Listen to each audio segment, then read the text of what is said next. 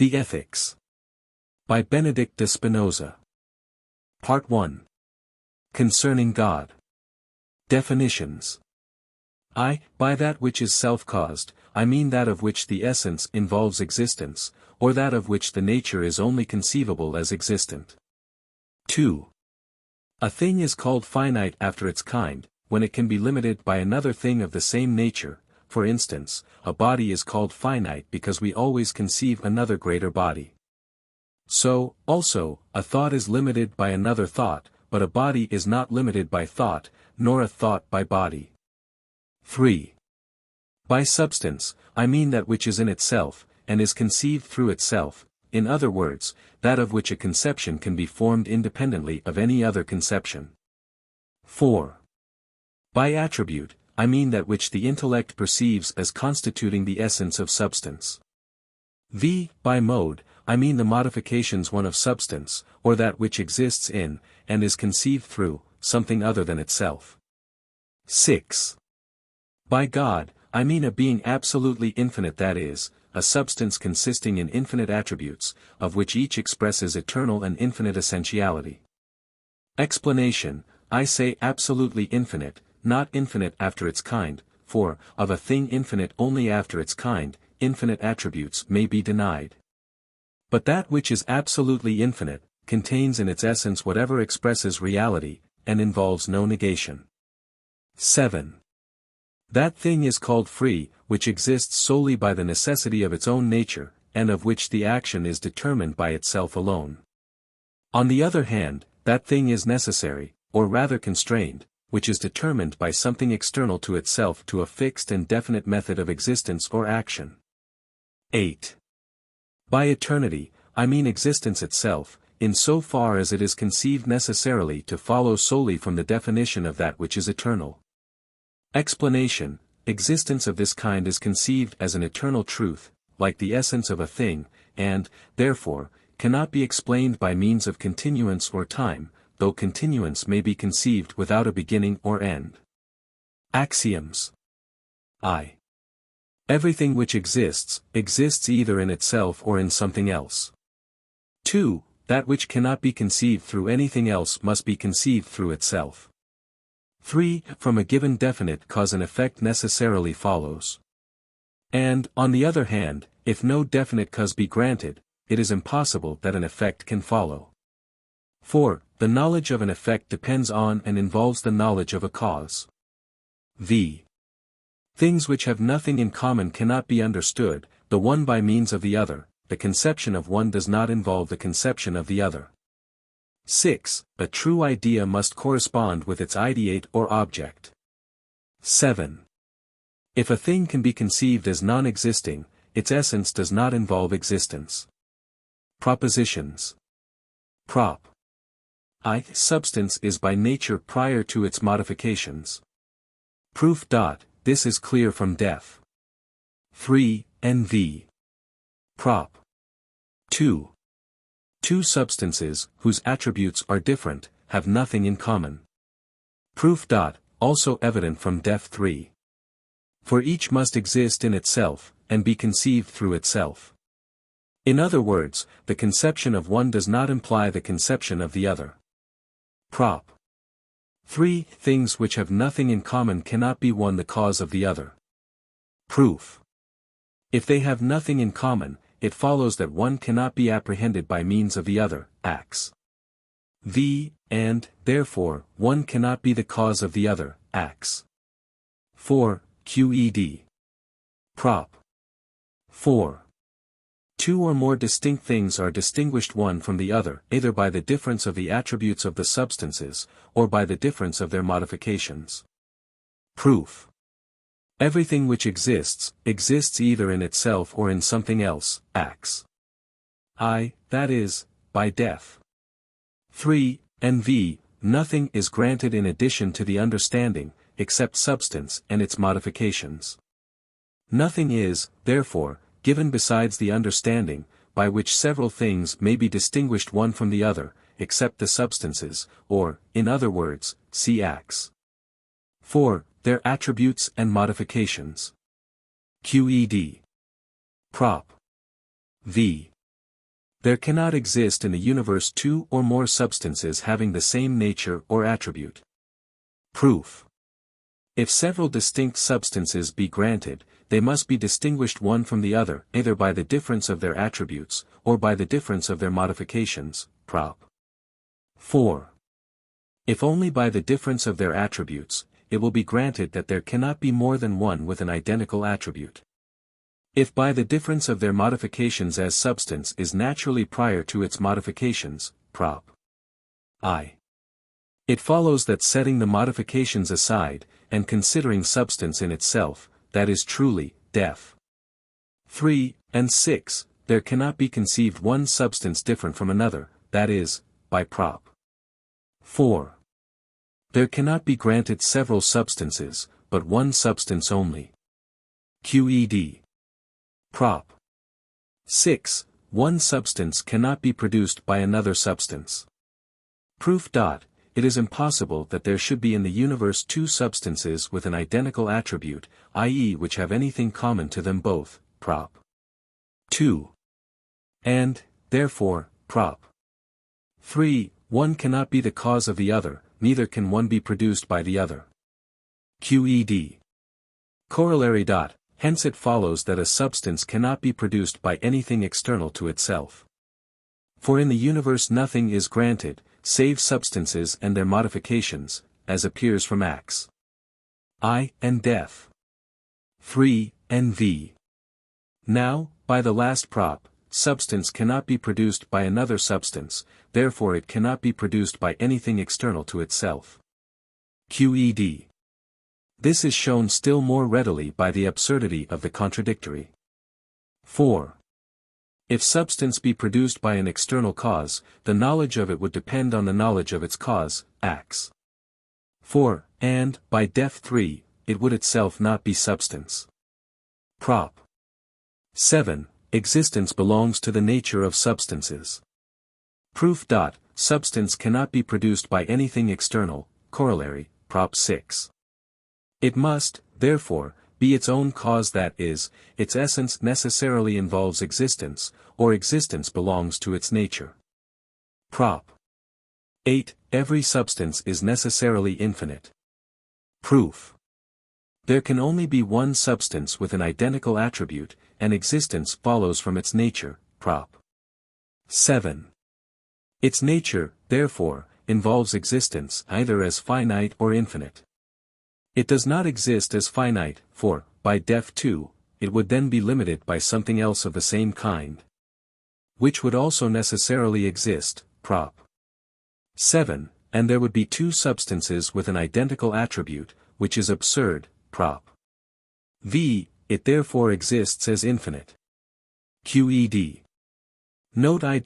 As finite existence involves a partial negation, and infinite existence is the absolute affirmation of the given nature, it follows, solely from Prop.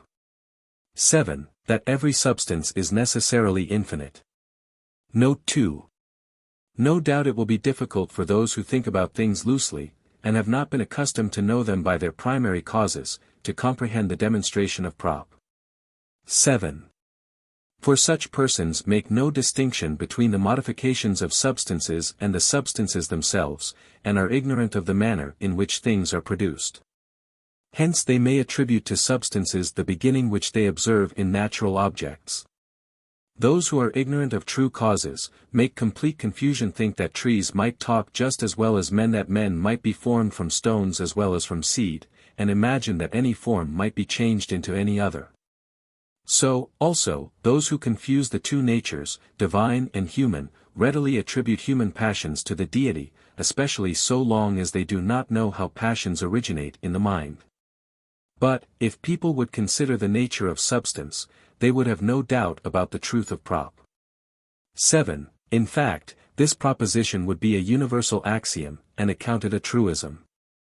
For, by substance, would be understood that which is in itself, and is conceived through itself, that is, something of which the conception requires not the conception of anything else.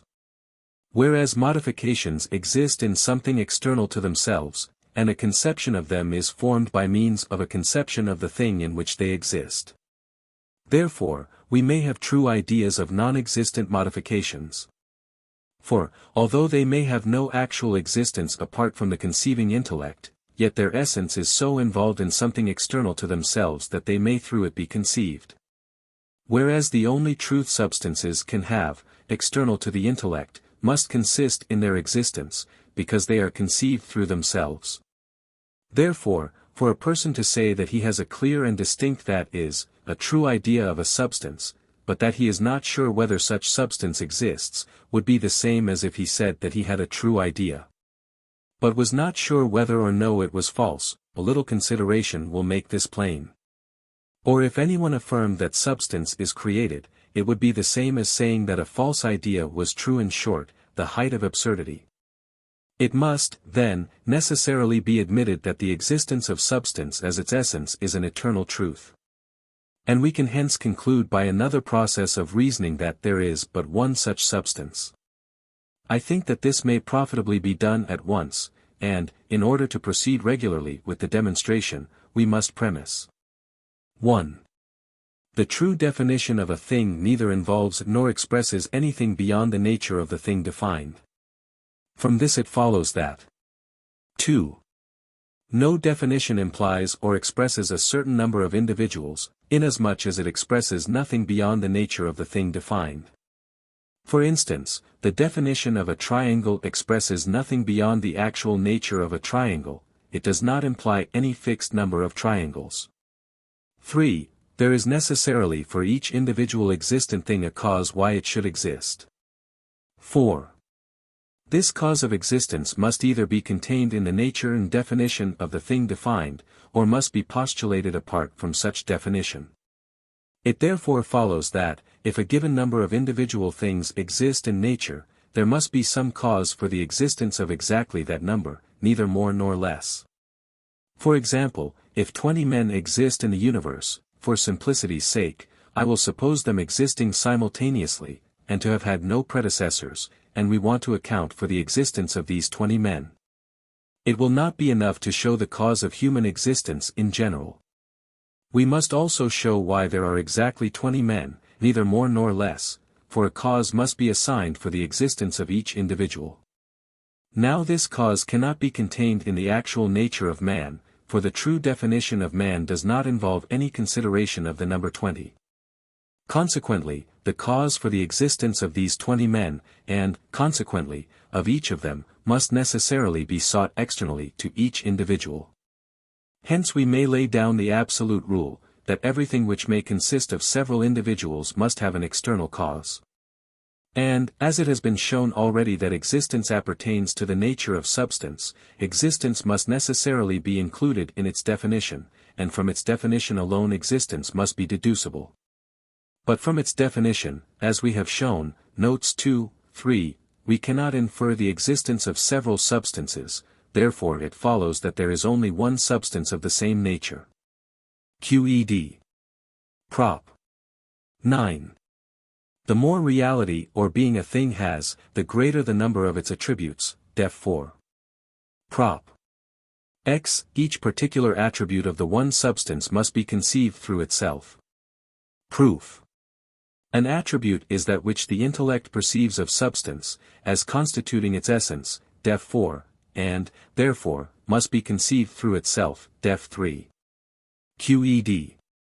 Note it is thus evident that, though two attributes are, in fact, conceived as distinct that is, one without the help of the other yet we cannot, therefore, conclude that they constitute two entities, or two different substances. For it is the nature of substance that each of its attributes is conceived through itself, inasmuch as all the attributes it has have always existed simultaneously in it, and none could be produced by any other. But each expresses the reality or being of substance. It is, then, far from an absurdity to ascribe several attributes to one substance, for nothing in nature is more clear than that each and every entity must be conceived under some attribute. And that its reality or being is in proportion to the number of its attributes expressing necessity or eternity and infinity. Consequently it is abundantly clear, that an absolutely infinite being must necessarily be defined as consisting in infinite attributes, each of which expresses a certain eternal and infinite essence. If anyone now ask, by what sign shall he be able to distinguish different substances, let him read the following propositions, which show that there is but one substance in the universe, and that it is absolutely infinite. Wherefore such a sign would be sought in vain. Prop. 11. God, or substance, consisting of infinite attributes, of which each expresses eternal and infinite essentiality, necessarily exists. Proof. If this be denied, conceive, if possible, that God does not exist, then his essence does not involve existence. But this, Prop. 7, is absurd. Therefore God necessarily exists. Another proof. Of everything whatsoever a cause or reason must be assigned, either for its existence, or for its non-existence e.g. if a triangle exist, a reason or cause must be granted for its existence. If, on the contrary, it does not exist, a cause must also be granted, which prevents it from existing, or annuls its existence. This reason or cause must either be contained in the nature of the thing in question, or be external to it. For instance, the reason for the non-existence of a square circle is indicated in its nature, namely, because it would involve a contradiction. On the other hand, the existence of substance follows also solely from its nature, inasmuch as its nature involves existence. See Prop. 7. But the reason for the existence of a triangle or a circle does not follow from the nature of those figures, but from the order of universal nature in extension. From the latter it must follow, either that a triangle necessarily exists, or that it is impossible that it should exist. So much is self-evident. It follows therefrom that a thing necessarily exists, if no cause or reason be granted which prevents its existence. If, then, no cause or reason can be given, which prevents the existence of God, or which destroys his existence, we must certainly conclude that he necessarily does exist. If such a reason or cause should be given, it must either be drawn from the very nature of God, or be external to him, that is, drawn from another substance of another nature. For if it were of the same nature, God, by that very fact, would be admitted to exist. But substance of another nature could have nothing in common with God, by Prop.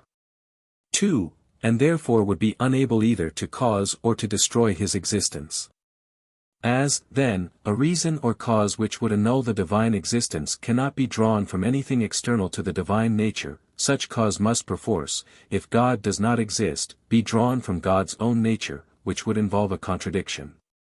To make such an affirmation about a being absolutely infinite and supremely perfect is absurd, therefore, neither in the nature of God, nor externally to his nature, can a cause or reason be assigned which would annul his existence. Therefore, God necessarily exists. QED. Another proof. The potentiality of non-existence is a negation of power, and contrariwise the potentiality of existence is a power, as is obvious. If, then, that which necessarily exists is nothing but finite beings, such finite beings are more powerful than a being absolutely infinite, which is obviously absurd. Therefore, either nothing exists, or else a being absolutely infinite necessarily exists also.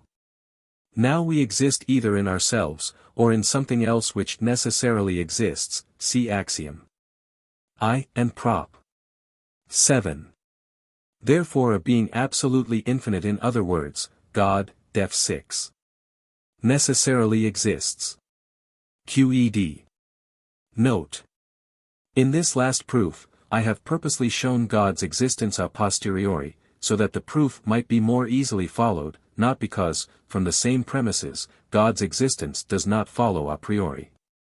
For, as the potentiality of existence is a power, it follows that, in proportion as reality increases in the nature of a thing, so also will it increase its strength for existence. Therefore a being absolutely infinite, such as God, has from himself an absolutely infinite power of existence, and hence he does absolutely exist. Perhaps there will be many who will be unable to see the force of this proof, inasmuch as they are accustomed only to consider those things which flow from external causes. Of such things, they see that those which quickly come to pass, that is, quickly come into existence, quickly also disappear. Whereas they regard as more difficult of accomplishment that is, not so easily brought into existence those things which they conceive as more complicated. However, to do away with this misconception, I need not here show the measure of truth in the proverb, what comes quickly, goes quickly, nor discuss whether, from the point of view of universal nature, all things are equally easy. Or otherwise, I need only remark that I am not here speaking of things, which come to pass through causes external to themselves, but only of substances which, by Prop. 6, cannot be produced by any external cause. Things which are produced by external causes, whether they consist of many parts or few, owe whatsoever perfection or reality they possess solely to the efficacy of their external cause. And therefore their existence arises solely from the perfection of their external cause, not from their own. Contrariwise, whatsoever perfection is possessed by substance is due to no external cause. Wherefore the existence of substance must arise solely from its own nature, which is nothing else but its essence. Thus, the perfection of a thing does not annul its existence, but, on the contrary, asserts it. Imperfection, on the other hand, does annul it, therefore we cannot be more certain of the existence of anything, than of the existence of a being absolutely infinite or perfect that is, of God. For inasmuch as his essence excludes all imperfection, and involves absolute perfection, all cause for doubt concerning his existence is done away, and the utmost certainty on the question is given. This, I think, will be evident to every moderately attentive reader. Prop. 12. No attribute of substance can be conceived from which it would follow that substance can be divided. Proof. The parts into which substance as thus conceived would be divided either will retain the nature of substance, or they will not. If the former, then, by Prop. 8, each part will necessarily be infinite, and, by Prop. 6. Self-caused, and, by Prop. V, will perforce consist of a different attribute, so that, in that case, several substances could be formed out of one substance, which, by Prop. 6, is absurd. Moreover, the parts, by Prop. 2, would have nothing in common with their whole, and the whole, by Def 4. And Prop. X, could both exist and be conceived without its parts, which everyone will admit to be absurd. If we adopt the second alternative, namely, that the parts will not retain the nature of substance, then, if the whole substance were divided into equal parts, it would lose the nature of substance, and would cease to exist, which, by Prop. 7, is absurd. Prop.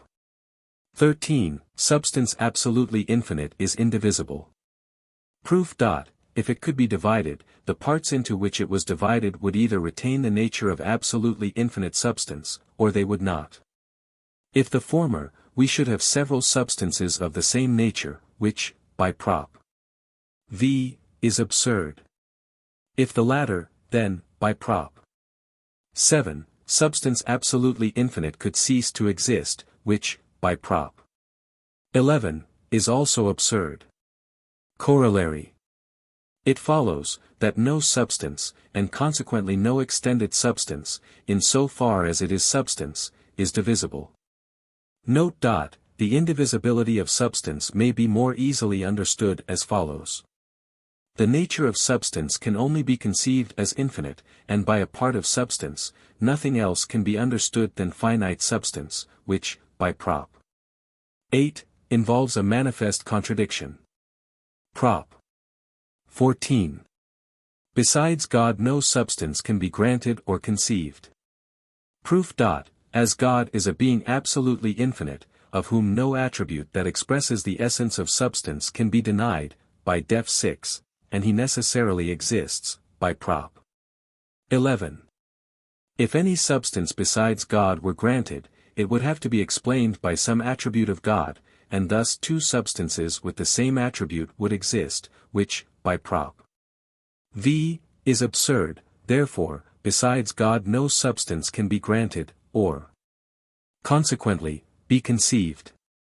If it could be conceived, it would necessarily have to be conceived as existent, but this, by the first part of this proof, is absurd. Therefore, besides God no substance can be granted or conceived. QED. Corollary I. Clearly, therefore, 1. God is one, that is, by def 6, only one substance can be granted in the universe, and that substance is absolutely infinite, as we have already indicated, in the note to Prop. X. Corollary 2. It follows, 2, that extension and thought are either attributes of God or, by acts, I, accidents, affections, of the attributes of God. Prop. 15. Whatsoever is in God, and without God nothing can be, or be conceived. Proof. Besides God, no substance is granted or can be conceived, by Prop. 14, that is, by def 3, nothing which is in itself and is conceived through itself. But modes, by def v, can neither be, nor be conceived without substance. Wherefore they can only be in the divine nature, and can only through it be conceived. But substances and modes form the sum total of existence, by acts. I, therefore, without God nothing can be, or be conceived.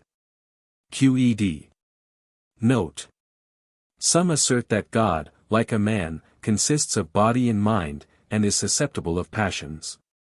How far such persons have strayed from the truth is sufficiently evident from what has been said. But these I pass over.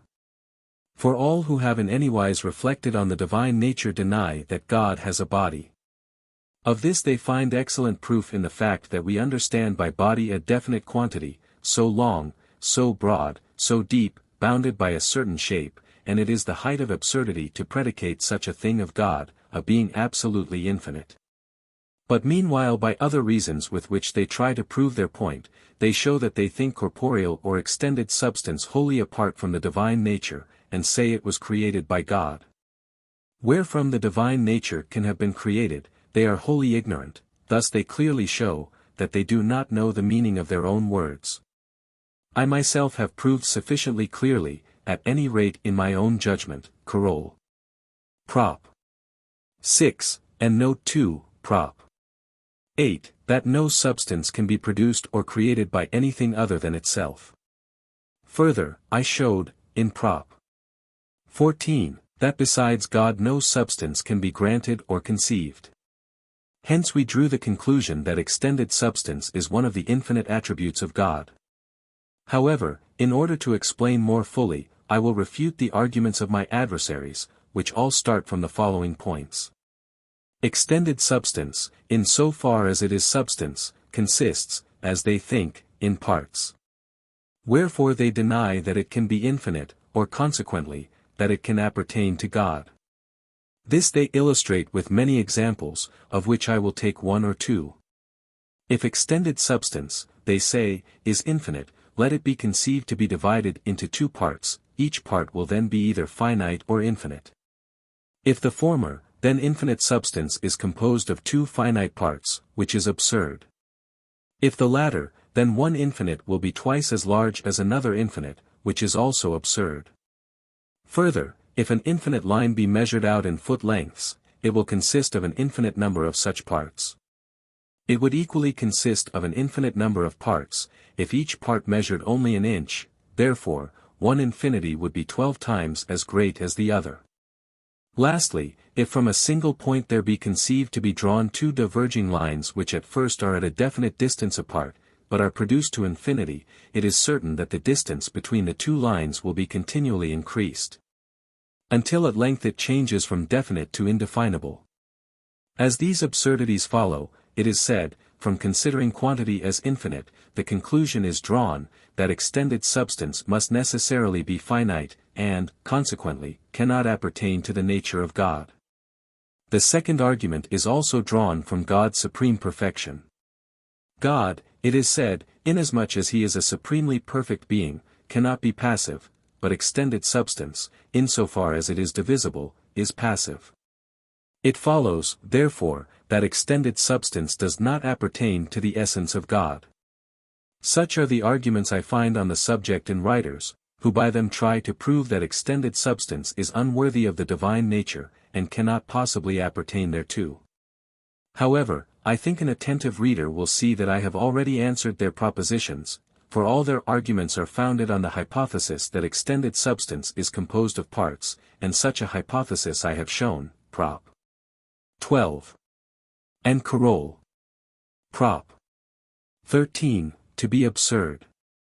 Moreover, anyone who reflects will see that all these absurdities, if absurdities they be, which I am not now discussing, from which it is sought to extract the conclusion that extended substance is finite, do not at all follow from the notion of an infinite quantity, but merely from the notion that an infinite quantity is measurable, and composed of finite parts. Therefore, the only fair conclusion to be drawn is that infinite quantity is not measurable, and cannot be composed of finite parts. This is exactly what we have already proved, in Prop. 12. Wherefore the weapon which they aimed at us has in reality recoiled upon themselves. If, from this absurdity of theirs, they persist in drawing the conclusion that extended substance must be finite, they will in good sooth be acting like a man who asserts that circles have the properties of squares, and, finding himself thereby landed in absurdities, proceeds to deny that circles have any center, from which all lines drawn to the circumference are equal. For, taking extended substance, which can only be conceived as infinite, one, and indivisible, Props. 8, v. 12, they assert, in order to prove that it is finite, that it is composed of finite parts, and that it can be multiplied and divided. So, also, others, after asserting that a line is composed of points, can produce many arguments to prove that a line cannot be infinitely divided. Assuredly it is not less absurd to assert that extended substance is made up of bodies or parts, than it would be to assert that a solid is made up of surfaces, a surface of lines, and a line of points. This must be admitted by all who know clear reason to be infallible, and most of all by those who deny the possibility of a vacuum. For if extended substance could be so divided that its parts were really separate, why should not one part admit of being destroyed, the others remaining joined together as before? And why should all be so fitted into one another as to leave no vacuum? Surely in the case of things, which are really distinct one from the other, one can exist without the other, and can remain in its original condition. As, then, there does not exist a vacuum in nature, of which anon, but all parts are bound to come together to prevent it, it follows from this that the parts cannot really be distinguished, and that extended substance in so far as it is substance cannot be divided. If anyone asks me the further question, why are we naturally so prone to divide quantity? I answer, that quantity is conceived by us in two ways, in the abstract and superficially, as we imagine it, or as substance, as we conceive it solely by the intellect. If, then, we regard quantity as it is represented in our imagination, which we often and more easily do, we shall find that it is finite, divisible, and compounded of parts. But if we regard it as it is represented in our intellect, and conceive it as substance, which it is very difficult to do, we shall then, as I have sufficiently proved, find that it is infinite, one, and indivisible. This will be plain enough to all who make a distinction between the intellect and the imagination, especially if it be remembered, that matter is everywhere the same, that its parts are not distinguishable, except in so far as we conceive matter as diversely modified, whence its parts are distinguished, not really, but modally. For instance, water, in so far as it is water, we conceive to be divided, and its parts to be separated one from the other, but not in so far as it is extended substance. From this point of view it is neither separated nor divisible. Further, water, in so far as it is water, is produced and corrupted, but, in so far as it is substance, it is neither produced nor corrupted. I think I have now answered the second argument. It is, in fact, founded on the same assumption as the first, namely, that matter, in so far as it is substance, is divisible, and composed of parts. Even if it were so, I do not know why it should be considered unworthy of the divine nature, inasmuch as besides God, by Prop. 14, no substance can be granted, wherefrom it could receive its modifications. All things, I repeat, are in God, and all things which come to pass solely through the laws of the infinite nature of God, and follow, as I will shortly show, from the necessity of his essence. Wherefore it can in no wise be said, that God is passive in respect to anything other than himself, or that extended substance is unworthy of the divine nature, even if it be supposed divisible, so long as it is granted to be infinite and eternal. But enough of this for the present. Prop.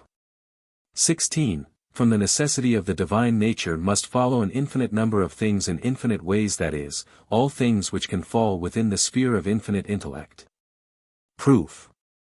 This proposition will be clear to everyone, who remembers that from the given definition of anything the intellect infers several properties, which really necessarily follow therefrom, that is, from the actual essence of the thing defined.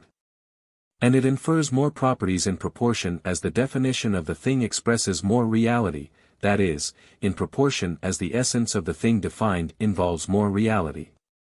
Now, as the divine nature has absolutely infinite attributes, by def 6, of which each expresses infinite essence after its kind, it follows that from the necessity of its nature an infinite number of things, that is, everything which can fall within the sphere of an infinite intellect, must necessarily follow. QED. Corollary I. Hence it follows, that God is the efficient cause of all that can fall within the sphere of an infinite intellect. Corollary 2. It also follows that God is a cause in himself, and not through an accident of his nature. Corollary 3. It follows, thirdly, that God is the absolutely first cause. Prop. 17. God acts solely by the laws of his own nature, and is not constrained by anyone. Proof. We have just shown, in Prop. 16. That solely from the necessity of the divine nature, or, what is the same thing, solely from the laws of his nature, an infinite number of things absolutely follow in an infinite number of ways, and we proved, in Prop. 15. That without God nothing can be nor be conceived, but that all things are in God. Wherefore nothing can exist outside himself, whereby he can be conditioned or constrained to act.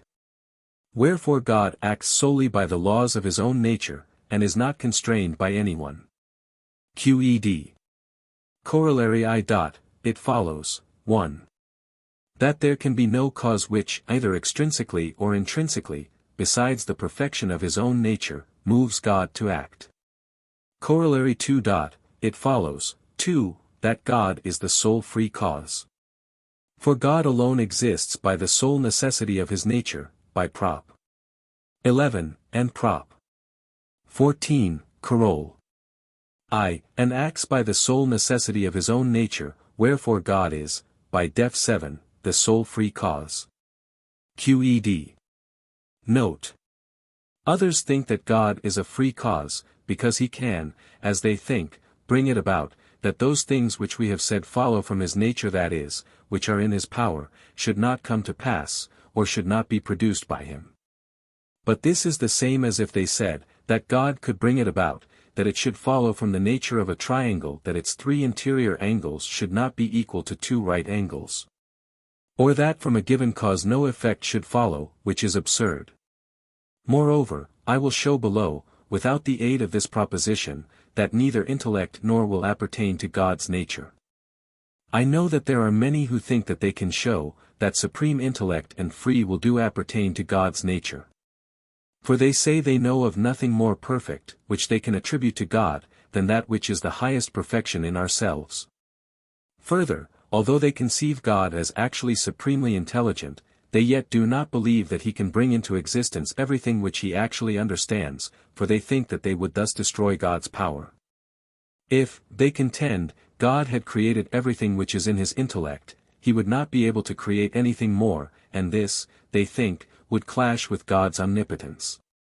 Therefore, they prefer to assert that God is indifferent to all things, and that he creates nothing except that which he has decided, by some absolute exercise of will, to create. However, I think I have shown sufficiently clearly, by Prop. 16. That from God's supreme power, or infinite nature, an infinite number of things, that is, all things have necessarily flowed forth in an infinite number of ways, or always flow from the same necessity. In the same way as from the nature of a triangle it follows from eternity and for eternity, that its 3 interior angles are equal to 2 right angles. Wherefore the omnipotence of God has been displayed from all eternity, and will for all eternity remain in the same state of activity. This manner of treating the question attributes to God an omnipotence, in my opinion, far more perfect. For, otherwise, we are compelled to confess that God understands an infinite number of creatable things, which he will never be able to create, for, if he created all that he understands, he would, according to this showing, exhaust his omnipotence, and render himself imperfect. Wherefore, in order to establish that God is perfect, we should be reduced to establishing at the same time, that he cannot bring to pass everything over which his power extends. This seems to be a hypothesis most absurd, and most repugnant to God's omnipotence. Further, to say a word here concerning the intellect and the will which we attribute to God, if intellect and will appertain to the eternal essence of God, we must take these words in some significance quite different from those they usually bear. For intellect and will, which should constitute the essence of God, would perforce be as far apart as the poles from the human intellect and will, in fact, would have nothing in common with them but the name. There would be about as much correspondence between the two as there is between the dog, the heavenly constellation, and a dog, an animal that barks. This I will prove as follows. If intellect belongs to the divine nature, it cannot be in nature, as ours is generally thought to be, posterior to, or simultaneous with the things understood, inasmuch as God is prior to all things by reason of his causality, Prop. 16, Carol. I. On the contrary, the truth and formal essence of things is as it is, because it exists by representation as such in the intellect of God. Wherefore the intellect of God, in so far as it is conceived to constitute God's essence, is, in reality, the cause of things, both of their essence and of their existence. This seems to have been recognized by those who have asserted, that God's intellect, God's will, and God's power, are one and the same. As, therefore, God's intellect is the sole cause of things, namely, both of their essence and existence, it must necessarily differ from them in respect to its essence, and in respect to its existence. For a cause differs from a thing it causes, precisely in the quality which the latter gains from the former. For example, a man is the cause of another man's existence, but not of his essence, for the latter is an eternal truth, and, therefore, the two men may be entirely similar in essence, but must be different in existence. And hence if the existence of one of them cease, the existence of the other will not necessarily cease also, but if the essence of one could be destroyed, and be made false, the essence of the other would be destroyed also. Wherefore, a thing which is the cause both of the essence and of the existence of a given effect, must differ from such effect both in respect to its essence, and also in respect to its existence. Now the intellect of God is the cause both of the essence and the existence of our intellect. Therefore, the intellect of God in so far as it is conceived to constitute the divine essence, differs from our intellect both in respect to essence and in respect to existence, nor can it in any wise agree therewith save in name, as we said before. The reasoning would be identical in the case of the will, as anyone can easily see. Prop. 18, God is the indwelling and not the transient cause of all things. Proof. All things which are in God, and must be conceived through God, by Prop. 15, therefore, by Prop. 16, Carol. God is the cause of those things which are in him. This is our first point. Further, besides God there can be no substance, by Prop. 14, that is nothing in itself external to God. This is our second point. God, therefore, is the indwelling and not the transient cause of all things. Qed. Prop. 19, God, and all the attributes of God, are eternal. Proof. God, by def 6, is substance, which, by Prop. 11, necessarily exists, that is, by Prop. 7, existence appertains to its nature, or, what is the same thing, follows from its definition, therefore, God is eternal, by def 8. Further, by the attributes of God we must understand that which, by def 4, expresses the essence of the divine substance, in other words, that which appertains to substance, that, I say, should be involved in the attributes of substance. Now eternity appertains to the nature of substance, as I have already shown in Prop. 7, therefore, eternity must appertain to each of the attributes, and thus all are eternal. Qed. Note. This proposition is also evident from the manner in which, in Prop. 11, I demonstrated the existence of God. It is evident, I repeat, from that proof, that the existence of God, like his essence, is an eternal truth. Further, in Prop. 19. Of my Principles of the Cartesian Philosophy, I have proved the eternity of God, in another manner, which I need not here repeat. Prop. XX. The existence of God and his essence are one and the same. Proof. God, by the last Prop. And all his attributes are eternal, that is, by def 8, each of his attributes expresses existence. Therefore the same attributes of God which explain his eternal essence, explain at the same time his eternal existence, in other words, that which constitutes God's essence constitutes at the same time his existence. Wherefore God's existence and God's essence are one and the same. Qed. Coroll. I. Hence it follows that God's existence, like his essence, is an eternal truth. Coroll. 2. Secondly, it follows that God, and all the attributes of God, are unchangeable. For if they could be changed in respect to existence, they must also be able to be changed in respect to essence, that is, obviously, be changed from true to false, which is absurd. Prop. 21. All things which follow from the absolute nature of any attribute of God must always exist and be infinite, or, in other words, are eternal and infinite through the said attribute. Proof. Conceive, if it be possible, supposing the proposition to be denied, that something in some attribute of God can follow from the absolute nature of the said attribute, and that at the same time it is finite, and has a conditioned existence or duration. For instance, the idea of God expressed in the attribute thought. Now thought, in so far as it is supposed to be an attribute of God, is necessarily, by Prop. 11, in its nature infinite. But, in so far as it possesses the idea of God, it is supposed finite. It cannot, however, be conceived as finite, unless it be limited by thought, by def 2. But it is not limited by thought itself, in so far as it has constituted the idea of God, for so far it is supposed to be finite, therefore, it is limited by thought, in so far as it has not constituted the idea of God. Which nevertheless, by Prop. 11, must necessarily exist. We have now granted, therefore, thought not constituting the idea of God, and, accordingly, the idea of God does not naturally follow from its nature in so far as it is absolute thought, for it is conceived as constituting. And also as not constituting, the idea of God, which is against our hypothesis.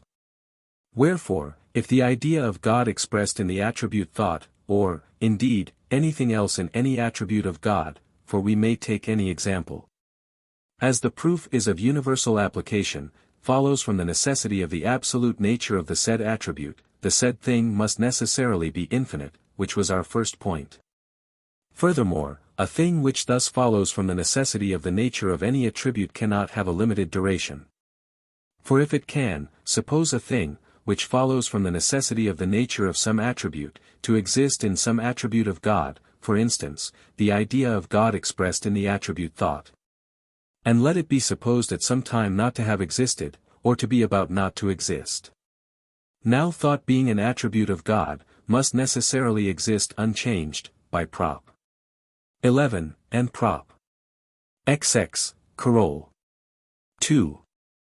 And beyond the limits of the duration of the idea of God, supposing the latter at some time not to have existed, or not to be going to exist, thought would perforce have existed without the idea of God, which is contrary to our hypothesis. For we suppose that, thought being given, the idea of God necessarily flowed therefrom. Therefore the idea of God expressed in thought, or anything which necessarily follows from the absolute nature of some attribute of God, cannot have a limited duration, but through the said attribute is eternal, which is our second point. Bear in mind that the same proposition may be affirmed of anything, which in any attribute necessarily follows from God's absolute nature. Prop. XXIA, whatsoever follows from any attribute of God, in so far as it is modified by a modification, which exists necessarily and as infinite, through the said attribute, must also exist necessarily and as infinite. Proof. The proof of this proposition is similar to that of the preceding one. Prop. 23. Every mode, which exists both necessarily and as infinite, must necessarily follow either from the absolute nature of some attribute of God, or from an attribute modified by a modification which exists necessarily, and as infinite. Proof. A mode exists in something else, through which it must be conceived, def v, that is, prop. 15. It exists solely in God, and solely through God can be conceived. If therefore a mode is conceived as necessarily existing and infinite, it must necessarily be inferred or perceived through some attribute of God, in so far as such attribute is conceived as expressing the infinity and necessity of existence. In other words, def. 8. Eternity, that is, in so far as it is considered absolutely. A mode, therefore, which necessarily exists as infinite, must follow from the absolute nature of some attribute of God, either immediately, prop. 21. Or through the means of some modification, which follows from the absolute nature of the said attribute, that is, by prop. 22, which exists necessarily and as infinite. Prop. 24. The essence of things produced by God does not involve existence. Proof. This proposition is evident from def I. For that of which the nature, considered in itself, involves existence is self-caused, and exists by the sole necessity of its own nature. Corollary. Hence it follows that God is not only the cause of things coming into existence, but also of their continuing in existence, that is, in scholastic phraseology, God is cause of the being of things, essendi rerum. For whether things exist, or do not exist, whenever we contemplate their essence, we see that it involves neither existence nor duration, consequently, it cannot be the cause of either the one or the other. God must be the sole cause, inasmuch as to him alone does existence appertain. Prop. 14, Coroll. I, Qed. Prop. XXV. God is the efficient cause not only of the existence of things, but also of their essence. Proof.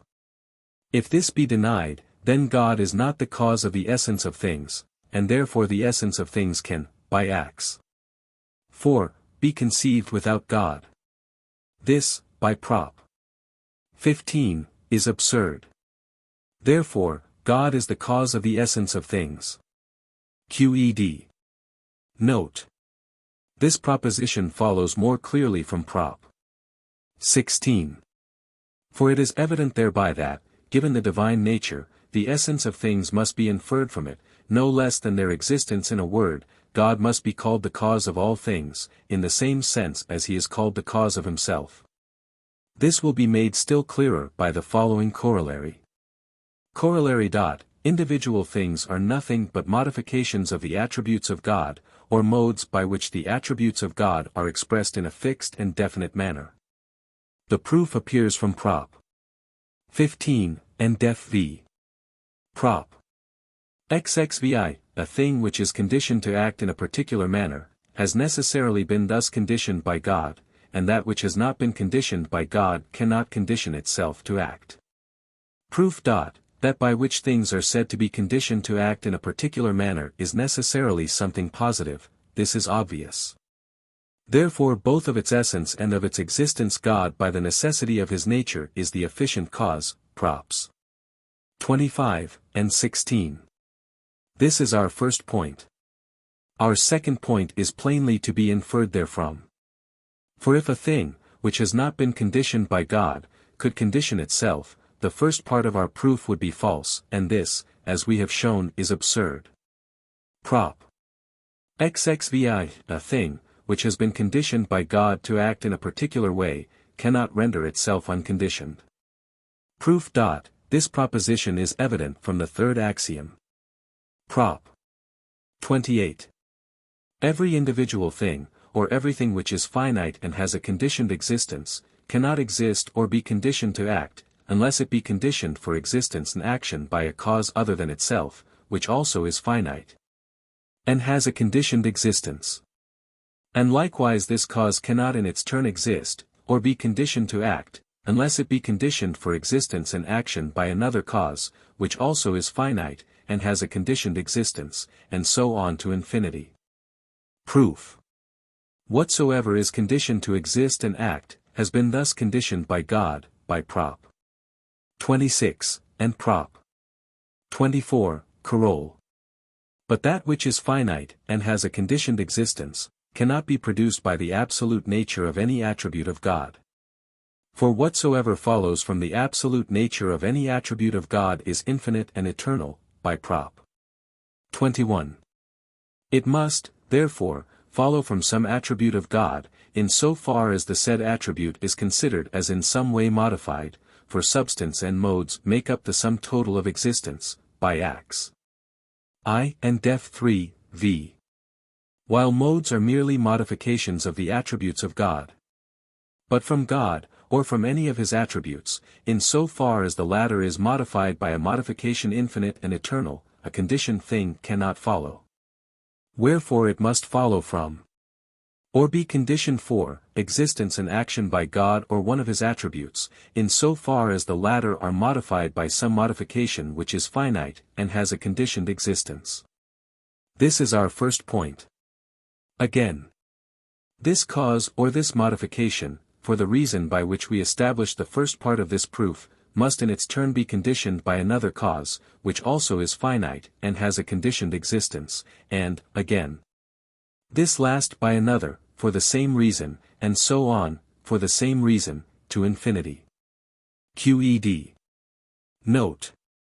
As certain things must be produced immediately by God, namely those things which necessarily follow from his absolute nature, through the means of these primary attributes, which, nevertheless, can neither exist nor be conceived without God.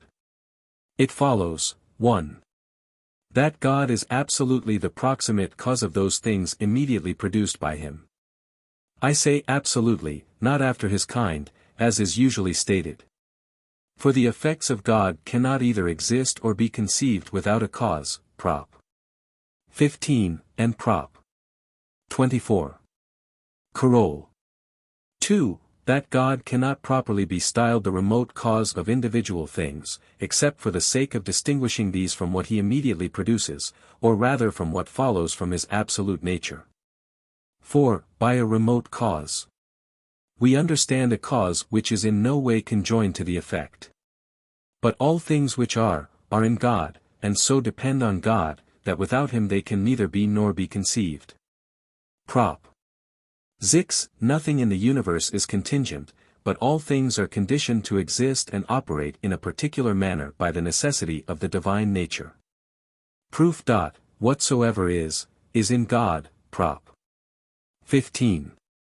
But God cannot be called a thing contingent. 4. By Prop. 11. He exists necessarily, and not contingently. Further, the modes of the divine nature follow therefrom necessarily, and not contingently, Prop. 16, and they thus follow. Whether we consider the divine nature absolutely, or whether we consider it as in any way conditioned to act, Prop. 27, further, God is not only the cause of these modes, in so far as they simply exist, by Prop. 24, Coroll. But also in so far as they are considered as conditioned for operating in a particular manner, Prop. 26, if they be not conditioned by God, Prop. 26, it is impossible, and not contingent, that they should condition themselves, contrariwise.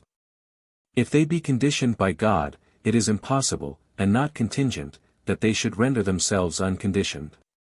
Wherefore all things are conditioned by the necessity of the divine nature, not only to exist, but also to exist and operate in a particular manner, and there is nothing that is contingent. QED. Note. Before going any further, I wish here to explain what we should understand by nature viewed as active, natura naturans, and nature viewed as passive, natura naturata.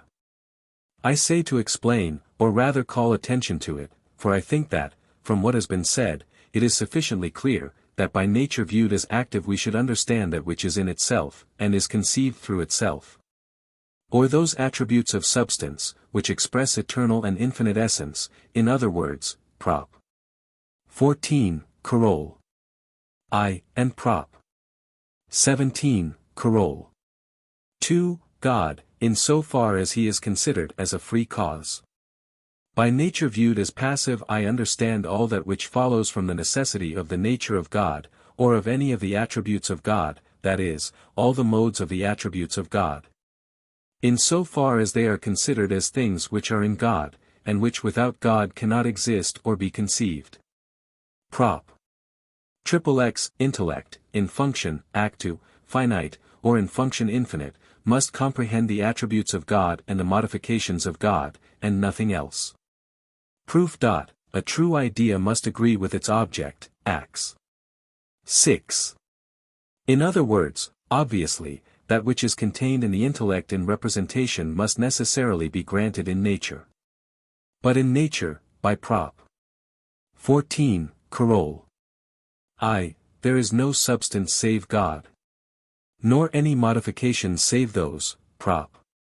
15, which are in God, and cannot without God either be or be conceived. Therefore the intellect, in function finite, or in function infinite, must comprehend the attributes of God and the modifications of God, and nothing else. QED. Prop. XXXI. The intellect in function, whether finite or infinite, as will, desire, love, and should be referred to passive nature and not to active nature. Proof. By the intellect we do not, obviously, mean absolute thought, but only a certain mode of thinking, differing from other modes, such as love, desire, and therefore, def v, requiring to be conceived through absolute thought. It must, by Prop. 15, and def 6, through some attribute of God which expresses the eternal and infinite essence of thought, be so conceived, that without such attribute it could neither be nor be conceived. It must therefore be referred to nature passive rather than to nature active, as must also the other modes of thinking. QED. Note. I do not here, by speaking of intellect in function, admit that there is such a thing as intellect in potentiality, but, wishing to avoid all confusion, I desire to speak only of what is most clearly perceived by us, namely, of the very act of understanding, than which nothing is more clearly perceived. For we cannot perceive anything without adding to our knowledge of the act of understanding. Prop. XXXI will cannot be called a free cause, but only a necessary cause. Proof. Will is only a particular mode of thinking, like intellect. Therefore, by Prop. 28, no volition can exist, nor be conditioned to act, unless it be conditioned by some cause other than itself, which cause is conditioned by a third cause, and so on to infinity. But if will be supposed infinite, it must also be conditioned to exist and act by God, not by virtue of his being substance absolutely infinite, but by virtue of his possessing an attribute which expresses the infinite and eternal essence of thought, by Prop. 23, thus, however it be conceived, whether as finite or infinite, it requires a cause by which it should be conditioned to exist and act. Thus, def 7, it cannot be called a free cause, but only a necessary or constrained cause. QED. Coroll. Hence it follows, first, that God does not act according to freedom of the will. Coroll. 2. It follows, secondly, that will and intellect stand in the same relation to the nature of God as do motion, and rest, and absolutely all natural phenomena, which must be conditioned by God, Prop. 29, to exist and act in a particular manner. For will, like the rest, stands in need of a cause, by which it is conditioned to exist and act in a particular manner. And although, When will or intellect be granted, an infinite number of results may follow, yet God cannot on that account be said to act from freedom of the will. Any more than the infinite number of results from motion and rest would justify us in saying that motion and rest act by free will. Wherefore will no more appertains to God than does anything else in nature, but stands in the same relation to him as motion, rest, and the like, which we have shown to follow from the necessity of the divine nature, and to be conditioned by it to exist and act in a particular manner. Prop. 33. Things could not have been brought into being by God in any manner or in any order different from that which has in fact obtained. Proof. All things necessarily follow from the nature of God. Prop. 16. And by the nature of God are conditioned to exist and act in a particular way. Prop. 29. If things, therefore, could have been of a different nature, or have been conditioned to act in a different way, so that the order of nature would have been different, God's nature would also have been able to be different from what it now is, and therefore, by Prop. 11, that different nature also would have perforce existed, and consequently there would have been able to be two or more gods. This, by Prop. 14. Coroll. I, is absurd. Therefore things could not have been brought into being by God in any other manner, and QED. Note I. As I have thus shown, more clearly than the sun at noonday, that there is nothing to justify us in calling things contingent, I wish to explain briefly what meaning we shall attach to the word contingent. But I will first explain the words necessary and impossible. A thing is called necessary either in respect to its essence or in respect to its cause. For the existence of a thing necessarily follows, either from its essence and definition, or from a given efficient cause. For similar reasons a thing is said to be impossible. Namely, inasmuch as its essence or definition involves a contradiction, or because no external cause is granted, which is conditioned to produce such an effect. But a thing can in no respect be called contingent, save in relation to the imperfection of our knowledge. A thing of which we do not know whether the essence does or does not involve a contradiction, or of which, knowing that it does not involve a contradiction, we are still in doubt concerning the existence, because the order of causes escapes us. Such a thing, I say, cannot appear to us either necessary or impossible. Wherefore we call it contingent or possible. Note 2. It clearly follows from what we have said, that things have been brought into being by God in the highest perfection, inasmuch as they have necessarily followed from a most perfect nature. Nor does this prove any imperfection in God, for it has compelled us to affirm his perfection. From its contrary proposition, we should clearly gather, as I have just shown, that God is not supremely perfect, for if things had been brought into being in any other way, we should have to assign to God a nature different from that which we are bound to attribute to him from the consideration of an absolutely perfect being. I do not doubt that many will scout this idea as absurd, and will refuse to give their minds up to contemplating it, simply because they are accustomed to assign to God a freedom very different from that which we, Def 7, have deduced. They assign to him, in short, absolute free will. However, I am also convinced that if such persons reflect on the matter, and duly weigh in their minds our series of propositions, they will reject such freedom as they now attribute to God, not only as nugatory, but also as a great impediment to organized knowledge. There is no need for me to repeat what I have said in the note to Prop. 17. But, for the sake of my opponents, I will show further, that although it be granted that will pertains to the essence of God, it nevertheless follows from his perfection, that things could not have been by him created other than they are, or in a different order. This is easily proved, if we reflect on what our opponents themselves concede, namely, that it depends solely on the decree and will of God, that each thing is what it is. If it were otherwise, God would not be the cause of all things. Further, that all the decrees of God have been ratified from all eternity by God himself. If it were otherwise, God would be convicted of imperfection or change. But in eternity there is no such thing as when, before, or after.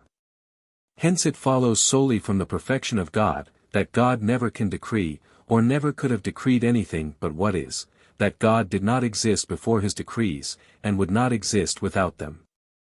But, it is said, supposing that God had made a different universe, or had ordained other decrees from all eternity concerning nature and her order, we could not therefore conclude any imperfection in God. But persons who say this must admit that God can change his decrees.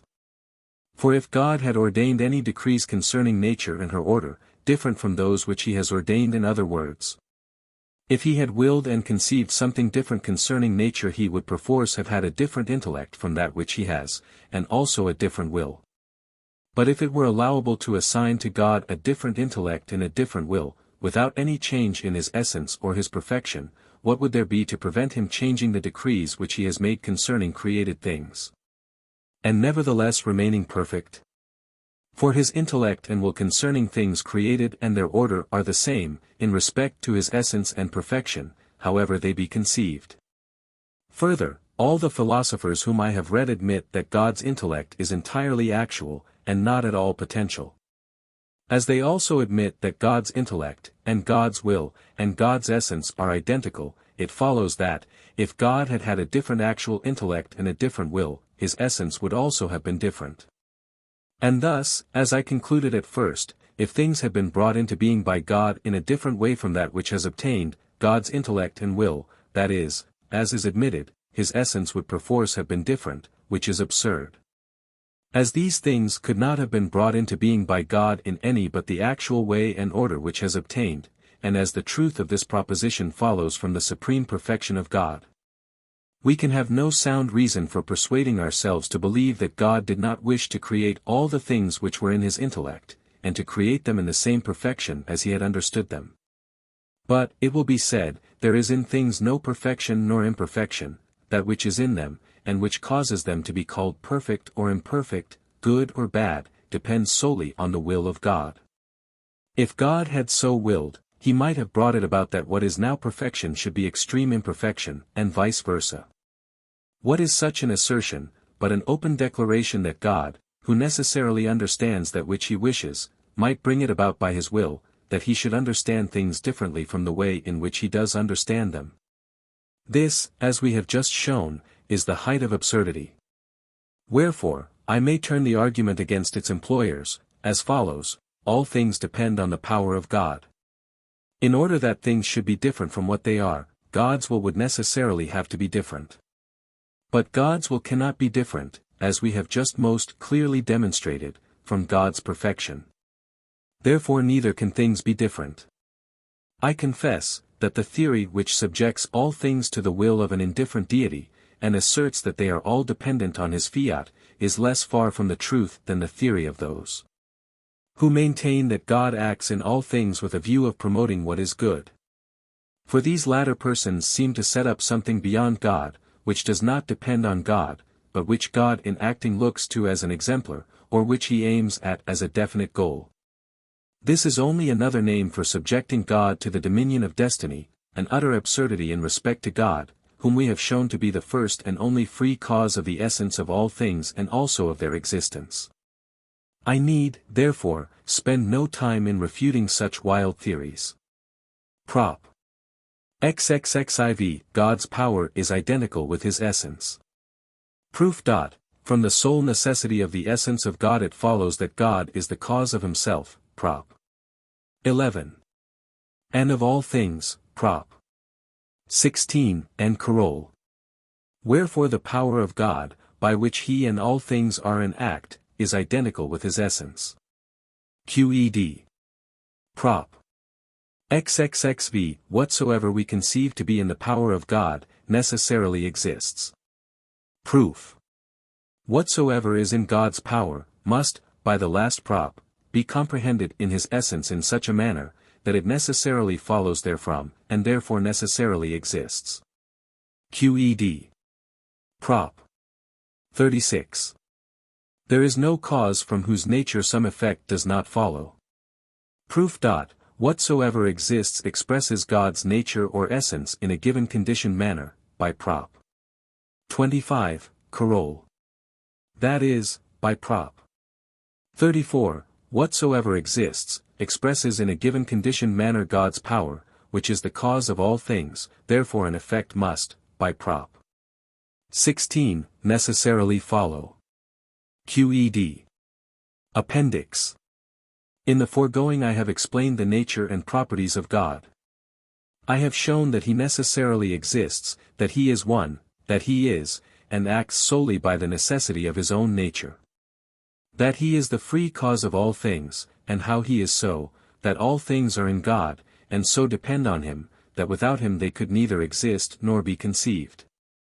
Lastly, that all things are predetermined by God, not through his free will or absolute fiat, but from the very nature of God or infinite power. I have further, where occasion afforded, taken care to remove the prejudices, which might impede the comprehension of my demonstrations. Yet there still remain misconceptions not a few, which might and may prove very grave hindrances to the understanding of the concatenation of things, as I have explained it above. I have therefore thought it worth while to bring these misconceptions before the bar of reason. All such opinions spring from the notion commonly entertained, that all things in nature act as men themselves act, namely, with an end in view. It is accepted as certain, that God himself directs all things to a definite goal, for it is said that God made all things for man, and man that he might worship him. I will, therefore, consider this opinion, asking first, why it obtains general credence, and why all men are naturally so prone to adopt it. Secondly, I will point out its falsity. And, lastly, I will show how it has given rise to prejudices about good and bad, right and wrong, praise and blame, order and confusion, beauty and ugliness, and the like. However, this is not the place to deduce these misconceptions from the nature of the human mind. It will be sufficient here, if I assume as a starting point, what ought to be universally admitted, namely, that all men are born ignorant of the causes of things, that all have the desire to seek for what is useful to them, and that they are conscious of such desire.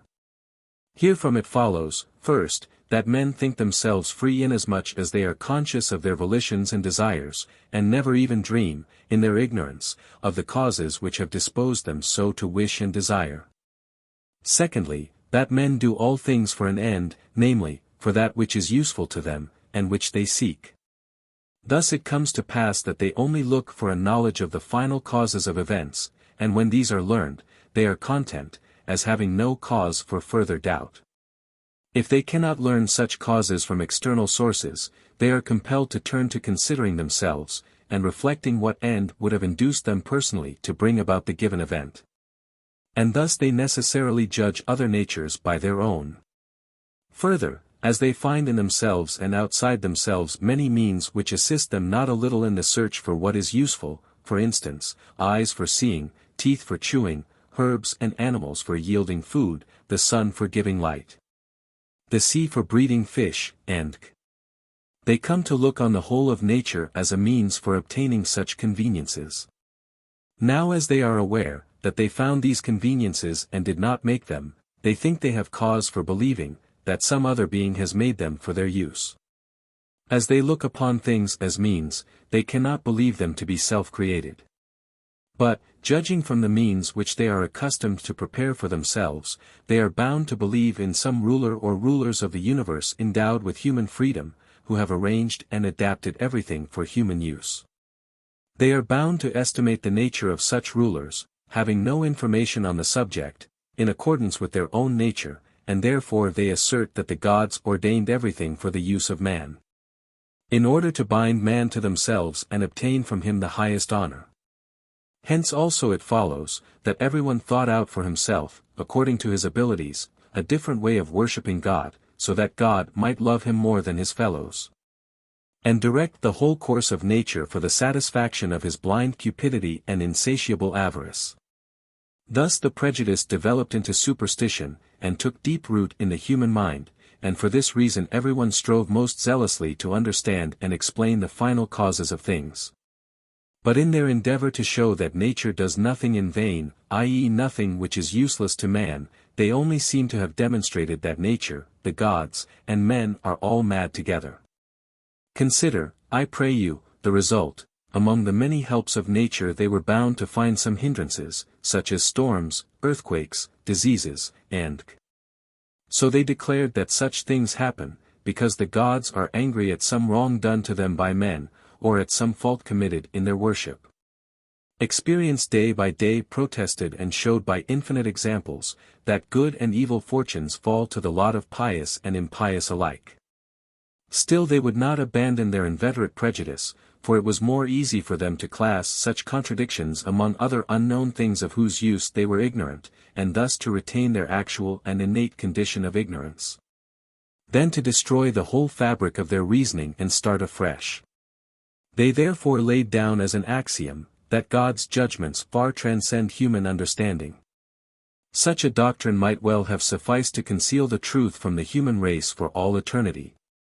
If mathematics had not furnished another standard of verity in considering solely the essence and properties of figures without regard to their final causes.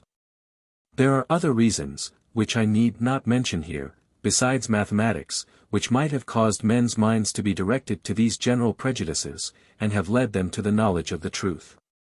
I have now sufficiently explained my first point.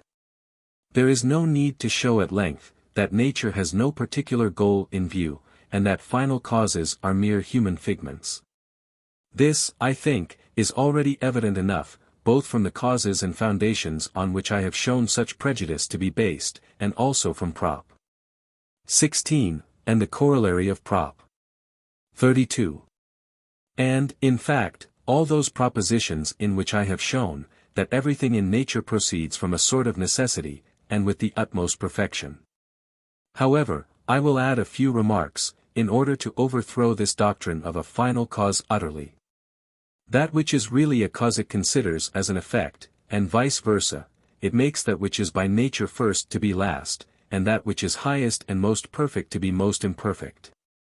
Passing over the questions of cause and priority as self-evident, it is plain from Props. 21, 22, 23. That the effect is most perfect which is produced immediately by God. The effect which requires for its production several intermediate causes is, in that respect, more imperfect.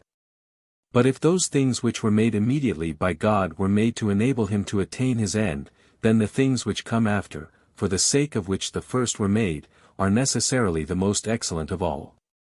Further, this doctrine does away with the perfection of God, for, if God acts for an object, he necessarily desires something which he lacks. Certainly, theologians and metaphysicians draw a distinction between the object of want and the object of assimilation, still they confess that God made all things for the sake of himself, not for the sake of creation. They are unable to point to anything prior to creation, except God himself, as an object for which God should act, and are therefore driven to admit, as they clearly must, that God lacked those things for whose attainment he created means. And further that he desired them. We must not omit to notice that the followers of this doctrine, anxious to display their talent in assigning final causes, have imported a new method of argument in proof of their theory, namely, a reduction, not to the impossible, but to ignorance. Thus showing that they have no other method of exhibiting their doctrine. For example, if a stone falls from a roof onto someone's head, and kills him, they will demonstrate by their new method, that the stone fell in order to kill the man. For, if it had not by God's will fallen with that object, how could so many circumstances, and there are often many concurrent circumstances, have all happened together by chance? Perhaps you will answer that the event is due to the facts that the wind was blowing, and the man was walking that way. But why, they will insist, was the wind blowing, and why was the man at that very time walking that way? If you again answer, that the wind had then sprung up because the sea had begun to be agitated the day before, the weather being previously calm, and that the man had been invited by a friend, they will again insist, but why was the sea agitated? And why was the man invited at that time? So they will pursue their questions from cause to cause, till at last you take refuge in the will of God, in other words, the sanctuary of ignorance. So, again, when they survey the frame of the human body, they are amazed. And being ignorant of the causes of so great a work of art, conclude that it has been fashioned, not mechanically, but by divine and supernatural skill, and has been so put together that one part shall not hurt another. Hence anyone who seeks for the true causes of miracles, and strives to understand natural phenomena as an intelligent being, and not to gaze at them like a fool, is set down and denounced as an impious heretic by those whom the masses adore as the interpreters of nature and the gods. Such persons know that, with the removal of ignorance, the wonder which forms their only available means for proving and preserving their authority would vanish also. But I now quit this subject, and pass on to my third point. After men persuaded themselves, that everything which is created for their sake, they were bound to consider as the chief quality in everything that which is most useful to themselves, and to account those things the best of all which have the most beneficial effect on mankind. Further, they were bound to form abstract notions for the explanation of the nature of things, such as goodness, badness, order, confusion, warmth, cold, beauty, deformity, and so on. And from the belief that they are free agents arose the further notions of praise and blame, sin and merit. I will speak of these latter hereafter, when I treat of human nature, the former I will briefly explain here. Everything which conduces to health and the worship of God they have called good, everything which hinders these objects they have styled bad. And inasmuch as those who do not understand the nature of things do not verify phenomena in any way, but merely imagine them after a fashion, and mistake their imagination for understanding, such persons firmly believe that there is an order in things, being really ignorant both of things and their own nature. When phenomena are of such a kind, that the impression they make on our senses requires little effort of imagination, and can consequently be easily remembered, we say that they are well ordered. If the contrary, that they are ill-ordered or confused. Further, as things which are easily imagined are more pleasing to us, men prefer order to confusion as though there were any order in nature, except in relation to our imagination, and say that God has created all things in order. Thus, without knowing it, attributing imagination to God, unless, indeed, they would have it that God foresaw human imagination, and arranged everything, so that it should be most easily imagined. If this be their theory, they would not, perhaps, be daunted by the fact that we find an infinite number of phenomena, far surpassing our imagination, and very many others which confound its weakness. But enough has been said on this subject. The other abstract notions are nothing but modes of imagining, in which the imagination is differently affected, though they are considered by the ignorant as the chief attributes of things, inasmuch as they believe that everything was created for the sake of themselves, and, according as they are affected by it, style it good or bad, healthy or rotten and corrupt. For instance, if the motion which objects we see communicate to our nerves be conducive to health, the objects causing it are styled beautiful. If a contrary motion be excited, they are styled ugly. Things which are perceived through our sense of smell are styled fragrant or fetid, if through our taste, sweet or bitter, full-flavored or insipid. If through our touch, hard or soft, rough or smooth, etc. Whatsoever affects our ears is said to give rise to noise, sound, or harmony. In this last case, there are men lunatic enough to believe, that even God himself takes pleasure in harmony. And philosophers are not lacking who have persuaded themselves, that the motion of the heavenly bodies gives rise to harmony, all of which instances sufficiently show that everyone judges of things according to the state of his brain, or rather mistakes for things the forms of his imagination. We need no longer wonder that there have arisen all the controversies we have witnessed, and finally skepticism, for, although human bodies in many respects agree, yet in very many others they differ. So that what seems good to one seems bad to another, what seems well ordered to one seems confused to another, what is pleasing to one displeases another, and so on. I need not further enumerate, because this is not the place to treat the subject at length, and also because the fact is sufficiently well known. It is commonly said, so many men, so many minds, everyone is wise in his own way. Brains differ as completely as palates. All of which proverbs show, that men judge of things according to their mental disposition, and rather imagine than understand, for, if they understood phenomena, they would, as mathematicians attest, be convinced, if not attracted, by what I have urged. We have now perceived, that all the explanations commonly given of nature are mere modes of imagining, and do not indicate the true nature of anything, but only the constitution of the imagination.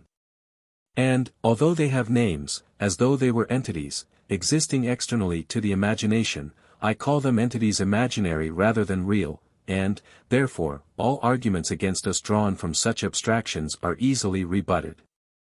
Many argue in this way. If all things follow from a necessity of the absolutely perfect nature of God, why are there so many imperfections in nature? Such, for instance, as things corrupt to the point of putridity, loathsome deformity, confusion, evil, sin, and But these reasoners are, as I have said, easily confuted, for the perfection of things is to be reckoned only from their own nature and power. Things are not more or less perfect, according as they delight or offend human senses, or according as they are serviceable or repugnant to mankind. To those who ask why God did not so create all men, that they should be governed only by reason, I give no answer but this, because matter was not lacking to him for the creation of every degree of perfection from highest to lowest. Or, more strictly, because the laws of his nature are so vast, as to suffice for the production of everything conceivable by an infinite intelligence, as I have shown in Prop. 16. Such are the misconceptions I have undertaken to note. If there are any more of the same sort, everyone may easily dissipate them for himself with the aid of a little reflection. How do you find this book? Any thoughts about the book or the author? Any suggestion for improvement? Please take a moment to share your thoughts in a comment. If you like it, share it with your friends who might enjoy it as well. Subscribe to keep in touch. Visit CompleteAudiobooks.com for more quality content. Part 2. On the Nature and Origin of the Mind. Preface. I now pass on to explaining the results, which must necessarily follow from the essence of God, or of the eternal and infinite being, not, indeed, all of them, for we proved in Part 1, Prop.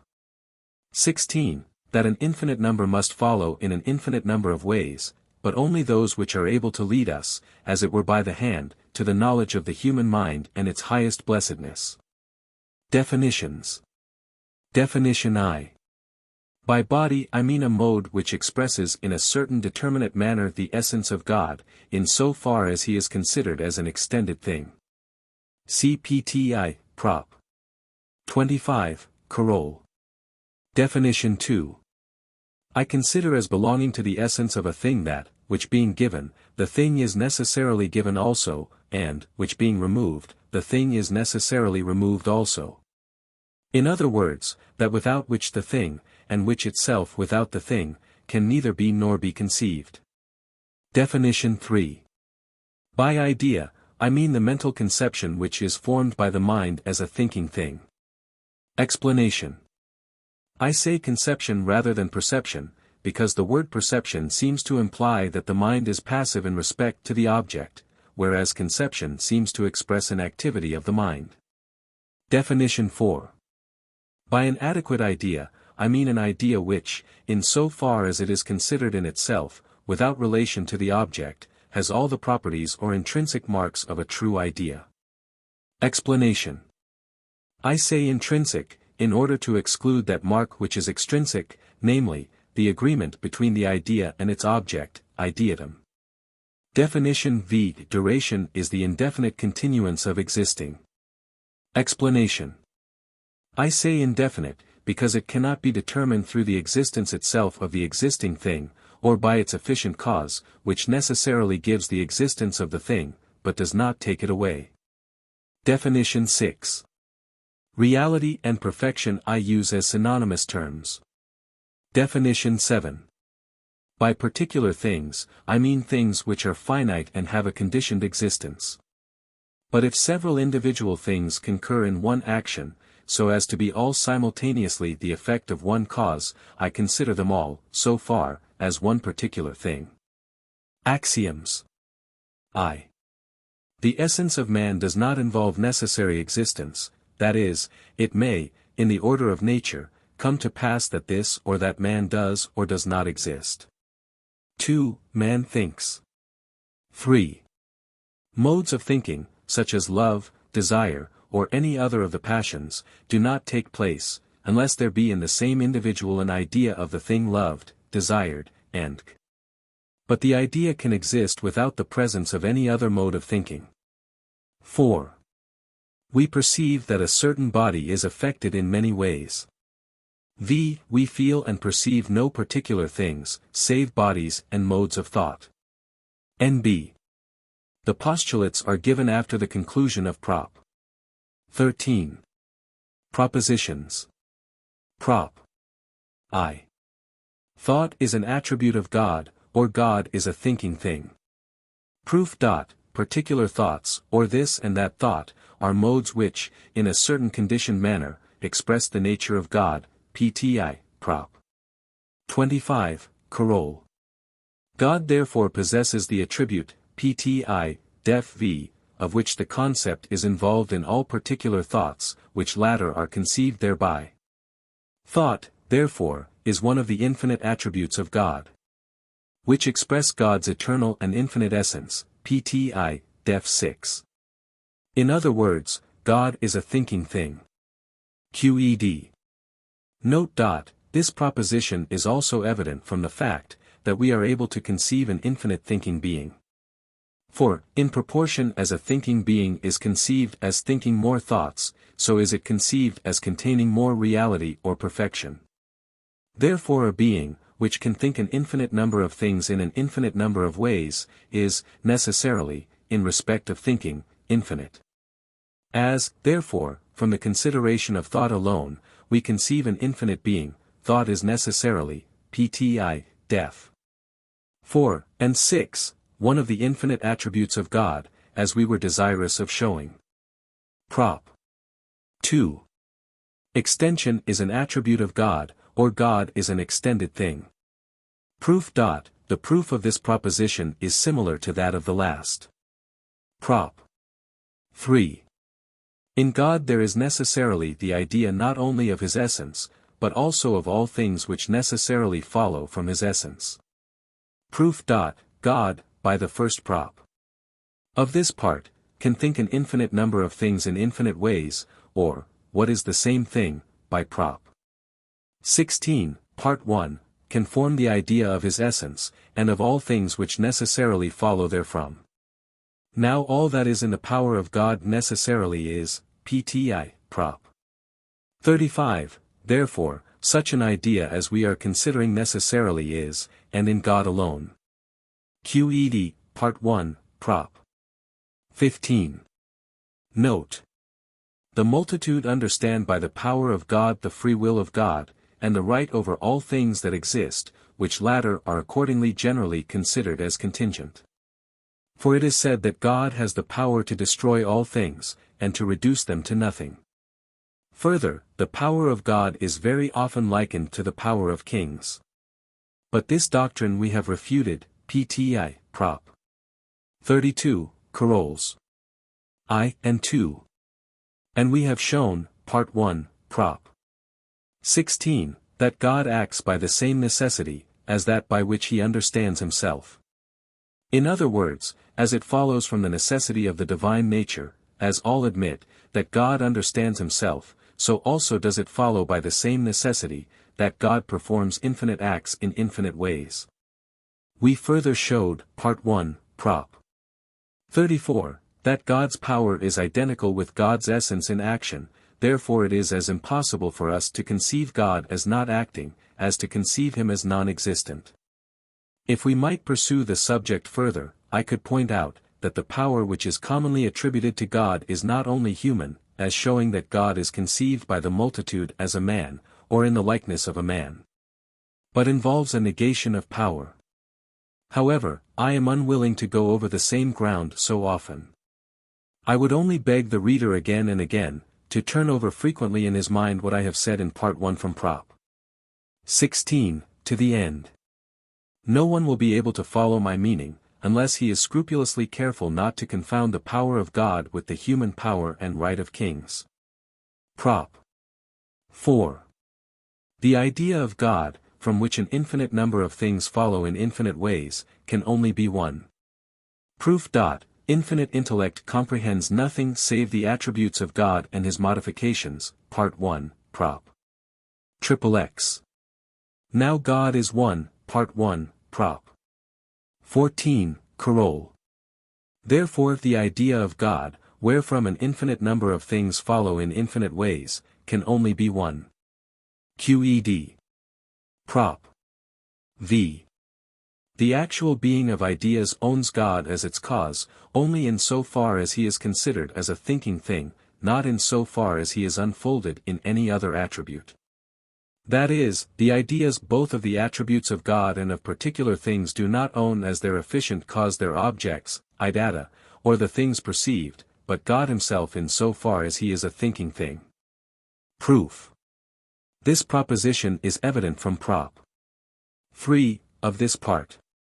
We there drew the conclusion, that God can form the idea of his essence, and of all things which follow necessarily therefrom, solely because he is a thinking thing, and not because he is the object of his own idea.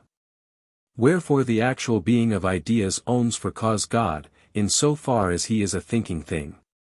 It may be differently proved as follows: the actual being of ideas is, obviously, a mode of thought, that is, Part 1, Prop. 25, Coroll. A mode which expresses in a certain manner the nature of God, in so far as he is a thinking thing, and therefore, Part 1, Prop. X, involves the conception of no other attribute of God, and consequently, by Part 1, Acts. 4. Is not the effect of any attribute save thought. Therefore the actual being of ideas owns God as its cause, in so far as he is considered as a thinking thing, and QED. Prop. 6. The modes of any given attribute are caused by God, in so far as he is considered through the attribute of which they are modes, and not in so far as he is considered through any other attribute. Proof. Each attribute is conceived through itself, without any other, Part 1, Prop. X. Wherefore the modes of each attribute involve the conception of that attribute, but not of any other. Thus, Part 1, Acts. 4. They are caused by God, only in so far as he is considered through the attribute whose modes they are.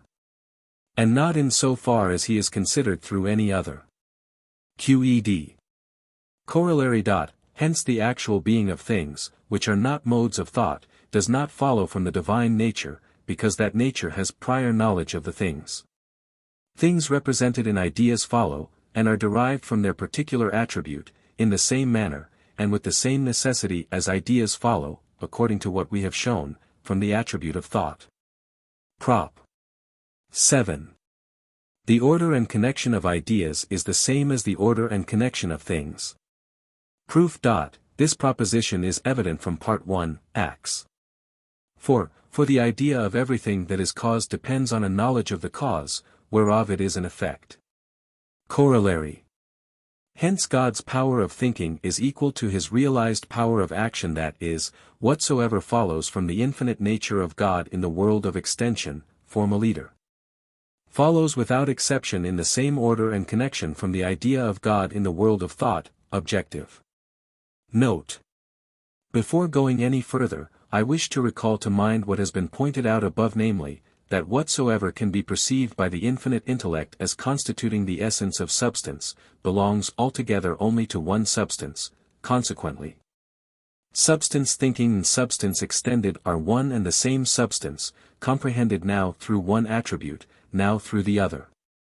So, also, a mode of extension and the idea of that mode are one and the same thing, though expressed in two ways.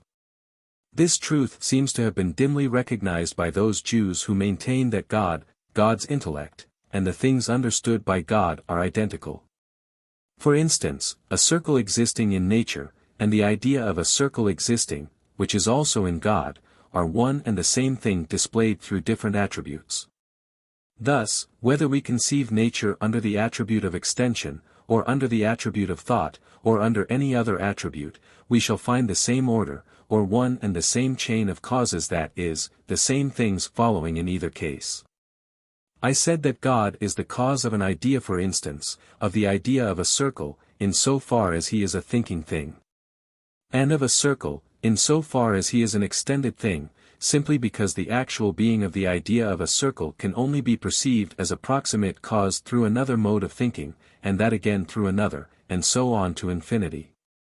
So that, so long as we consider things as modes of thinking, we must explain the order of the whole of nature, or the whole chain of causes, through the attribute of thought only. And, in so far as we consider things as modes of extension, we must explain the order of the whole of nature through the attributes of extension only, and so on, in the case of the other attributes. Wherefore of things as they are in themselves God is really the cause, inasmuch as he consists of infinite attributes. I cannot for the present explain my meaning more clearly. Prop. 8.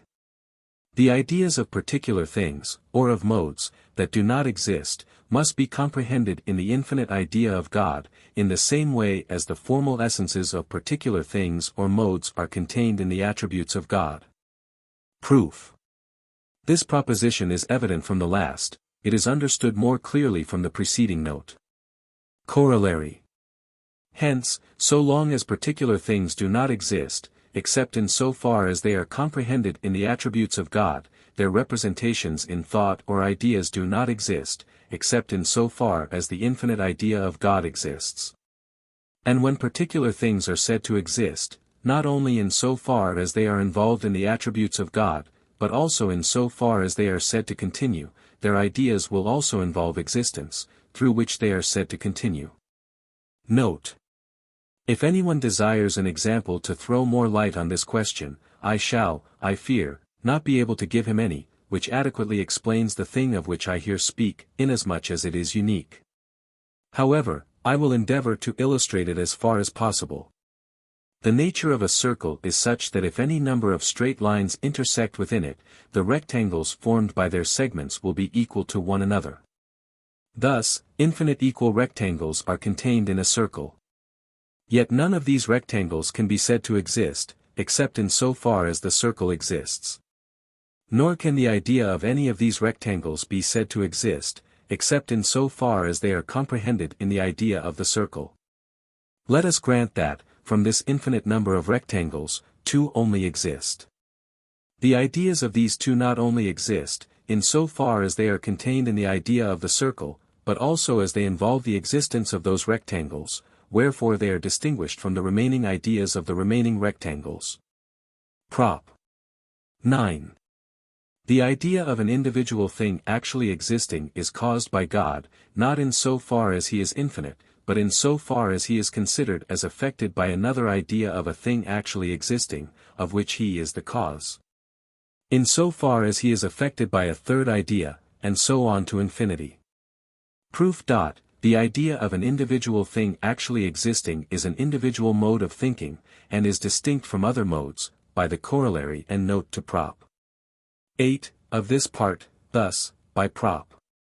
6. Of this part, it is caused by God, in so far only as he is a thinking thing. But not, by Prop. 28, of Part 1, in so far as he is a thing thinking absolutely, only in so far as he is considered as affected by another mode of thinking. And he is the cause of this latter, as being affected by a third, and so on to infinity. Now, the order and connection of ideas is, by Prop. 7, of this book, the same as the order and connection of causes. Therefore of a given individual idea another individual idea, or God, in so far as he is considered as modified by that idea, is the cause, and of this second idea God is the cause, in so far as he is affected by another idea, and so on to infinity. QED. Corollary. Whatsoever takes place in the individual object of any idea, the knowledge thereof is in God, in so far only as he has the idea of the object. Proof. Whatsoever takes place in the object of any idea, its idea is in God, by Prop. 3, of this part, not in so far as he is infinite, but in so far as he is considered as affected by another idea of an individual thing, by the last Prop. But, by Prop. 7, of this part, the order and connection of ideas is the same as the order and connection of things. The knowledge, therefore, of that which takes place in any individual object will be in God. In so far only as he has the idea of that object. Qed. Prop. X. The being of substance does not appertain to the essence of man. In other words, substance does not constitute the actual being too of man. Proof. The being of substance involves necessary existence, Part 1, Prop. 7. If, therefore, the being of substance appertains to the essence of man, substance being granted, man would necessarily be granted also, 2.def 2, and, consequently, man would necessarily exist, which is absurd, 2.ax.I.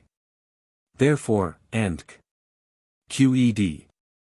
Note. This proposition may also be proved from IV, in which it is shown that there cannot be two substances of the same nature, for as there may be many men, the being of substance is not that which constitutes the actual being of man.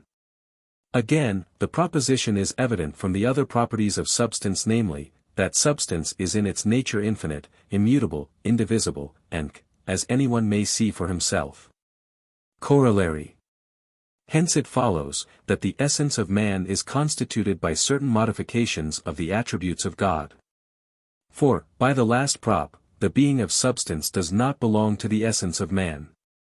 That essence therefore, by I.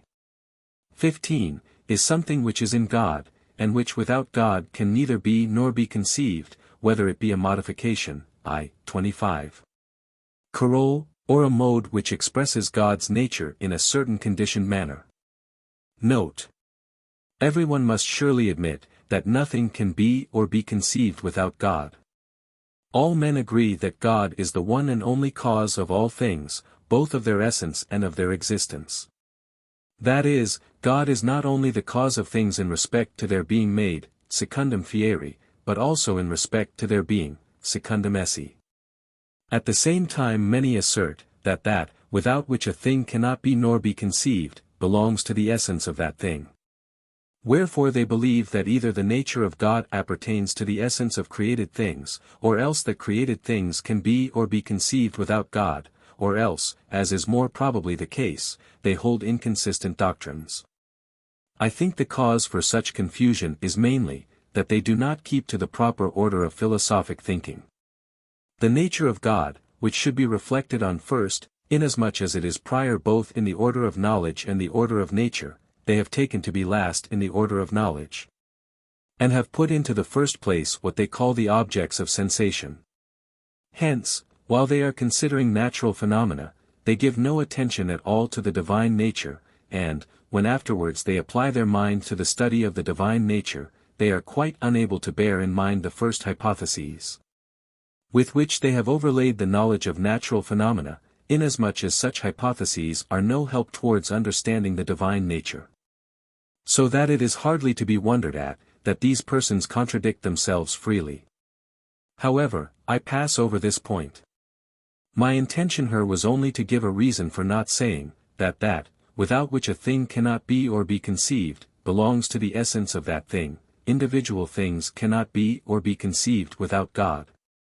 Yet God does not appertain to their essence. I said that, I considered as belonging to the essence of a thing that, which being given, the thing is necessarily given also, and which being removed, the thing is necessarily removed also. Or that without which the thing, and which itself without the thing can neither be nor be conceived. 2, Def 2. Prop. 11. The first element, which constitutes the actual being of the human mind, is the idea of some particular thing actually existing. Proof. The essence of man, by the coroll of the last prop, is constituted by certain modes of the attributes of God, namely, by 2. Acts. 2, by the modes of thinking, of all which, by 2. Acts. 3. The idea is prior in nature, and, when the idea is given, the other modes, namely, those of which the idea is prior in nature, must be in the same individual, by the same axiom. Therefore an idea is the first element constituting the human mind. But not the idea of a non-existent thing, for then, 2. 8, coroll, the idea itself cannot be said to exist, it must therefore be the idea of something actually existing. But not of an infinite thing. For an infinite thing, I.21, 22, must always necessarily exist. This would, by 2 acts, involve an absurdity. Therefore the first element, which constitutes the actual being of the human mind, is the idea of something actually existing. QED. Corollary. Hence it follows, that the human mind is part of the infinite intellect of God. Thus when we say, that the human mind perceives this or that, we make the assertion, that God has this or that idea, not in so far as he is infinite, but in so far as he is displayed through the nature of the human mind. Or in so far as he constitutes the essence of the human mind. And when we say that God has this or that idea, not only in so far as he constitutes the essence of the human mind, but also in so far as he, simultaneously with the human mind, has the further idea of another thing. We assert that the human mind perceives a thing in part or inadequately. Note. Here, I doubt not, readers will come to a stand, and will call to mind many things which will cause them to hesitate. I therefore beg them to accompany me slowly, step by step, and not to pronounce on my statements, till they have read to the end. Prop. 12. Whatsoever comes to pass in the object of the idea, which constitutes the human mind, must be perceived by the human mind, or there will necessarily be an idea in the human mind of the said occurrence. That is, if the object of the idea constituting the human mind be a body, nothing can take place in that body without being perceived by the mind. Proof. Whatsoever comes to pass in the object of any idea, the knowledge thereof is necessarily in God. 2. 9. Coroll, in so far as he is considered as affected by the idea of the said object, that is, 2. 11. In so far as he constitutes the mind of anything. Therefore, whatsoever takes place in the object constituting the idea of the human mind, the knowledge thereof is necessarily in God, in so far as he constitutes the essence of the human mind. That is, by 2. 11. Coroll, the knowledge of the said thing will necessarily be in the mind, in other words the mind perceives it. Note. This proposition is also evident, and is more clearly to be understood from 2. 7, which see. Prop. 13. The object of the idea constituting the human mind is the body, in other words a certain mode of extension which actually exists, and nothing else. Proof. If indeed the body were not the object of the human mind, the ideas of the modifications of the body would not be in God. 2. 9. Coroll, in virtue of his constituting our mind, but in virtue of his constituting the mind of something else. That is, 2. 11. Coroll, the ideas of the modifications of the body would not be in our mind, now, by 2. Acts. 4. We do possess the idea of the modifications of the body. Therefore the object of the idea constituting the human mind is the body, and the body as it actually exists. 2. 11. Further, if there were any other object of the idea constituting the mind besides body, then, as nothing can exist from which some effect does not follow, 36, there would necessarily have to be in our mind an idea. Which would be the effect of that other object. 2. 11. But, acts. There is no such idea. Wherefore the object of our mind is the body as it exists, and nothing else. QED. Note. We thus comprehend, not only that the human mind is united to the body, but also the nature of the union between mind and body. However, no one will be able to grasp this adequately or distinctly, unless he first has adequate knowledge of the nature of our body. The propositions we have advanced hitherto have been entirely general, applying not more to men than to other individual things, all of which, though in different degrees, are animated. 3. For of everything there is necessarily an idea in God, of which God is the cause, in the same way as there is an idea of the human body. Thus whatever we have asserted of the idea of the human body must necessarily also be asserted of the idea of everything else. Still, on the other hand, we cannot deny that ideas, like objects, differ one from the other, one being more excellent than another and containing more reality, just as the object of one idea is more excellent than the object of another idea, and contains more reality. Wherefore, in order to determine, wherein the human mind differs from other things, and wherein it surpasses them, it is necessary for us to know the nature of its object, that is, of the human body. What this nature is, I am not able here to explain, nor is it necessary for the proof of what I advance, that I should do so. I will only say generally, that in proportion as any given body is more fitted than others for doing many actions or receiving many impressions at once, so also is the mind, of which it is the object, more fitted than others for forming many simultaneous perceptions.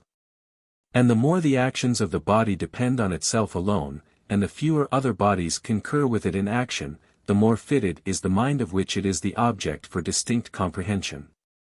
We may thus recognize the superiority of one mind over others, and may further see the cause, why we have only a very confused knowledge of our body, and also many kindred questions, which I will, in the following propositions, deduce from what has been advanced.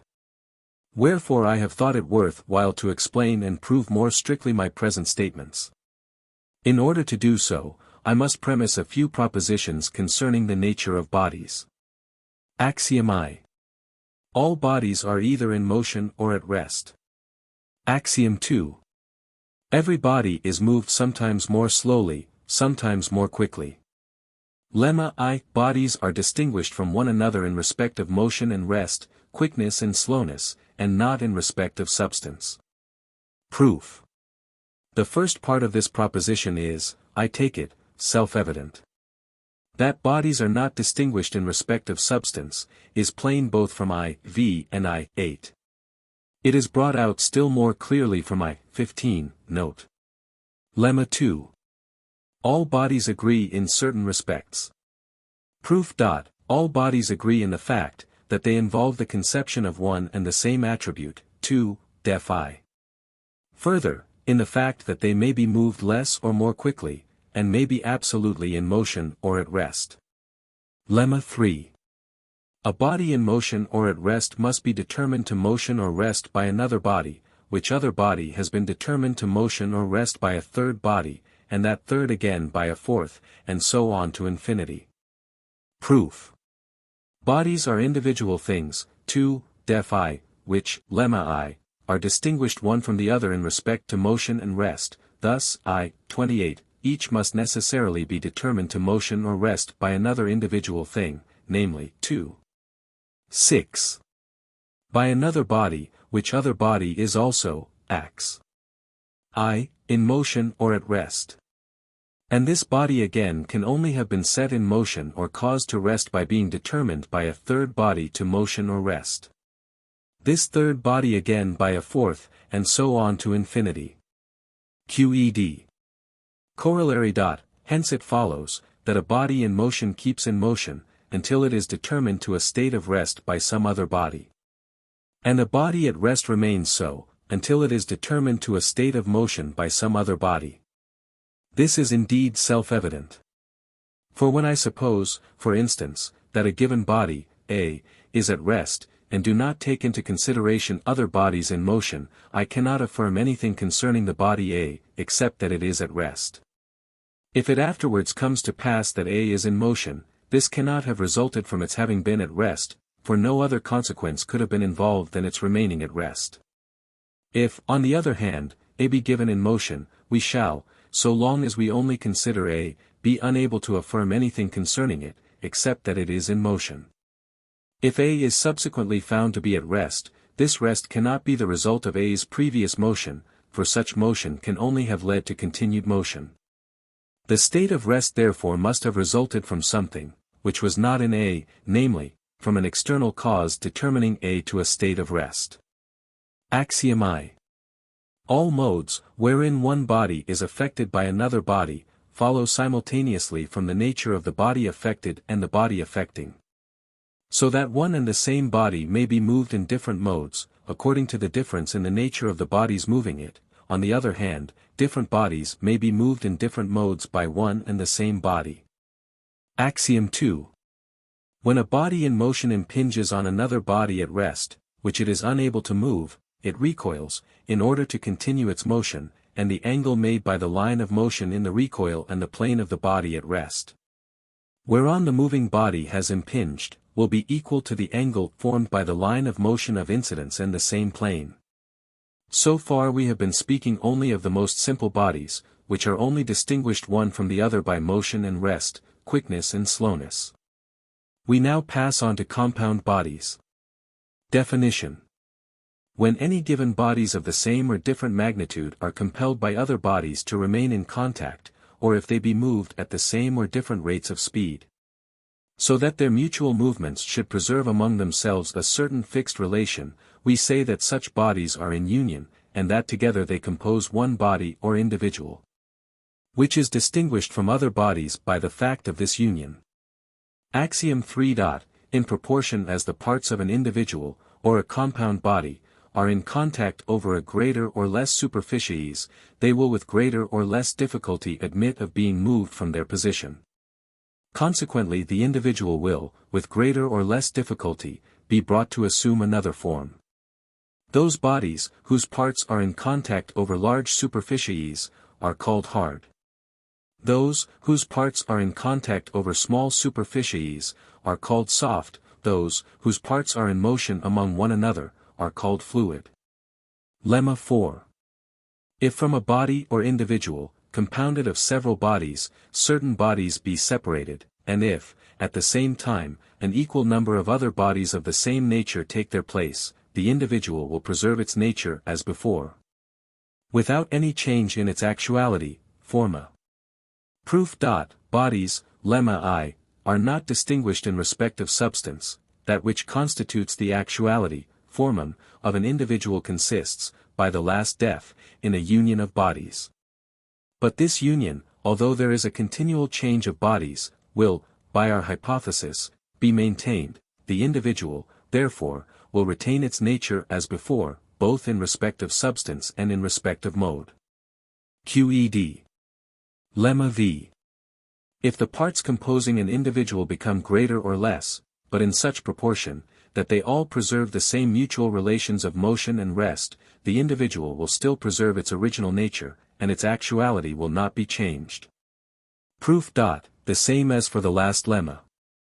Lemma 6. If certain bodies composing an individual be compelled to change the motion, which they have in one direction, for motion in another direction, but in such a manner that they be able to continue their motions and their mutual communication in the same relations as before, the individual will retain its own nature without any change of its actuality. Proof. This proposition is self-evident, for the individual is supposed to retain all that, which, in its definition, we spoke of as its actual being. Lemma 7. Furthermore, the individual thus composed preserves its nature, whether it be, as a whole, in motion or at rest, whether it be moved in this or that direction, so long as each part retains its motion, and preserves its communication with other parts as before. Proof. This proposition is evident from the definition of an individual prefixed to lemma 4. Note. We thus see, how a composite individual may be affected in many different ways, and preserve its nature notwithstanding. Thus far we have conceived an individual as composed of bodies only distinguished one from the other in respect of motion and rest, speed and slowness, that is, of bodies of the most simple character. If, however, we now conceive another individual composed of several individuals of diverse natures, we shall find that the number of ways in which it can be affected, without losing its nature, will be greatly multiplied. Each of its parts would consist of several bodies, and therefore, by lemma 6, each part would admit, without change to its nature, of quicker or slower motion, and would consequently be able to transmit its motions more quickly or more slowly to the remaining parts. If we further conceive a third kind of individuals composed of individuals of this second kind, we shall find that they may be affected in a still greater number of ways without changing their actuality. We may easily proceed thus to infinity, and conceive the whole of nature as one individual, whose parts, that is, all bodies, vary in infinite ways, without any change in the individual as a whole. I should feel bound to explain and demonstrate this point at more length, if I were writing a special treatise on body. But I have already said that such is not my object. I have only touched on the question, because it enables me to prove easily that which I have in view. Postulates. The human body is composed of a number of individual parts, of diverse nature, each one of which is in itself extremely complex. 2. Of the individual parts composing the human body, some are fluid, some soft, some hard. 3. The individual parts composing the human body, and consequently the human body itself, are affected in a variety of ways by external bodies. 4. The human body stands in need for its preservation of a number of other bodies, by which it is continually, so to speak, regenerated. v. When the fluid part of the human body is determined by an external body to impinge often on another soft part, it changes the surface of the latter, and, as it were, leaves the impression thereupon of the external body which impels it. 6. The human body can move external bodies, and arrange them in a variety of ways. Prop. 14. The human mind is capable of perceiving a great number of things, and is so in proportion as its body is capable of receiving a great number of impressions. Proof. The human body, by post. 3 and 6, is affected in very many ways by external bodies, and is capable in very many ways of affecting external bodies. But, 2. 12. The human mind must perceive all that takes place in the human body. The human mind is, therefore, capable of perceiving a great number of things, and is so in proportion, and Qed. Prop. 15. The idea, which constitutes the actual being of the human mind, is not simple, but compounded of a great number of ideas. Proof. The idea constituting the actual being of the human mind is the idea of the body, 2. 13, which, post. Is composed of a great number of complex individual parts. But there is necessarily in God the idea of each individual part whereof the body is composed, 2. 8, Carol, therefore, 2. 7. The idea of the human body is composed of these numerous ideas of its component parts. Qed. Prop. 16. The idea of every mode, in which the human body is affected by external bodies, must involve the nature of the human body, and also the nature of the external body. Proof.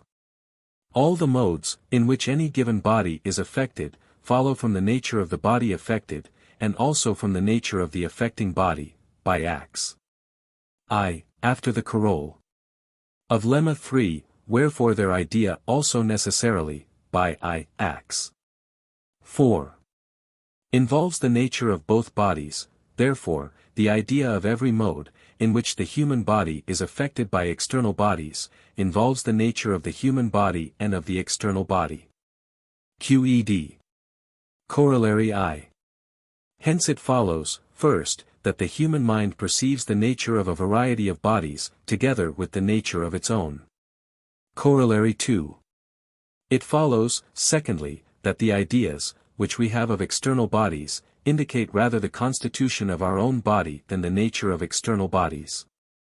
I have amply illustrated this in the appendix to Part 1. Prop. 17.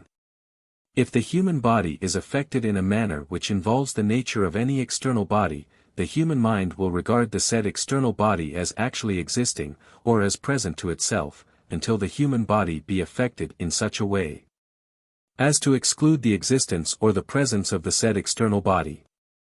Proof. This proposition is self-evident, for so long as the human body continues to be thus affected, so long will the human mind, too. 12. Regard this modification of the body, that is, by the last prop. It will have the idea of the mode as actually existing, and this idea involves the nature of the external body. In other words, it will have the idea which does not exclude, but postulates the existence or presence of the nature of the external body, therefore the mind, by 2. 16. Coroll. I. Will regard the external body as actually existing, until it is affected, and qed. Corollary. The mind is able to regard as present external bodies, by which the human body has once been affected, even though they be no longer in existence or present. Proof. When external bodies determine the fluid parts of the human body, so that they often impinge on the softer parts, they change the surface of the last named, post. V.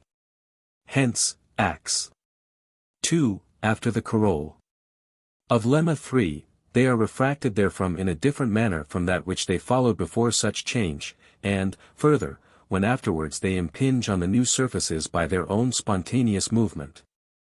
They will be refracted in the same manner, as though they had been impelled towards those surfaces by external bodies. Consequently, they will, while they continue to be thus refracted, affect the human body in the same manner. Whereof the mind, 2. 12, will again take cognizance, that is, 2. 17, the mind will again regard the external body as present, and will do so as often as the fluid parts of the human body impinge on the aforesaid surfaces by their own spontaneous motion. Wherefore, although the external bodies, by which the human body has once been affected, be no longer in existence, the mind will nevertheless regard them as present, as often as this action of the body is repeated. Qed. Note. We thus see how it comes about, as is often the case, that we regard as present many things which are not. It is possible that the same result may be brought about by other causes. But I think it suffices for me here to have indicated one possible explanation, just as well as if I had pointed out the true cause. Indeed, I do not think I am very far from the truth, for all my assumptions are based on postulates, which rest, almost without exception, on experience, that cannot be controverted by those who have shown, as we have, that the human body, as we feel it, exists. Coroll. After 2. 13. Furthermore, 2. 7, Coroll, 2. 16, Coroll. 2, we clearly understand what is the difference between the idea, say, of Peter, which constitutes the essence of Peter's mind, and the idea of the said Peter, which is in another man, say, Paul. The former directly answers to the essence of Peter's own body, and only implies existence so long as Peter exists. The latter indicates rather the disposition of Paul's body than the nature of Peter, and, therefore, while this disposition of Paul's body lasts, Paul's mind will regard Peter as present to itself, even though he no longer exists. Further, to retain the usual phraseology, the modifications of the human body, of which the ideas represent external bodies as present to us, we will call the images of things, though they do not recall the figure of things. When the mind regards bodies in this fashion, we say that it imagines. I will here draw attention to the fact, in order to indicate where error lies, that the imaginations of the mind, looked at in themselves, do not contain error.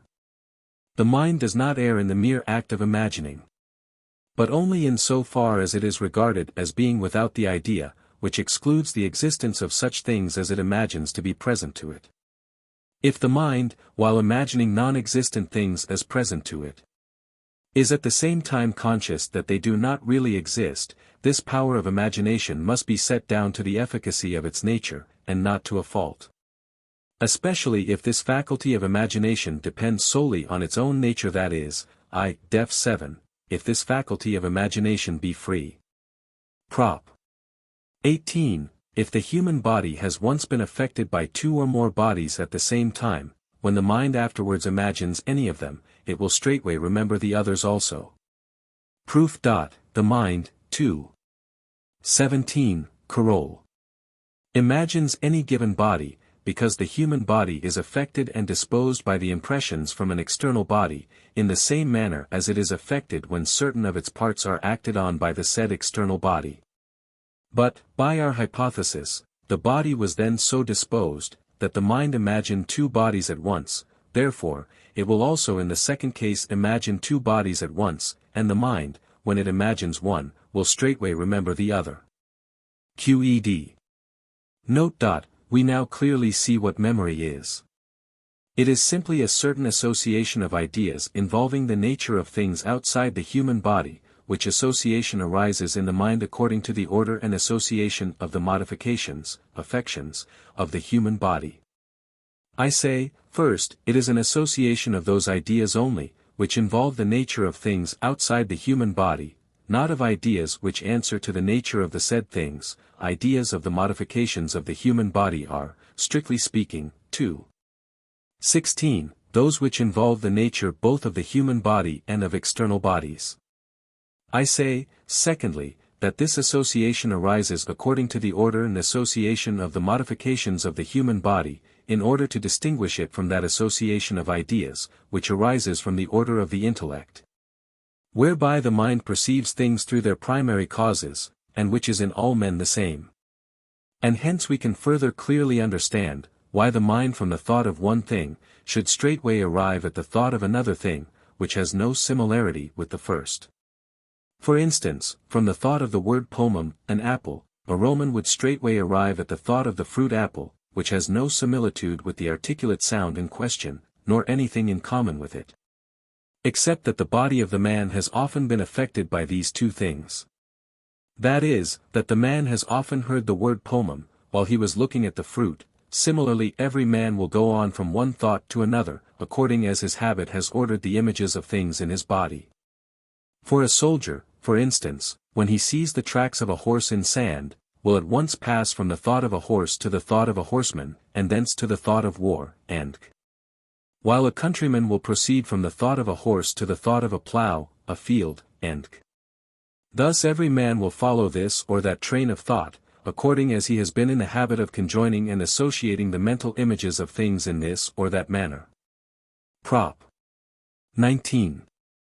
The human mind has no knowledge of the body, and does not know it to exist, save through the ideas of the modifications whereby the body is affected.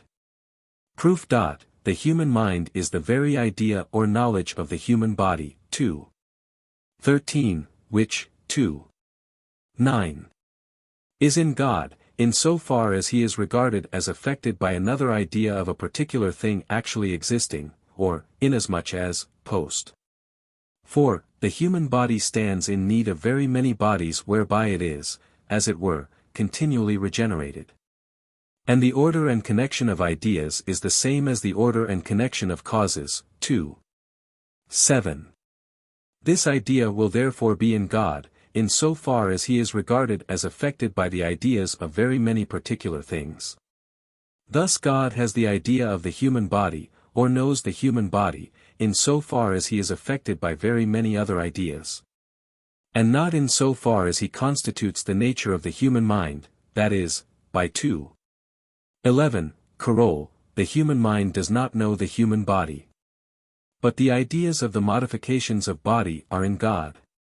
In so far as he constitutes the nature of the human mind, or the human mind perceives those modifications. 12, and consequently, 16, the human body itself. And as actually existing, therefore the mind perceives thus far only the human body. Qed. Prop. XX. The idea or knowledge of the human mind is also in God, following in God in the same manner, and being referred to God in the same manner, as the idea or knowledge of the human body. Proof. Thought is an attribute of God. 2. Therefore, 3. There must necessarily be in God the idea both of thought itself and of all its modifications, consequently also of the human mind. 11. Further, this idea or knowledge of the mind does not follow from God, in so far as he is infinite, but in so far as he is affected by another idea of an individual thing. 9. But, 7. The order and connection of ideas is the same as the order and connection of causes, therefore this idea or knowledge of the mind is in God and is referred to God, in the same manner as the idea or knowledge of the body. Qed. Prop. XXI. This idea of the mind is united to the mind in the same way as the mind is united to the body. Proof. that the mind is united to the body we have shown from the fact, that the body is the object of the mind, 2. 12 and 13. And so for the same reason the idea of the mind must be united with its object, that is, with the mind in the same manner as the mind is united to the body. QED. Note. This proposition is comprehended much more clearly from what we have said in the note to 2. 7. We there showed that the idea of body and body, that is, mind and body, 2. 13. Are one and the same individual conceived now under the attribute of thought, now under the attribute of extension. Wherefore the idea of the mind and the mind itself are one and the same thing, which is conceived under one and the same attribute, namely, thought. The idea of the mind, I repeat, and the mind itself are in God by the same necessity and follow from him from the same power of thinking. Strictly speaking, the idea of the mind, that is, the idea of an idea, is nothing but the distinctive quality, forma, of the idea in so far as it is conceived as a mode of thought without reference to the object. If a man knows anything, he, by that very fact, knows that he knows it, and at the same time knows that he knows it, and so on to infinity. But I will treat of this hereafter. Prop. 22. The human mind perceives not only the modifications of the body, but also the ideas of such modifications. Proof. The ideas of modifications follow in God in the same manner, and are referred to God in the same manner, as the ideas of the said modifications. This is proved in the same way as 2. XX. But the ideas of the modifications of the body are in the human mind, 2. 12, that is, in God, in so far as he constitutes the essence of the human mind. Therefore the ideas of these ideas will be in God, in so far as he has the knowledge or idea of the human mind, that is, 2. 21. They will be in the human mind itself, which therefore perceives not only the modifications of the body, but also the ideas of such modifications. QED. Prop. 23.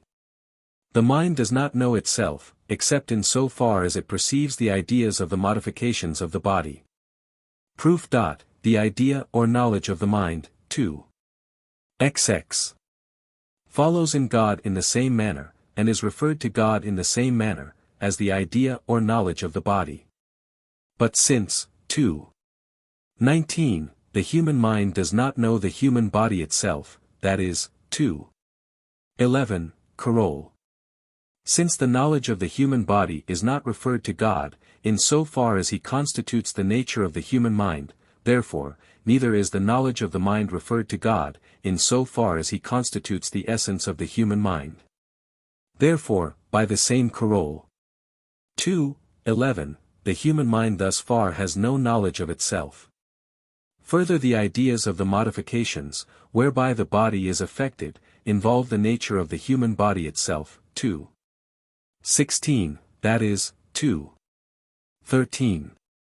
They agree with the nature of the mind, wherefore the knowledge of these ideas necessarily involves knowledge of the mind, but, by the last prop, the knowledge of these ideas is in the human mind itself. Wherefore the human mind thus far only has knowledge of itself. QED. Prop. Ziv, the human mind does not involve an adequate knowledge of the parts composing the human body. Proof. The parts composing the human body do not belong to the essence of that body, except in so far as they communicate their motions to one another in a certain fixed relation, def after lemma 3. Not in so far as they can be regarded as individuals without relation to the human body. The parts of the human body are highly complex individuals, post. I, whose parts, lemma 4.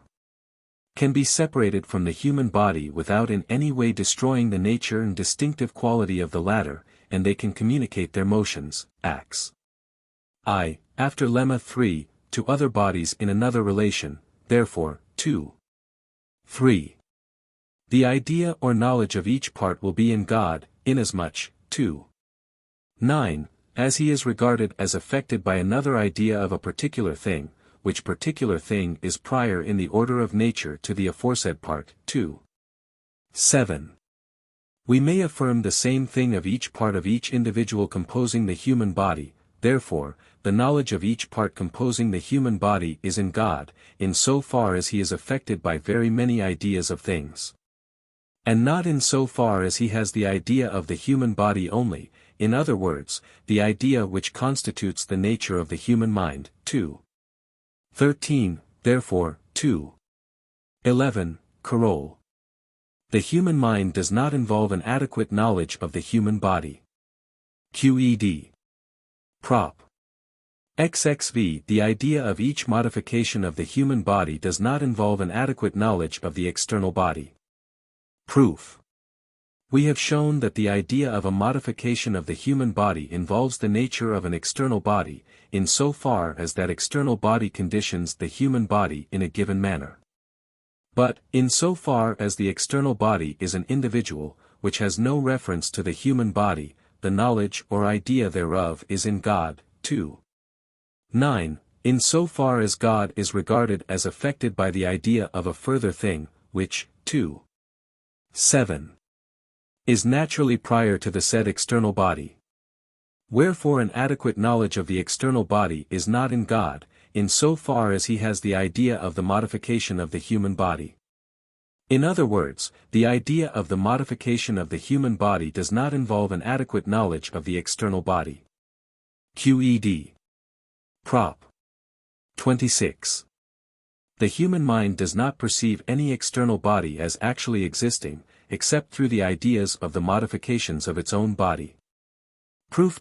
If the human body is in no way affected by a given external body, then, 2. 7. Neither is the idea of the human body, in other words, the human mind, affected in any way by the idea of the existence of the said external body, nor does it in any manner perceive its existence. But, in so far as the human body is affected in any way by a given external body, thus far, 2. 16, and Carol, it perceives that external body. QED. Corollary. In so far as the human mind imagines an external body, it has not an adequate knowledge thereof. Proof. When the human mind regards external bodies through the ideas of the modifications of its own body, we say that it imagines, see 2. 17. Note, now the mind can only imagine external bodies as actually existing. Therefore, by 2. 25, in so far as the mind imagines external bodies, it has not an adequate knowledge of them. QED. Prop. 27. The idea of each modification of the human body does not involve an adequate knowledge of the human body itself. Proof. Every idea of a modification of the human body involves the nature of the human body, in so far as the human body is regarded as affected in a given manner. 2. 16. But, inasmuch as the human body is an individual which may be affected in many other ways, the idea of the said modification, and QED. Prop. 28. The ideas of the modifications of the human body, in so far as they have reference only to the human mind, are not clear and distinct, but confused. Proof. The ideas of the modifications of the human body involve the nature both of the human body and of external bodies. 2. 16. They must involve the nature not only of the human body but also of its parts, for the modifications are modes, post. 3, whereby the parts of the human body, and, consequently, the human body as a whole are affected. But, by 2. 24. 25, the adequate knowledge of external bodies, as also of the parts composing the human body, is not in God, in so far as he is regarded as affected by the human mind. But in so far as he is regarded as affected by other ideas. These ideas of modifications, in so far as they are referred to the human mind alone, are as consequences without premises, in other words, confused ideas. QED. Note. The idea which constitutes the nature of the human mind is, in the same manner, proved not to be, when considered in itself alone, clear and distinct. As also is the case with the idea of the human mind, and the ideas of the modifications of the human body, in so far as they are referred to the mind only, as everyone may easily see. Prop. 29. The idea of each modification of the human body does not involve an adequate knowledge of the human mind. Proof. The idea of a modification of the human body, 2.27. does not involve an adequate knowledge of the said body, in other words, does not adequately express its nature, that is, 2.13. It does not agree with the nature of the mind adequately, therefore, acts. 6. The idea of this idea does not adequately express the nature of the human mind, or does not involve an adequate knowledge thereof. Corollary. Hence it follows that the human mind, when it perceives things after the common order of nature, has not an adequate but only a confused and fragmentary knowledge of itself, of its own body, and of external bodies. For the mind does not know itself, except in so far as it perceives the ideas of the modifications of body, 2.23. It only perceives its own body, 2.19, through the ideas of the modifications, and only perceives external bodies through the same means, thus, in so far as it has such ideas of modification. It has not an adequate knowledge of itself, 2.29, nor of its own body, 2.27, nor of external bodies, 2.25, but only a fragmentary and confused knowledge thereof, 2.28, and note. QED. Note.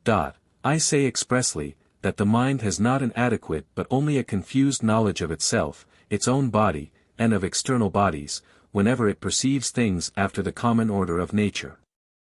That is, whenever it is determined from without, namely, by the fortuitous play of circumstance, to regard this or that. Not at such times as it is determined from within, that is, by the fact of regarding several things at once, to understand their points of agreement, difference, and contrast. Whenever it is determined in any wise from within, it regards things clearly and distinctly, as I will show below. Prop. XXX, we can only have a very inadequate knowledge of the duration of our body. Proof. The duration of our body does not depend on its essence, 2. Acts. Nor on the absolute nature of God, 21. But, 28, it is conditioned to exist and operate by causes, which in their turn are conditioned to exist and operate in a fixed and definite relation by other causes, these last again being conditioned by others. And so on to infinity. The duration of our body therefore depends on the common order of nature, or the constitution of things. Now, however a thing may be constituted, the adequate knowledge of that thing is in God. In so far as he has the ideas of all things, and not in so far as he has the idea of the human body only. 2.9. Coroll. Wherefore the knowledge of the duration of our body is in God very inadequate. In so far as he is only regarded as constituting the nature of the human mind, that is, 2.11. Coroll, this knowledge is very inadequate to our mind. QED. Prop. XXXI, we can only have a very inadequate knowledge of the duration of particular things external to ourselves. Proof. Every particular thing, like the human body, must be conditioned by another particular thing to exist and operate in a fixed and definite relation, this other particular thing must likewise be conditioned by a third, and so on to infinity. 28, as we have shown in the foregoing proposition, from this common property of particular things, we have only a very inadequate knowledge of the duration of our body. We must draw a similar conclusion with regard to the duration of particular things, namely, that we can only have a very inadequate knowledge of the duration thereof. QED. Corollary. Hence it follows that all particular things are contingent and perishable. For we can have no adequate idea of their duration, by the last prop, and this is what we must understand by the contingency and perishableness of things. 33. Note For 29, except in this sense, nothing is contingent. Prop. XXXII All ideas, in so far as they are referred to God, are true. Proof.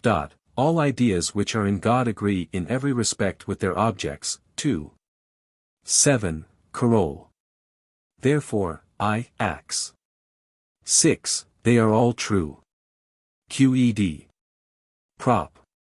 33. There is nothing positive in ideas, which causes them to be called false. Proof.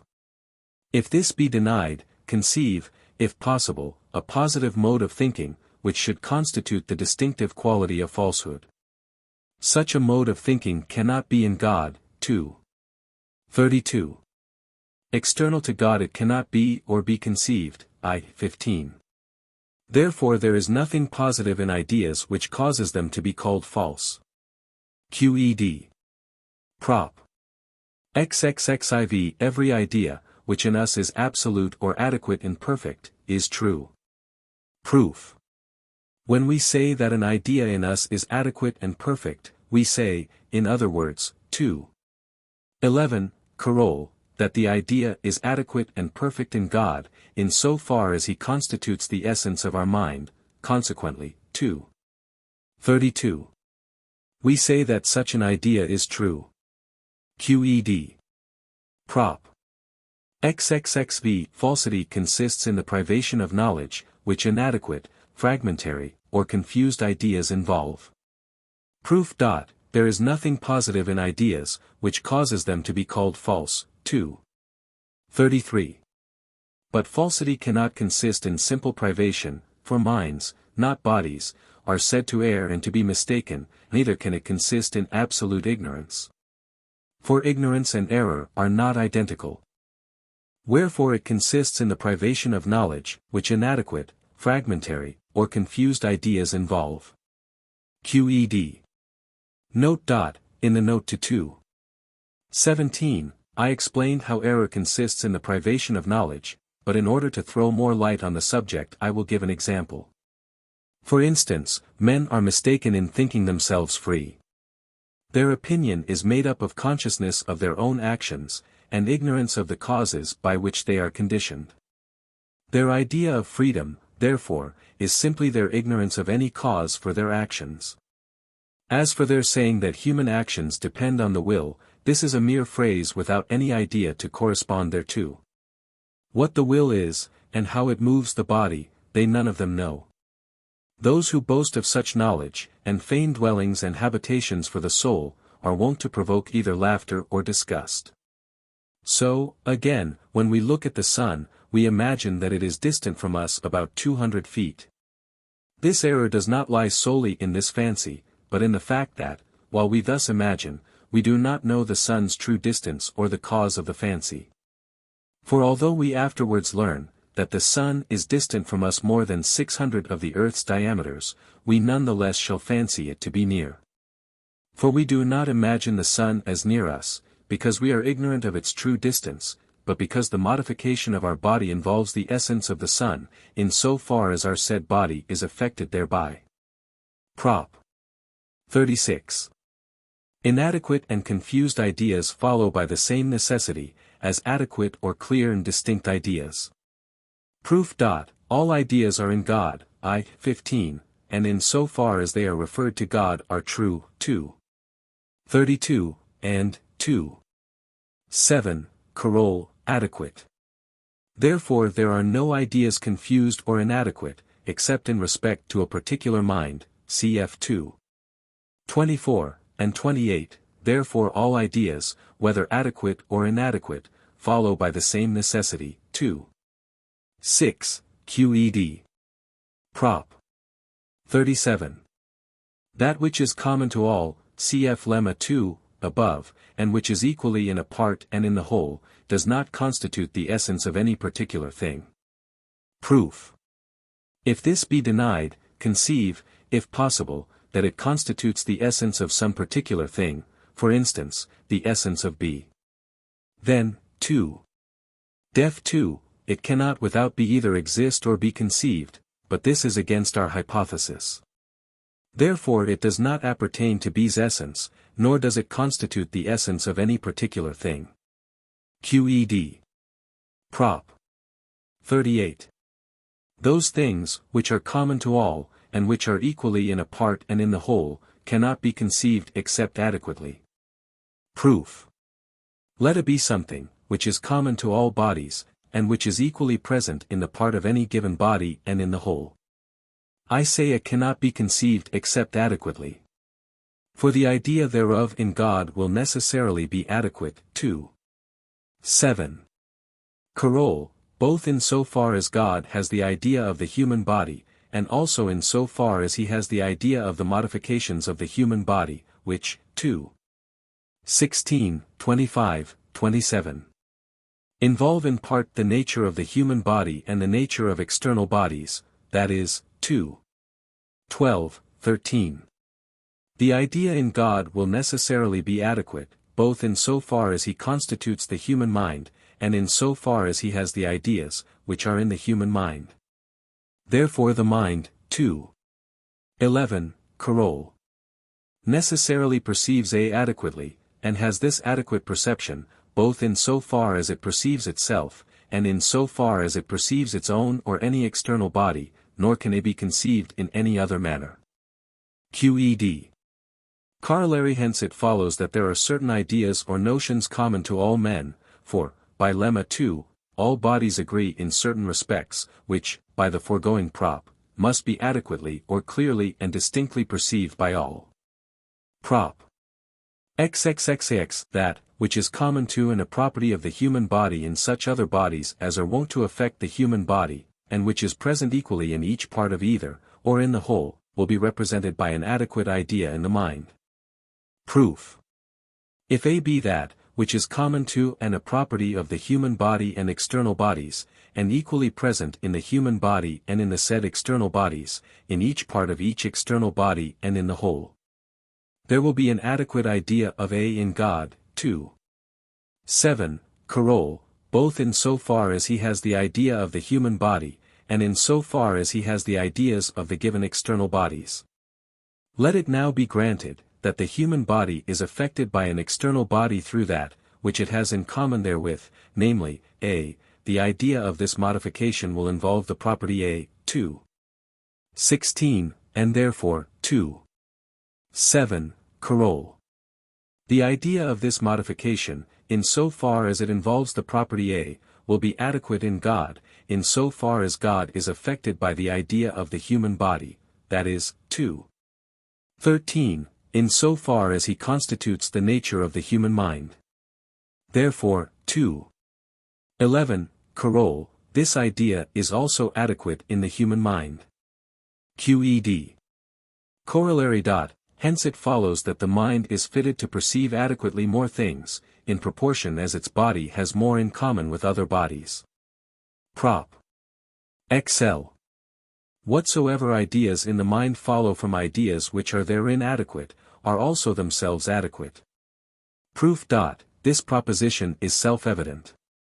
For when we say that an idea in the human mind follows from ideas which are therein adequate, we say, in other words, 2. 11, Carol. That an idea is in the divine intellect, whereof God is the cause, not in so far as he is infinite, nor in so far as he is affected by the ideas of very many particular things, but only in so far as he constitutes the essence of the human mind. Note I have thus set forth the cause of those notions, which are common to all men, and which form the basis of our ratiocination. But there are other causes of certain axioms or notions, which it would be to the purpose to set forth by this method of ours, for it would thus appear what notions are more useful than others, and what notions have scarcely any use at all. Furthermore, we should see what notions are common to all men, and what notions are only clear and distinct to those who are unshackled by prejudice, and we should detect those which are ill-founded. Again we should discern whence the notions called secondary derive their origin, and consequently the axioms on which they are founded, and other points of interest connected with these questions. But I have decided to pass over the subject here, partly because I have set it aside for another treatise, partly because I am afraid of wearying the reader by too great prolixity. Nevertheless, in order not to omit anything necessary to be known, I will briefly set down the causes, whence are derived the terms styled transcendental, such as being, thing, something. These terms arose from the fact, that the human body, being limited, is only capable of distinctly forming a certain number of images. What an image is I explained in the 2:17 note, within itself at the same time. If this number be exceeded, the images will begin to be confused. If this number of images, of which the body is capable of forming distinctly within itself, be largely exceeded, all will become entirely confused one with another. This being so, it is evident, from 2. Prop. 17, Carol, and 18, that the human mind can distinctly imagine as many things simultaneously, as its body can form images simultaneously. When the images become quite confused in the body, the mind also imagines all bodies confusedly without any distinction, and will comprehend them, as it were, under one attribute, namely, under the attribute of being, thing, and the same conclusion can be drawn from the fact that images are not always equally vivid, and from other analogous causes, which there is no need to explain here. For the purpose which we have in view it is sufficient for us to consider one only. All may be reduced to this, that these terms represent ideas in the highest degree confused. From similar causes arise those notions, which we call general, such as man, horse, dog, and they arise, to wit, from the fact that so many images, for instance, of men, are formed simultaneously in the human mind, that the powers of imagination break down, not indeed utterly, but to the extent of the mind losing count of small differences between individuals, e.g., color, size, and their definite number, and only distinctly imagining that, in which all the individuals, in so far as the body is affected by them, agree. For that is the point, in which each of the said individuals chiefly affected the body. This the mind expresses by the name man, and this it predicates of an infinite number of particular individuals. For, as we have said, it is unable to imagine the definite number of individuals. We must, however, bear in mind, that these general notions are not formed by all men in the same way, but vary in each individual according as the point varies. Whereby the body has been most often affected and which the mind most easily imagines or remembers. For instance, those who have most often regarded with admiration the stature of man, will by the name of man understand an animal of erect stature.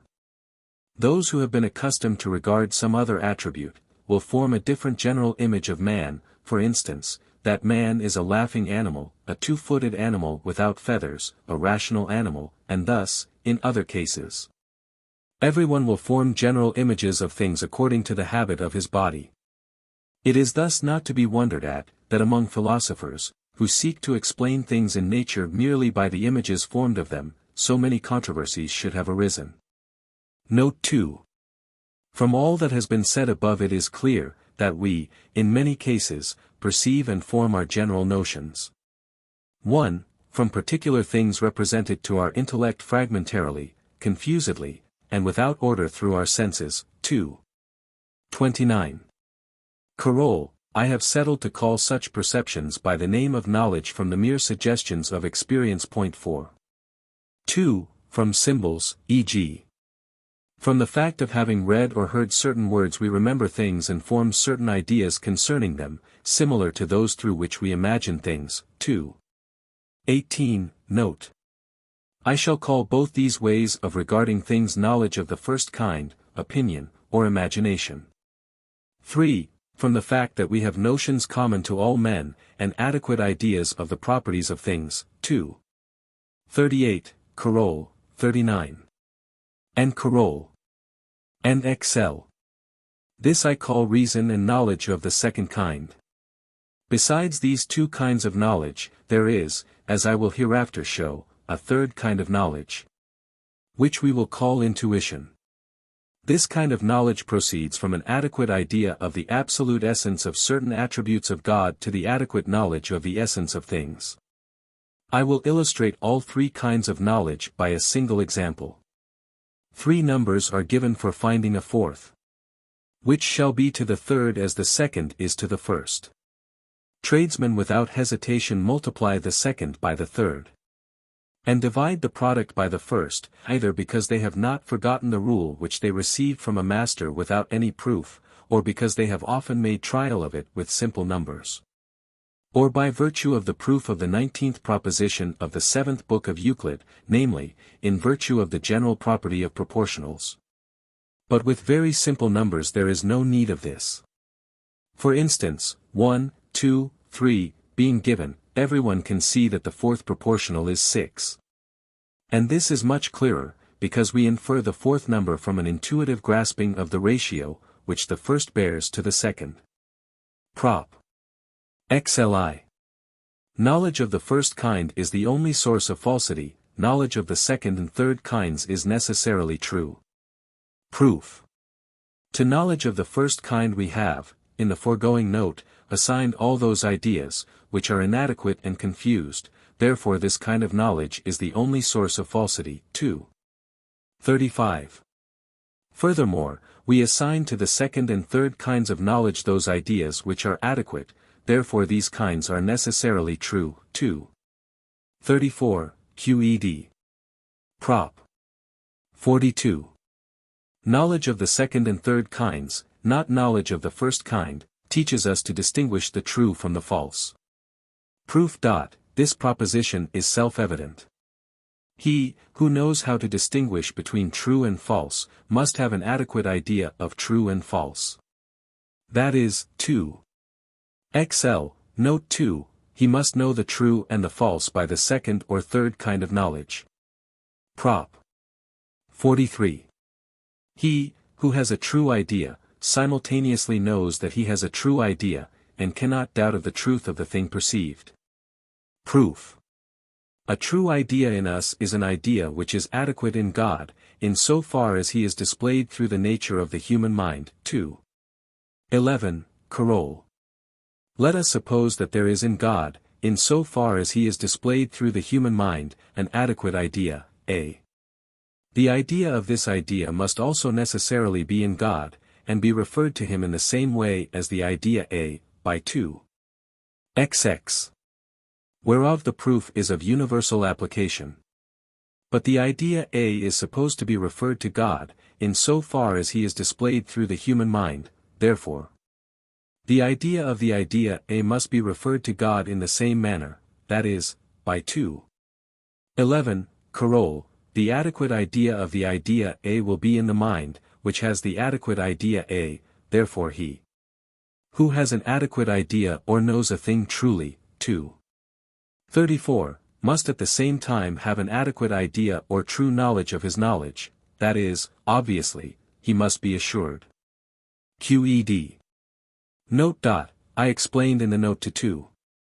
21, what is meant by the idea of an idea, but we may remark that the foregoing proposition is in itself sufficiently plain. No one, who has a true idea, is ignorant that a true idea involves the highest certainty. For to have a true idea is only another expression for knowing a thing perfectly, or as well as possible.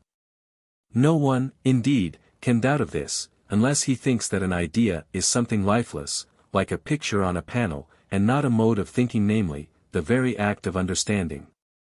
And who, I ask, can know that he understands anything, unless he do first understand it? In other words, who can know that he is sure of a thing, unless he be first sure of that thing? Further, what can there be more clear, and more certain, than a true idea as a standard of truth? Even as light displays both itself and darkness, so is truth a standard both of itself and of falsity. I think I have thus sufficiently answered these questions, namely, if a true idea is distinguished from a false idea, only in so far as it is said to agree with its object. A true idea has no more reality or perfection than a false idea, since the two are only distinguished by an extrinsic mark. Consequently, neither will a man who has a true idea have any advantage over him who has only false ideas. Further, how comes it that men have false ideas? Lastly, how can anyone be sure that he has ideas which agree with their objects? These questions, I repeat, I have, in my opinion, sufficiently answered. The difference between a true idea and a false idea is plain, from what was said in 2. 35, the former is related to the latter as being is to not being. The causes of falsity I have set forth very clearly in 2:19 and 2:35, with the note. From what is there stated, the difference between a man who has true ideas, and a man who has only false ideas, is made apparent. As for the last question as to how a man can be sure that he has ideas that agree with their objects, I have just pointed out, with abundant clearness, that his knowledge arises from the simple fact that he has an idea which corresponds with its object, in other words, that truth is its own standard. We may add that our mind, in so far as it perceives things truly, is part of the infinite intellect of God. 2:11, Coroll, therefore, the clear and distinct ideas of the mind are as necessarily true as the ideas of God. Prop. 44. It is not in the nature of reason to regard things as contingent, but as necessary. Proof. It is in the nature of reason to perceive things truly, 2:Zli, namely, I, acts. 6, as they are in themselves, that is, I, 29. Not as contingent, but as necessary. Qed. Corollary I. Hence it follows, that it is only through our imagination that we consider things, whether in respect to the future or the past, as contingent. Note. How this way of looking at things arises, I will briefly explain. We have shown above, 2:17, and Coroll, that the mind always regards things as present to itself, even though they be not in existence, until some causes arise which exclude their existence and presence. Further, 2:18. We showed that, if the human body has once been affected by two external bodies simultaneously, the mind, when it afterwards imagines one of the said external bodies, will straightway remember the other, that is, it will regard both as present to itself, unless there arise causes which exclude their existence and presence. Further, no one doubts that we imagine time, from the fact that we imagine bodies to be moved some more slowly than others, some more quickly, some at equal speed. Thus, let us suppose that a child yesterday saw Peter for the first time in the morning, Paul at noon, and Simon in the evening, then, that today he again sees Peter in the morning. It is evident, from 2:Prop. 18. That, as soon as he sees the morning light, he will imagine that the sun will traverse the same parts of the sky, as it did when he saw it on the preceding day. In other words, he will imagine a complete day, and, together with his imagination of the morning, he will imagine Peter, with noon, he will imagine Paul. And with evening, he will imagine Simon, that is, he will imagine the existence of Paul and Simon in relation to a future time. On the other hand, if he sees Simon in the evening, he will refer Peter and Paul to a past time, by imagining them simultaneously with the imagination of a past time. If it should at any time happen, that on some other evening the child should see James instead of Simon, he will, on the following morning, associate with his imagination of evening sometimes Simon, sometimes James. Not both together, for the child is supposed to have seen, at evening, one or other of them, not both together. His imagination will therefore waver, and, with the imagination of future evenings, he will associate first one, then the other, that is, he will imagine them in the future, neither of them as certain, but both as contingent. This wavering of the imagination will be the same, if the imagination be concerned with things which we thus contemplate, standing in relation to time past or time present. Consequently, we may imagine things as contingent, whether they be referred to time present, past, or future. Corollary 2. It is in the nature of reason to perceive things under a certain form of eternity, sub quadam aeternitatis specie. Proof. It is in the nature of reason to regard things, not as contingent, but as necessary. 2:44. Reason perceives this necessity of things, 2:Zli, truly, that is, I, acts. 6, as it is in itself. But, I, 16, this necessity of things is the very necessity of the eternal nature of God, therefore, it is in the nature of reason to regard things under this form of eternity. We may add that the bases of reason are the notions, 2:38. which answer to things common to all. And which, 2. 37, do not answer to the essence of any particular thing, which must therefore be conceived without any relation to time, under a certain form of eternity. Prop. XLV. Every idea of every body, or of every particular thing actually existing, necessarily involves the eternal and infinite essence of God. Proof. The idea of a particular thing actually existing necessarily involves both the existence and the essence of the said thing. 2. 8. Now particular things cannot be conceived without God, I. 15, but, inasmuch as, 2.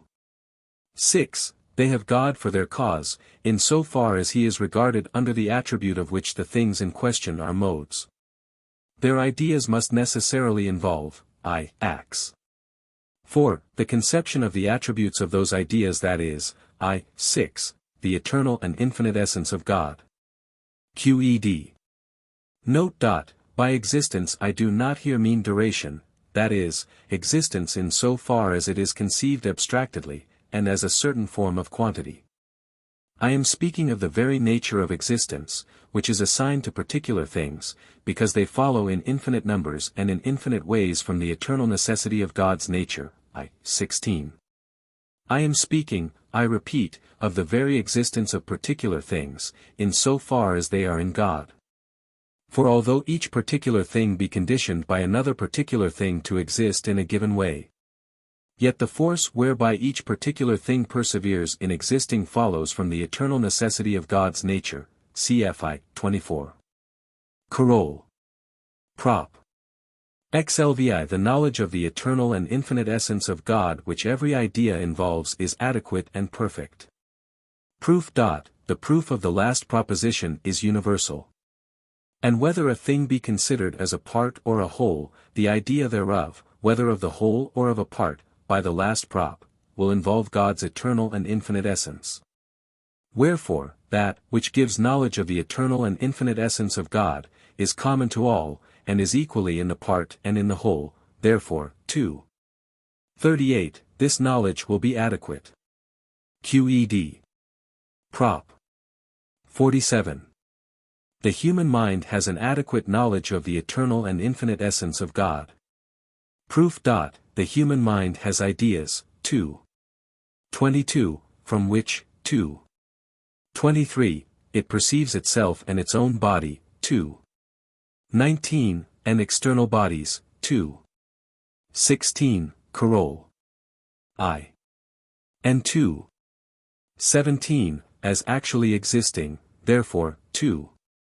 XLV and 46, it has an adequate knowledge of the eternal and infinite essence of God. QED.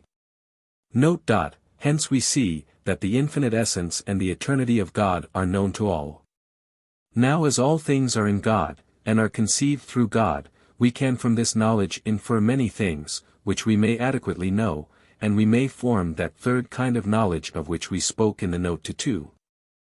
XL. And of the excellence and use of which we shall have occasion to speak in Part 5. Men have not so clear a knowledge of God as they have of general notions, because they are unable to imagine God as they do bodies, and also because they have associated the name God with images of things that they are in the habit of seeing. As indeed they can hardly avoid doing, being, as they are, men, and continually affected by external bodies. Many errors, in truth, can be traced to this head, namely, that we do not apply names to things rightly.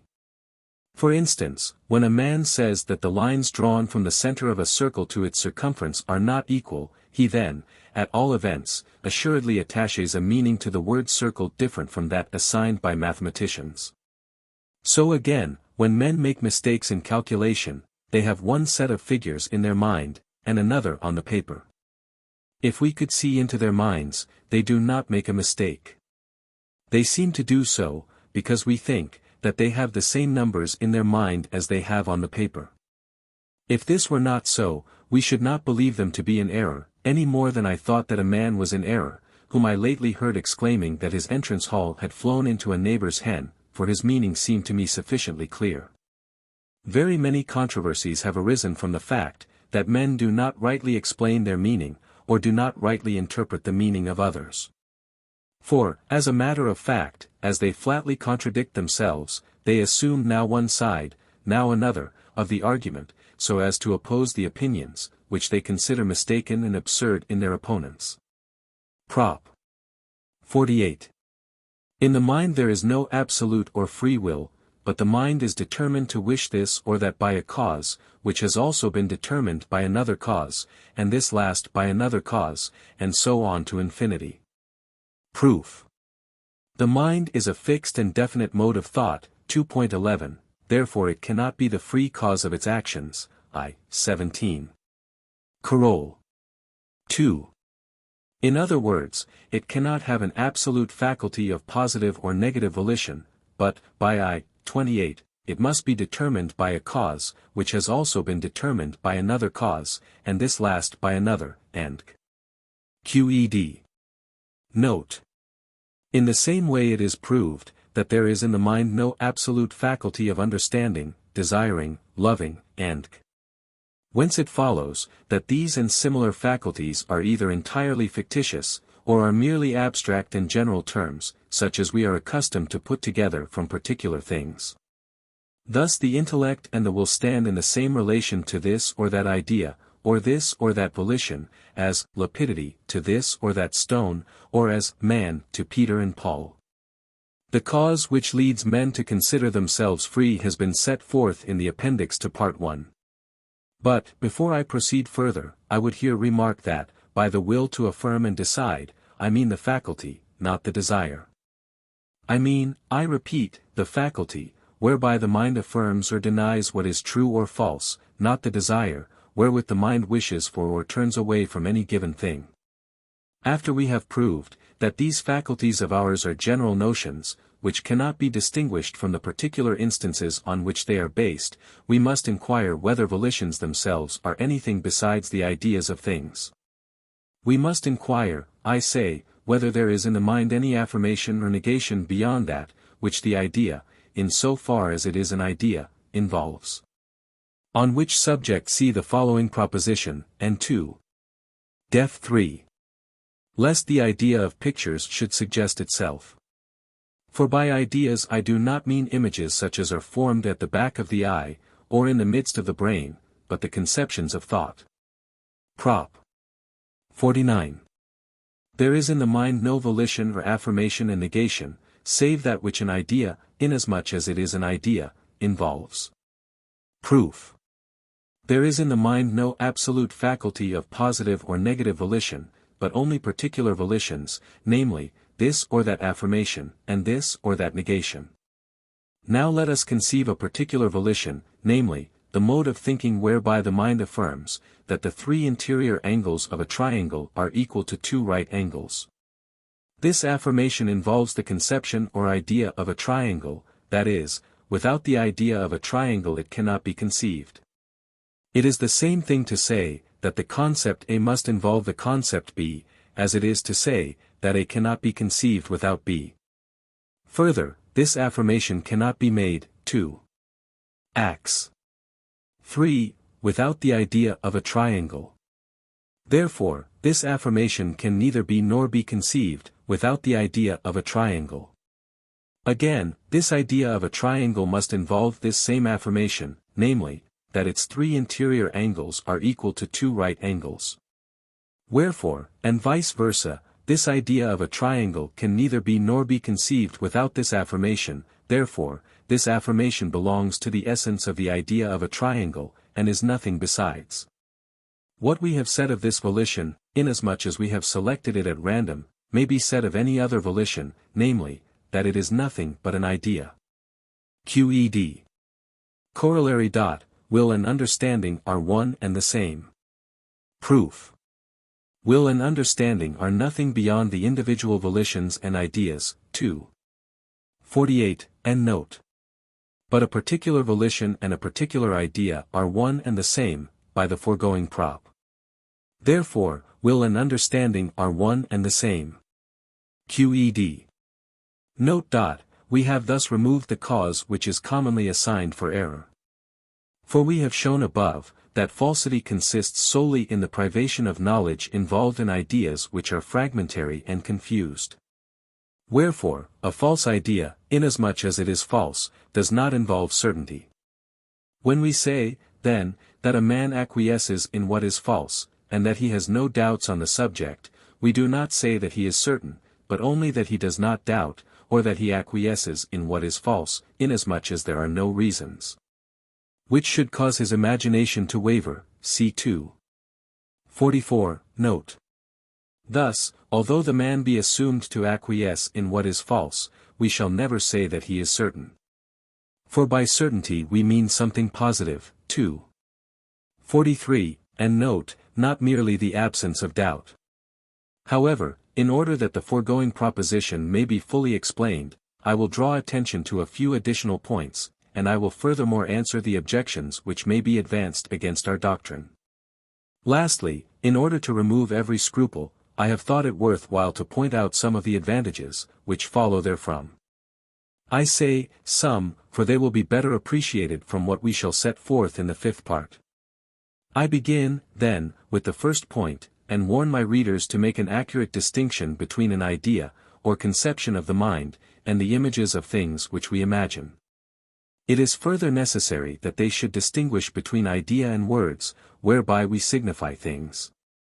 These three, namely, images, words, and ideas, are by many persons either entirely confused together, or not distinguished with sufficient accuracy or care, and hence people are generally in ignorance. How absolutely necessary is a knowledge of this doctrine of the will, both for philosophic purposes and for the wise ordering of life. Those who think that ideas consist in images which are formed in us by contact with external bodies, persuade themselves that the ideas of those things, whereof we can form no mental picture, are not ideas, but only figments, which we invent by the free decree of our will. They thus regard ideas as though they were inanimate pictures on a panel, and, filled with this misconception, do not see that an idea, inasmuch as it is an idea, involves an affirmation or negation. Again, those who confuse words with ideas, or with the affirmation which an idea involves, think that they can wish something contrary to what they feel, affirm, or deny.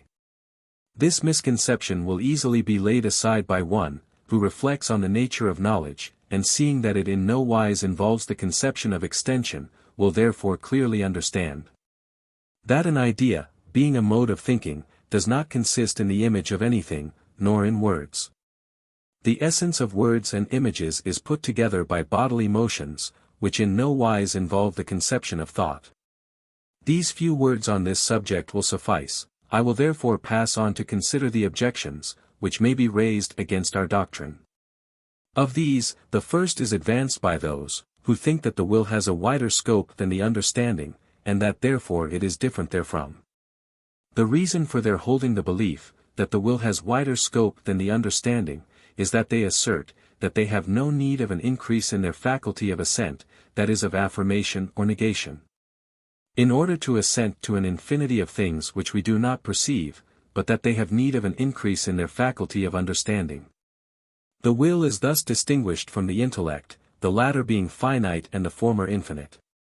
Secondly, it may be objected that experience seems to teach us especially clearly, that we are able to suspend our judgment before assenting to things which we perceive.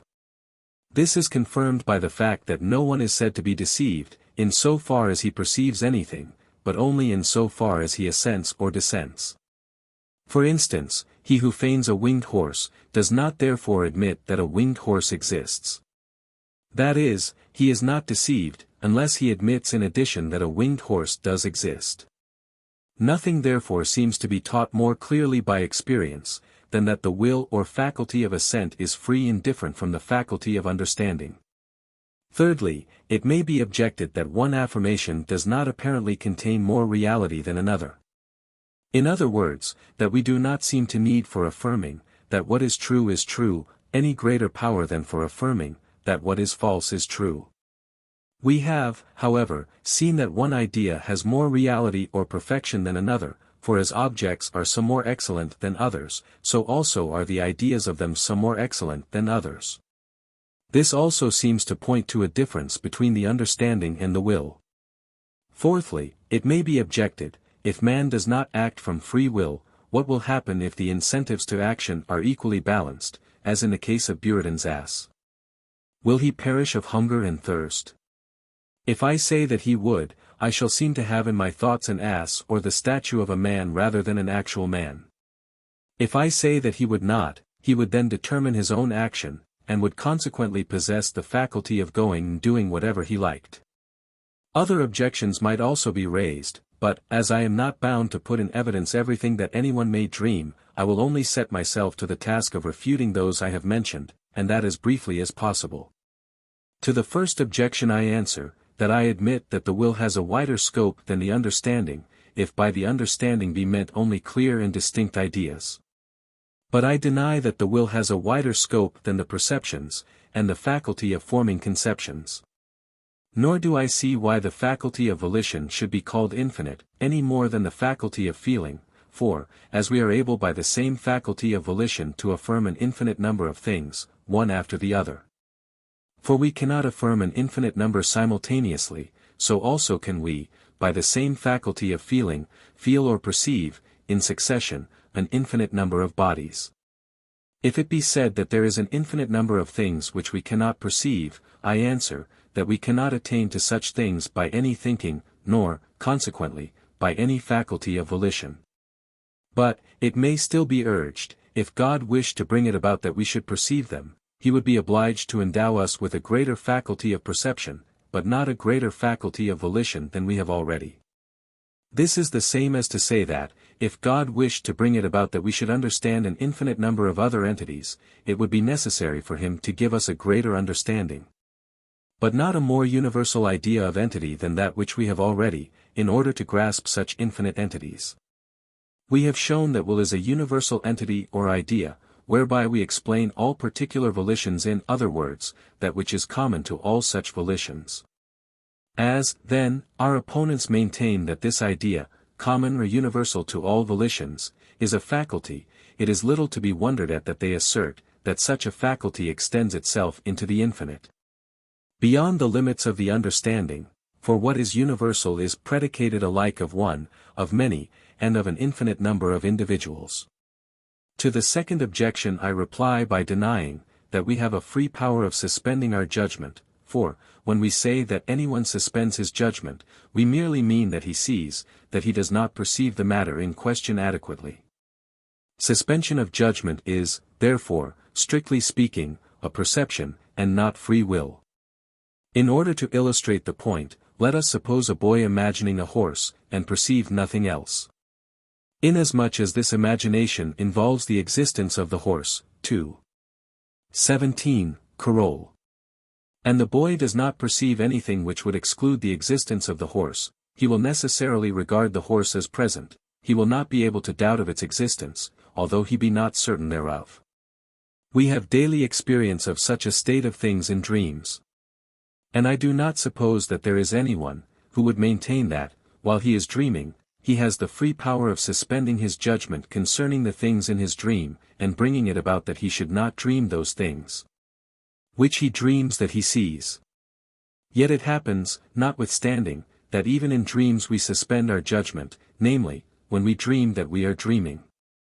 Further, I grant that no one can be deceived, so far as actual perception extends, that is, I grant that the mind's imaginations, regarded in themselves, do not involve error, 2:17, note. But I deny, that a man does not, in the act of perception, make any affirmation. For what is the perception of a winged horse, save affirming that a horse has wings? If the mind could perceive nothing else but the winged horse, it would regard the same as present to itself, it would have no reasons for doubting its existence, nor any faculty of dissent.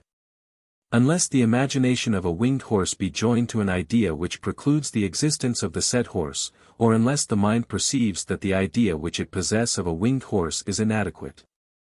In which case it will either necessarily deny the existence of such a horse, or will necessarily be in doubt on the subject. I think that I have anticipated my answer to the third objection, namely, that the will is something universal which is predicated of all ideas, and that it only signifies that which is common to all ideas, namely, an affirmation. whose adequate essence must, therefore, in so far as it is thus conceived in the abstract, be in every idea, and be, in this respect alone, the same in all, not in so far as it is considered as constituting the idea's essence, for, in this respect, particular affirmations differ one from the other, as much as do ideas. For instance, the affirmation which involves the idea of a circle, differs from that which involves the idea of a triangle, as much as the idea of a circle differs from the idea of a triangle. Further, I absolutely deny, that we are in need of an equal power of thinking, to affirm that that which is true, and to affirm that that which is false is true. These two affirmations, if we regard the mind, are in the same relation to one another as being and not being, for there is nothing positive in ideas, which constitutes the actual reality of falsehood. 2. 35, Note, and 47. Note. We must therefore conclude, that we are easily deceived, when we confuse universals with singulars, and the entities of reason and abstractions with realities. As for the fourth objection, I am quite ready to admit, that a man placed in the equilibrium described, namely, as perceiving nothing but hunger and thirst, a certain food and a certain drink, each equally distant from him, would die of hunger and thirst. If I am asked, whether such an one should not rather be considered an ass than a man, I answer, that I do not know, neither do I know how a man should be considered, who hangs himself, or how we should consider children, fools, madmen, and it remains to point out the advantages of a knowledge of this doctrine as bearing on conduct, and this may be easily gathered from what has been said. The doctrine is good. 1. Inasmuch as it teaches us to act solely according to the decree of God, and to be partakers in the divine nature, and so much the more, as we perform more perfect actions and more understand God. Such a doctrine not only completely tranquilizes our spirit, but also shows us where our highest happiness or blessedness is, namely, solely in the knowledge of God, whereby we are led to act only as love and piety shall bid us. We may thus clearly understand, how far astray from a true estimate of virtue are those who expect to be decorated by God with high rewards for their virtue, and their best actions, as for having endured the direst slavery. As if virtue and the service of God were not in itself happiness and perfect freedom. 2. Inasmuch as it teaches us, how we ought to conduct ourselves with respect to the gifts of fortune, or matters which are not in our power, and do not follow from our nature. For it shows us, that we should await and endure fortune's smiles or frowns with an equal mind, seeing that all things follow from the eternal decree of God by the same necessity, as it follows from the essence of a triangle, that the 3 angles are equal to 2 right angles. 3. This doctrine raises social life, inasmuch as it teaches us to hate no man, neither to despise, to deride, to envy, or to be angry with any. Further, as it tells us that each should be content with his own, and helpful to his neighbor, not from any womanish pity, favor, or superstition, but solely by the guidance of reason, according as the time and occasion demand. As I will show in Part 3. 4th. Lastly, this doctrine confers no small advantage on the commonwealth, for it teaches how citizens should be governed and led, not so as to become slaves, but so that they may freely do whatsoever things are best. I have thus fulfilled the promise made at the beginning of this note, and I thus bring the second part of my treatise to a close. I think I have therein explained the nature and properties of the human mind at sufficient length, and, considering the difficulty of the subject, with sufficient clearness. I have laid a foundation, whereon may be raised many excellent conclusions of the highest utility and most necessary to be known, as will, in what follows, be partly made plain. Part 3. On the origin and nature of the emotions. Most writers on the emotions and on human conduct seem to be treating rather of matters outside nature than of natural phenomena following nature's general laws. They appear to conceive man to be situated in nature as a kingdom within a kingdom, for they believe that he disturbs rather than follows nature's order, that he has absolute control over his actions, and that he is determined solely by himself.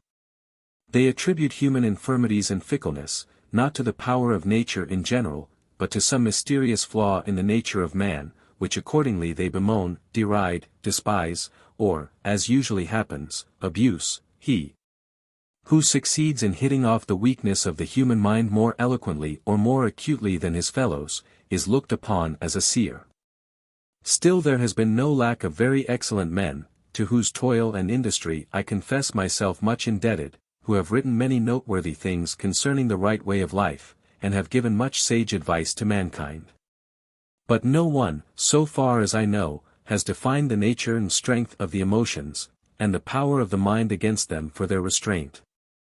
I do not forget, that the illustrious Descartes, though he believed, that the mind has absolute power over its actions, strove to explain human emotions by their primary causes, and, at the same time, to point out a way by which the mind might attain to absolute dominion over them. However, in my opinion, he accomplishes nothing beyond a display of the acuteness of his own great intellect, as I will show in the proper place. For the present I wish to revert to those, who would rather abuse or deride human emotions than understand them. Such persons will, doubtless think it strange that I should attempt to treat of human vice and folly geometrically, and should wish to set forth with rigid reasoning those matters which they cry out against as repugnant to reason, frivolous, absurd, and dreadful. However, such is my plan. Nothing comes to pass in nature, which can be set down to a flaw therein, for nature is always the same, and everywhere one and the same in her efficacy and power of action. That is, nature's laws and ordinances, whereby all things come to pass and change from one form to another, are everywhere and always the same. So that there should be one and the same method of understanding the nature of all things whatsoever, namely, through nature's universal laws and rules. Thus the passions of hatred, anger, envy, and so on, considered in themselves, follow from this same necessity in efficacy of nature. They answer to certain definite causes, through which they are understood, and possess certain properties as worthy of being known as the properties of anything else, whereof the contemplation in itself affords us delight. I shall, therefore, treat of the nature and strength of the emotions according to the same method, as I employed heretofore in my investigations concerning God and the mind.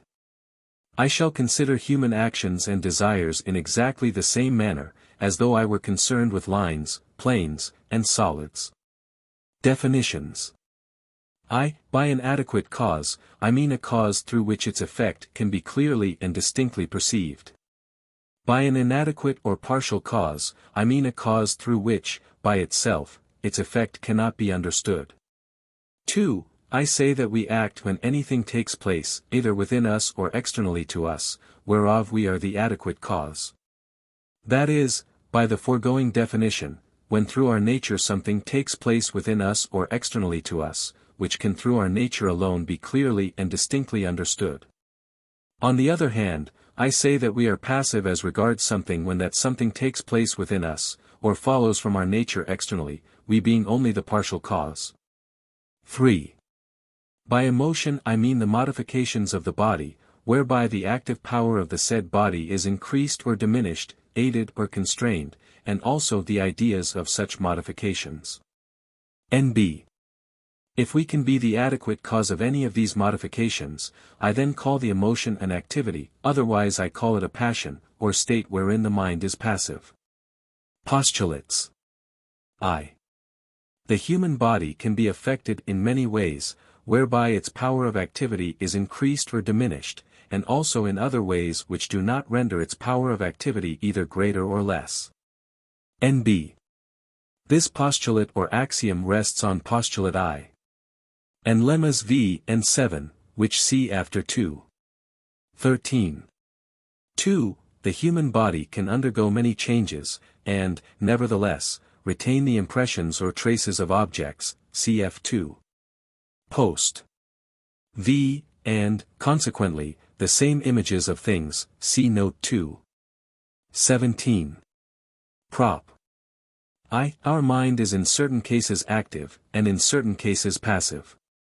In so far as it has adequate ideas it is necessarily active, and in so far as it has inadequate ideas, it is necessarily passive. Proof. In every human mind there are some adequate ideas, and some ideas that are fragmentary and confused, too. Note. Those ideas which are adequate in the mind are adequate also in God, inasmuch as he constitutes the essence of the mind. 2. Coroll, and those which are inadequate in the mind are likewise, by the same coroll, adequate in God, not inasmuch as he contains in himself the essence of the given mind alone, but as he, at the same time, contains the minds of other things. Again, from any given idea some effect must necessarily follow. 36, of this effect God is the adequate cause. 3. Def. Not inasmuch as he is infinite, but inasmuch as he is conceived as affected by the given idea. 2. 9. But of that effect whereof God is the cause, inasmuch as he is affected by an idea which is adequate in a given mind, of that effect, I repeat, the mind in question is the adequate cause. 2. 11. Coroll. Therefore our mind, in so far as it has adequate ideas. 3. Def. 2, is in certain cases necessarily active. This was our first point. Again, whatsoever necessarily follows from the idea which is adequate in God. Not by virtue of his possessing in himself the mind of one man only, but by virtue of his containing, together with the mind of that one man, the minds of other things also. Of such an effect. 2. 11. Coroll, the mind of the given man is not an adequate, but only a partial cause. Thus, 3. Def. 2, the mind, inasmuch as it has inadequate ideas, is in certain cases necessarily passive. This was our second point. Therefore our mind, and qed. Corollary. Hence it follows that the mind is more or less liable to be acted upon, in proportion as it possesses inadequate ideas, and, contrariwise, is more or less active in proportion as it possesses adequate ideas. Prop. 2. Body cannot determine mind to think, neither can mind determine body to motion or rest or any state different from these, if such there be. Proof.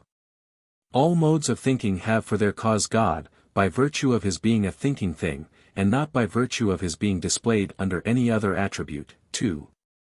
6.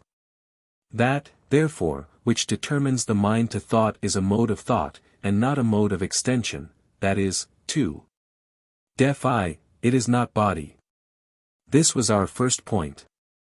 Again, the motion and rest of a body must arise from another body, which has also been determined to a state of motion or rest by a third body, and absolutely everything which takes place in a body must spring from God, in so far as he is regarded as affected by some mode of extension, and not by some mode of thought. 2.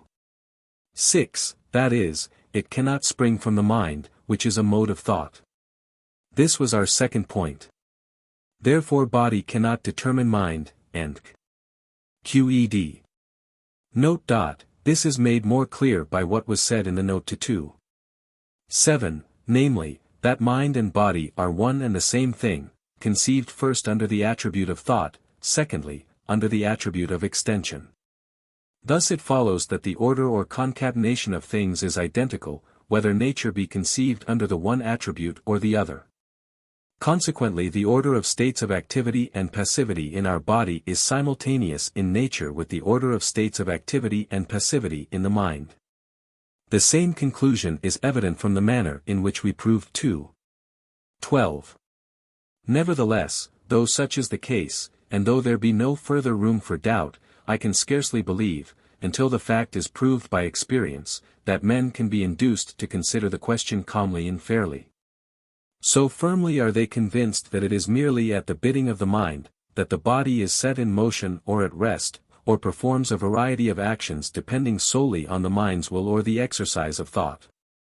However, no one has hitherto laid down the limits to the powers of the body, that is, no one has as yet been taught by experience what the body can accomplish solely by the laws of nature, in so far as she is regarded as extension. No one hitherto has gained such an accurate knowledge of the bodily mechanism, that he can explain all its functions. Nor need I call attention to the fact that many actions are observed in the lower animals, which far transcend human sagacity, and that somnambulists do many things in their sleep, which they would not venture to do when awake. these instances are enough to show, that the body can by the sole laws of its nature do many things which the mind wonders at. Again, no one knows how or by what means the mind moves the body, nor how many various degrees of motion it can impart to the body, nor how quickly it can move it. Thus, when men say that this or that physical action has its origin in the mind, which latter has dominion over the body, they are using words without meaning. Or are confessing in specious phraseology that they are ignorant of the cause of the said action, and do not wonder at it. But, they will say, whether we know or do not know the means whereby the mind acts on the body, we have, at any rate, experience of the fact that unless the human mind is in a fit state to think, the body remains inert. Moreover, we have experience, that the mind alone can determine whether we speak or are silent, and a variety of similar states which, accordingly, we say depend on the mind's decree. But, as to the first point, I ask such objectors, whether experience does not also teach, that if the body be inactive the mind is simultaneously unfitted for thinking? For when the body is at rest and sleep, the mind simultaneously is in a state of torpor also, and has no power of thinking, such as it possesses when the body is awake. Again, I think everyone's experience will confirm the statement, that the mind is not at all times equally fit for thinking on a given subject. But according as the body is more or less fitted for being stimulated by the image of this or that object, so also is the mind more or less fitted for contemplating the said object. But, it will be urged, it is impossible that solely from the laws of nature considered as extended substance, we should be able to deduce the causes of buildings, pictures, and things of that kind, which are produced only by human art. Nor would the human body, unless it were determined and led by the mind, be capable of building a single temple. However, I have just pointed out that the objectors cannot fix the limits of the body's power, or say what can be concluded from a consideration of its sole nature. Whereas they have experience of many things being accomplished solely by the laws of nature, which they would never have believed possible except under the direction of mind, such are the actions performed by somnambulists while asleep, and wondered at by their performers when awake. I would further call attention to the mechanism of the human body, which far surpasses in complexity all that has been put together by human art, not to repeat what I have already shown, namely, that from nature, under whatever attribute she be considered, infinite results follow. As for the second objection, I submit that the world would be much happier, if men were as fully able to keep silence as they are to speak. Experience abundantly shows that men can govern anything more easily than their tongues, and restrain anything more easily than their appetites. When it comes about that many believe, that we are only free in respect to objects which we moderately desire, because our desire for such can easily be controlled by the thought of something else frequently remembered. But that we are by no means free in respect to what we seek with violent emotion, for our desire cannot then be allayed with the remembrance of anything else. However, unless such persons had proved by experience that we do many things which we afterwards repent of, and again that we often, when assailed by contrary emotions, see the better and follow the worse, there would be nothing to prevent their believing that we are free in all things. Thus an infant believes that of its own free will it desires milk, an angry child believes that it freely desires vengeance, a timid child believes that it freely desires to run away. Further, a drunken man believes that he utters from the free decision of his mind words which, when he is sober, he would willingly have withheld. Thus, too, a delirious man, a garrulous woman, a child, and others of like complexion, believe that they speak from the free decision of their mind, when they are in reality unable to restrain their impulse to talk. Experience teaches us no less clearly than reason, that men believe themselves to be free, simply because they are conscious of their actions, and unconscious of the causes whereby those actions are determined. And, further, it is plain that the dictates of the mind are but another name for the appetites, and therefore vary according to the varying state of the body. Everyone shapes his actions according to his emotion. Those who are assailed by conflicting emotions know not what they wish, those who are not attacked by any emotion are readily swayed this way or that. All these considerations clearly show that a mental decision and a bodily appetite, or determined state, are simultaneous, or rather are one and the same thing, which we call decision. when it is regarded under and explained through the attribute of thought, and a conditioned state, when it is regarded under the attribute of extension, and deduced from the laws of motion and rest. This will appear yet more plainly in the sequel. For the present I wish to call attention to another point, namely, that we cannot act by the decision of the mind, unless we have a remembrance of having done so. For instance, we cannot say a word without remembering that we have done so. Again, it is not within the free power of the mind to remember or forget a thing at will. Therefore the freedom of the mind must in any case be limited to the power of uttering or not uttering something which it remembers. But when we dream that we speak, we believe that we speak from a free decision of the mind, yet we do not speak, or, if we do, it is by a spontaneous motion of the body.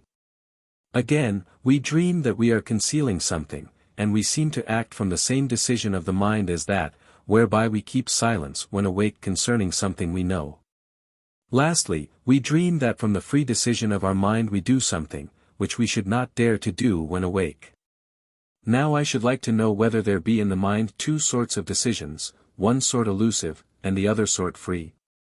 If our folly does not carry us so far as this, we must necessarily admit, that the decision of the mind, which is believed to be free, is not distinguishable from the imagination or memory, and is nothing more than the affirmation, which an idea, by virtue of being an idea, necessarily involves. 2. 49. Wherefore these decisions of the mind arise in the mind by the same necessity, as the ideas of things actually existing. Therefore those who believe, that they speak or keep silence or act in any way from the free decision of their mind, do but dream with their eyes open. Prop. 3. The activities of the mind arise solely from adequate ideas, the passive states of the mind depend solely on inadequate ideas. Proof. The first element, which constitutes the essence of the mind, is nothing else but the idea of the actually existent body. 2. 11, and 13, which, 2. 15, is compounded of many other ideas, whereof some are adequate and some inadequate. 2. 29. Coroll. 2. 38. Coroll. Whatsoever therefore follows from the nature of mind, and has mind for its proximate cause, through which it must be understood, must necessarily follow either from an adequate or from an inadequate idea. But in so far as the mind, 3. Has inadequate ideas, it is necessarily passive, wherefore the activities of the mind follow solely from adequate ideas. And accordingly the mind is only passive in so far as it has inadequate ideas. QED. Note. Thus we see, that passive states are not attributed to the mind, except in so far as it contains something involving negation, or in so far as it is regarded as a part of nature, which cannot be clearly and distinctly perceived through itself without other parts. I could thus show, that passive states are attributed to individual things in the same way that they are attributed to the mind, and that they cannot otherwise be perceived, but my purpose is solely to treat of the human mind. Prop. 4. Nothing can be destroyed, except by a cause external to itself. Proof. This proposition is self-evident, for the definition of anything affirms the essence of that thing, but does not negative it. In other words, it postulates the essence of the thing, but does not take it away. So long therefore as we regard only the thing itself, without taking into account external causes, we shall not be able to find in it anything which could destroy it. QED. Prop. V. Things are naturally contrary, that is, cannot exist in the same object, in so far as one is capable of destroying the other. Proof. If they could agree together or coexist in the same object, there would then be in the said object something which could destroy it, but this, by the foregoing proposition, is absurd, therefore things, and QED. Prop. 6. Everything, in so far as it is in itself, endeavors to persist in its own being. Proof. Individual things are modes whereby the attributes of God are expressed in a given determinate manner. 25. Coroll. That is, 34, they are things which express in a given determinate manner the power of God, whereby God is and acts, now no thing contains in itself anything whereby it can be destroyed, or which can take away its existence. 3. 4. But contrariwise it is opposed to all that could take away its existence. 3. Therefore, in so far as it can, and in so far as it is in itself, it endeavors to persist in its own being. Qed. Prop. 7. The endeavor, wherewith everything endeavors to persist in its own being, is nothing else but the actual essence of the thing in question. Proof. From the given essence of any thing certain consequences necessarily follow. I. 36. Nor have things any power save such as necessarily follows from their nature as determined. I. 29. Wherefore the power of any given thing, or the endeavor whereby, either alone or with other things, it acts or endeavors to act, that is, 3. 6. The power or endeavor, wherewith it endeavors to persist in its own being, is nothing else but the given or actual essence of the thing in question. Qed. Prop. 8. The endeavor, whereby a thing endeavors to persist in its own being, involves no finite time, but an indefinite time. Proof. If it involved a limited time, which should determine the duration of the thing, it would then follow solely from that power whereby the thing exists, that the thing could not exist beyond the limits of that time, but that it must be destroyed. But this, 3. 4, is absurd. Wherefore the endeavor wherewith a thing exists involves no definite time, but, contrariwise, since, 3. 4. It will by the same power whereby it already exists always continue to exist, unless it be destroyed by some external cause, this endeavor involves an indefinite time. Prop. 9. The mind, both in so far as it has clear and distinct ideas, and also in so far as it has confused ideas, endeavors to persist in its being for an indefinite period, and of this endeavor it is conscious. Proof. The essence of the mind is constituted by adequate and inadequate ideas. 3. 3, therefore, 3. 7. Both in so far as it possesses the former, and in so far as it possesses the latter, it endeavors to persist in its own being, and that for an indefinite time. 3. 8. Now as the mind, 2. 23, is necessarily conscious of itself through the ideas of the modifications of the body, the mind is therefore, 3. 7, conscious of its own endeavor. Note. This endeavor, when referred solely to the mind, is called will, when referred to the mind and body in conjunction it is called appetite. It is, in fact, nothing else but man's essence, from the nature of which necessarily follow all those results which tend to its preservation, and which man has thus been determined to perform. Further, between appetite and desire there is no difference, except that the term desire is generally applied to men, in so far as they are conscious of their appetite. And may accordingly be thus defined: desire is appetite with consciousness thereof. It is thus plain from what has been said, that in no case do we strive for, wish for, long for, or desire anything, because we deem it to be good, but on the other hand we deem a thing to be good, because we strive for it, wish for it, long for it, or desire it. Prop. X. An idea, which excludes the existence of our body, cannot be postulated in our mind, but is contrary thereto. Proof. Whatsoever can destroy our body, cannot be postulated therein. 3. Therefore neither can the idea of such a thing occur in God, in so far as he has the idea of our body. 2. 9. Carol, that is, 2. 11. 13. The idea of that thing cannot be postulated as in our mind, but contrariwise, since, 2. 11. 13. The first element, that constitutes the essence of the mind, is the idea of the human body as actually existing. It follows that the first and chief endeavor of our mind is the endeavor to affirm the existence of our body, thus, an idea which negatives the existence of our body, is contrary to our mind, and Qed. Prop. 11. Whatsoever increases or diminishes, helps or hinders the power of activity in our body, the idea thereof increases or diminishes, helps or hinders the power of thought in our mind. Proof. This proposition is evident from 2. 7. Or from 2. 14. Note. Thus we see, that the mind can undergo many changes, and can pass sometimes to a state of greater perfection, sometimes to a state of lesser perfection.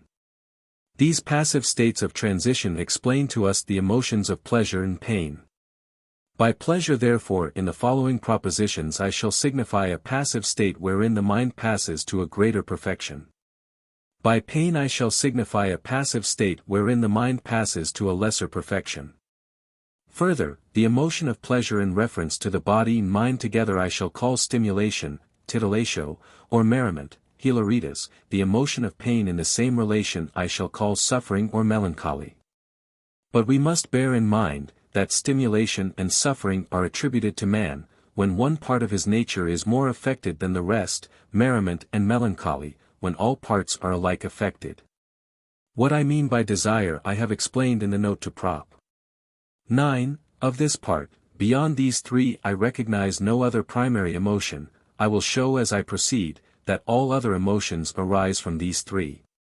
But, before I go further, I should like here to explain at greater length Prop. X of this part, in order that we may clearly understand how one idea is contrary to another. In the note to 2. 17.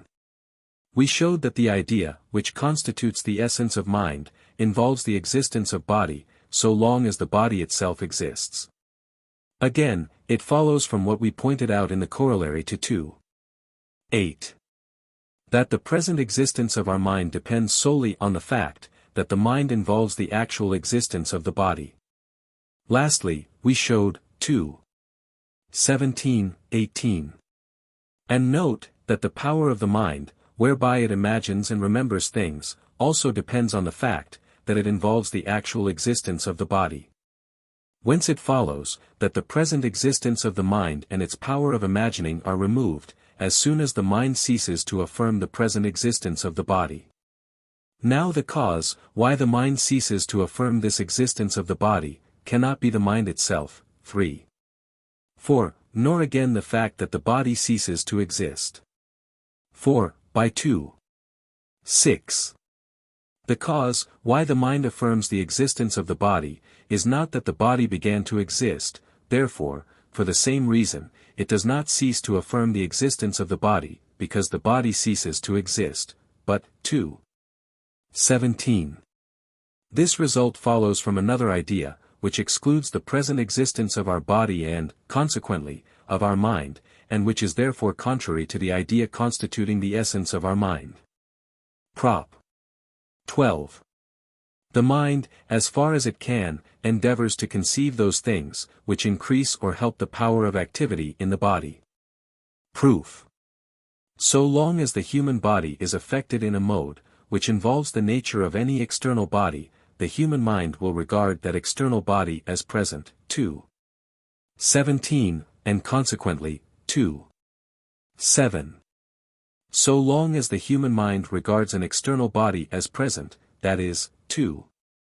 17, note, conceives it, the human body is affected in a mode, which involves the nature of the said external body.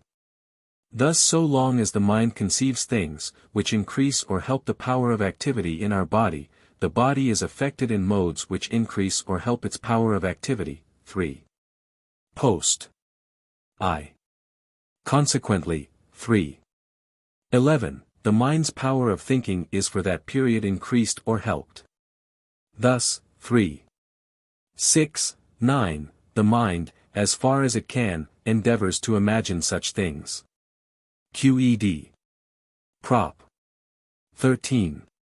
When the mind conceives things which diminish or hinder the body's power of activity, it endeavors, as far as possible, to remember things which exclude the existence of the first-named things. Proof. So long as the mind conceives anything of the kind alluded to, the power of the mind and body is diminished or constrained, cf. 3. 12, proof. Nevertheless it will continue to conceive it, until the mind conceives something else, which excludes the present existence thereof. 2. 17. That is, as I have just shown, the power of the mind and of the body is diminished, or constrained, until the mind conceives something else, which excludes the existence of the former thing conceived, therefore the mind. 3. 9. As far as it can, will endeavor to conceive or remember the latter. QED. Corollary. Hence it follows that the mind shrinks from conceiving those things, which diminish or constrain the power of itself and of the body. Note. From what has been said we may clearly understand the nature of love and hate. Love is nothing else but pleasure accompanied by the idea of an external cause, hate is nothing else but pain accompanied by the idea of an external cause. We further see, that he who loves necessarily endeavors to have, and to keep present to him, the object of his love, while he who hates endeavors to remove and destroy the object of his hatred. But I will treat of these matters at more length hereafter. Prop. 14. If the mind has once been affected by two emotions at the same time, it will, whenever it is afterwards affected by one of these two, be also affected by the other. Proof. If the human body has once been affected by two bodies at once, whenever afterwards the mind conceives one of them, it will straightway remember the other also. 2. 18. But the mind's conceptions indicate rather the emotions of our body than the nature of external bodies. 2. 16. Coroll. 2. Therefore, if the body, and consequently the mind, 3.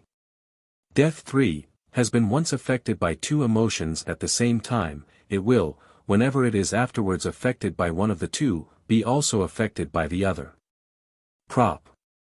15. Anything can, accidentally, be the cause of pleasure, pain, or desire. Proof. Let it be granted that the mind is simultaneously affected by two emotions, of which one neither increases nor diminishes its power of activity, and the other does either increase or diminish the said power. 3. Post. I. From the foregoing proposition it is evident that, whenever the mind is afterwards affected by the former, through its true cause, which, by hypothesis, neither increases nor diminishes its power of action, it will be at the same time affected by the latter, which does increase or diminish its power of activity, that is. 3. 11. Note, it will be affected with pleasure or pain. Thus the former of the two emotions will, not through itself, but accidentally, be the cause of pleasure or pain. In the same way also it can be easily shown, that a thing may be accidentally the cause of desire. QED. Corollary. Simply from the fact that we have regarded a thing with the emotion of pleasure or pain, though that thing be not the efficient cause of the emotion, we can either love or hate it. Proof. For from this fact alone it arises. 3. 14.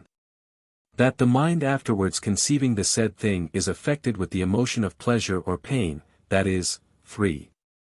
11. Note, according as the power of the mind and body may be increased or diminished, and consequently. 3. 12. According as the mind may desire or shrink from the conception of it. 3. 13. Coroll, in other words. 3. 13. Note, according as it may love or hate the same. QED. Note. Hence we understand how it may happen, that we love or hate a thing without any cause for our emotion being known to us, merely, as a phrase is, from sympathy or antipathy. We should refer to the same category those objects, which affect us pleasurably or painfully, simply because they resemble other objects which affect us in the same way.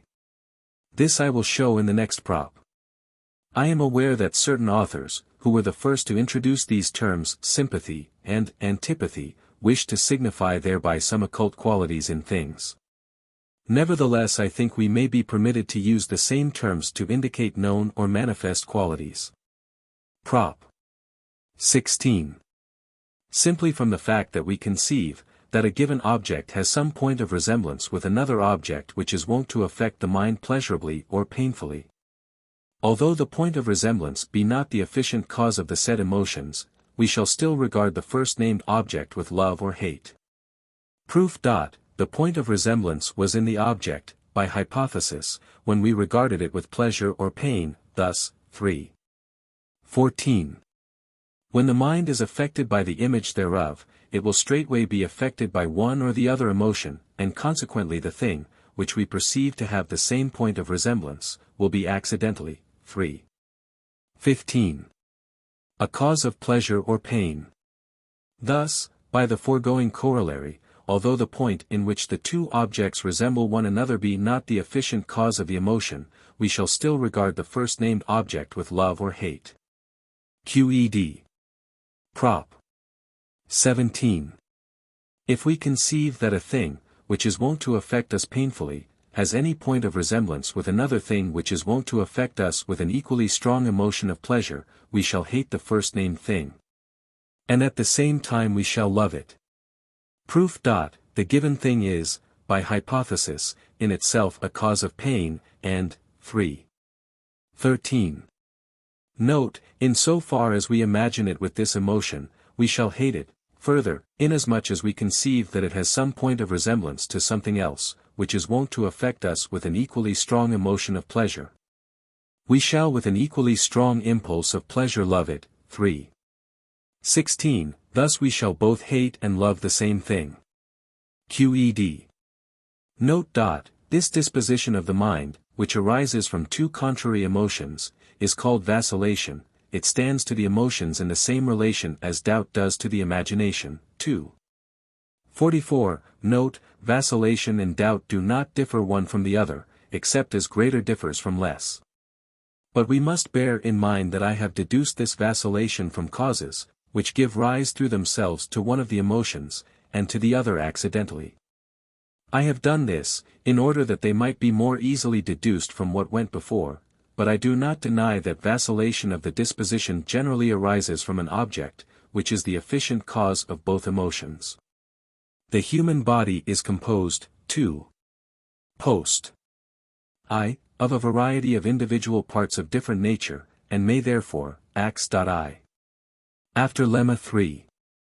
After 2. 13, be affected in a variety of different ways by one and the same body.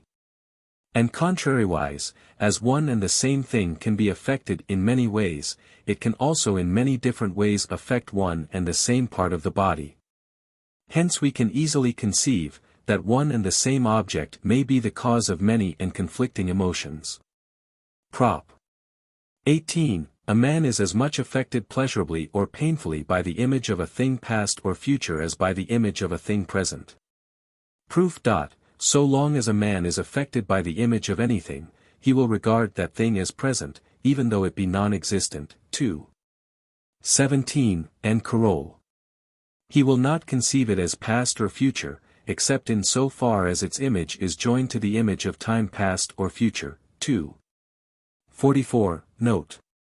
Wherefore the image of a thing, regarded in itself alone, is identical, whether it be referred to time past, time future, or time present, that is, 2. 16. Carole. The disposition or emotion of the body is identical, whether the image be of a thing past, future, or present. Thus the emotion of pleasure or pain is the same, whether the image be of a thing past or future. Qed. Note I call a thing past or future, according as we either have been or shall be affected thereby.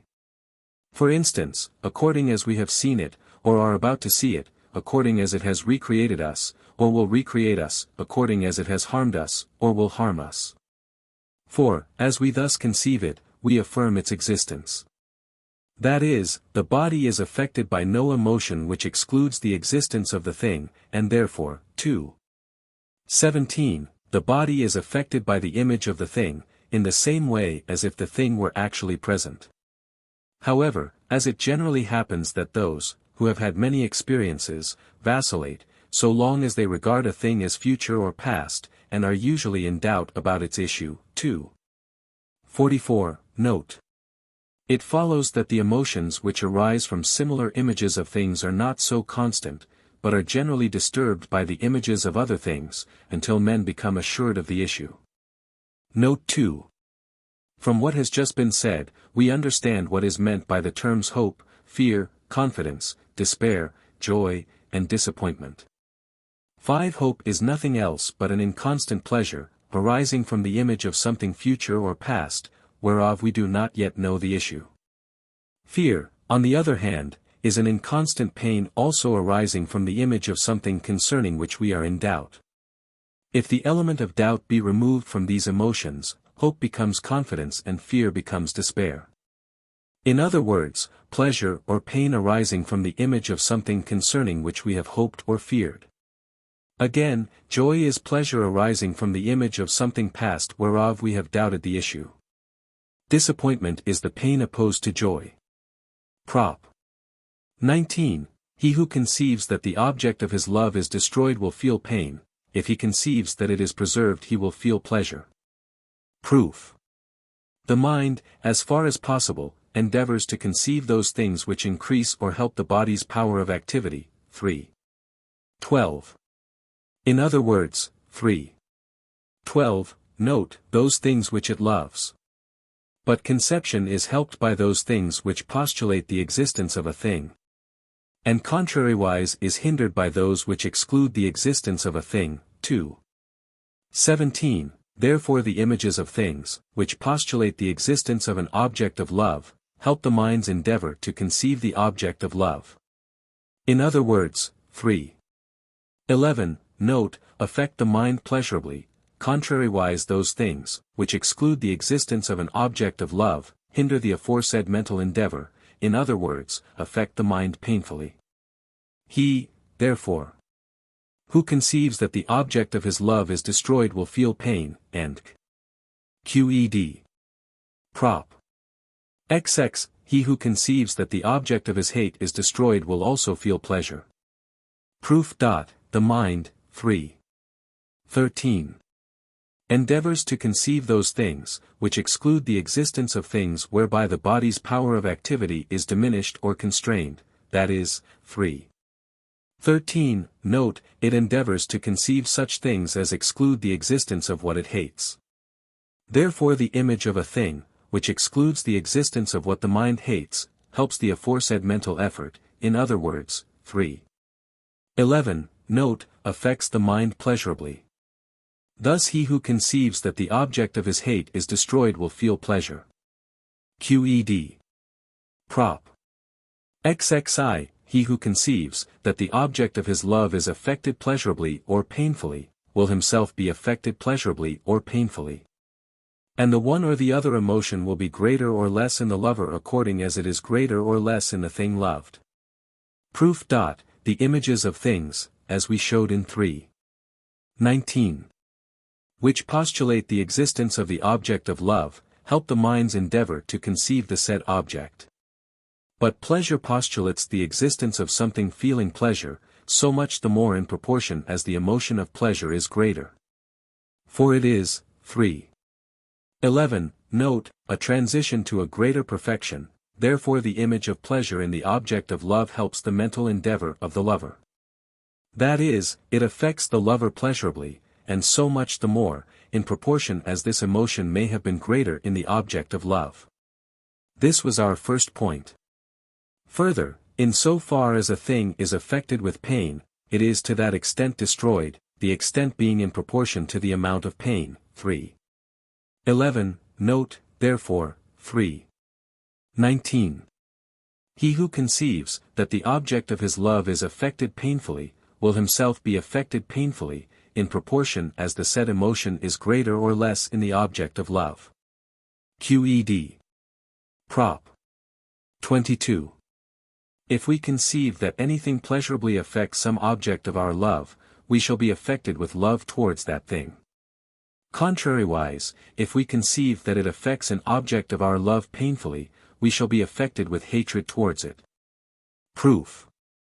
He, who affects pleasurably or painfully the object of our love, affects us also pleasurably or painfully, that is, if we conceive the loved object as affected with the said pleasure or pain. 3. 21. But this pleasure or pain is postulated to come to us accompanied by the idea of an external cause, therefore, 3. 13. Note, if we conceive that anyone affects an object of our love pleasurably or painfully. We shall be affected with love or hatred towards him. QED. Note. Prop. 21, explains to us the nature of pity, which we may define as pain arising from another's hurt. What term we can use for pleasure arising from another's gain, I know not. We will call the love towards him who confers a benefit on another, approval, and the hatred towards him who injures another, we will call indignation. We must further remark, that we not only feel pity for a thing which we have loved, as shown in 3:21. But also for a thing which we have hitherto regarded without emotion, provided that we deem that it resembles ourselves, as I will show presently. Thus, we bestow approval on one who has benefited anything resembling ourselves, and, contrariwise, are indignant with him who has done it an injury. Prop. 23. He who conceives that an object of his hatred is painfully affected, will feel pleasure. Contrariwise, if he thinks that the said object is pleasurably affected, he will feel pain.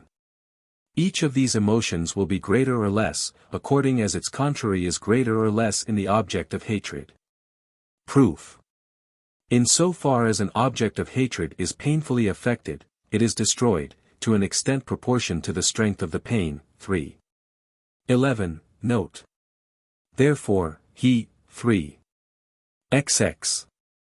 who conceives that some object of his hatred is painfully affected, will feel pleasure, to an extent proportioned to the amount of pain he conceives in the object of his hatred. This was our first point. Again, pleasure postulates the existence of the pleasurably affected thing. 3:11, note, in proportion as the pleasure is greater or less. If anyone imagines that an object of his hatred is pleasurably affected, this conception, 3:13, will hinder his own endeavor to persist, in other words, 3:11, note, he who hates will be painfully affected. QED. Note. This pleasure can scarcely be felt unalloyed, and without any mental conflict. For, as I am about to show in Prop. 27, in so far as a man conceives that something similar to himself is affected by pain, he will himself be affected in like manner, and he will have the contrary emotion in contrary circumstances. But here we are regarding hatred only. Prop. Ziv. If we conceive that anyone pleasurably affects an object of our hate, we shall feel hatred towards him also. If we conceive that he painfully affects that said object, we shall feel love towards him. Proof. This proposition is proved in the same way as 3:22, which see. Note. These and similar emotions of hatred are attributable to envy, which, accordingly, is nothing else but hatred, in so far as it is regarded as disposing a man to rejoice in another's hurt and to grieve at another's advantage. Prop. 25. We endeavor to affirm, concerning ourselves, and concerning what we love, everything that we can conceive to affect pleasurably ourselves, or the loved object. Contrariwise, we endeavor to negative everything, which we conceive to affect painfully ourselves or the loved object. Proof. That, which we conceive to affect an object of our love pleasurably or painfully, affects us also pleasurably or painfully. 3:21. But the mind, 3:12, endeavors, as far as possible, to conceive those things which affect us pleasurably, in other words, 2:17, and Carol, it endeavors to regard them as present. And, contrariwise, 3:13.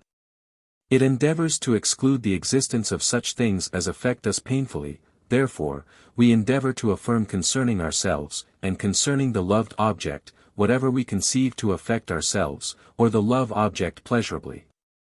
QED. Prop. XXV. We endeavor to affirm, concerning that which we hate, everything which we conceive to affect it painfully, and, contrariwise, we endeavor to deny, concerning it, everything which we conceive to affect it pleasurably. Proof. This proposition follows from 3:23, as the foregoing proposition followed from 3:21. Note. Thus we see that it may readily happen, that a man may easily think too highly of himself, or a loved object, and, contrariwise, too meanly of a hated object.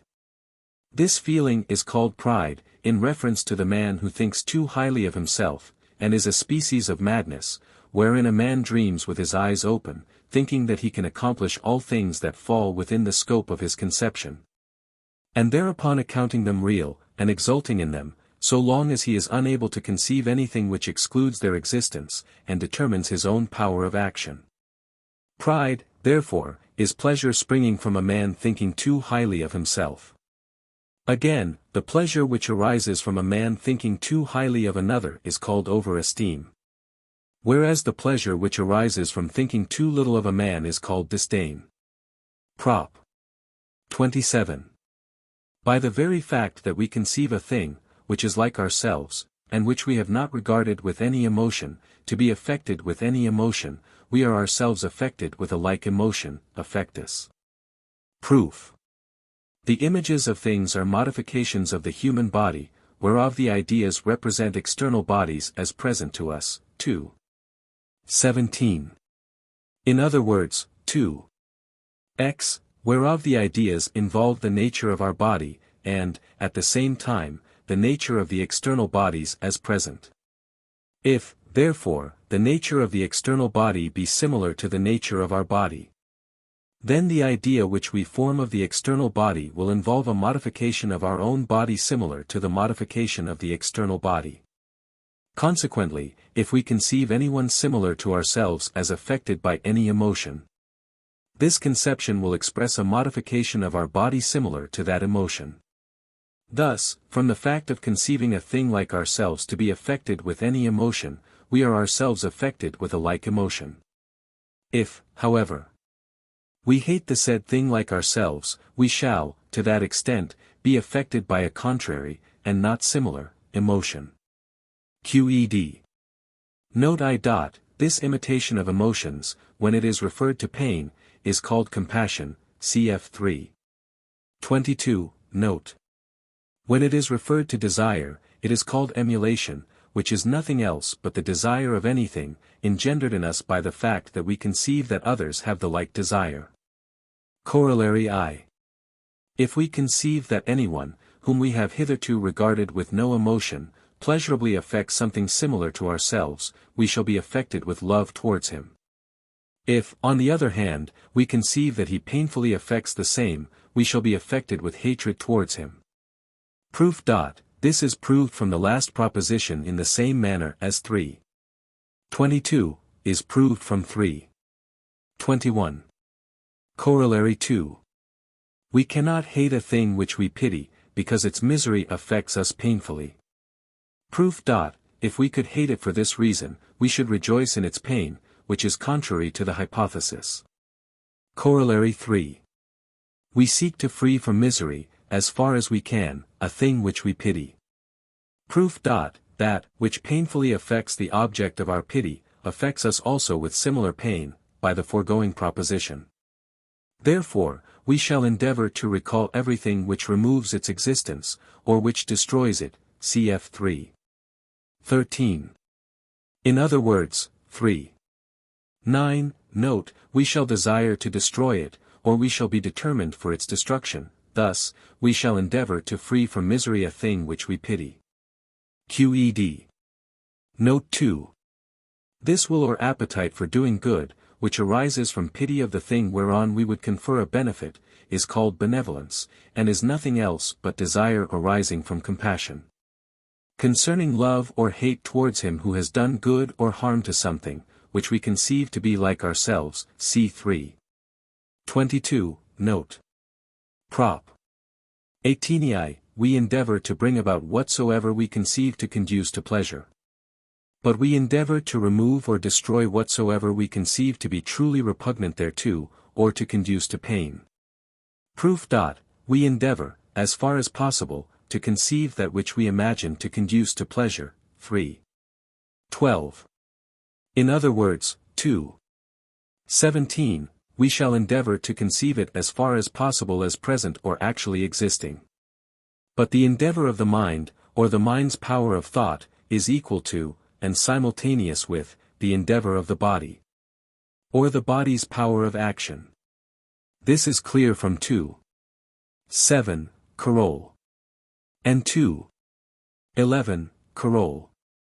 Therefore we make an absolute endeavor for its existence, in other words, which by 3:9, note. Come to the same thing, we desire and strive for it, this was our first point. Again, if we conceive that something, which we believe to be the cause of pain, that is, 3:13, note, which we hate, is destroyed.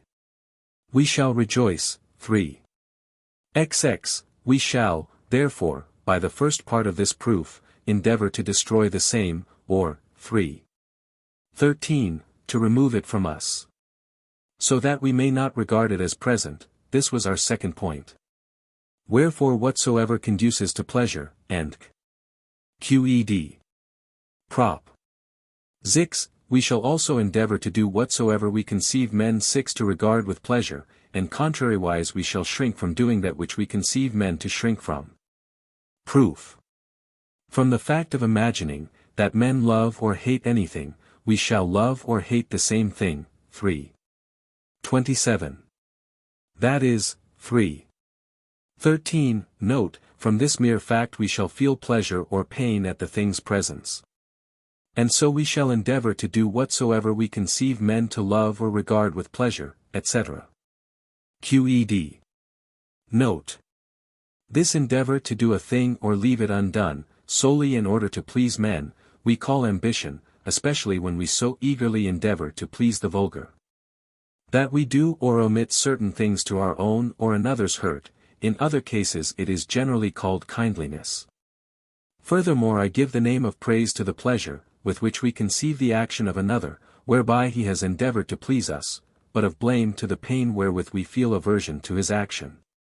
Prop. XXX. If anyone has done something which he conceives as affecting other men pleasurably, he will be affected by pleasure, accompanied by the idea of himself as cause, in other words, he will regard himself with pleasure. On the other hand, if he has done anything which he conceives as affecting others painfully, he will regard himself with pain. Proof. He who conceives that he affects others with pleasure or pain, will, by that very fact, himself be affected with pleasure or pain, 3:27, but, as a man, 2:19 and 23. Is conscious of himself through the modifications whereby he is determined to action, it follows that he who conceives, that he affects others pleasurably, will be affected with pleasure accompanied by the idea of himself as cause. In other words, he will regard himself with pleasure. And so mutatis mutandis in the case of pain. Qed. Note. As love, 3:13. Is pleasure accompanied by the idea of an external cause, and hatred is pain accompanied by the idea of an external cause, the pleasure and pain in question will be a species of love and hatred. But, as the terms love and hatred are used in reference to external objects, we will employ other names for the emotions now under discussion. Pleasure accompanied by the idea of an external cause 7 we will style honor. And the emotion contrary thereto we will style shame, I mean in such cases as where pleasure or pain arises from a man's belief that he is being praised or blamed, otherwise pleasure accompanied by the idea of an external cause 8 is called self-complacency, and its contrary pain is called repentance. Again, as it may happen, 2:17, Carol, that the pleasure, wherewith a man conceives that he affects others, may exist solely in his own imagination, and as, 3:25. Everyone endeavors to conceive concerning himself that which he conceives will affect him with pleasure, it may easily come to pass that a vain man may be proud and may imagine that he is pleasing to all, when in reality he may be an annoyance to all. Prop. XXXI. If we conceive that anyone loves, desires, or hates anything which we ourselves love, desire, or hate, we shall thereupon regard the thing in question with more steadfast love, and on the contrary, if we think that anyone shrinks from something that we love, we shall undergo vacillations of soul. Proof. from the mere fact of conceiving that anyone loves anything we shall ourselves love that thing. 3.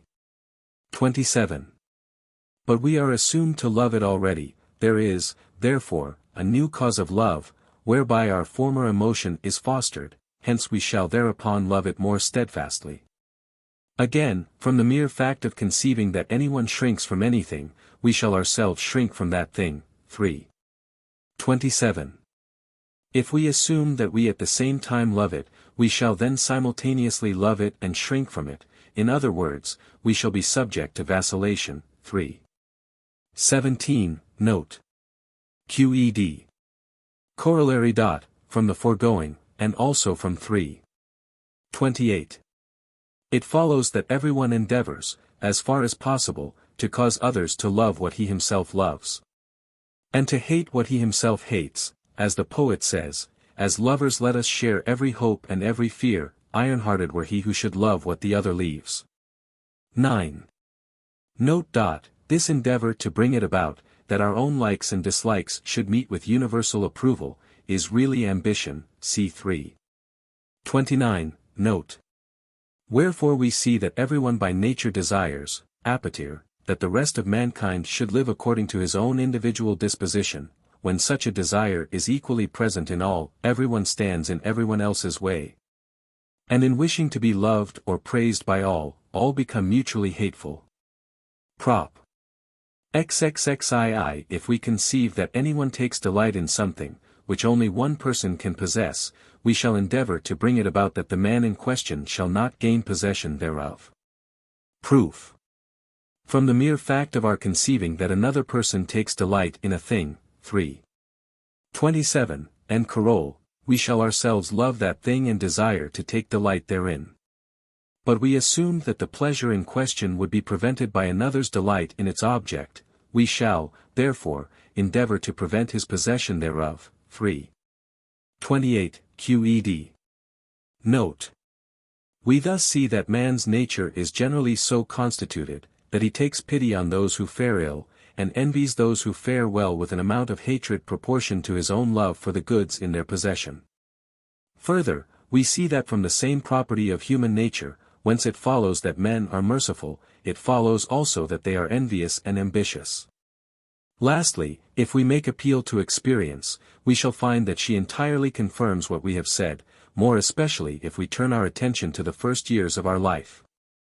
We find that children, whose body is continually, as it were, in equilibrium, laugh or cry simply because they see others laughing or crying.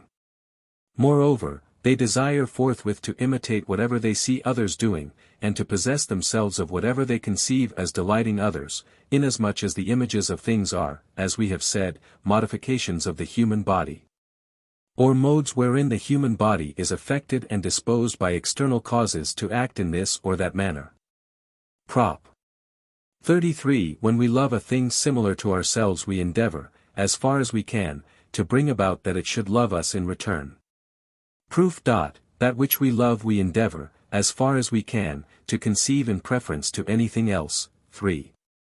12. If the thing be similar to ourselves, we shall endeavor to affect it pleasurably in preference to anything else. 3.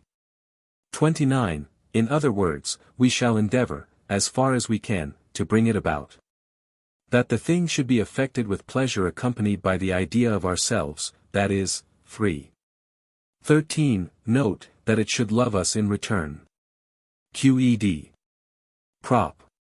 XXXIV. The greater the emotion with which we conceive a loved object to be affected towards us, the greater will be our complacency. Proof. We endeavor. 3. 33. As far as we can, to bring about, that what we love should love us in return, in other words, that what we love should be affected with pleasure accompanied by the idea of ourself as cause. Therefore, in proportion as the loved object is more pleasurably affected because of us, our endeavor will be assisted. That is, 3. 11. And note, the greater will be our pleasure. But when we take pleasure in the fact, that we pleasurably affect something similar to ourselves, we regard ourselves with pleasure. 3. 30. Therefore the greater the emotion with which we conceive a loved object to be affected, and QED. Prop. XXXV. If anyone conceives, that an object of his love joins itself to another with closer bonds of friendship than he himself has attained to, he will be affected with hatred towards the loved object and with envy towards his rival. Proof. In proportion as a man thinks, that a loved object is well affected towards him, will be the strength of his self-approval, by the last prop, that is, 3. XXX, note, of his pleasure, he will, therefore, 3. 28. Endeavor, as far as he can, to imagine the loved object as most closely bound to him. This endeavor or desire will be increased, if he thinks that someone else has a similar desire. 3. 31. But this endeavor or desire is assumed to be checked by the image of the loved object in conjunction with the image of him whom the loved object has joined to itself, therefore, 3. 11. Note, he will for that reason be affected with pain. Accompanied by the idea of the loved object as a cause in conjunction with the image of his rival, that is, he will be, 3. 13. Affected with hatred towards the loved object and also towards his rival, 3. 15. Coroll. Which latter he will envy as enjoying the beloved object. QED. Note. This hatred towards an object of love joined with envy is called jealousy, which accordingly is nothing else but a wavering of the disposition arising from combined love and hatred, accompanied by the idea of some rival who is envied. Further, this hatred towards the object of love will be greater, in proportion to the pleasure which the jealous man had been wont to derive from the reciprocated love of the said object. And also in proportion to the feelings he had previously entertained towards his rival. If he had hated him, he will forthwith hate the object of his love. Because he conceives it is pleasurably affected by one whom he himself hates, and also because he is compelled to associate the image of his loved one with the image of him whom he hates. This condition generally comes into play in the case of love for a woman, for he who thinks, that a woman whom he loves prostitutes herself to another, will feel pain, not only because his own desire is restrained, but also because, being compelled to associate the image of her he loves with the parts of shame and the excreta of another, he therefore shrinks from her. We must add, that a jealous man is not greeted by his beloved with the same joyful countenance as before, and this also gives him pain as a lover, as I will now show. Prop. 36. He who remembers a thing, in which he has once taken delight, desires to possess it under the same circumstances as when he first took delight therein. Proof. Everything, which a man has seen in conjunction with the object of his love, will be to him accidentally a cause of pleasure. 3.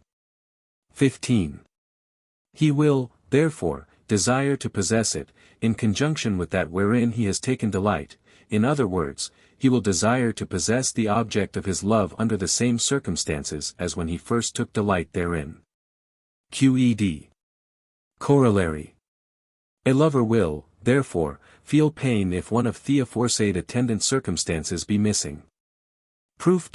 For, in so far as he finds some circumstance to be missing, he conceives something which excludes its existence. As he is assumed to be desirous for love's sake of that thing or circumstance, by the last prop, he will, in so far as he conceives it to be missing, feel pain. 3. 19. QED. Note. This pain, in so far as it has reference to the absence of the object of love, is called regret. Prop. XVI. Desire arising through pain or pleasure, hatred or love, is greater in proportion as the emotion is greater. Proof. Pain diminishes or constrains a man's power of activity. 3. 11. Note, in other words, 3. 7. Diminishes or constrains the effort, wherewith he endeavors to persist in his own being, therefore, 3. V. It is contrary to the said endeavor, thus all the endeavors of a man affected by pain are directed to removing that pain. But, by the definition of pain, in proportion as the pain is greater, so also is it necessarily opposed to a greater part of man's power of activity, therefore the greater the pain, the greater the power of activity employed to remove it. That is, the greater will be the desire or appetite in endeavoring to remove it. Again, since pleasure, 3. 11. Note, increases or aids a man's power of activity. It may easily be shown in like manner, that a man affected by pleasure has no desire further than to preserve it, and his desire will be in proportion to the magnitude of the pleasure. Lastly, since hatred and love are themselves emotions of pain and pleasure, it follows in like manner that the endeavor, appetite, or desire, which arises through hatred or love, will be greater in proportion to the hatred or love. Qed. Prop. 38. If a man has begun to hate an object of his love, so that love is thoroughly destroyed, he will, causes being equal, regard it with more hatred than if he had never loved it, and his hatred will be in proportion to the strength of his former love. Proof. If a man begins to hate that which he had loved, more of his appetites are put under restraint than if he had never loved it. For love is a pleasure. 3. 13. Note, which a man endeavors as far as he can to render permanent. 3. 28. He does so by regarding the object of his love as present, and by affecting it as far as he can pleasurably. This endeavor is greater in proportion as the love is greater. And so also is the endeavor to bring about that the beloved should return his affection. 3. 33. Now these endeavors are constrained by hatred towards the object of love. 3. 13. Carol. And 3. 23. Wherefore the lover. 3. 11. Note, will for this cause also be affected with pain. The more so in proportion as his love has been greater, that is, in addition to the pain caused by hatred, there is a pain caused by the fact that he has loved the object, wherefore the lover will regard the beloved with greater pain. Or in other words, will hate it more than if he had never loved it, and with the more intensity in proportion as his former love was greater. Qed. Prop. XXXX, he who hates anyone will endeavor to do him an injury, unless he fears that a greater injury will thereby accrue to himself. On the other hand, he who loves anyone will, by the same law, seek to benefit him. Proof. To hate a man is, 3. 13. Note, to conceive him as a cause of pain, therefore he who hates a man will endeavor to remove or destroy him.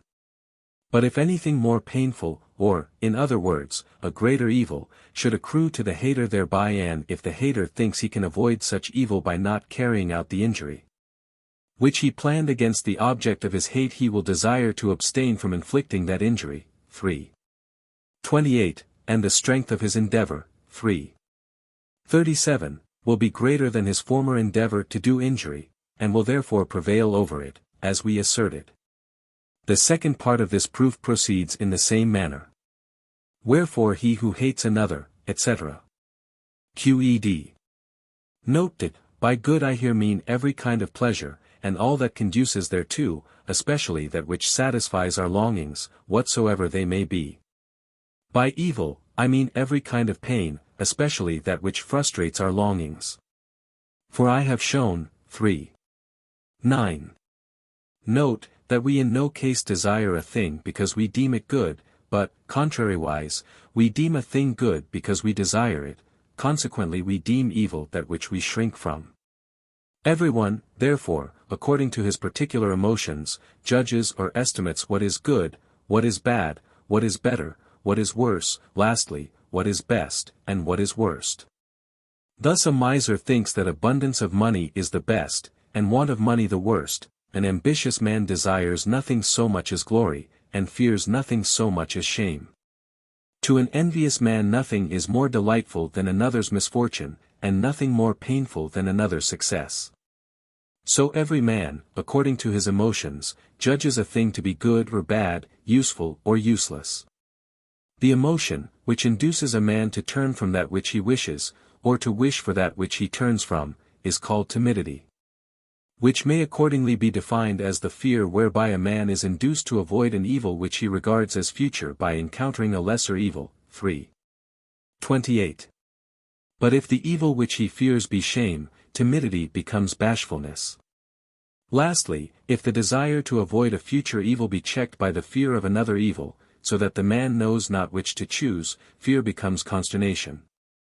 Especially if both the evils feared be very great. Prop.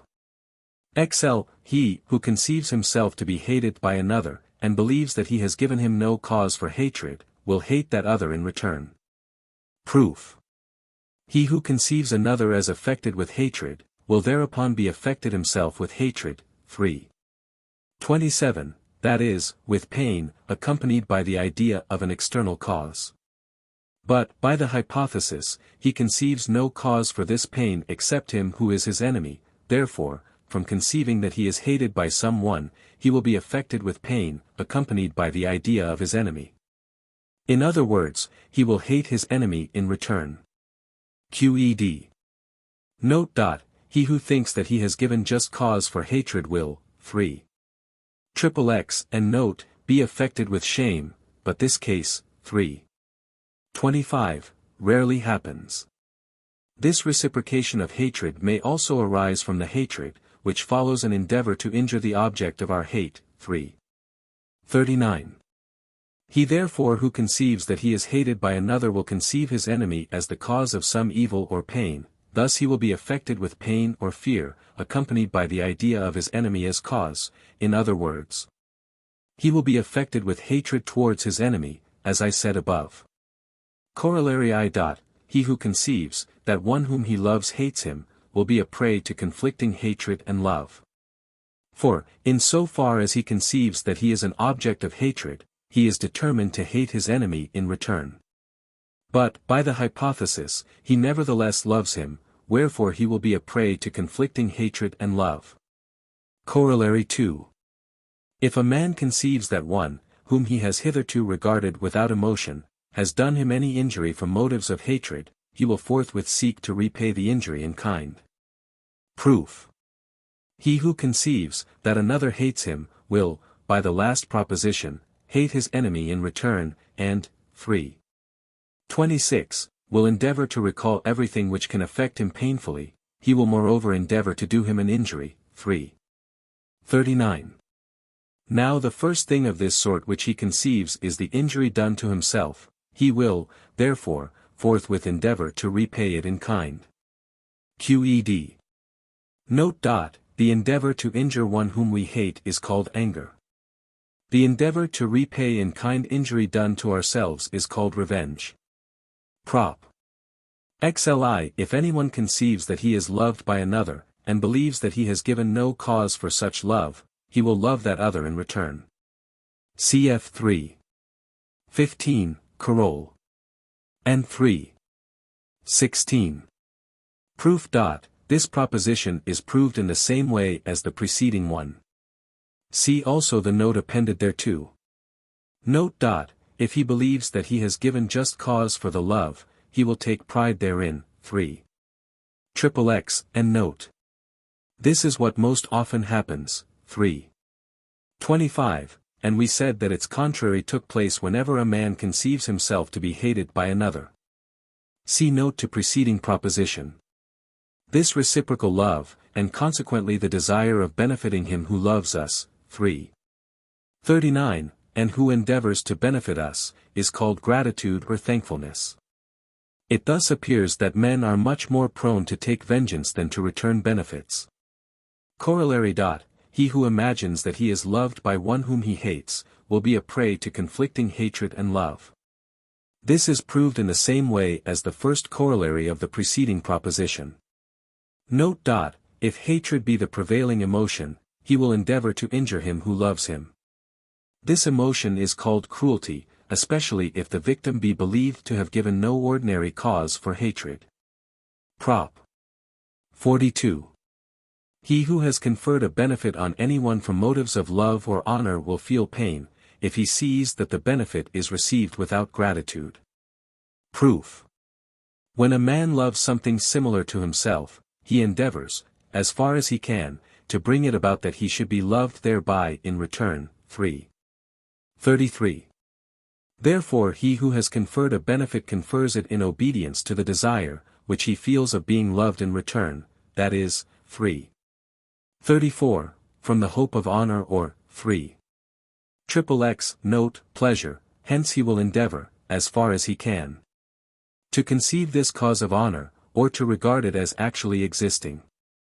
But, by the hypothesis, he conceives something else, which excludes the existence of the said cause of honor, wherefore he will thereat feel pain. 3. 19, QED. Prop. XLII, hatred is increased by being reciprocated, and can on the other hand be destroyed by love. Proof.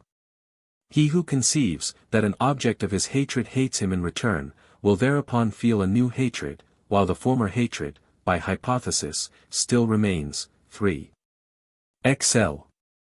But if, on the other hand, he conceives that the object of hate loves him, he will to this extent, 3. 38, regard himself with pleasure, and, 3. 29, will endeavor to please the cause of his emotion.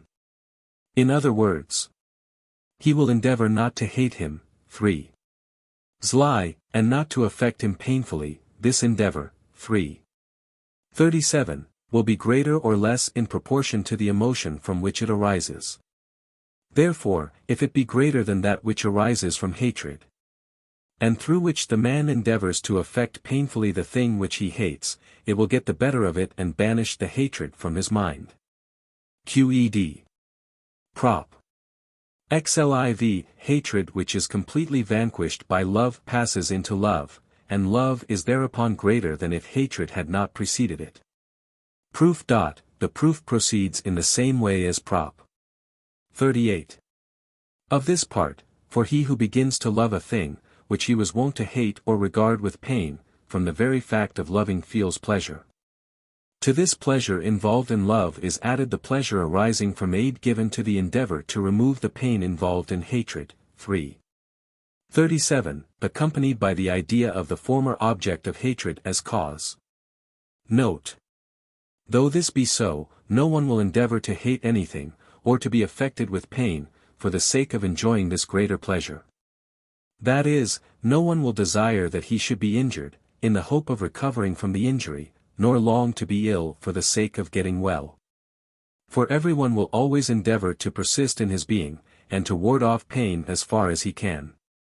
If the contrary is conceivable, namely, that a man should desire to hate someone, in order that he might love him the more thereafter, he will always desire to hate him. For the strength of love is in proportion to the strength of the hatred, wherefore the man would desire, that the hatred be continually increased more and more, and, for a similar reason, he would desire to become more and more ill. In order that he might take a greater pleasure in being restored to health, in such a case he would always endeavor to be ill, which, 3. 6, is absurd. Prop. XLV. If a man conceives, that anyone similar to himself hates anything also similar to himself, which he loves, he will hate that person. Proof. The beloved object feels reciprocal hatred towards him who hates it. 3. XL. Therefore the lover, in conceiving that anyone hates the beloved object, conceives the beloved thing as affected by hatred, in other words, 3. 13. By pain, consequently he is himself affected by pain accompanied by the idea of the hater of the beloved thing as cause, that is, he will hate him who hates anything which he himself loves. 3. 13, note. QED. Prop. 46. If a man has been affected pleasurably or painfully by anyone, of a class or nation different from his own, and if the pleasure or pain has been accompanied by the idea of the said stranger as cause. Under the general category of the class or nation, the man will feel love or hatred, not only to the individual stranger, but also to the whole class or nation whereto he belongs. Proof. This is evident from 3. 16. Prop. XLV. Joy arising from the fact, that anything we hate is destroyed, or suffers other injury, is never unaccompanied by a certain pain in us. Proof. This is evident from 3. 27. For in so far as we conceive a thing similar to ourselves to be affected with pain, we ourselves feel pain. Note. This proposition can also be proved from the corollary to 2. 17. Whenever we remember anything, even if it does not actually exist, we regard it only as present, and the body is affected in the same manner, wherefore, in so far as the remembrance of the thing is strong, a man is determined to regard it with pain. This determination, while the image of the thing in question lasts, is indeed checked by the remembrance of other things excluding the existence of the aforesaid thing, but is not destroyed, hence. A man only feels pleasure in so far as the said determination is checked. For this reason the joy arising from the injury done to what we hate is repeated, every time we remember that object of hatred. For, as we have said, when the image of the thing in question is aroused, inasmuch as it involves the thing's existence, it determines the man to regard the thing with the same pain as he was wont to do, when it actually did exist.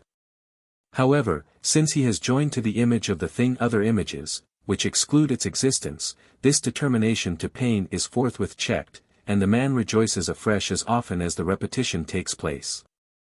This is the cause of men's pleasure in recalling past evils, and delight in narrating dangers from which they have escaped. For when men conceive a danger, they conceive it as still future, and are determined to fear it. This determination is checked afresh by the idea of freedom, which became associated with the idea of the danger when they escaped therefrom. This renders them secure afresh, therefore they rejoice afresh. Prop. 48. Love or hatred towards, for instance, Peter is destroyed, if the pleasure involved in the former, or the pain involved in the latter emotion, be associated with the idea of another cause, and will be diminished in proportion as we conceive Peter not to have been the sole cause of either emotion. Proof. This prop is evident from the mere definition of love and hatred. 3. 13. Note. For pleasure is called love towards Peter, and pain is called hatred towards Peter, simply in so far as Peter is regarded as the cause of one emotion or the other. When this condition of causality is either wholly or partly removed, the emotion towards Peter also wholly or in part vanishes. Qed. Prop. 49. Love or hatred towards a thing, which we conceive to be free, must, other conditions being similar, be greater than if it were felt towards a thing acting by necessity. Proof. A thing which we conceive as free must, def 7. be perceived through itself without anything else. If, therefore, we conceive it as the cause of pleasure or pain, we shall therefore, 3. 13. Note, love it or hate it, and shall do so with the utmost love or hatred that can arise from the given emotion.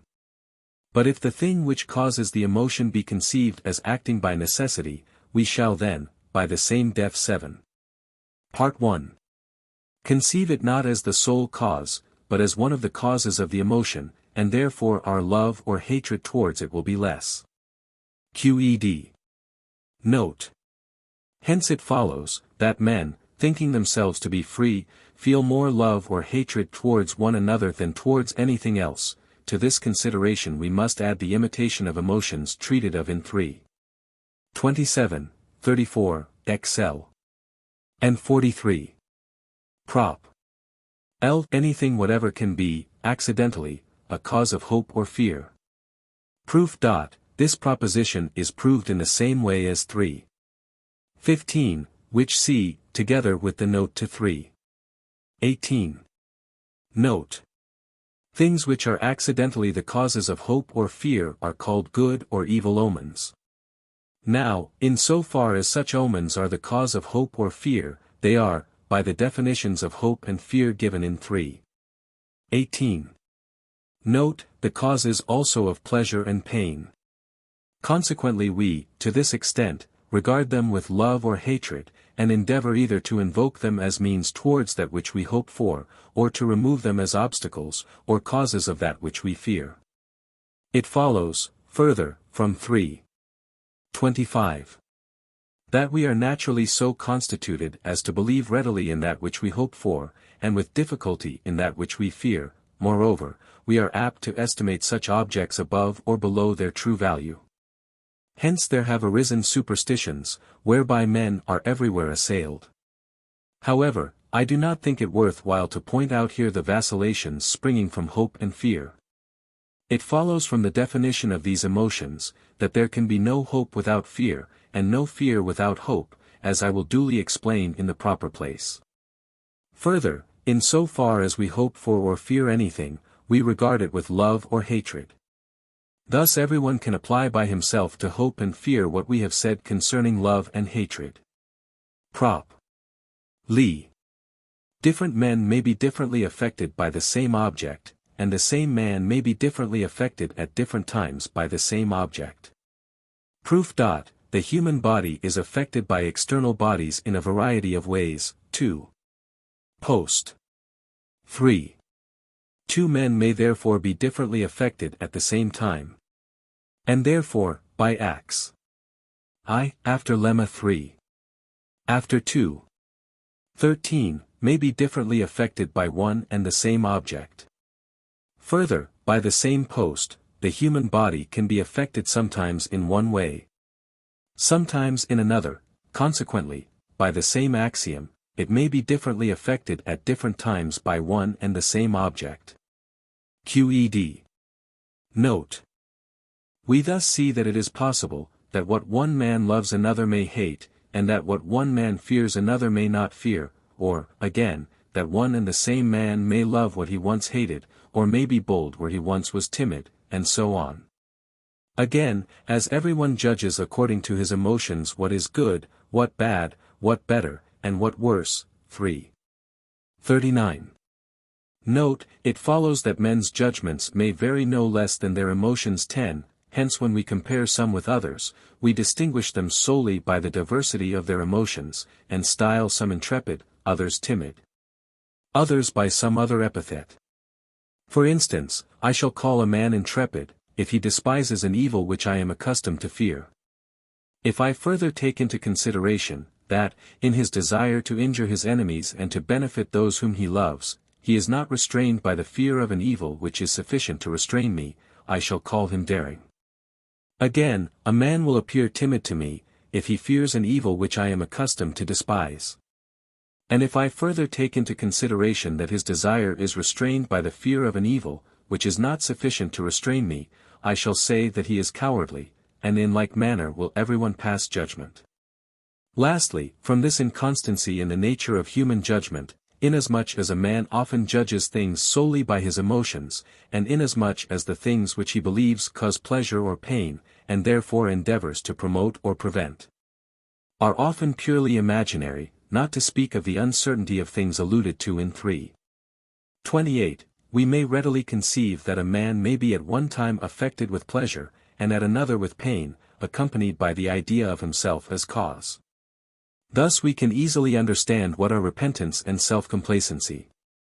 Repentance is pain, accompanied by the idea of oneself as cause. Self-complacency is pleasure, accompanied by the idea of oneself as cause, and these emotions are most intense because men believe themselves to be free. 3. 49. Prop. Lee. An object which we have formerly seen in conjunction with others, and which we do not conceive to have any property that is not common to many, will not be regarded by us for so long as an object which we conceive to have some property peculiar to itself. Proof. As soon as we conceive an object which we have seen in conjunction with others, we at once remember those others. 2.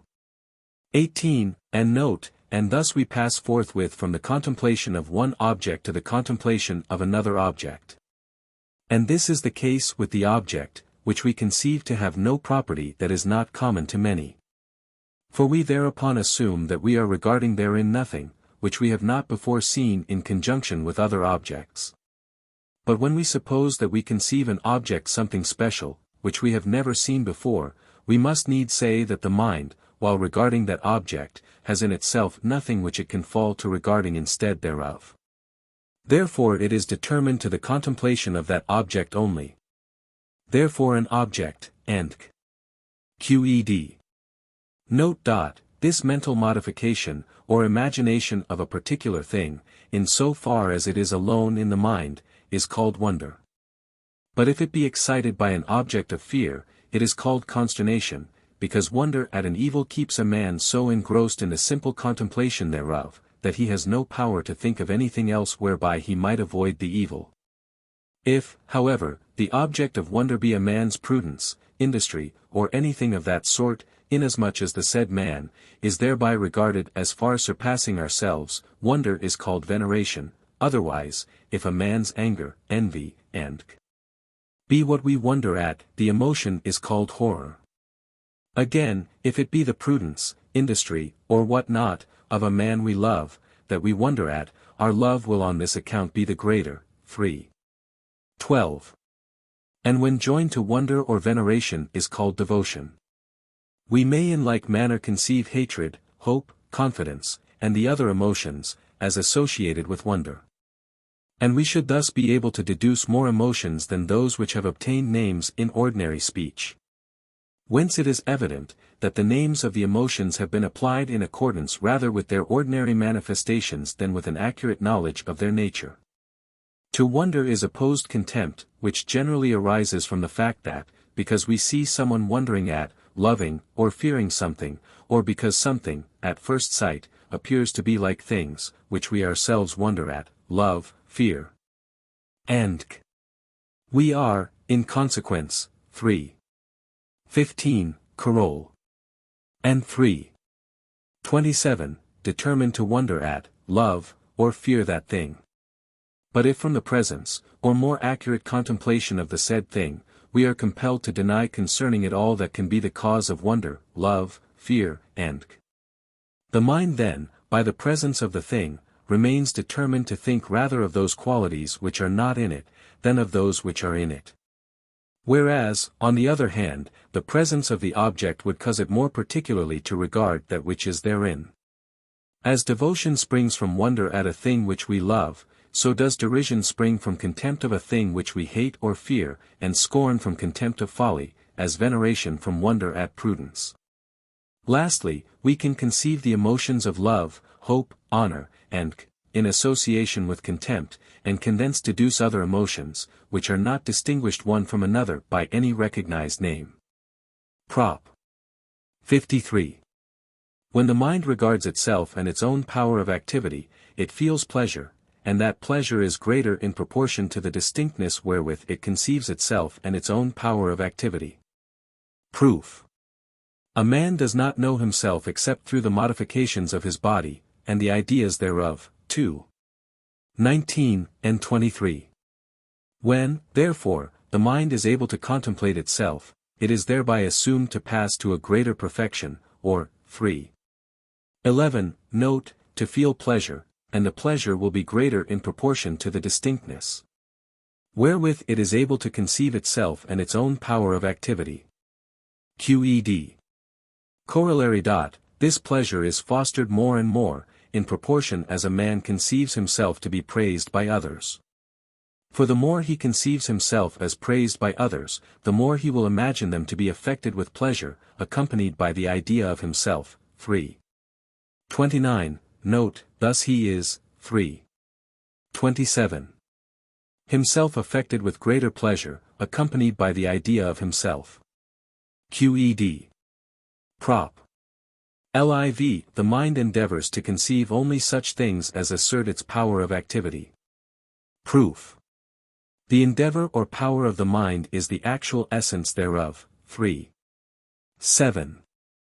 But the essence of the mind obviously only affirms that which the mind is and can do, not that which it neither is nor can do, therefore the mind endeavors to conceive only such things as assert or affirm its power of activity. QED. Prop. Lv. When the mind contemplates its own weakness, it feels pain thereat. Proof. The essence of the mind only affirms that which the mind is, or can do. In other words, it is the mind's nature to conceive only such things as assert its power of activity. Last prop. Thus, when we say that the mind contemplates its own weakness, we are merely saying that while the mind is attempting to conceive something which asserts its power of activity, it is checked in its endeavor, in other words. 3. 11, note. It feels pain. QED. Corollary. This pain is more and more fostered, if a man conceives that he is blamed by others. This may be proved in the same way as the corollary to 3. 53. Note that, this pain, accompanied by the idea of our own weakness, is called humility. The pleasure, which springs from the contemplation of ourselves, is called self-love or self-complacency. And inasmuch as this feeling is renewed as often as a man contemplates his own virtues, or his own power of activity, it follows that everyone is fond of narrating his own exploits, and displaying the force both of his body and mind, and also that. For this reason, men are troublesome to one another. Again, it follows that men are naturally envious. 3:24, note, and 3:32, note, rejoicing in the shortcomings of their equals, and feeling pain at their virtues. For whenever a man conceives his own actions, he is affected with pleasure. 3:53, in proportion as his actions display more perfection, and he conceives them more distinctly, that is, 2. Note, in proportion as he can distinguish them from others, and regard them as something special. Therefore, a man will take most pleasure in contemplating himself, when he contemplates some quality which he denies to others. But, if that which he affirms of himself be attributable to the idea of man or animals in general, he will not be so greatly pleased, he will, on the contrary, feel pain. If he conceives that his own actions fall short when compared with those of others. This pain, 3:28, he will endeavor to remove, by putting a wrong construction on the actions of his equals, or by, as far as he can, embellishing his own. It is thus apparent that men are naturally prone to hatred and envy, which latter is fostered by their education. For parents are accustomed to incite their children to virtue solely by the spur of honor and envy. But, perhaps, some will scruple to assent to what I have said, because we not seldom admire men's virtues, and venerate their possessors. In order to remove such doubts, I append the following corollary. Corollary. No one envies the virtue of anyone who is not his equal. Proof. Envy is a species of hatred. 3:24, note, or 3:13, note, pain, that is, 3:11. Note, a modification whereby a man's power of activity, or endeavor towards activity, is checked. But a man does not endeavor or desire to do anything, which cannot follow from his nature as it is given. Therefore a man will not desire any power of activity or virtue, which is the same thing, to be attributed to him, that is appropriate to another's nature and foreign to his own. Hence his desire cannot be checked, nor he himself pained by the contemplation of virtue in some one unlike himself, consequently he cannot envy such an one. But he can envy his equal, who is assumed to have the same nature as himself. Qed. Note. When, therefore, as we said in the note to 3. Li, we venerate a man, through wonder at his prudence, fortitude, and we do so, because we conceive those qualities to be peculiar to him, and not as common to our nature. We, therefore, no more envy their possessor, than we envy trees for being tall, or lions for being courageous. Prop. Lvi. There are as many kinds of pleasure, of pain, of desire, and of every emotion compounded of these, such as vacillations of spirit, or derived from these, such as love, hatred, hope, fear, and, as there are kinds of objects whereby we are affected. Proof. Pleasure and pain, and consequently the emotions compounded thereof, or derived therefrom, are passions, or passive states. 3:11, note, now we are necessarily passive. 3. In so far as we have inadequate ideas.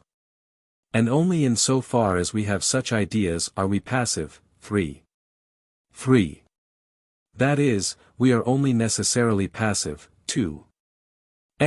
Note, in so far as we conceive, or 2:17, and note, in so far as we are affected by an emotion, which involves the nature of our own body, and the nature of an external body. Wherefore the nature of every passive state must necessarily be so explained, that the nature of the object whereby we are affected be expressed. Namely, the pleasure, which arises from, say, the object A, involves the nature of that object A, and the pleasure, which arises from the object B, involves the nature of the object B, wherefore these two pleasurable emotions are by nature different. inasmuch as the causes whence they arise are by nature different. So again the emotion of pain, which arises from one object, is by nature different from the pain arising from another object, and, similarly, in the case of love, hatred, hope, fear, vacillation, and thus, there are necessarily as many kinds of pleasure, pain, love, hatred, and as there are kinds of objects whereby we are affected. Now desire is each man's essence or nature, in so far as it is conceived as determined to a particular action by any given modification of itself. 3. 9. Note.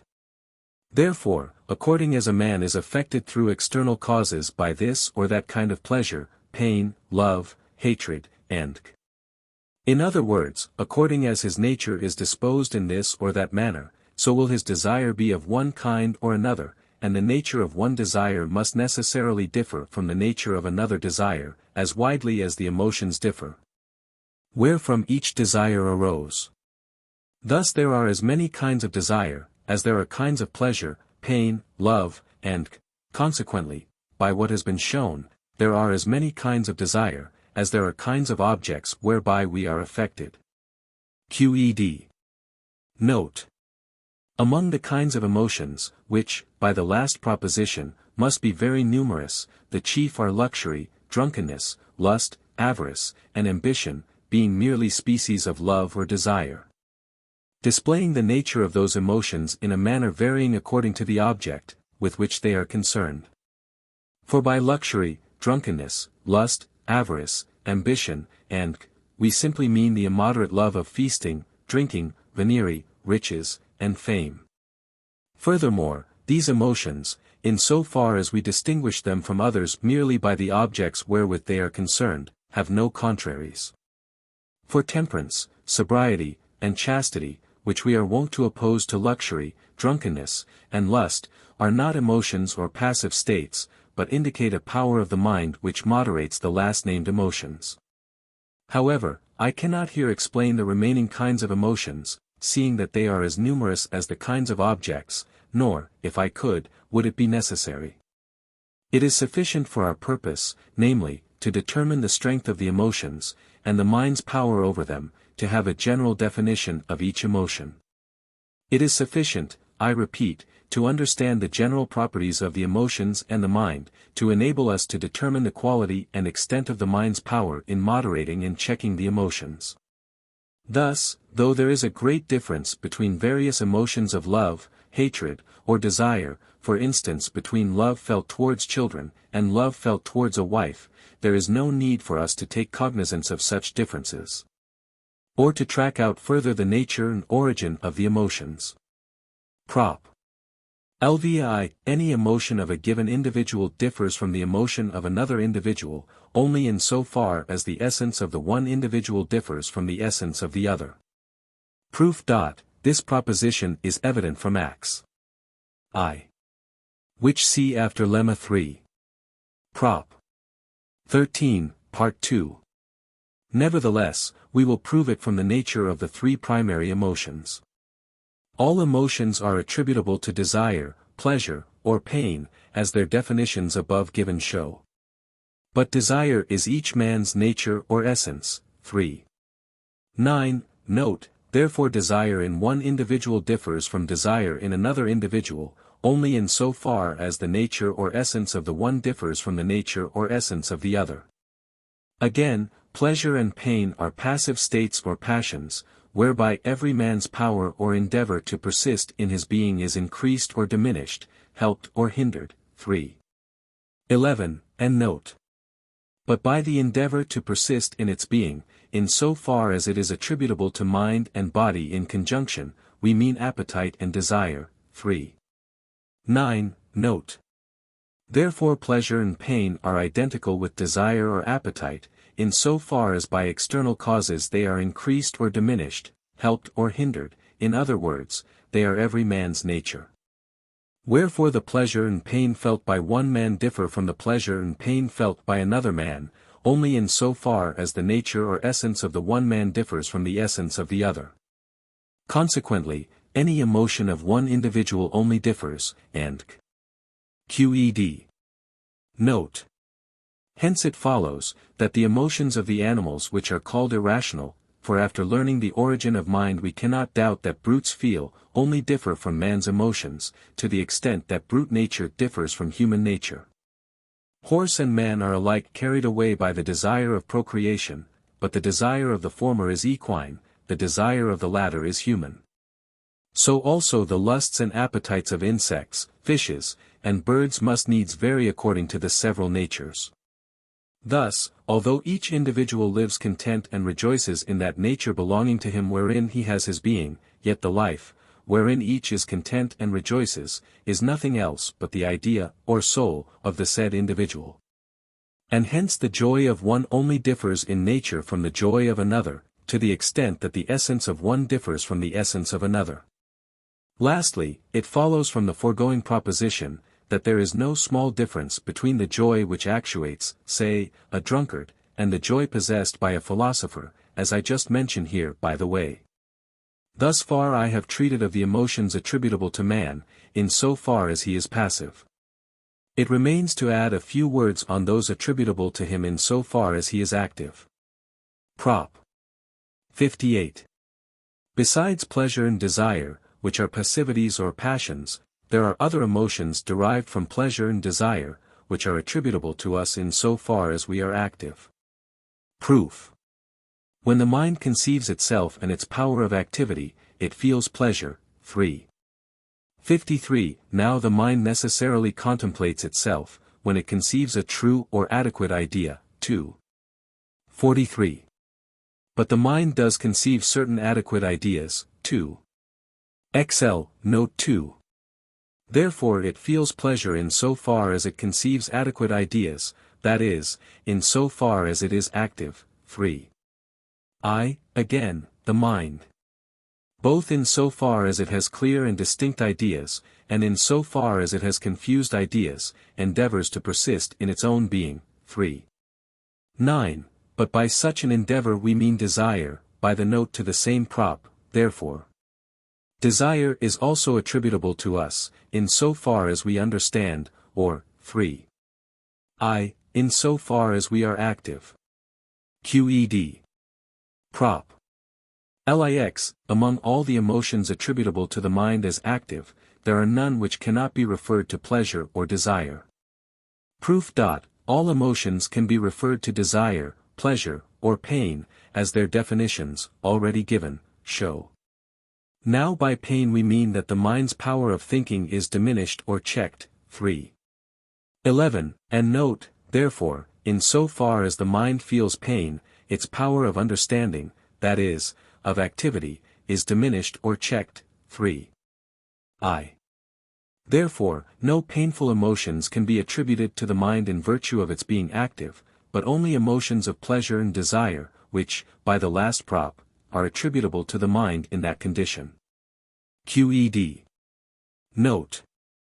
All actions following from emotion, which are attributable to the mind in virtue of its understanding, I set down to strength of character, fortitudo, which I divide into courage, animositas, and high-mindedness, generositas. By courage I mean the desire whereby every man strives to preserve his own being in accordance solely with the dictates of reason. By high-mindedness I mean the desire whereby every man endeavors, solely under the dictates of reason, to aid other men and to unite them to himself in friendship. Those actions, therefore, which have regard solely to the good of the agent I set down to courage, those which aim at the good of others I set down to high-mindedness. Thus temperance, sobriety, and presence of mind in danger, and are varieties of courage, courtesy, mercy, and are varieties of high-mindedness. I think I have thus explained, and displayed through their primary causes the principal emotions and vacillations of spirit, which arise from the combination of the three primary emotions, to wit, desire, pleasure, and pain. It is evident from what I have said, that we are in many ways driven about by external causes, and that like waves of the sea driven by contrary winds we toss to and fro unwitting of the issue and of our fate. But I have said, that I have only set forth the chief conflicting emotions, not all that might be given. For, by proceeding in the same way as above, we can easily show that love is united to repentance, scorn, shame, etc. I think everyone will agree from what has been said, that the emotions may be compounded one with another in so many ways, and so many variations may arise therefrom, as to exceed all possibility of computation. However, for my purpose, it is enough to have enumerated the most important. To reckon up the rest which I have omitted would be more curious than profitable. It remains to remark concerning love, that it very often happens that while we are enjoying a thing which we longed for, the body, from the act of enjoyment, acquires a new disposition, whereby it is determined in another way. Other images of things are aroused in it, and the mind begins to conceive and desire something fresh. For example, when we conceive something which generally delights us with its flavor, we desire to enjoy, that is, to eat it. But whilst we are thus enjoying it, the stomach is filled and the body is otherwise disposed. If, therefore, when the body is thus otherwise disposed, the image of the food which is present be stimulated, and consequently the endeavor or desire to eat it be stimulated also, the new disposition of the body will feel repugnance to the desire or attempt, and consequently the presence of the food which we formerly longed for will become odious.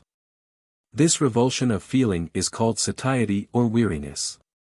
For the rest, I have neglected the outward modifications of the body observable in emotions, such, for instance, as trembling, pallor, sobbing, laughter, and for these are attributable to the body only, without any reference to the mind. Lastly, the definitions of the emotions require to be supplemented in a few points. I will therefore repeat them, interpolating such observations as I think should here and there be added. Definitions of the emotions. I. Desire is the actual essence of man, in so far as it is conceived, as determined to a particular activity by some given modification of itself.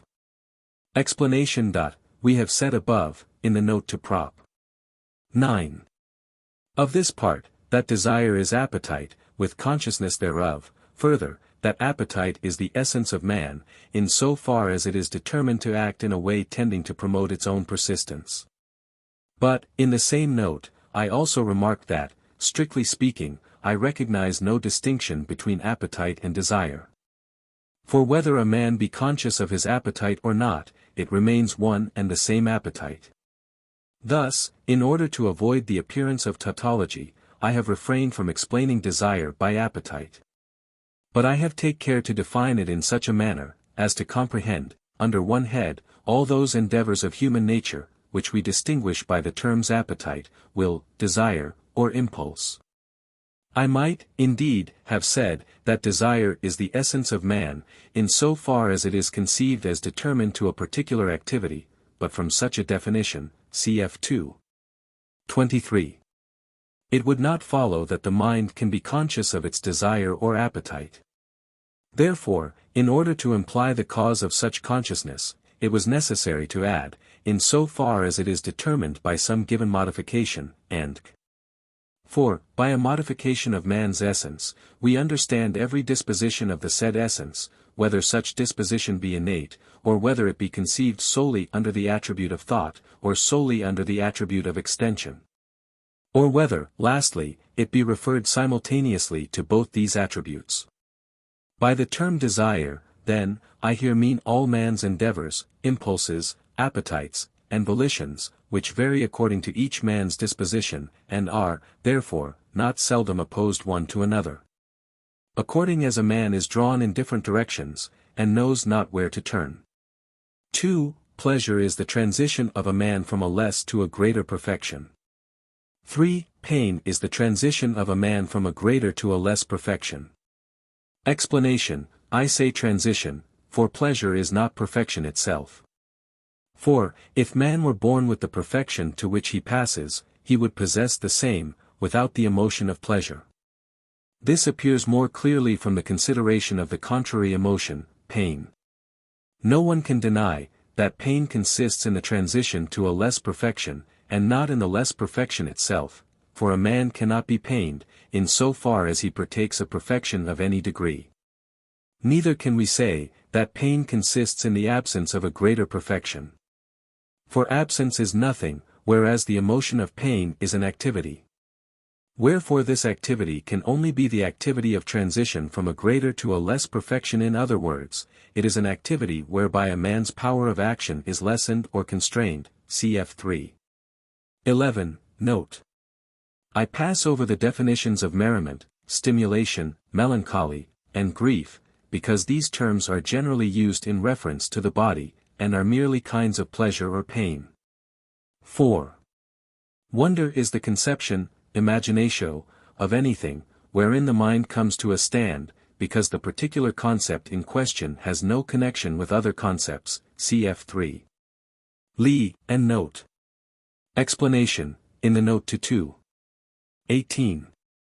We showed the reason, why the mind, from the contemplation of one thing, straightway falls to the contemplation of another thing, namely, because the images of the two things are so associated and arranged, that one follows the other.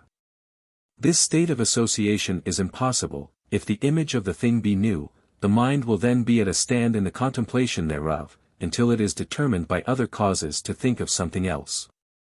Thus the conception of a new object, considered in itself, is of the same nature as other conceptions. Hence, I do not include wonder among the emotions, nor do I see why I should so include it, inasmuch as this distraction of the mind arises from no positive cause drawing away the mind from other objects, but merely from the absence of a cause, which should determine the mind to pass from the contemplation of one object to the contemplation of another.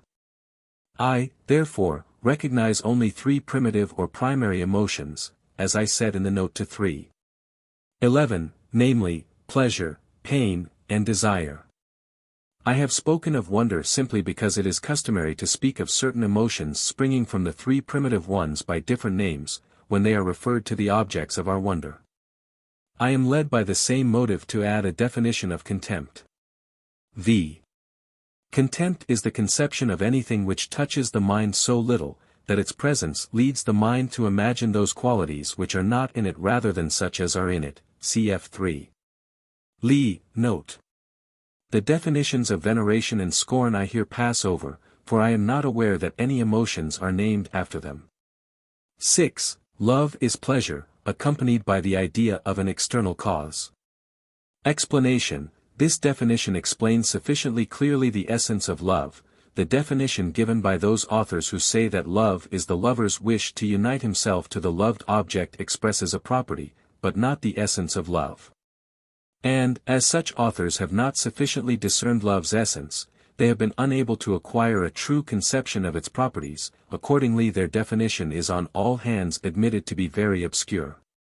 It must, however, be noted, that when I say that it is a property of love, that the lover should wish to unite himself to the beloved object, I do not here mean by wish consent, or conclusion, or a free decision of the mind, for I have shown such. In 2. 48, to be fictitious, neither do I mean a desire of being united to the loved object when it is absent, or of continuing in its presence when it is at hand, for love can be conceived without either of these desires.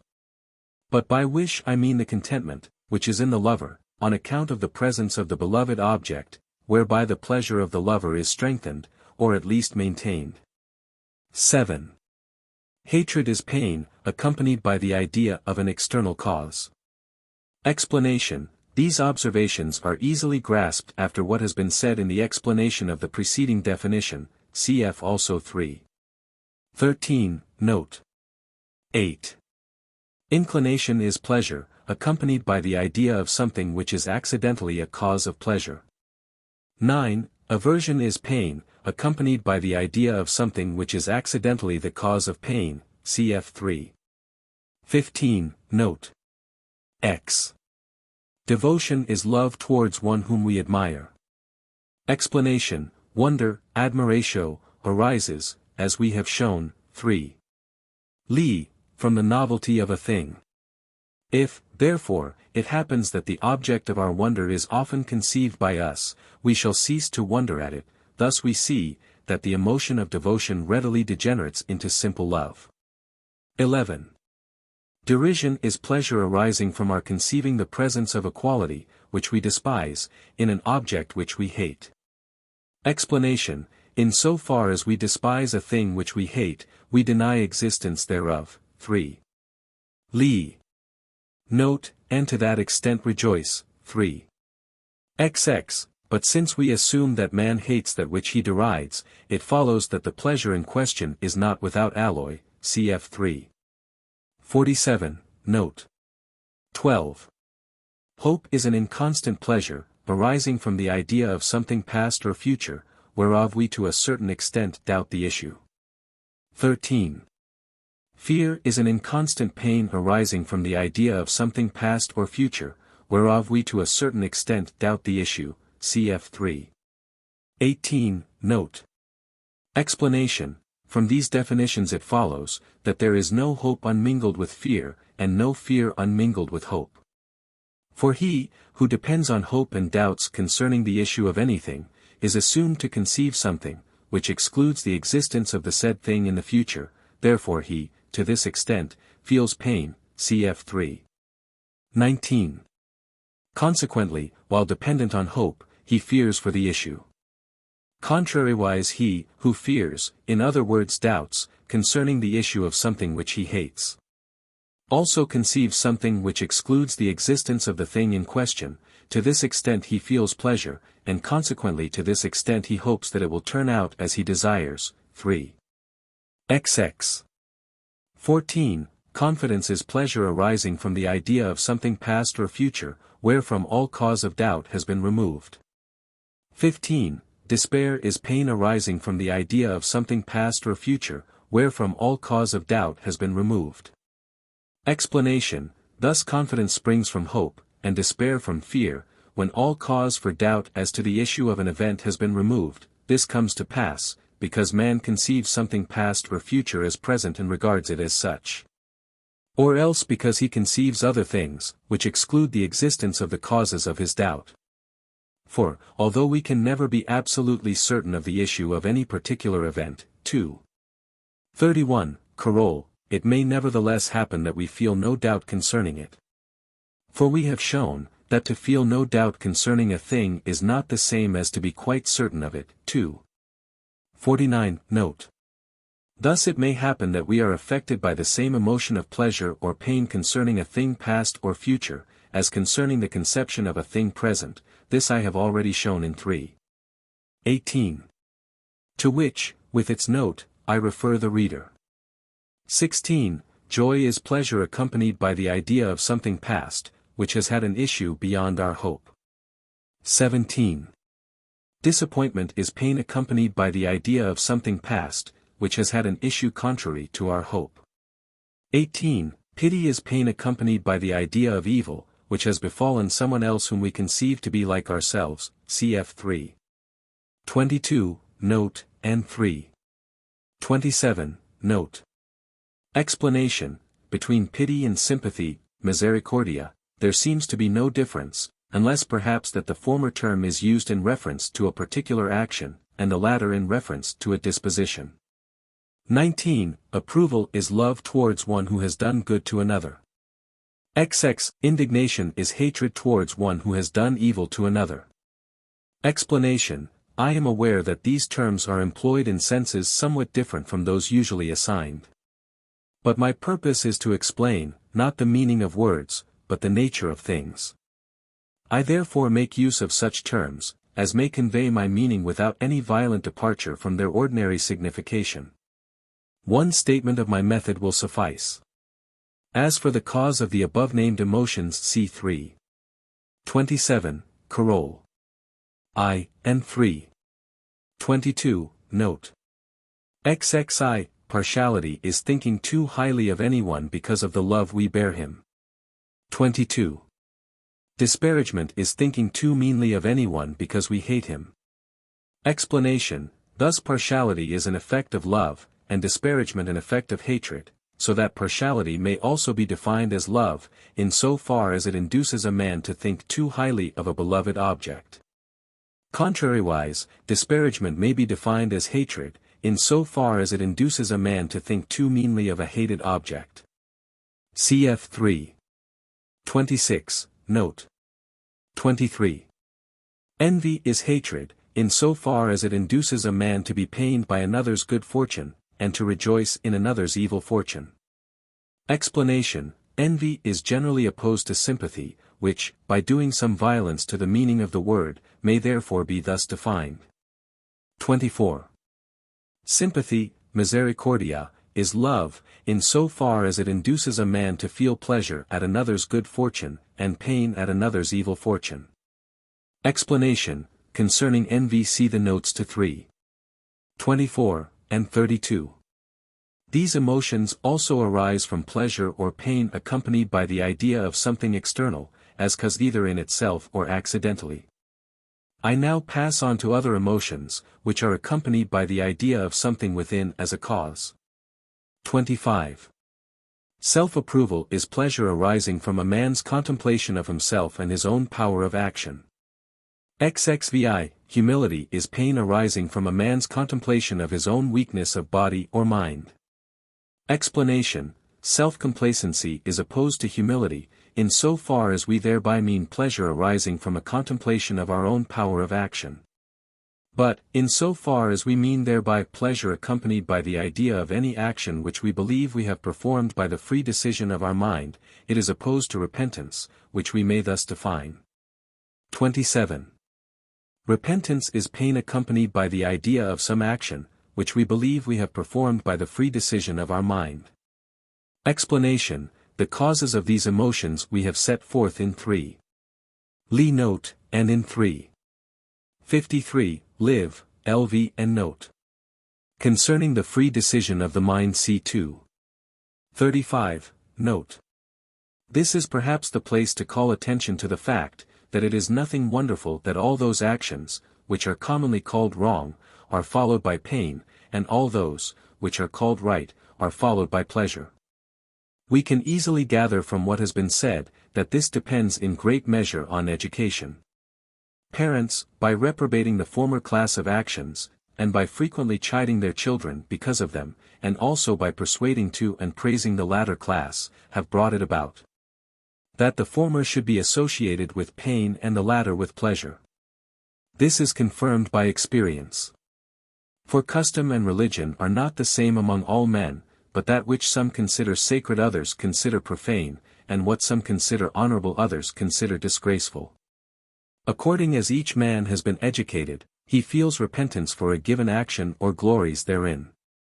18. Pride is thinking too highly of oneself from self-love. Explanation, thus pride is different from partiality, for the latter term is used in reference to an external object, but pride is used of a man thinking too highly of himself. However, as partiality is the effect of love, so is pride the effect or property of self-love, which may therefore be thus defined, love of self or self-approval, in so far as it leads a man to think too highly of himself. To this emotion there is no contrary.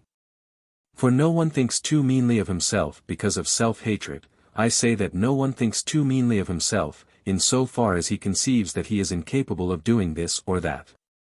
For whatsoever a man imagines that he is incapable of doing, he imagines this of necessity, and by that notion he is so disposed, that he really cannot do that which he conceives that he cannot do. For, so long as he conceives that he cannot do it, so long is he not determined to do it, and consequently so long is it impossible for him to do it. However, if we consider such matters as only depend on opinion, we shall find it conceivable that a man may think too meanly of himself. For it may happen, that a man, sorrowfully regarding his own weakness, should imagine that he is despised by all men, while the rest of the world are thinking of nothing less than of despising him. Again, a man may think too meanly of himself, if he deny of himself in the present something in relation to a future time of which he is uncertain. As, for instance, if he should say that he is unable to form any clear conceptions, or that he can desire and do nothing but what is wicked and base, and we may also say, that a man thinks too meanly of himself, when we see him from excessive fear of shame refusing to do things which others, his equals, venture. We can, therefore, set down as a contrary to pride an emotion which I will call self-abasement, for as from self-complacency springs pride, so from humility springs self-abasement, which I will accordingly thus define. 29. Self-abasement is thinking too meanly of one's self by reason of pain. Explanation, We are nevertheless generally accustomed to oppose pride to humility, but in that case we pay more attention to the effect of either emotion than to its nature. We are wont to call proud the man who boasts too much. 3. XXX note, who talks of nothing but his own virtues and other people's faults, who wishes to be first. And lastly, who goes through life with a style and pomp suitable to those far above him in station. On the other hand, we call humble the man who too often blushes, who confesses his faults, who sets forth other men's virtues, and who, lastly, walks with bent head and is negligent of his attire. However, these emotions, humility and self-abasement, are extremely rare. For human nature, considered in itself, strives against them as much as it can, see 3. 13, live. Hence those, who are believed to be most self-abased and humble, are generally in reality the most ambitious and envious. XXX, honor 11 is pleasure accompanied by the idea of some action of our own, which we believe to be praised by others. 31. Shame is pain accompanied by the idea of some action of our own, which we believe to be blamed by others. Explanation, on this subject see the note to 3. XXX, but we should here remark the difference which exists between shame and modesty. Shame is the pain following the deed whereof we are ashamed. Modesty is the fear or dread of shame, which restrains a man from committing a base action. Modesty is usually opposed to shamelessness, but the latter is not an emotion, as I will duly show. However, the names of the emotions, as I have remarked already, have regard rather to their exercise than to their nature.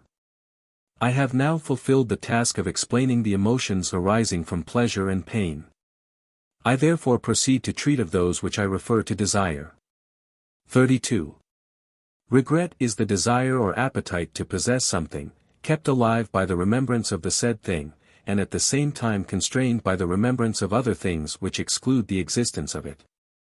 Explanation, when we remember a thing, we are by that very fact, as I have already said more than once, disposed to contemplate it with the same emotion as if it were something present. But this disposition or endeavor, while we are awake, is generally checked by the images of things which exclude the existence of that which we remember.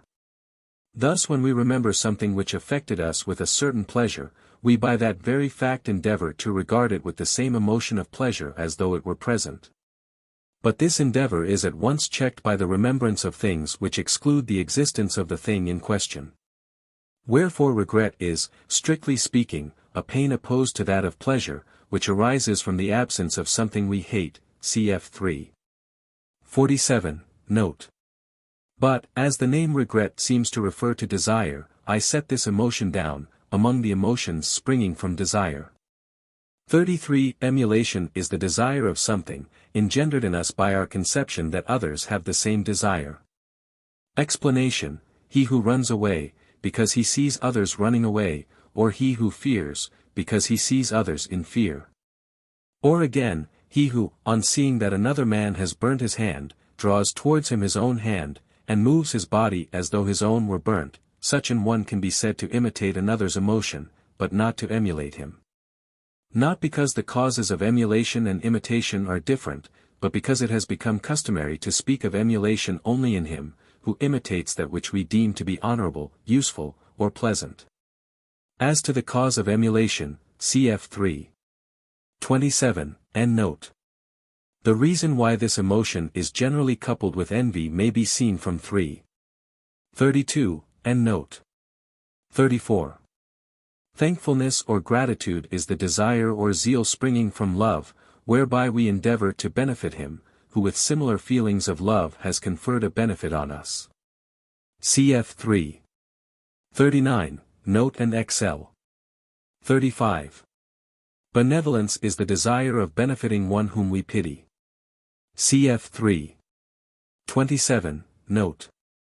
XXXV. Anger is the desire, whereby through hatred we are induced to injure one whom we hate. 3. 39. 37.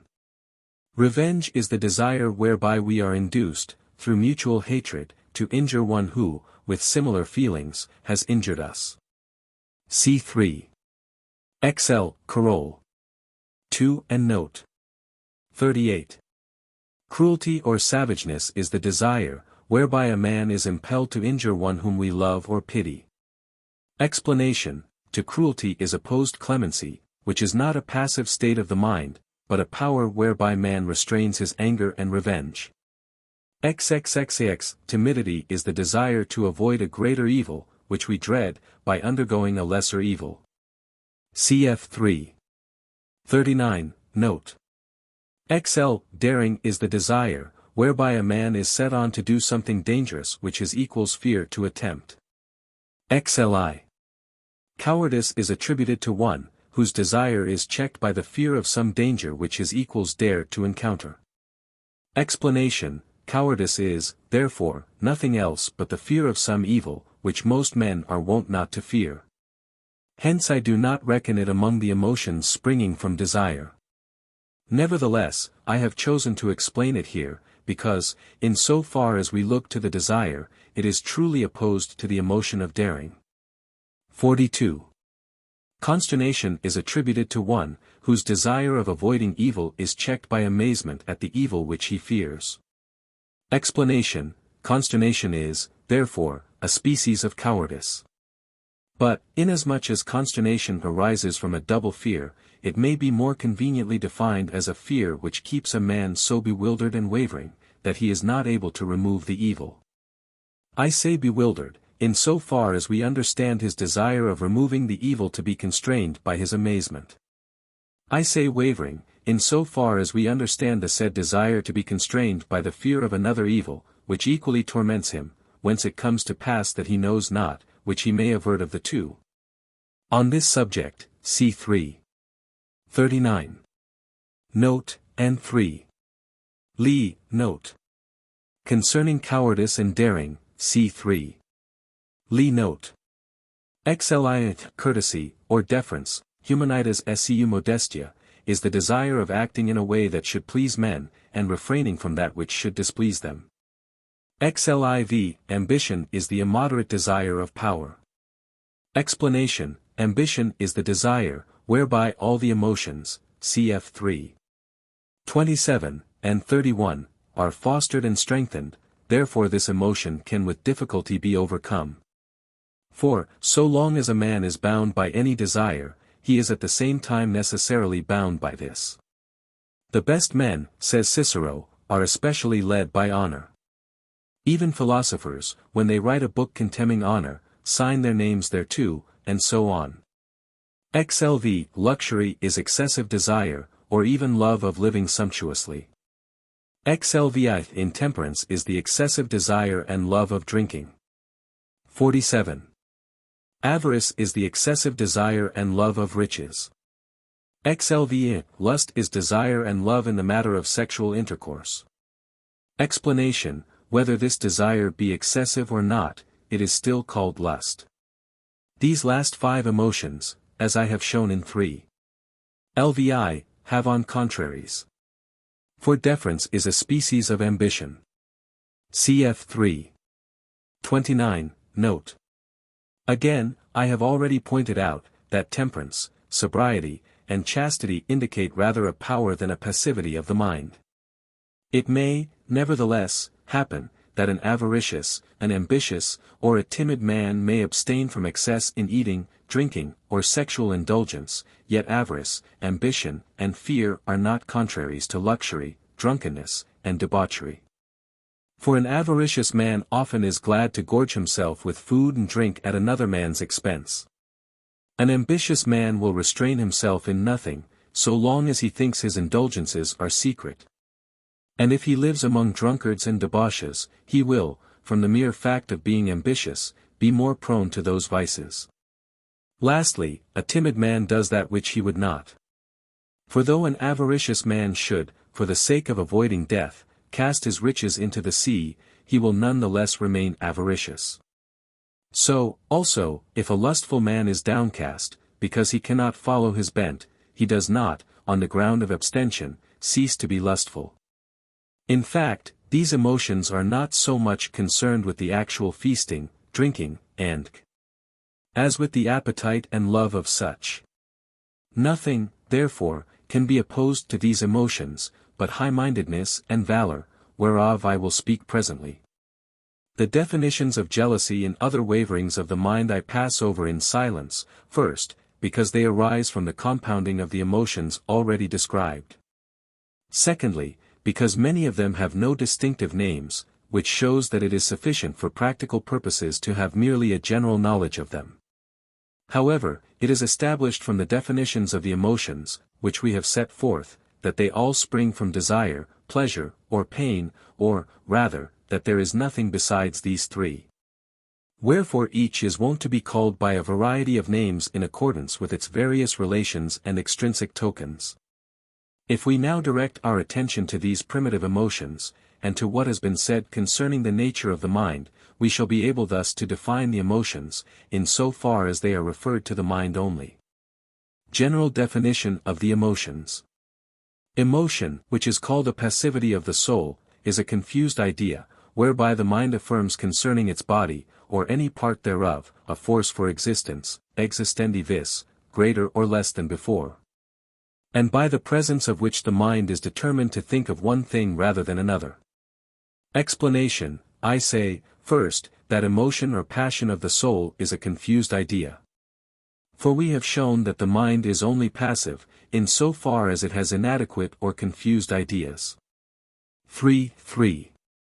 I say, further, whereby the mind affirms concerning its body or any part thereof a force for existence greater than before. For all the ideas of bodies, which we possess, denote rather the actual disposition of our own body. 2. 16, Carol. 2. Than the nature of an external body. But the idea which constitutes the reality of an emotion must denote or express the disposition of the body, or of some part thereof, because its power of action or force for existence is increased or diminished, helped or hindered. But it must be noted that, when I say a greater or less force for existence than before, I do not mean that the mind compares the present with the past disposition of the body. But that the idea which constitutes the reality of an emotion affirms something of the body, which, in fact, involves more or less of reality than before. And inasmuch as the essence of mind consists in the fact, 2. 11, 13. That it affirms the actual existence of its own body, and inasmuch as we understand by perfection the very essence of a thing, it follows that the mind passes to greater or less perfection, when it happens to affirm concerning its own body, or any part thereof, something involving more or less reality than before. When, therefore, I said above that the power of the mind is increased or diminished, I merely meant that the mind had formed of its own body, or of some part thereof, an idea involving more or less of reality. Then it had already affirmed concerning its own body. For the excellence of ideas, and the actual power of thinking are measured by the excellence of the object. Lastly, I have added by the presence of which the mind is determined to think of one thing rather than another, so that, besides the nature of pleasure and pain, which the first part of the definition explains, I might also express the nature of desire. Part 4. Of human bondage, or the strength of the emotions. Preface. Human infirmity in moderating and checking the emotions I name bondage, for, when a man is a prey to his emotions, he is not his own master, but lies at the mercy of fortune, so much so that he is often compelled, while seeing that which is better for him, to follow that which is worse. Why this is so, and what is good or evil in the emotions, I propose to show in this part of my treatise. But, before I begin, it would be well to make a few prefatory observations on perfection and imperfection, good and evil. When a man has purposed to make a given thing, and has brought it to perfection, his work will be pronounced perfect, not only by himself, but by everyone who rightly knows, or thinks that he knows, the intention and aim of its author. For instance, suppose anyone sees a work, which I assume to be not yet completed, and knows that the aim of the author of that work is to build a house, he will call the work imperfect.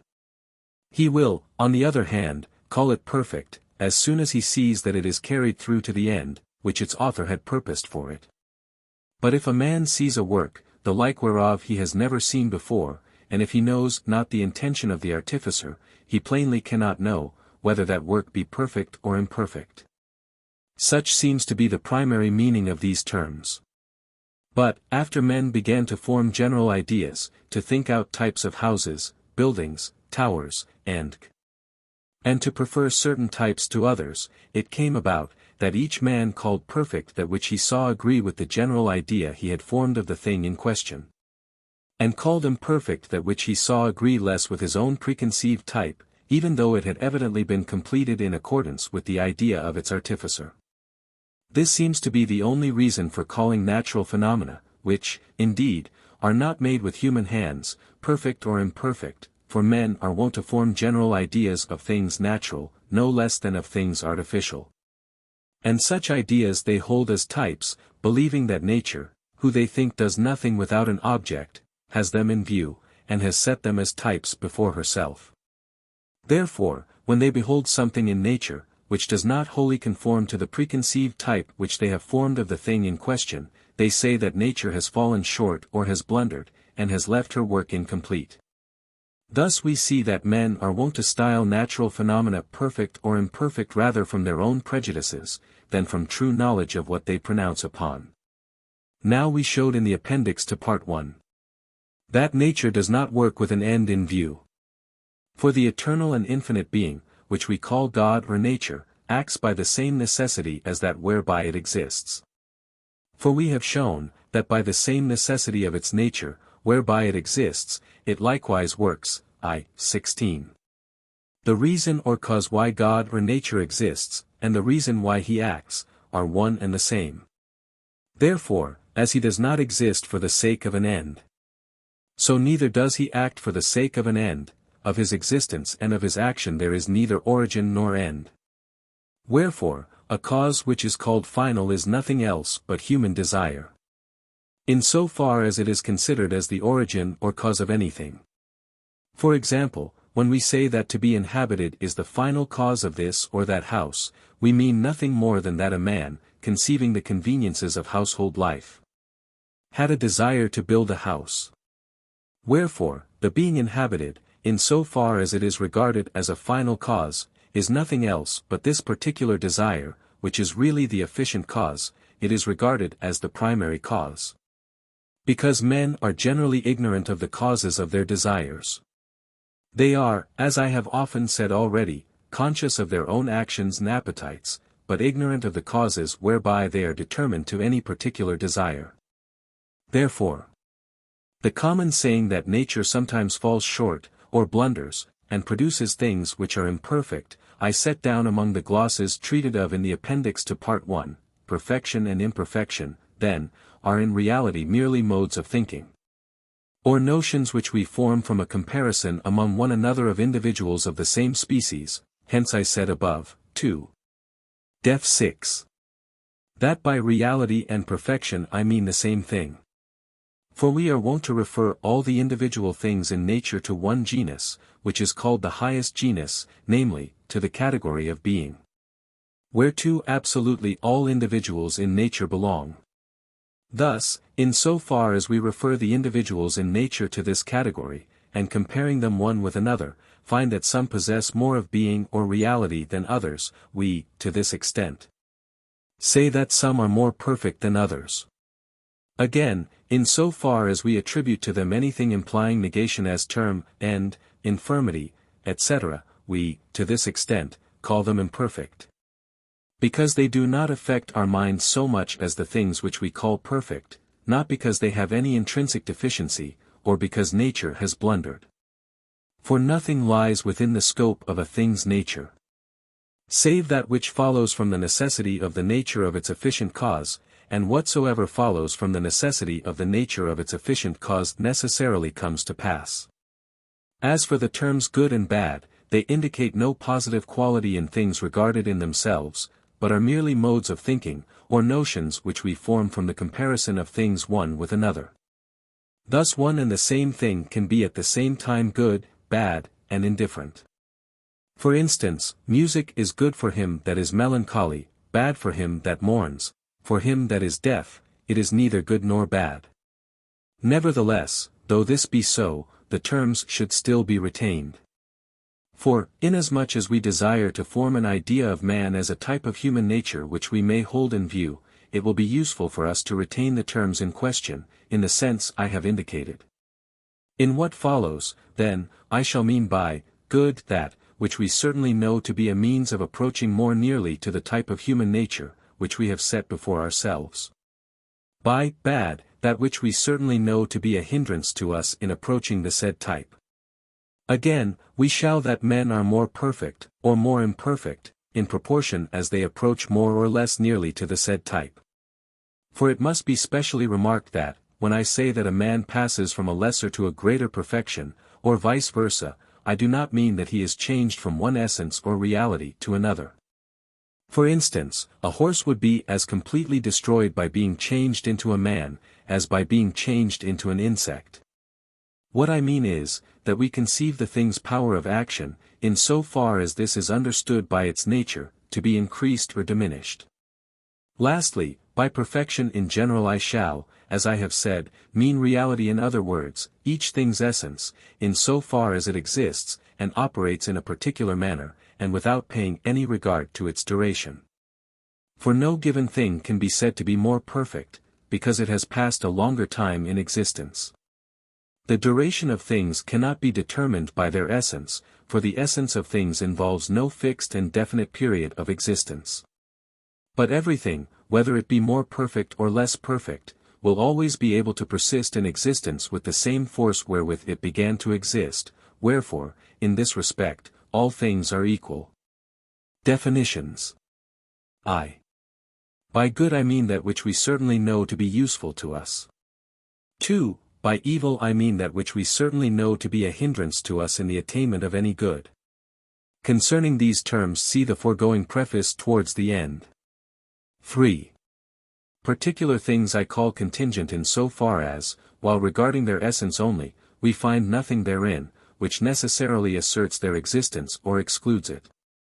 4. Particular things I call possible in so far as, while regarding the causes whereby they must be produced, we know not, whether such causes be determined for producing them. In I. 33. Note. I drew no distinction between possible and contingent, because there was in that place no need to distinguish them accurately. V. By conflicting emotions I mean those which draw a man in different directions, though they are of the same kind, such as luxury and avarice, which are both species of love, and are contraries, not by nature, but by accident. 6. What I mean by emotion felt towards a thing, future, present, and past, I explained in 3. 18 notes. I and 2, which see. But I should here also remark, that we can only distinctly conceive distance of space or time up to a certain definite limit. That is, all objects distant from us more than 200 feet, or whose distance from the place where we are exceeds that which we can distinctly conceive, seem to be an equal distance from us, and all in the same plane. So also objects, whose time of existing is conceived as removed from the present by a longer interval than we can distinctly conceive, seem to be all equally distant from the present, and are set down, as it were, to the same moment of time. 7. By an end, for the sake of which we do something, I mean a desire. 8. By virtue, virtus, and power I mean the same thing, that is, 3. 7. Virtue, in so far as it is referred to man, is a man's nature or essence, in so far as it has the power of affecting what can only be understood by the laws of that nature. Axiom. There is no individual thing in nature, than which there is not another more powerful and strong. Whatsoever thing be given, there is something stronger whereby it can be destroyed. Propositions. Prop. I. No positive quality possessed by a false idea is removed by the presence of what is true, in virtue of its being true. Proof. Falsity consists solely in the privation of knowledge which inadequate ideas involve. 2. 35. Nor have they any positive quality on account of which they are called false. 2. 33. Contrariwise, in so far as they are referred to God, they are true. 2. 32. Wherefore, if the positive quality possessed by a false idea were removed by the presence of what is true, in virtue of its being true. A true idea would then be removed by itself, which, for 3, is absurd.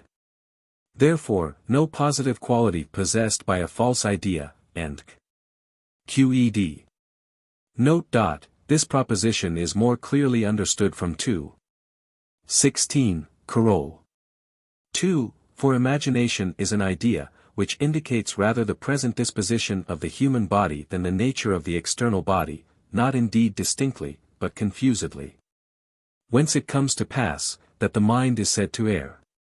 For instance, when we look at the sun, we conceive that it is distant from us about 200 feet, in this judgment we err, so long as we are in ignorance of its true distance. When its true distance is known, the error is removed, but not the imagination. Or, in other words, the idea of the sun, which only explains the nature of that luminary, in so far as the body is affected thereby, wherefore, though we know the real distance, we shall still nevertheless imagine the sun to be near us. For, as we said in 2:35, note, we do not imagine the sun to be so near us, because we are ignorant of its true distance, but because the mind conceives the magnitude of the sun to the extent that the body is affected thereby. Thus, when the rays of the sun falling on the surface of water are reflected into our eyes, we imagine the sun as if it were in the water, though we are aware of its real position. And similarly other imaginations, wherein the mind is deceived, whether they indicate the natural disposition of the body, or that its power of activity is increased or diminished, are not contrary to the truth, and do not vanish at its presence. It happens indeed that, when we mistakenly fear an evil, the fear vanishes when we hear the true tidings, but the contrary also happens, namely, that we fear an evil which will certainly come, and our fear vanishes when we hear false tidings. Thus imaginations do not vanish at the presence of the truth, in virtue of its being true, but because other imaginations, stronger than the first, supervene and exclude the present existence of that which we imagined, as I have shown in 2:17. Prop. 2. We are only passive, in so far as we are a part of nature, which cannot be conceived by itself without other parts. Proof. We are said to be passive, when something arises in us, whereof we are only a partial cause. 3. Def 2. That is, 3. Def I, something which cannot be deduced solely from the laws of our nature. We are passive therefore, in so far as we are a part of nature, which cannot be conceived by itself without other parts. QED. Prop. 3. The force whereby a man persists in existing is limited, and is infinitely surpassed by the power of external causes.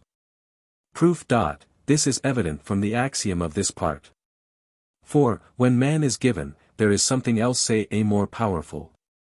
When A is given, there is something else say B more powerful than A, and so on to infinity. Thus the power of man is limited by the power of some other thing, and is infinitely surpassed by the power of external causes. QED. Prop. 4. It is impossible, that man should not be a part of nature, or that he should be capable of undergoing no changes, save such as can be understood through his nature only as their adequate cause. Proof. The power, whereby each particular thing, and consequently man, preserves his being, is the power of God or of nature. I. 24. Carol. Not in so far as it is infinite, but in so far as it can be explained by the actual human essence. 3. 7. Thus the power of man, in so far as it is explained through his own actual essence, is a part of the infinite power of God or nature. In other words, of the essence thereof. I. 34. This was our first point. Again, if it were possible, that man should undergo no changes save such as can be understood solely through the nature of man, it would follow that he would not be able to die, but would always necessarily exist. This would be the necessary consequence of a cause whose power was either finite or infinite, namely, either of man's power only.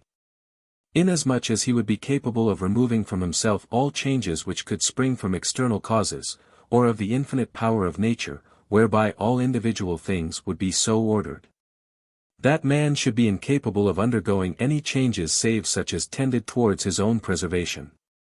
But the first alternative is absurd, by the last prop, the proof of which is universal, and can be applied to all individual things.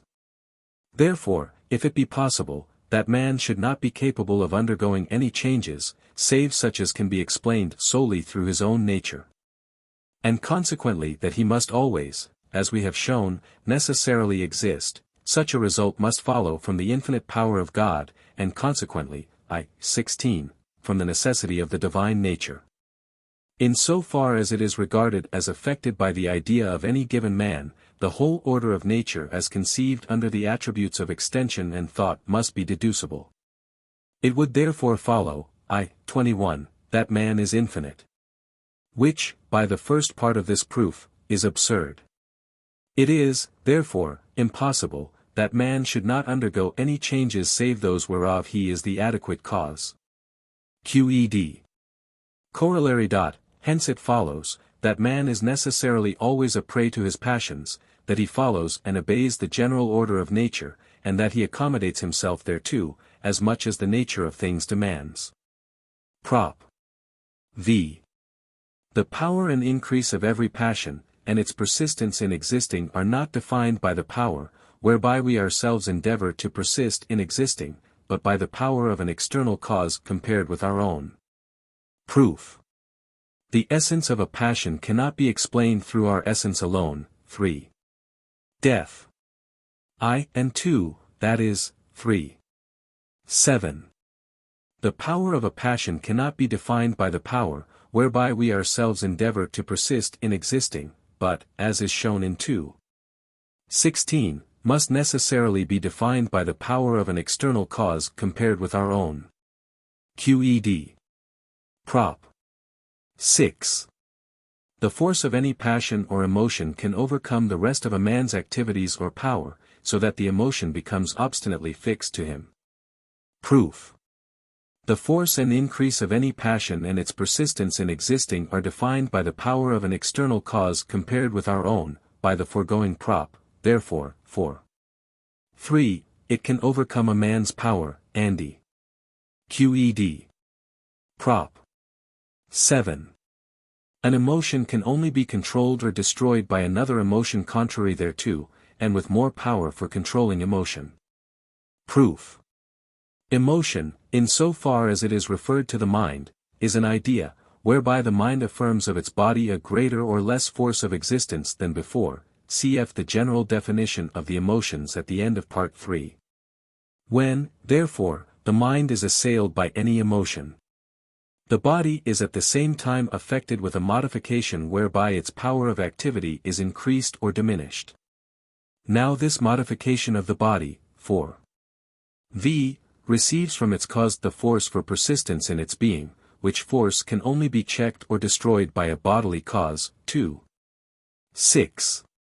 In virtue of the body being affected with a modification contrary to, 3. V, and stronger than itself, 4. Acts, wherefore, 2.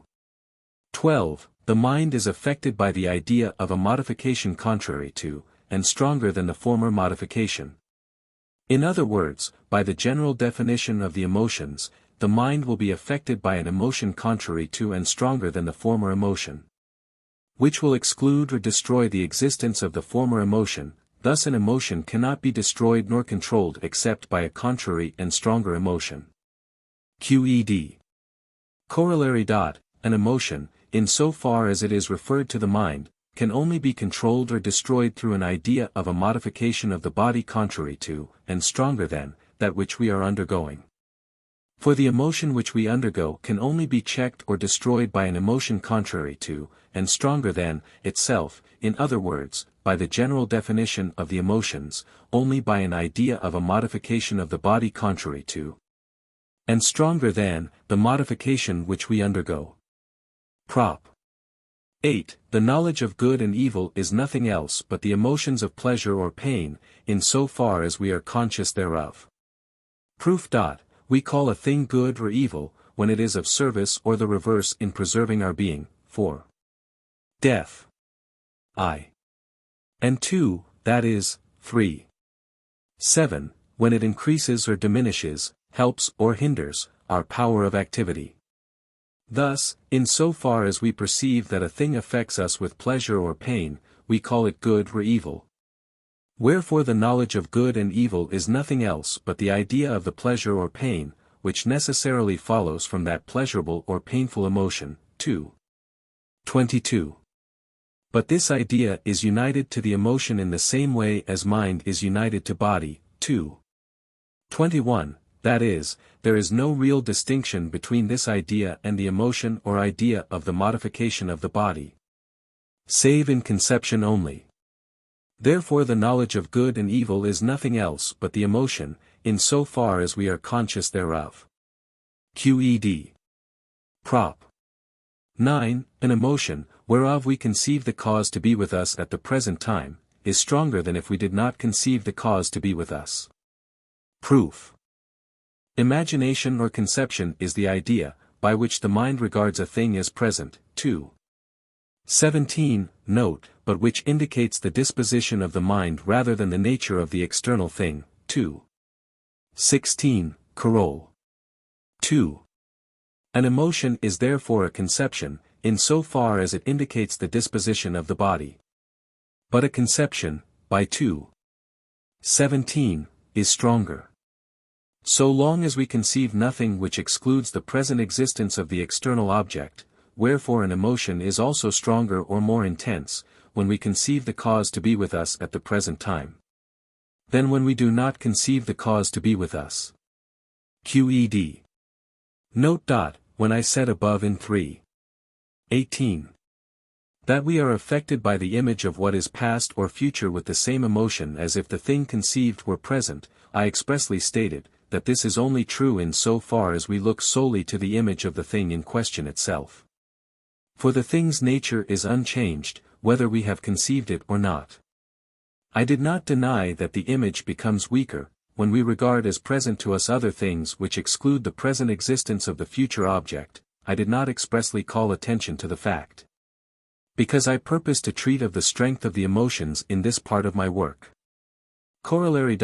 The image of something past or future, that is, of a thing which we regard as in relation to time past or time future, to the exclusion of time present, is, when other conditions are equal, weaker than the image of something present.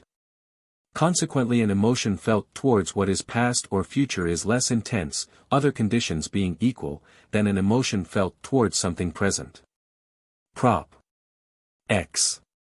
Towards something future, which we conceive as close at hand, we are affected more intensely, than if we conceive that its time for existence is separated from the present by a longer interval. So too by the remembrance of what we conceive to have not long passed away we are affected more intensely, than if we conceive that it has long passed away. Proof. In so far as we conceive a thing as close at hand, or not long passed away, we conceive that which excludes the presence of the object less, than if its period of future existence were more distant from the present. Or if it had long passed away, this is obvious, therefore, by the foregoing prop. We are, so far, more intensely affected towards it. Qed. Corollary. From the remarks made in Def 6. Of this part it follows that, if objects are separated from the present by a longer period than we can define in conception, though their dates of occurrence be widely separated one from the other, they all affect us equally faintly. Prop. 11.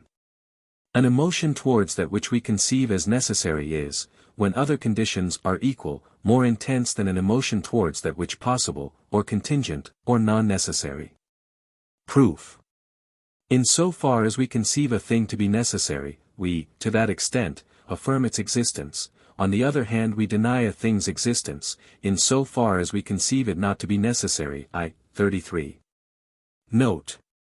I. Wherefore, 4. 9. An emotion towards that which is necessary is, other conditions being equal, more intense than an emotion that which is non-necessary. Qed. Prop. 12. An emotion towards a thing, which we know not to exist at the present time, and which we conceive as possible, is more intense, other conditions being equal, than an emotion towards a thing contingent. Proof. In so far as we conceive a thing as contingent, we are affected by the conception of some further thing, which would assert the existence of the former, for Def 3.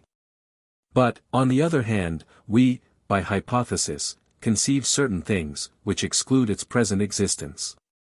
But, in so far as we conceive a thing to be possible in the future, we thereby conceive things which assert its existence, for 4. That is, 3. 18. Things which promote hope or fear, wherefore an emotion towards something possible is more vehement. QED. Corollary.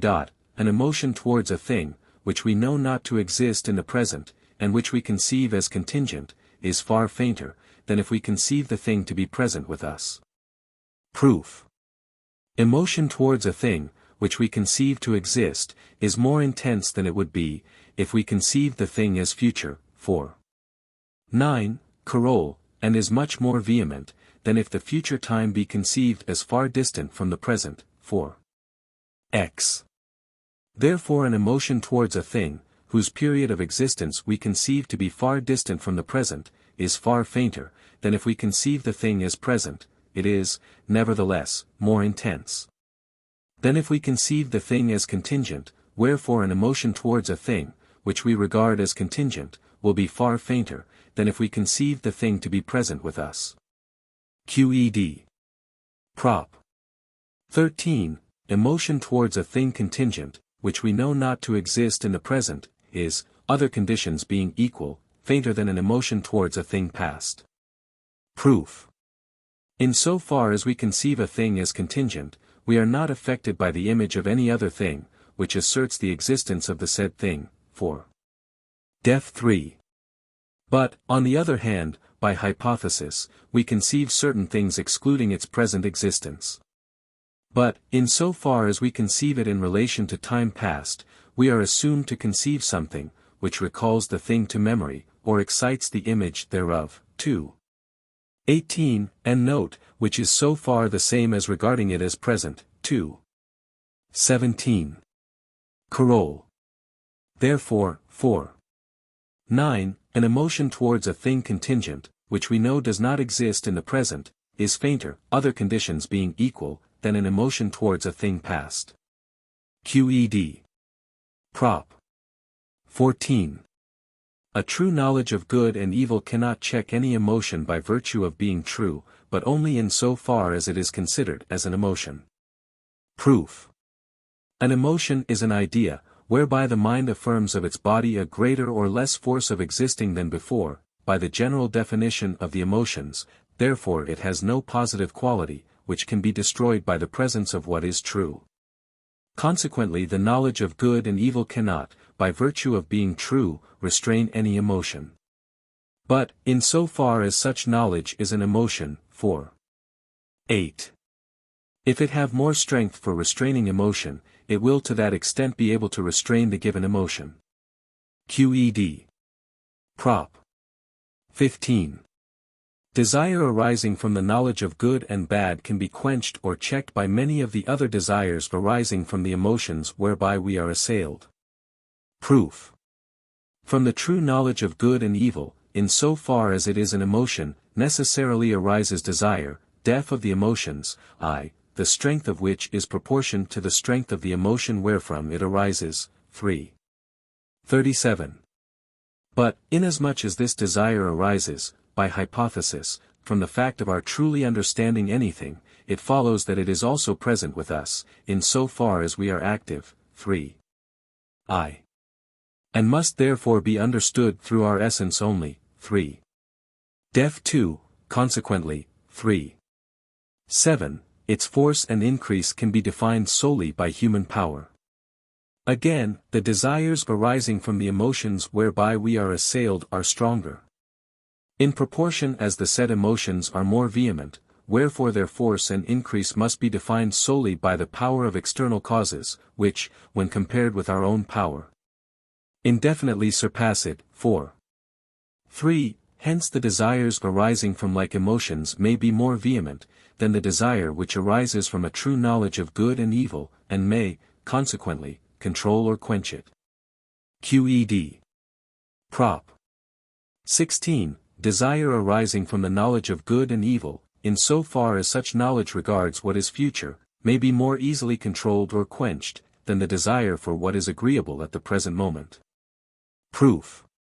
Emotion towards a thing, which we conceive as future, is fainter than emotion towards a thing that is present, for 9. Coroll. But desire, which arises from the true knowledge of good and evil, though it be concerned with things which are good at the moment, can be quenched or controlled by any headstrong desire, by the last prop. The proof whereof is of universal application. Wherefore desire arising from such knowledge, when concerned with the future, can be more easily controlled or quenched, and QED. Prop. 17. Desire arising from the true knowledge of good and evil, in so far as such knowledge is concerned with what is contingent, can be controlled far more easily still, than desire for things that are present. Proof. This prop is proved in the same way as the last prop. From 4. 12. Coroll. Note.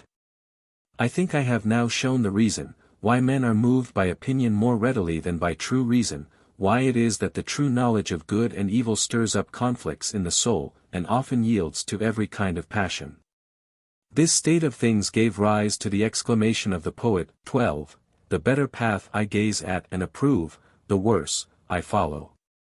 Ecclesiastes seems to have had the same thought in his mind, when he says, he who increaseth knowledge increaseth sorrow. I have not written the above with the object of drawing the conclusion, that ignorance is more excellent than knowledge, or that a wise man is on a par with a fool in controlling his emotions. But because it is necessary to know the power and the infirmity of our nature, before we can determine what reason can do in restraining the emotions, and what is beyond her power. I have said, that in the present part one shall merely treat of human infirmity. The power of reason over the emotions I have settled to treat separately. Prop. 18. Desire arising from pleasure is, other conditions being equal, stronger than desire arising from pain. Proof. Desire is the essence of a man, deaf of the emotions, that is, the endeavor whereby a man endeavors to persist in his own being. Wherefore desire arising from pleasure is, by the fact of pleasure being felt, increased or helped, on the contrary, desire arising from pain is, by the fact of pain being felt, diminished or hindered. Hence the force of desire arising from pleasure must be defined by human power together with the power of an external cause, whereas desire arising from pain must be defined by human power only. Thus the former is the stronger of the two. QED. Note. In these few remarks I have explained the causes of human infirmity and inconstancy, and shown why men do not abide by the precepts of reason. It now remains for me to show what course is marked out for us by reason, which of the emotions are in harmony with the rules of human reason, and which of them are contrary thereto. But, before I begin to prove my propositions in detailed geometrical fashion, it is advisable to sketch them briefly in advance, so that everyone may more readily grasp my meaning. As reason makes no demands contrary to nature, it demands, that every man should love himself, should seek that which is useful to him, that which is really useful to him. Should desire everything which really brings man to greater perfection, and should, each for himself, endeavor as far as he can to preserve his own being. This is as necessarily true, as that a whole is greater than its part. Cf. 3. 4. Again, as virtue is nothing else but action in accordance with the laws of one's own nature, 4. Def. 8. And as no one endeavors to preserve his own being, except in accordance with the laws of his own nature, it follows, first, that the foundation of virtue is the endeavor to preserve one's own being.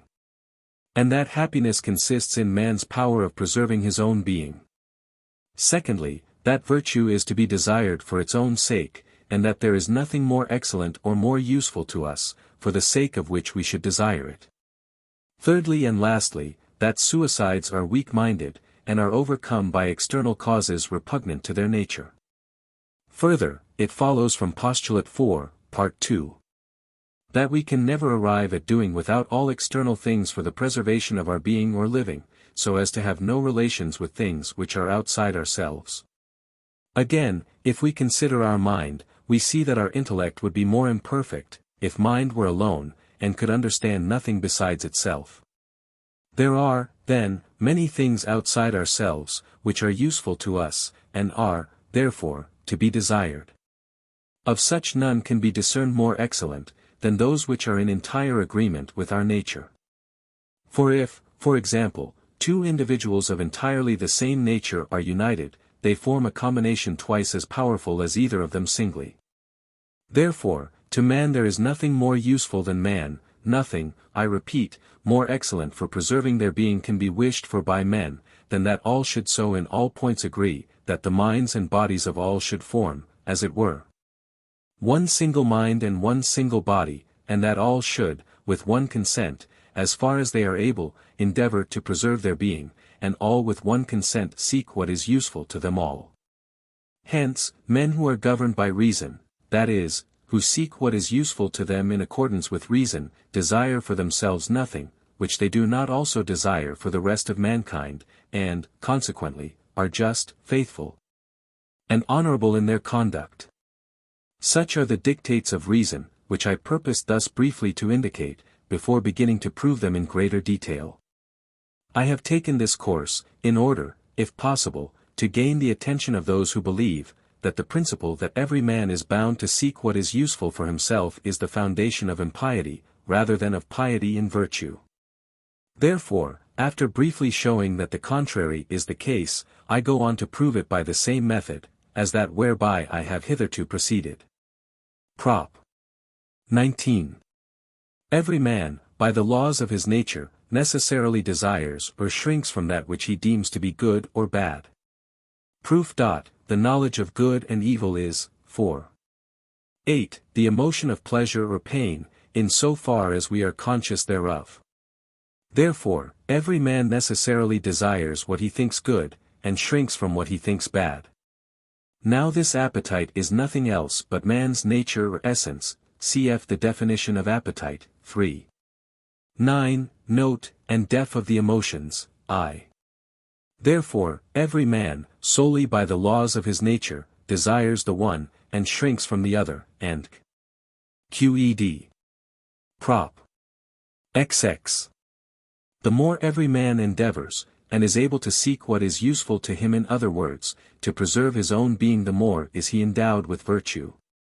On the contrary, in proportion as a man neglects to seek what is useful to him, that is, to preserve his own being, he is wanting in power. Proof.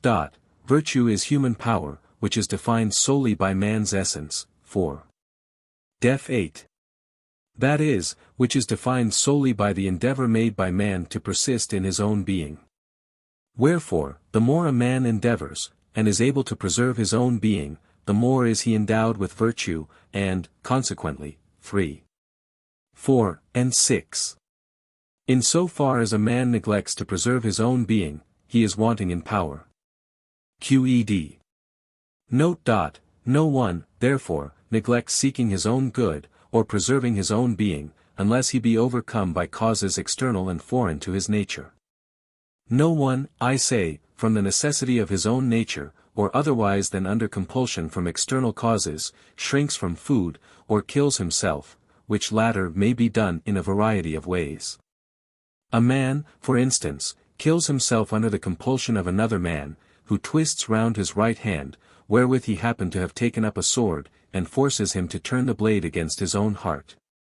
Or, again, he may be compelled, like Seneca, by a tyrant's command, to open his own veins, that is, to escape a greater evil by incurring a lesser.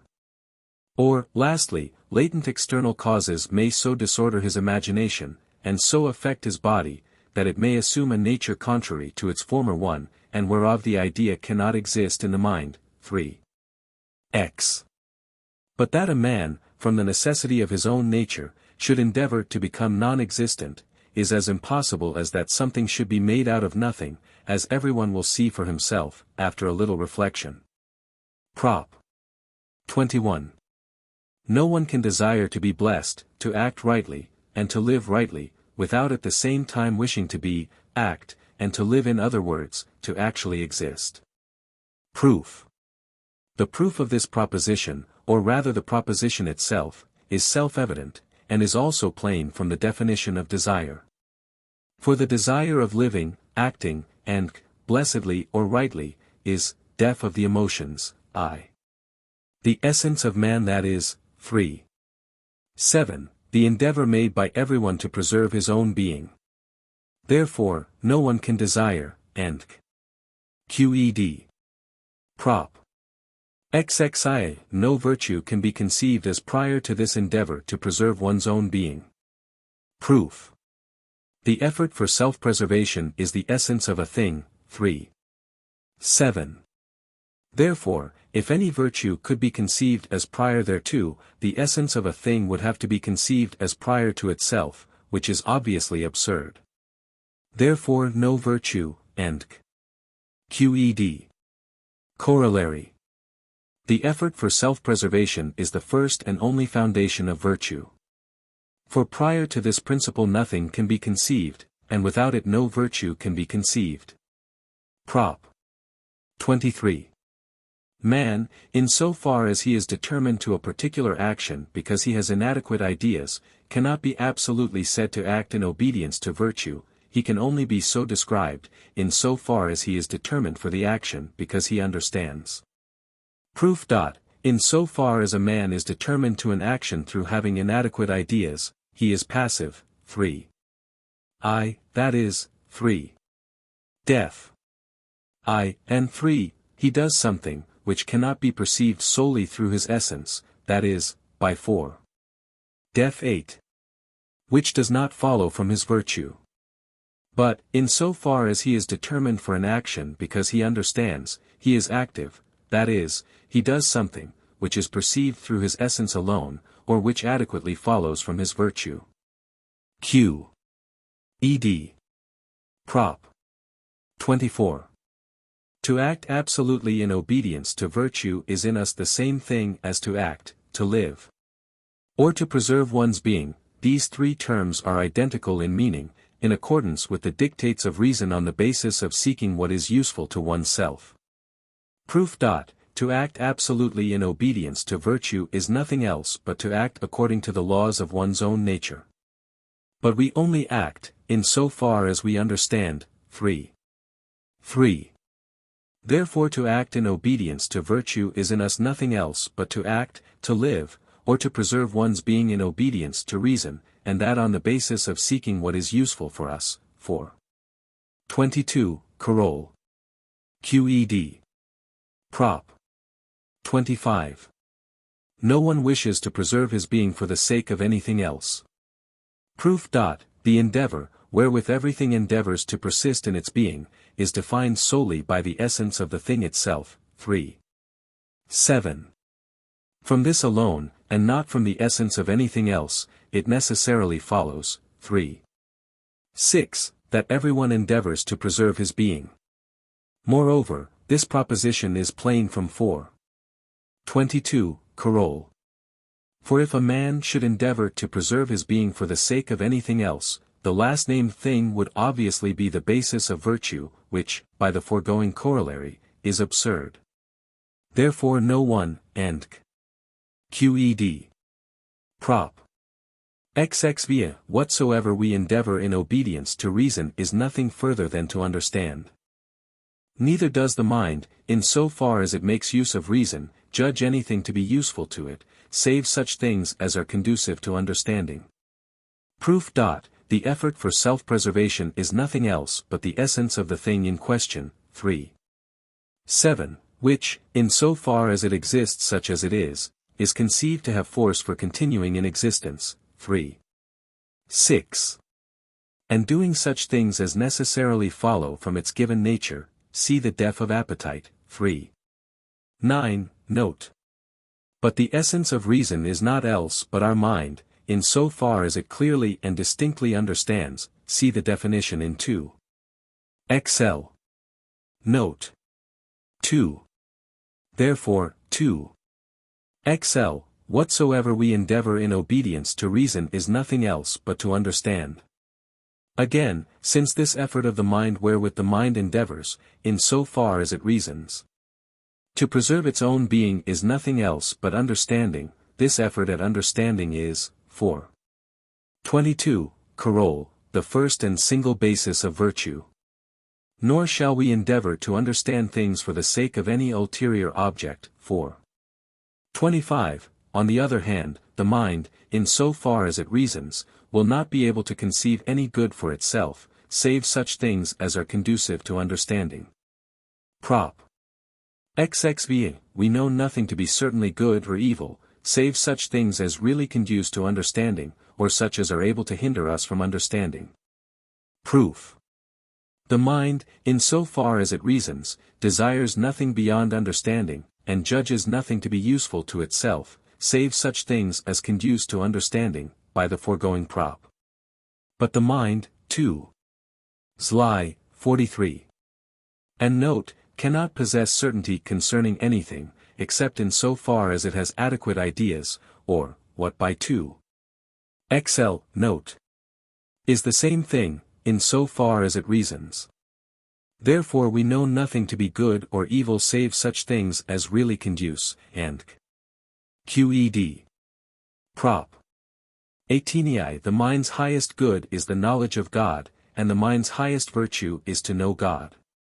Proof. The mind is not capable of understanding anything higher than God, that is, def 6. Then a being absolutely infinite, and without which, 15, nothing can either be or be conceived, therefore, 4. 26, and 27, the mind's highest utility, or, 4. Def good is the knowledge of God. Again, the mind is active, only in so far as it understands, and only to the same extent can it be said absolutely to act virtuously. The mind's absolute virtue is therefore to understand. Now, as we have already shown, the highest that the mind can understand is God, therefore the highest virtue of the mind is to understand or to know God. QED. Prop. 29. No individual thing, which is entirely different from our own nature, can help or check our power of activity, and absolutely nothing can do us good or harm, unless it has something in common with our nature. Proof. The power of every individual thing, and consequently the power of man, whereby he exists and operates, can only be determined by an individual thing, 28, whose nature, 2. 6. Must be understood through the same nature as that, through which human nature is conceived. Therefore our power of activity, however it be conceived, can be determined and consequently helped or hindered by the power of any other individual thing, which has something in common with us, but not by the power of anything, of which the nature is entirely different from our own. And since we call good or evil that which is the cause of pleasure or pain, 4. 8, that is, 3. 11, note, which increases or diminishes, helps or hinders, our power of activity. Therefore, that which is entirely different from our nature can neither be to us good nor bad. QED. Prop. XXX. A thing cannot be bad for us through the quality which it has in common with our nature, but it is bad for us in so far as it is contrary to our nature. Proof. We call a thing bad when it is the cause of pain, 4. 8, that is, by the death, which see in 3. 11, note, when it diminishes or checks our power of action. Therefore, if anything were bad for us through that quality which it has in common with our nature, it would be able itself to diminish or check that which it has in common with our nature, which, 3. 4, is absurd. Wherefore nothing can be bad for us through that quality which it has in common with us, but, on the other hand, in so far as it is bad for us, that is, as we have just shown, in so far as it can diminish or check our power of action. It is contrary to our nature. QED. Prop. XXXI. In so far as a thing is in harmony with our nature, it is necessarily good. Proof. in so far as a thing is in harmony with our nature, it cannot be bad for it. It will therefore necessarily be either good or indifferent. If it be assumed that it be neither good nor bad, nothing will follow from its nature, for def I, which tends to the preservation of our nature, that is, by the hypothesis, which tends to the preservation of the thing itself, but this, 6. Is absurd, therefore, in so far as a thing is in harmony with our nature, it is necessarily good. Qed. Corollary. Hence it follows, that, in proportion as a thing is in harmony with our nature, so is it more useful or better for us, and vice versa, in proportion as a thing is more useful for us, so is it more in harmony with our nature. For, in so far as it is not in harmony with our nature, it will necessarily be different therefrom or contrary thereto. If different, it can neither be good nor bad, for 29. If contrary, it will be contrary to that which is in harmony with our nature, that is, contrary to what is good, in short, bad. Nothing, therefore, can be good, except in so far as it is in harmony with our nature, and hence a thing is useful. In proportion as it is in harmony with our nature, and vice versa. Qed. Prop. XXXII. In so far as men are a prey to passion, they cannot, in that respect, be said to be naturally in harmony. Proof. Things, which are said to be in harmony naturally, are understood to agree in power. 7. Not in want of power or negation, and consequently not in passion. 3. Note, wherefore men, in so far as they are a prey to their passions, cannot be said to be naturally in harmony. Qed. Note. This is also self-evident. For, if we say that white and black only agree in the fact that neither is red, we absolutely affirm that they do not agree in any respect. So, if we say that a man and a stone only agree in the fact that both are finite, wanting in power, not existing by the necessity of their own nature, or, lastly, indefinitely surpassed by the power of external causes, we should certainly affirm that a man and a stone are in no respect alike. Therefore, things which agree only in negation, or in qualities which neither possess, really agree in no respect. Prop. 33. Men can differ in nature, in so far as they are assailed by those emotions, which are passions, or passive states. And to this extent one and the same man is variable and inconstant. Proof. The nature or essence of the emotions cannot be explained solely through our essence or nature. 3. Def. I, too, but it must be defined by the power, that is, 7. By the nature of external causes in comparison with our own, hence it follows, that there are as many kinds of each emotion as there are external objects whereby we are affected. 3. Lvi. And that men may be differently affected by one and the same object. 3. Li, and to this extent differ in nature. Lastly, that one and the same man may be differently affected towards the same object, and may therefore be variable and inconstant. Qed. Prop. 34. In so far as men are assailed by emotions which are passions, they can be contrary one to another. Proof. A man, for instance Peter, can be the cause of Paul's feeling pain, because he, Peter, possesses something similar to that which Paul hates. 16, or because Peter has sole possession of a thing which Paul also loves. 32. And note, or for other causes, of which the chief are enumerated in 3.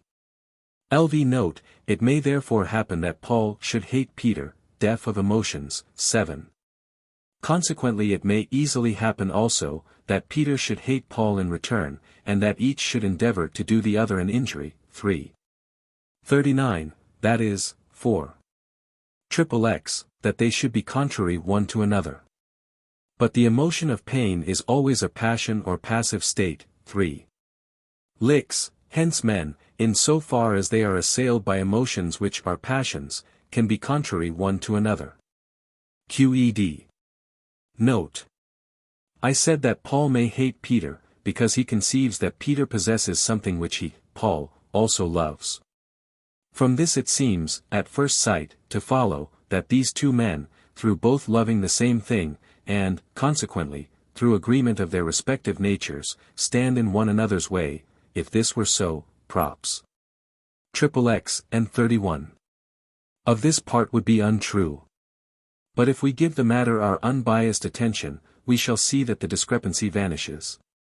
For the two men are not in one another's way in virtue of the agreement of their natures, that is, through both loving the same thing, but in virtue of one differing from the other. For, in so far as each loves the same thing, the love of each is fostered thereby. 3. 31, that is, deaf of the emotions. 6, the pleasure of each is fostered thereby. Wherefore it is far from being the case, that they are at variance through both loving the same thing, and through the agreement in their natures. The cause for their opposition lies, as I have said, solely in the fact that they are assumed to differ. For we assume that Peter has the idea of the loved object as already in his possession, while Paul has the idea of the loved object as lost. Hence the one man will be affected with pleasure, the other will be affected with pain, and thus they will be at variance one with another. We can easily show in like manner, that all other causes of hatred depend solely on differences, and not on the agreement between men's natures. Prop. 35. In so far only as men live in obedience to reason, do they always necessarily agree in nature. Proof. In so far as men are assailed by emotions that are passions, they can be different in nature. 4. 33, and at variance one with another. But men are only said to be active, in so far as they act in obedience to reason. 3. 3. Therefore, whatsoever follows from human nature in so far as it is defined by reason must, 3. Def 2, be understood solely through human nature as its proximate cause. But, since every man by the laws of his nature desires that which he deems good, and endeavors to remove that which he deems bad. 4.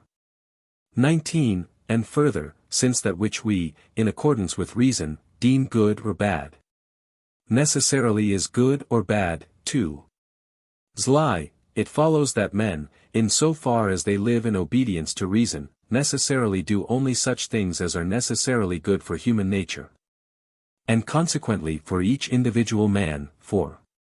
31, Carol, in other words, such things as are in harmony with each man's nature. Therefore, men in so far as they live in obedience to reason, necessarily live always in harmony one with another. Qed. Corollary I.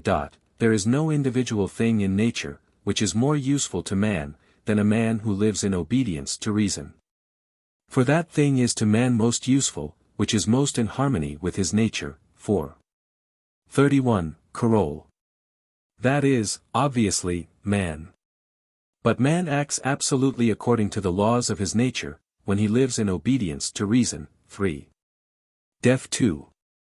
And to this extent only is always necessarily in harmony with the nature of another man, by the last prop, wherefore among individual things nothing is more useful to man, than a man who lives in obedience to reason.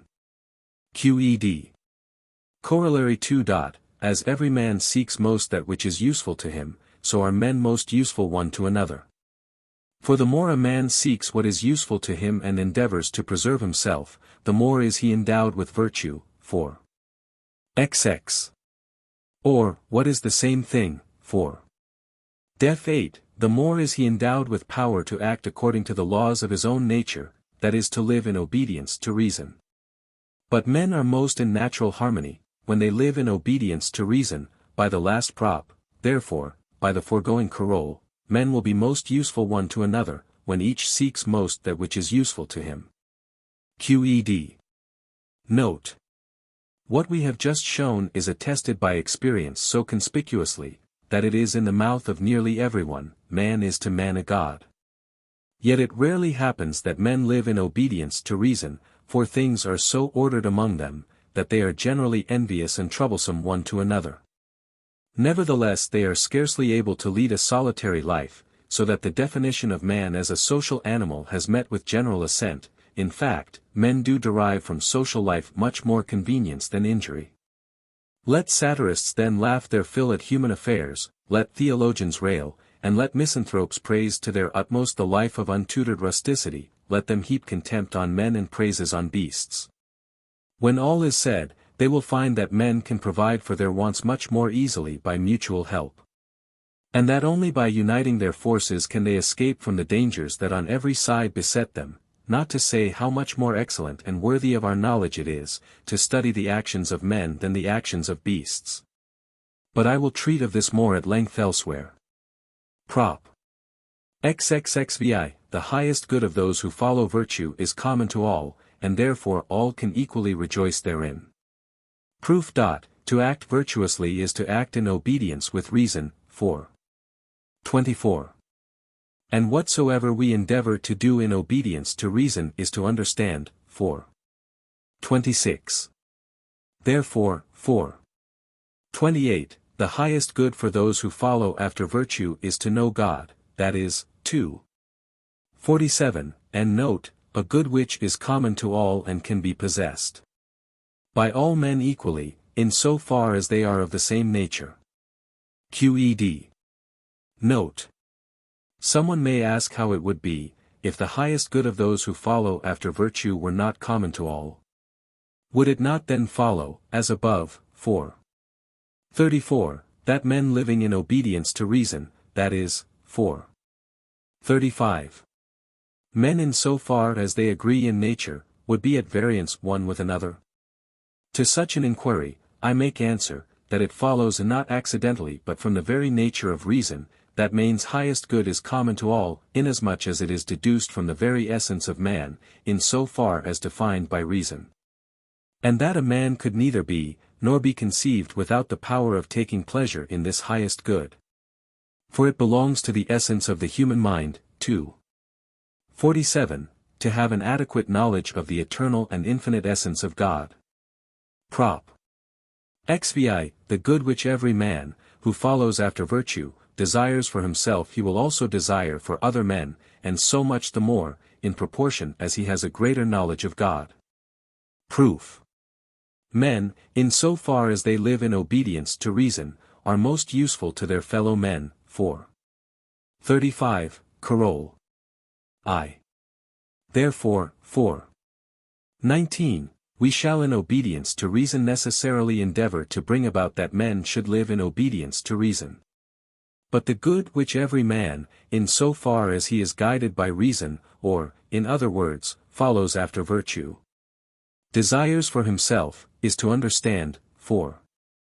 26, wherefore the good, which each follower of virtue seeks for himself, he will desire also for others. Again, desire, in so far as it is referred to the mind, is the very essence of the mind, deaf of the emotions. Now the essence of the mind consists in knowledge. 2. 11, which involves the knowledge of God. 2. 47, and without it, 15, can neither be, nor be conceived, therefore. In proportion as the mind's essence involves a greater knowledge of God, so also will be greater the desire of the follower of virtue, that other men should possess that which he seeks as good for himself. QED. Another proof. The good, which a man desires for himself and loves, he will love more constantly, if he sees that others love it also. 3. 31. He will therefore endeavor that others should love it also, and as the good in question is common to all, and therefore all can rejoice therein, he will endeavor, for the same reason, to bring about that all should rejoice therein. And this he will do the more. 3. 37, in proportion as his own enjoyment of the good is greater. Note I. He who, guided by emotion only, endeavors to cause others to love what he loves himself, and to make the rest of the world live according to his own fancy, acts solely by impulse, and is, therefore, hateful, especially to those who take delight in something different, and accordingly study and, by similar impulse, endeavor, to make men live in accordance with what pleases themselves.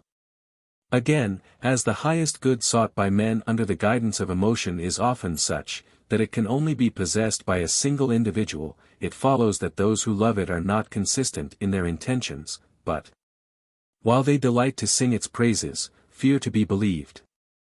But he, who endeavors to lead men by reason, does not act by impulse but courteously and kindly, and his intention is always consistent.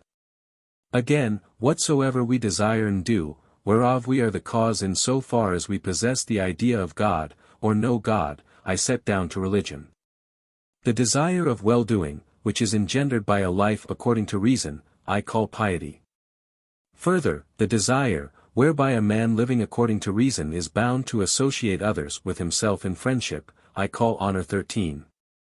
By honorable I mean that which is praised by men living according to reason, and by base I mean that which is repugnant to the gaining of friendship. I have also shown in addition what are the foundations of a state. And the difference between true virtue and infirmity may be readily gathered from what I have said, namely, that true virtue is nothing else but living in accordance with reason, while infirmity is nothing else but man's allowing himself to be led by things which are external to himself, and to be by them determined to act in a manner demanded by the general disposition of things rather than by his own nature considered solely in itself. Such are the matters which I engage to prove in Prop. 18, of this part, whereby it is plain that the law against the slaughtering of animals is founded rather on vain superstition and womanish pity than on sound reason. The rational quest of what is useful to us further teaches us the necessity of associating ourselves with our fellow men, but not with beasts, or things, whose nature is different from our own. We have the same rights in respect to them as they have in respect to us.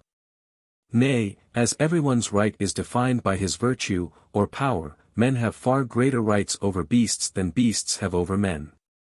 Still I do not deny that beasts feel. What I deny is, that we may not consult our own advantage and use them as we please, treating them in the way which best suits us. For their nature is not like ours, and their emotions are naturally different from human emotions. 3. 57, note. It remains for me to explain what I mean by just and unjust, sin and merit. On these points see the following note. Note 2. In the appendix to Part 1. I undertook to explain praise and blame, merit and sin, justice and injustice. Concerning praise and blame I have spoken in 3. 29, note, the time has now come to treat of the remaining terms. But I must first say a few words concerning man in the state of nature and in society. Every man exists by sovereign natural right, and, consequently, by sovereign natural right performs those actions which follow from the necessity of his own nature. Therefore by sovereign natural right every man judges what is good and what is bad, takes care of his own advantage according to his own disposition. 4. 19, and 4. XX, avenges the wrongs done to him. 3. XL, Carol. 2. And endeavors to preserve that which he loves and to destroy that which he hates. 3. 28. Now, if men lived under the guidance of reason, everyone would remain in possession of this his right, without any injury being done to his neighbor. 4. 35, Carol. But seeing that they are a prey to their emotions, which far surpass human power or virtue. 4. 6. They are often drawn in different directions, and being at variance one with another. 4. 33, 34, stand in need of mutual help. 4. 35, note. Wherefore, in order that men may live together in harmony, and may aid one another, it is necessary that they should forego their natural right, and, for the sake of security, refrain from all actions which can injure their fellow men. The way in which this end can be obtained, so that men who are necessarily a prey to their emotions. 4. Carol, inconstant, and diverse, should be able to render each other mutually secure, and feel mutual trust, is evident from 4. 7, and 3. 39, it is there shown, that an emotion can only be restrained by an emotion stronger than, and contrary to itself. And that men avoid inflicting injury through fear of incurring a greater injury themselves. On this law society can be established, so long as it keeps in its own hand the right, possessed by everyone, of avenging injury, and pronouncing on good and evil. And provided it also possesses the power to lay down a general rule of conduct, and to pass laws sanctioned, not by reason, which is powerless in restraining emotion, but by threats. 4. 17. Note. Such a society established with laws and the power of preserving itself is called a state, while those who live under its protection are called citizens. We may readily understand that there is in the state of nature nothing, which by universal consent is pronounced good or bad. For in the state of nature everyone thinks solely of his own advantage, and according to his disposition, with reference only to his individual advantage, decides what is good or bad, being bound by no law to anyone besides himself. In the state of nature, therefore, sin is inconceivable. It can only exist in a state, where good and evil are pronounced on by common consent, and where everyone is bound to obey the state authority. Sin, then, is nothing else but disobedience, which is therefore punished by the right of the state only. Obedience, on the other hand, is set down as merit, inasmuch as a man is thought worthy of merit, if he takes delight in the advantages which a state provides. Again, in the state of nature, no one is by common consent master of anything, nor is there anything in nature, which can be said to belong to one man rather than another. All things are common to all. Hence, in the state of nature, we can conceive no wish to render to every man his own, or to deprive a man of that which belongs to him. In other words, there is nothing in the state of nature answering to justice and injustice. Such ideas are only possible in a social state, when it is decreed by common consent what belongs to one man and what to another. From all these considerations it is evident, that justice and injustice, sin and merit, are extrinsic ideas, and not attributes which display the nature of the mind. But I have said enough. Prop. 38. Whatsoever disposes the human body, so as to render it capable of being affected in an increased number of ways, or of affecting external bodies in an increased number of ways, is useful to man. And is so, in proportion as the body is thereby rendered more capable of being affected or affecting other bodies in an increased number of ways. Contrariwise, whatsoever renders the body less capable in this respect is hurtful to man. Proof. Whatsoever thus increases the capabilities of the body increases also the mind's capability of perception. 2. 14. Therefore, whatsoever thus disposes the body and thus renders it capable, is necessarily good or useful. 4. 26, 27, and is so in proportion to the extent to which it can render the body capable, contrariwise. 2. 14, 4. 26, 27. It is hurtful, if it renders the body in this respect less capable. QED. Prop. XXXX, whatsoever brings about the preservation of the proportion of motion and rest, which the parts of the human body mutually possess, is good. Contrariwise, whatsoever causes a change in such proportion is bad. Proof. The human body needs many other bodies for its preservation. 2. Post. 4. But that which constitutes the specific reality, forma, of a human body is, that its parts communicate their several motions one to another in a certain fixed proportion. Def. Before Lemma 4. After 2. 13, therefore. Whatsoever brings about the preservation of the proportion between motion and rest, which the parts of the human body mutually possess, preserves the specific reality of the human body. And consequently renders the human body capable of being affected in many ways and of affecting external bodies in many ways. Consequently it is good, by the last prop. Again. Whatsoever brings about a change in the aforesaid proportion causes the human body to assume another specific character. In other words, see preface to this part towards the end, though the point is indeed self-evident, to be destroyed. And consequently totally incapable of being affected in an increased numbers of ways, therefore it is bad. QED. Note. The extent to which such causes can injure or be of service to the mind will be explained in the fifth part. But I would here remark that I consider that a body undergoes death, when the proportion of motion and rest which obtained mutually among its several parts is changed. For I do not venture to deny that a human body, while keeping the circulation of the blood and other properties, wherein the life of a body is thought to consist, may none the less be changed into another nature totally different from its own.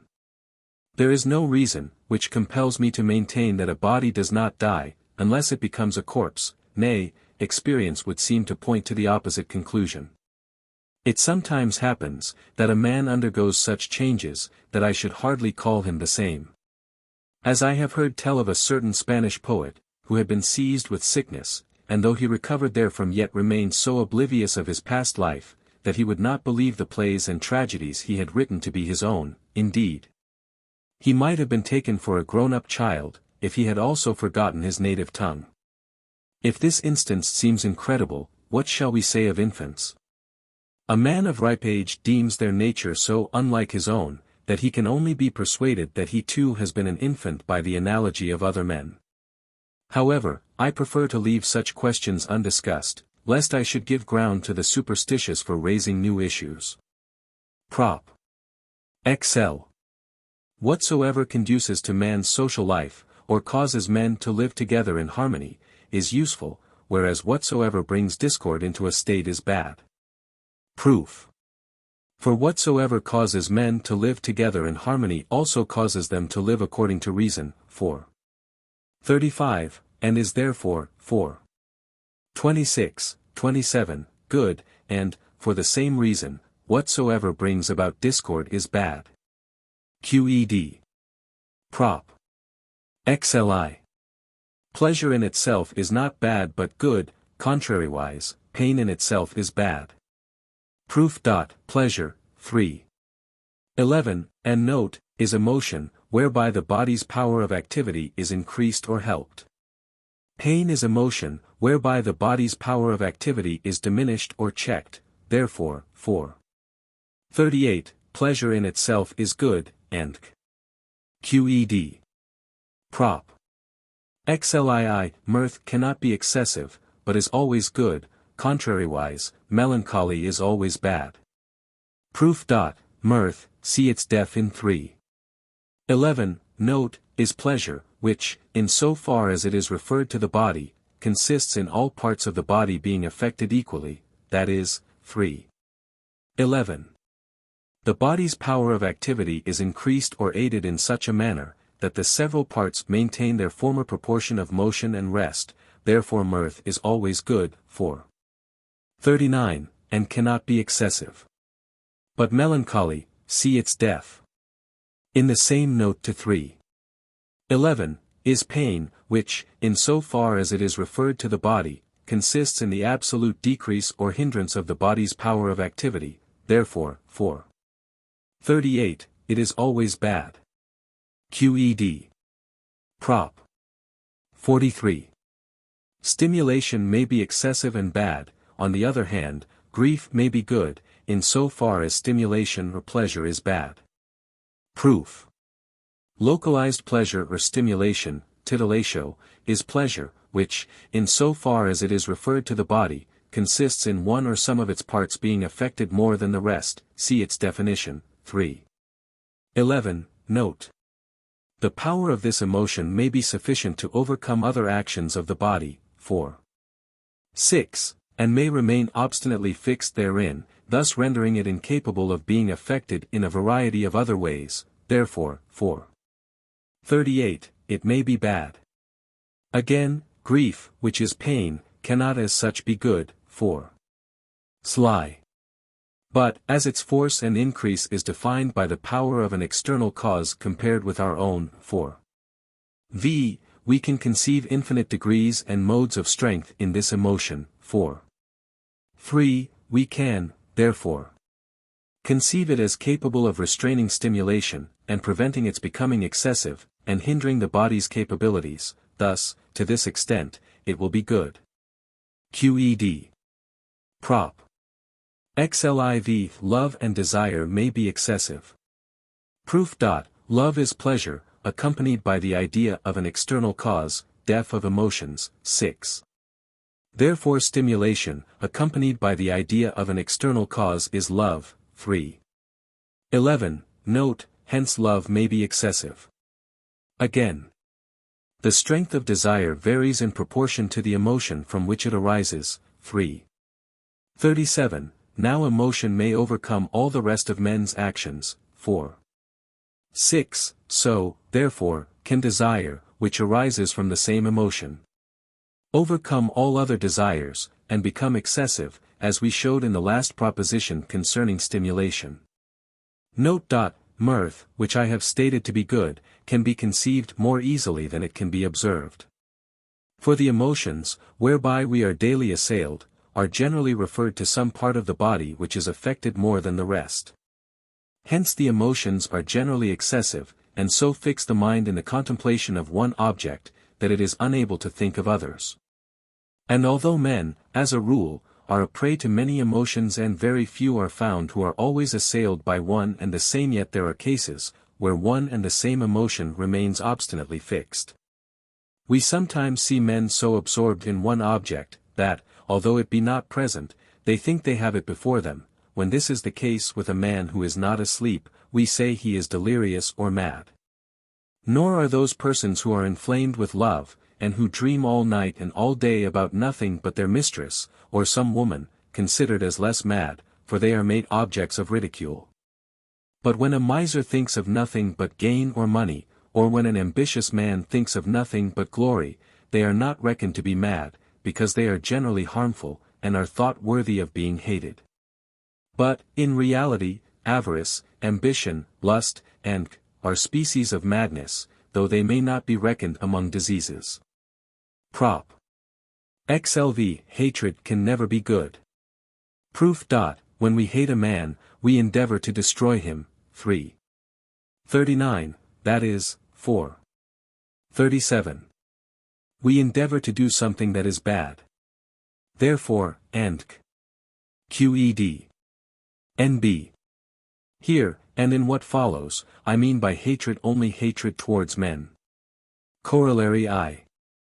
Envy, derision, contempt, anger, revenge, and other emotions attributable to hatred, or arising therefrom, are bad. This is evident from 3. 39, and 4. 37. Corollary 2. Whatsoever we desire from motives of hatred is base, and in a state unjust. This also is evident from 3. 39, and from the definitions of baseness and injustice in 4. 37, note. Note. Between derision, which I have in Coroll. I. Stated to be bad, and laughter I recognize a great difference. For laughter, as also jocularity, is merely pleasure, therefore, so long as it be not excessive, it is in itself good. 4. Sly. Assuredly nothing forbids man to enjoy himself, save grim and gloomy superstition. For why is it more lawful to satiate one's hunger and thirst than to drive away one's melancholy? I reason, and have convinced myself as follows: no deity, nor anyone else, save the envious, takes pleasure in my infirmity and discomfort, nor sets down to my virtue the tears, sobs, fear, and the like, which act signs of infirmity of spirit. On the contrary, the greater the pleasure wherewith we are affected, the greater the perfection whereto we pass. In other words, the more must we necessarily partake of the divine nature. Therefore, to make use of what comes in our way, and to enjoy it as much as possible, not to the point of satiety, for that would not be enjoyment, is the part of a wise man. I say it is the part of a wise man to refresh and recreate himself with moderate and pleasant food and drink, and also with perfumes, with the soft beauty of growing plants, with dress, with music, with many sports, with theatres, and the like, such as every man may make use of without injury to his neighbor.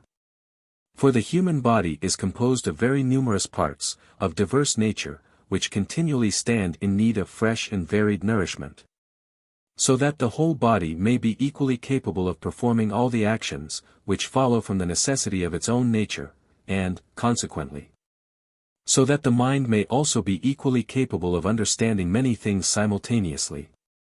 This way of life, then, agrees best with our principles, and also with general practice, therefore, if there be any question of another plan. The plan we have mentioned is the best, and in every way to be commended. There is no need for me to set forth the matter more clearly or in more detail. Prop. XLVI, he, who lives under the guidance of reason, endeavors, as far as possible, to render back love, or kindness, for other men's hatred, anger, contempt, and, towards him. Proof. All emotions of hatred are bad, for XLV, Carole. I. Therefore he who lives under the guidance of reason will endeavor, as far as possible, to avoid being assailed by such emotions, for 19, consequently. He will also endeavor to prevent others being so assailed, for 37, but hatred is increased by being reciprocated, and can be quenched by love, 3. 43. So that hatred may pass into love, 3. 44. Therefore he who lives under the guidance of reason will endeavor to repay hatred with love, that is, with kindness. QED. Note. He who chooses to avenge wrongs with hatred is assuredly wretched. But he, who strives to conquer hatred with love, fights his battle in joy and confidence, he withstands many as easily as one, and has very little need of fortune's aid. Those whom he vanquishes yield joyfully, not through failure, but through increase in their powers. All these consequences follow so plainly from the mere definitions of love and understanding, that I have no need to prove them in detail. Prop. XLV. Emotions of hope and fear cannot be in themselves good. Proof. Emotions of hope and fear cannot exist without pain. For fear is pain, death of the emotions, 13, and hope, death of the emotions, explanation 12. And 13.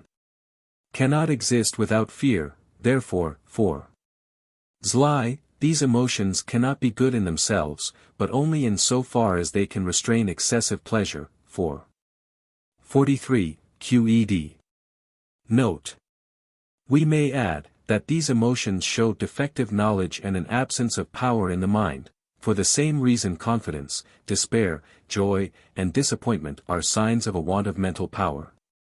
For although confidence and joy are pleasurable emotions, they nevertheless imply a preceding pain, namely, hope and fear. Wherefore the more we endeavor to be guided by reason, the less do we depend on hope. We endeavor to free ourselves from fear, and, as far as we can, to dominate fortune, directing our actions by the sure counsels of wisdom. Prop. XLVII. The emotions of over-esteem and disparagement are always bad. Proof. These emotions, see def. Of the emotions, 21. 22, are repugnant to reason, and are therefore, for 26, 27, bad. QED. Prop. 49. Over-esteem is apt to render its object proud. Proof. If we see that any one rates us too highly, for love's sake, we are apt to become elated. 3.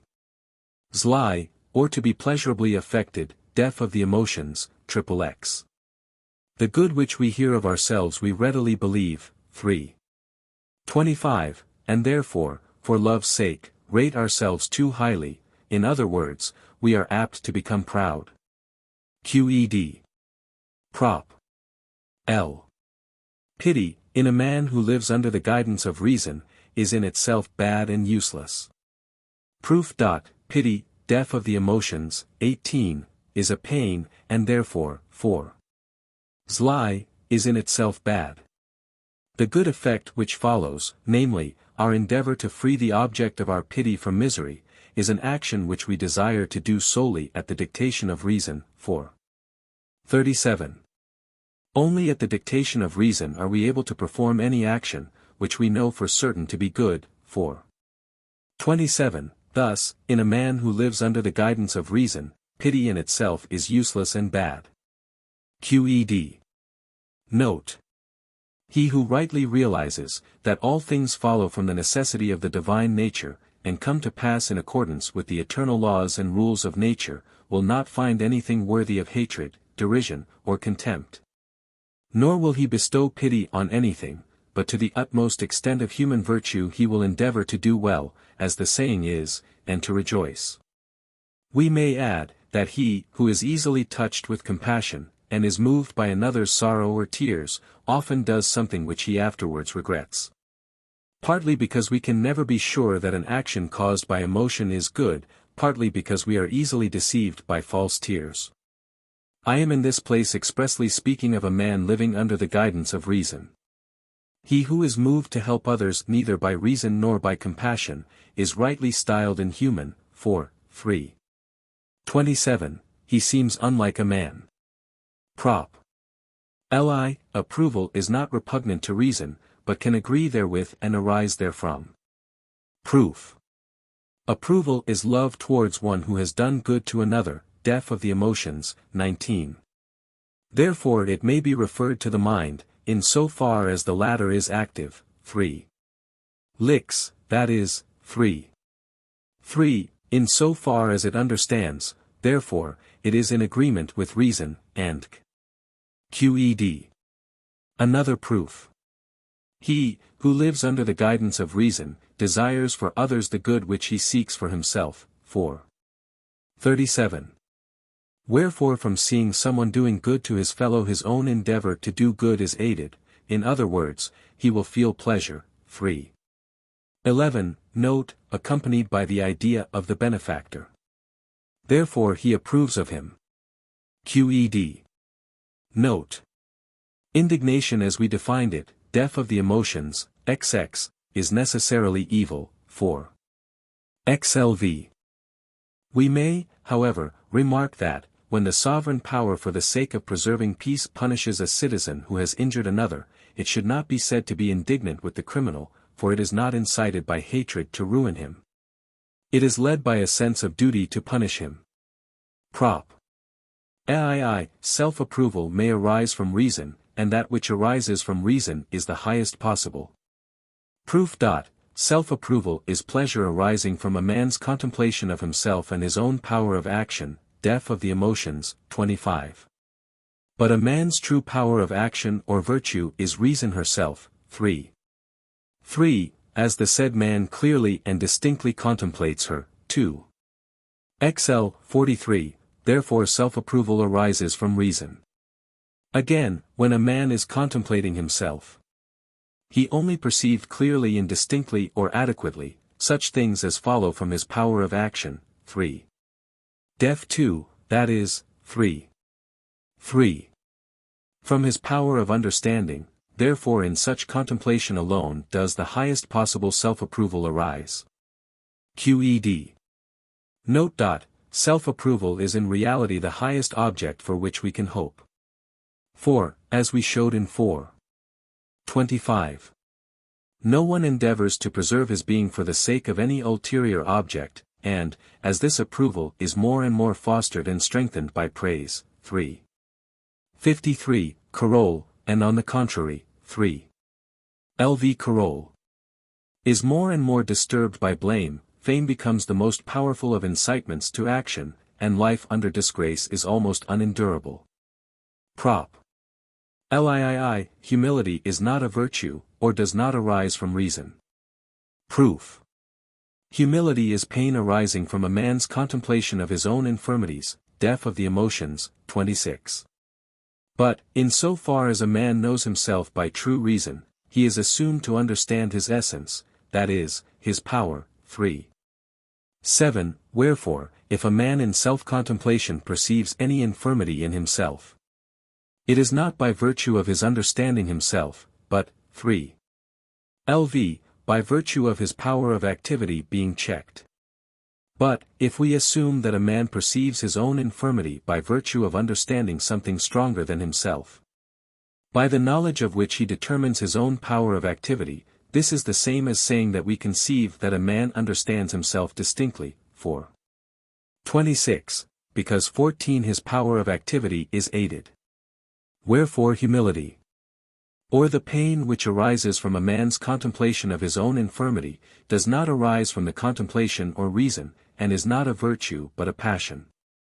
Qed. Prop.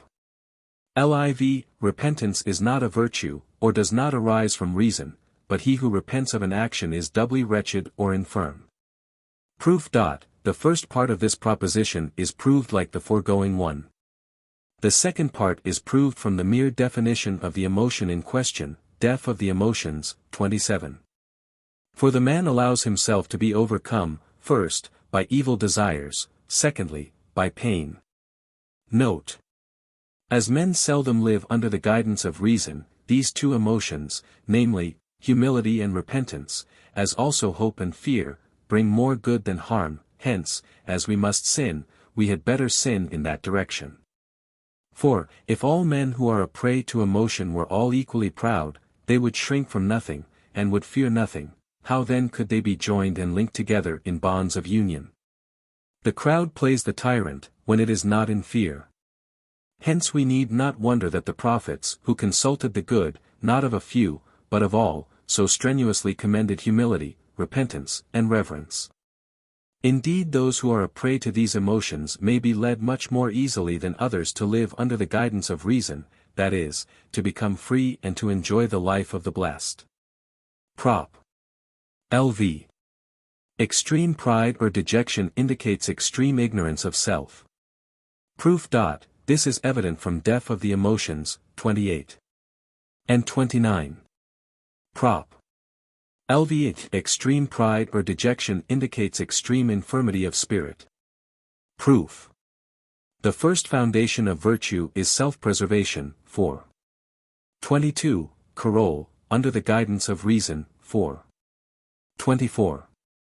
He, therefore, who is ignorant of himself, is ignorant of the foundation of all virtues, and consequently of all virtues. Again, to act virtuously is merely to act under the guidance of reason, 4. 24. Now he that acts under the guidance of reason, must necessarily know that he so acts, 2. 43. Therefore he who is in extreme ignorance of himself, and consequently of all virtues, acts least in obedience to virtue, in other words, 4. Def 8. Is most infirm of spirit. Thus extreme pride or dejection indicates extreme infirmity of spirit. Qed. Corollary. Hence it most clearly follows, that the proud and the dejected specially fall a prey to the emotions. Note. Yet dejection can be more easily corrected than pride. For the latter being a pleasurable emotion, and the former a painful emotion, the pleasurable is stronger than the painful, 4. 18. Prop. 57. The proud man delights in the company of flatterers and parasites, but hates the company of the high-minded. Proof. Pride is pleasure arising from a man's overestimation of himself, def of the emotions, 28. And 6. This estimation the proud man will endeavor to foster by all the means in his power, 3. 13. Note, he will therefore delight in the company of flatterers and parasites, whose character is too well known to need definition here.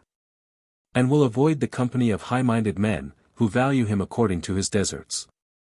Qed.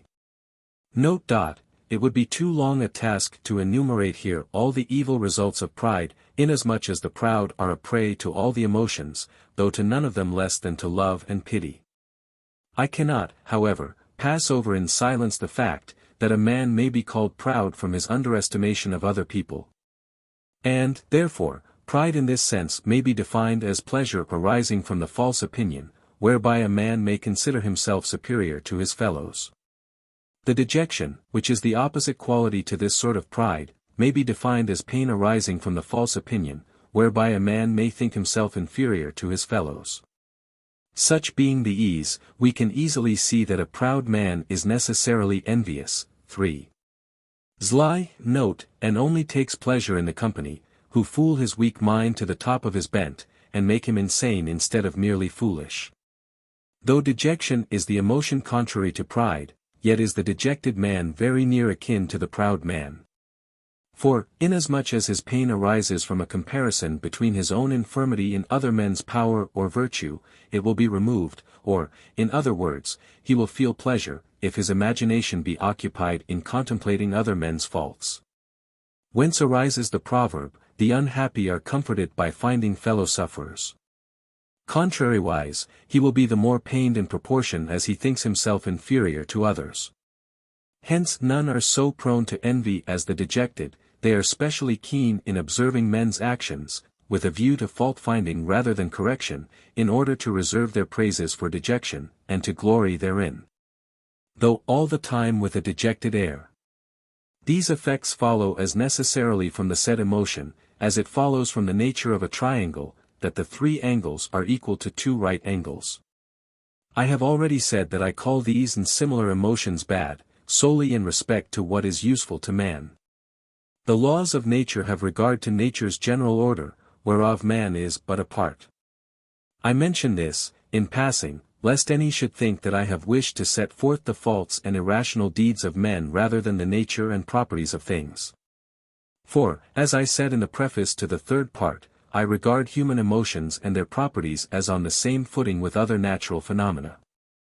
Assuredly human emotions indicate the power and ingenuity of nature, if not of human nature, quite as fully as other things which we admire, and which we delight to contemplate. But I pass on to note those qualities in the emotions, which bring advantage to man, or inflict injury upon him. Prop. Lva, honor, gloria, is not repugnant to reason, but may arise therefrom. Proof. This is evident from death. Of the emotions, XXX, and also from the definition of an honorable man, 4. 37, note. I. Note empty honor, as it is styled, is self-approval, fostered only by the good opinion of the populace. When this good opinion ceases there ceases also the self-approval, in other words, the highest object of each man's love, 4. Lee, note. Consequently, he whose honor is rooted in popular approval must, day by day, anxiously strive, act, and scheme in order to retain his reputation. For the populace is variable and inconstant, so that, if a reputation be not kept up, it quickly withers away. Everyone wishes to catch popular applause for himself, and readily represses the fame of others. The object of the strife being estimated as the greatest of all goods, each combatant is seized with a fierce desire to put down his rivals in every possible way. Till he who at last comes out victorious is more proud of having done harm to others than of having done good to himself. This sort of honor, then, is really empty, being nothing. The points to note concerning shame may easily be inferred from what was said on the subject of mercy and repentance. I will only add that shame, like compassion, though not a virtue, is yet good, in so far as it shows, that the feeler of shame is really imbued with the desire to live honorably. In the same way as suffering is good, as showing that the injured part is not mortified. Therefore, though a man who feels shame is sorrowful, he is yet more perfect than he, who is shameless, and has no desire to live honorably. Such are the points which I undertook to remark upon concerning the emotions of pleasure and pain. As for the desires, they are good or bad according as they spring from good or evil emotions. But all, in so far as they are engendered in us by emotions wherein the mind is passive, are blind, as is evident from what was said in 4. 44. Note, and would be useless, if men could easily, be induced to live by the guidance of reason only, as I will now briefly, show. Prop. Lix, to all the actions, whereto we are determined by emotion wherein the mind is passive. We can be determined without emotion by reason. Proof. To act rationally, is nothing else, 3. 3, and def 2, but to perform those actions, which follow from the necessity, of our nature considered in itself alone. But pain is bad, in so far as it diminishes or checks the power of action, 4. Sly.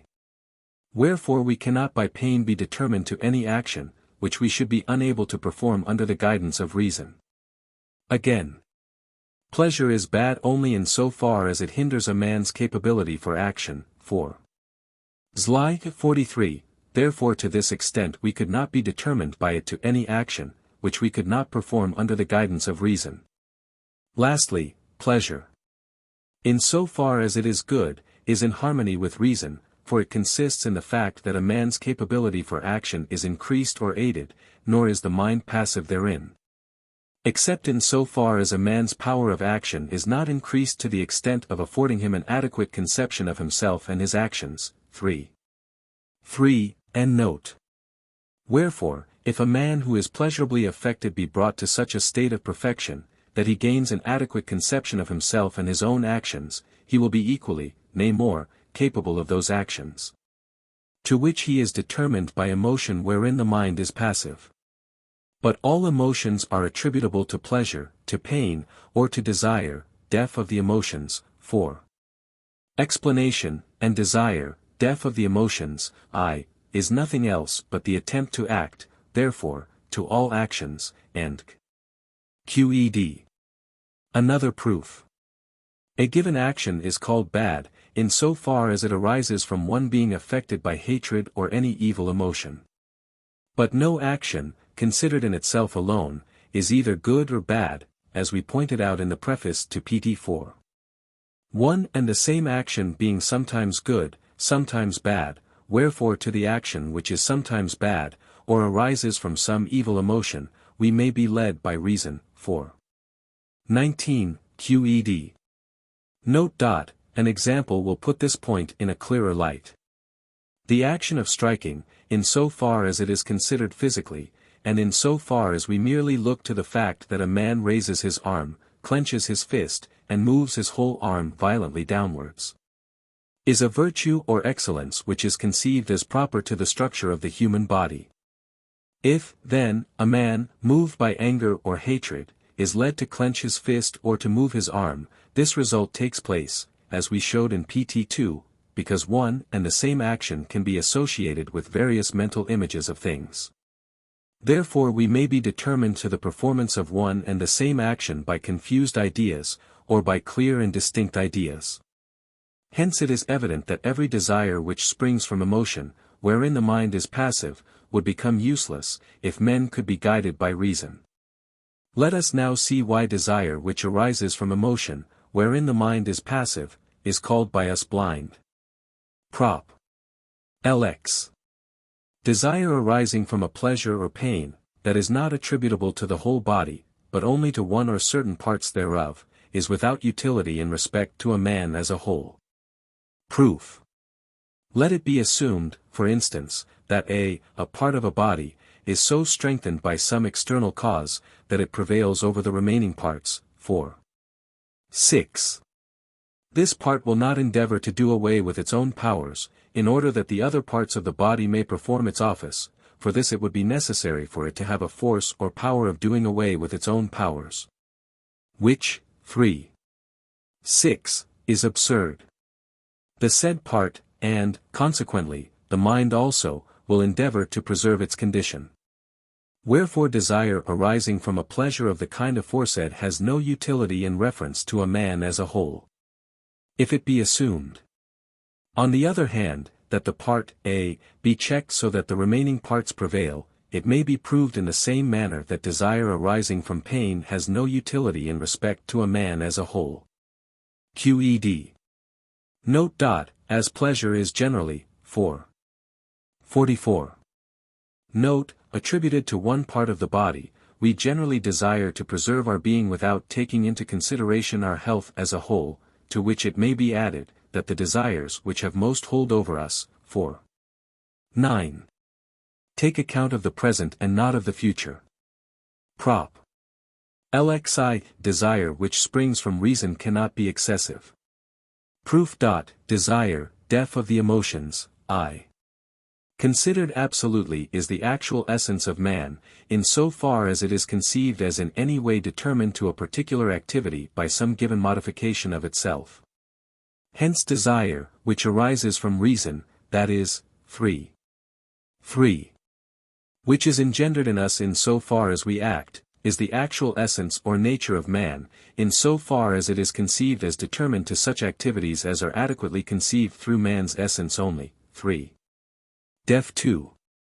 Now, if such desire could be excessive, human nature considered in itself alone would be able to exceed itself, or would be able to do more than it can, a manifest contradiction.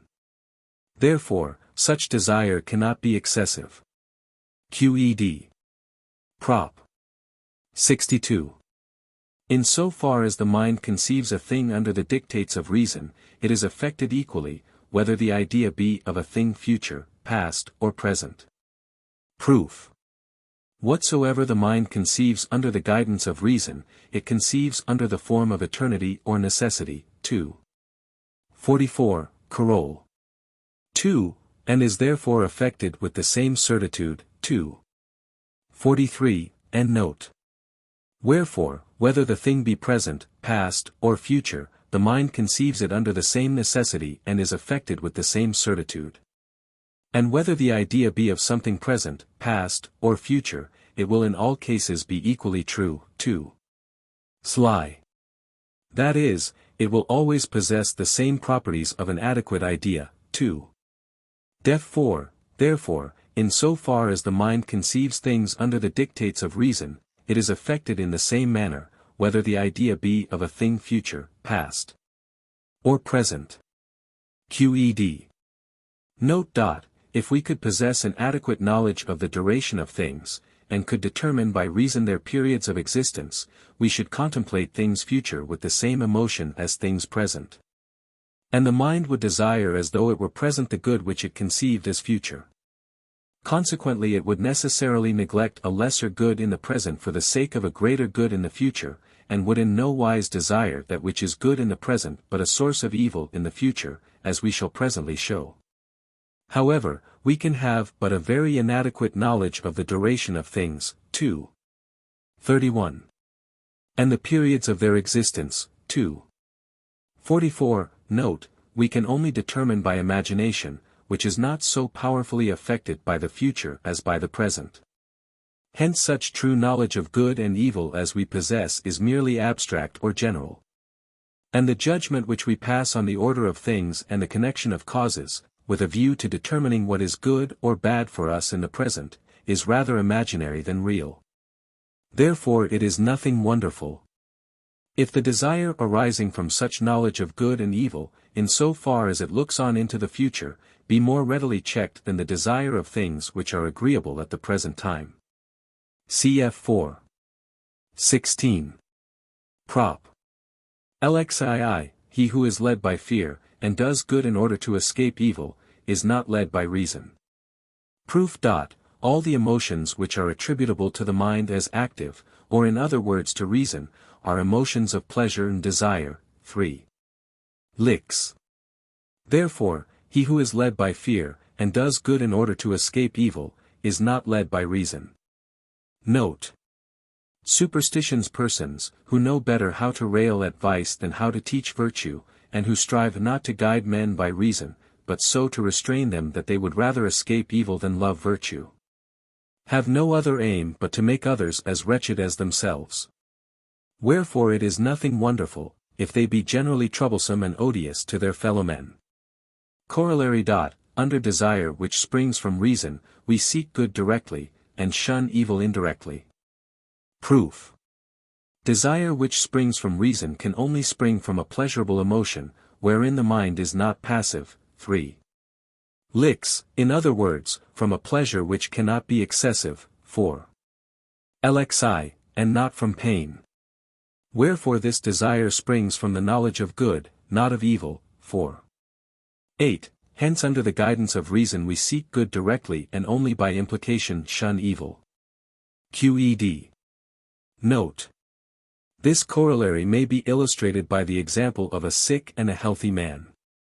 The sick man through fear of death eats what he naturally shrinks from, but the healthy man takes pleasure in his food, and thus gets a better enjoyment out of life, than if he were in fear of death, and desired directly to avoid it. So a judge, who condemns a criminal to death, not from hatred or anger but from love of the public well-being, is guided solely by reason. Prop. Lxiv. The knowledge of evil is an inadequate knowledge. Proof. The knowledge of evil. 4. 8. Is pain, in so far as we are conscious thereof. Now pain is the transition to a lesser perfection, deaf of the emotions. 3, and therefore cannot be understood through man's nature. 3. 6, and 7. Therefore it is a passive state, 3. Def 2, which, 3. Depends on inadequate ideas, consequently the knowledge thereof, 2. 29, namely, the knowledge of evil, is inadequate. Qed. Corollary. Hence it follows that, if the human mind possessed only adequate ideas, it would form no conception of evil. Prop. LXV. Under the guidance of reason we should pursue the greater of two goods and the lesser of two evils. Proof. A good which prevents our enjoyment of a greater good is in reality an evil, for we apply the terms good and bad to things, in so far as we compare them one with another, see preface to this part. Therefore, evil is in reality a lesser good. Hence under the guidance of reason we seek or pursue only the greater good and the lesser evil.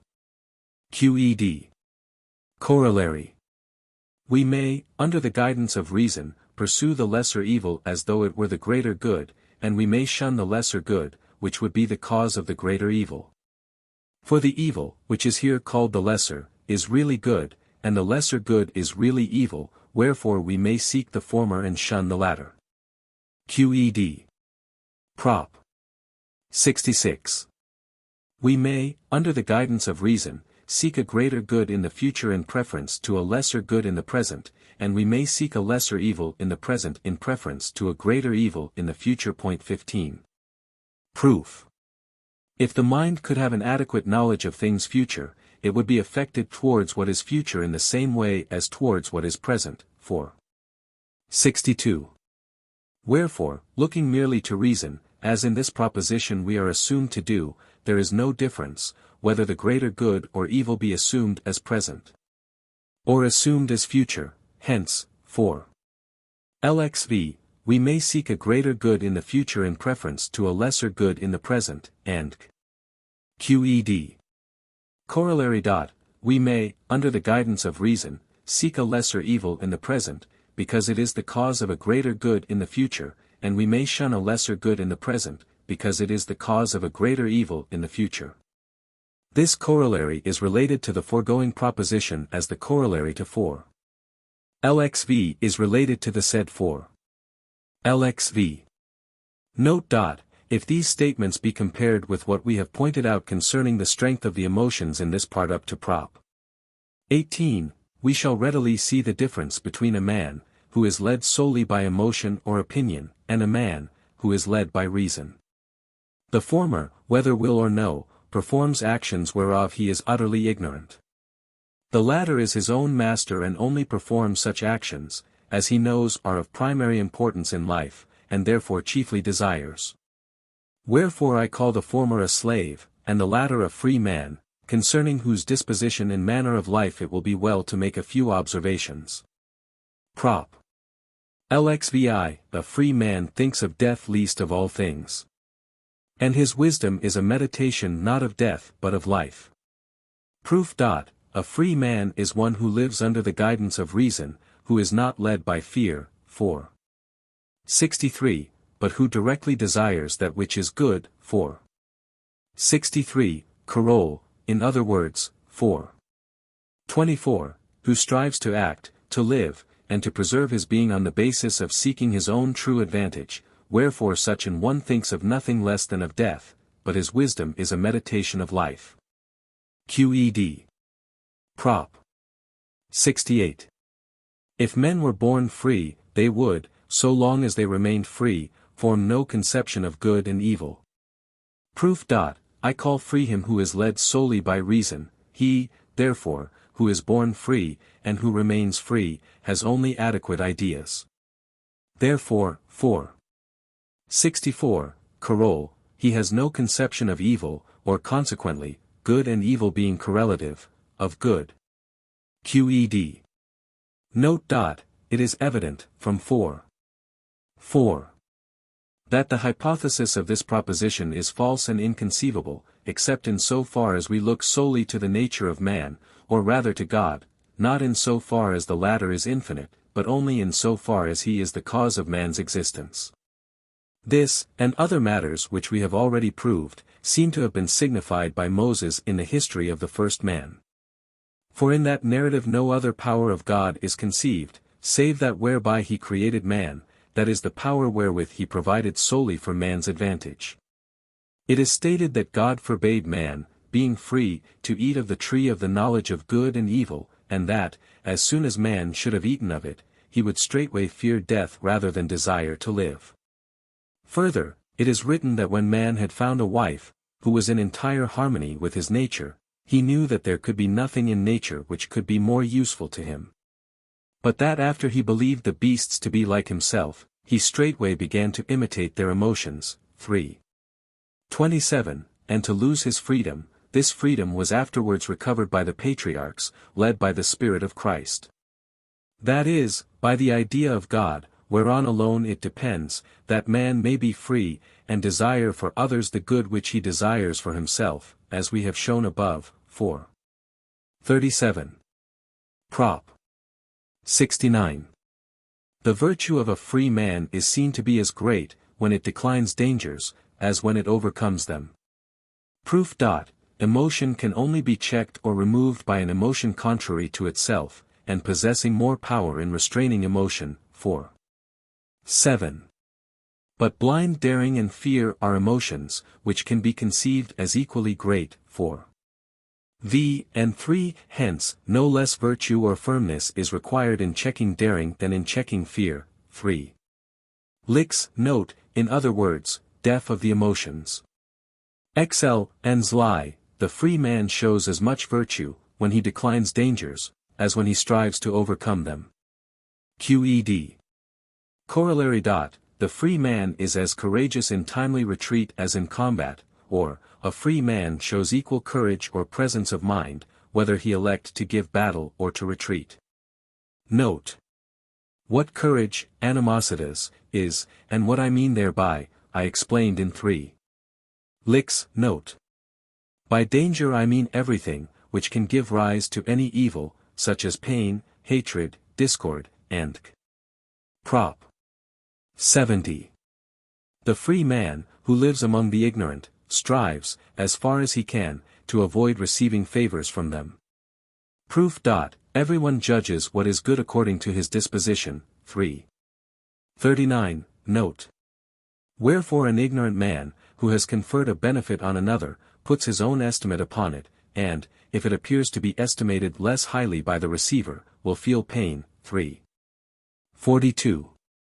But the free man only desires to join other men to him in friendship. 4. 37. Not repaying their benefits with others reckoned as of like value, but guiding himself and others by the free decision of reason. And doing only such things as he knows to be of primary importance.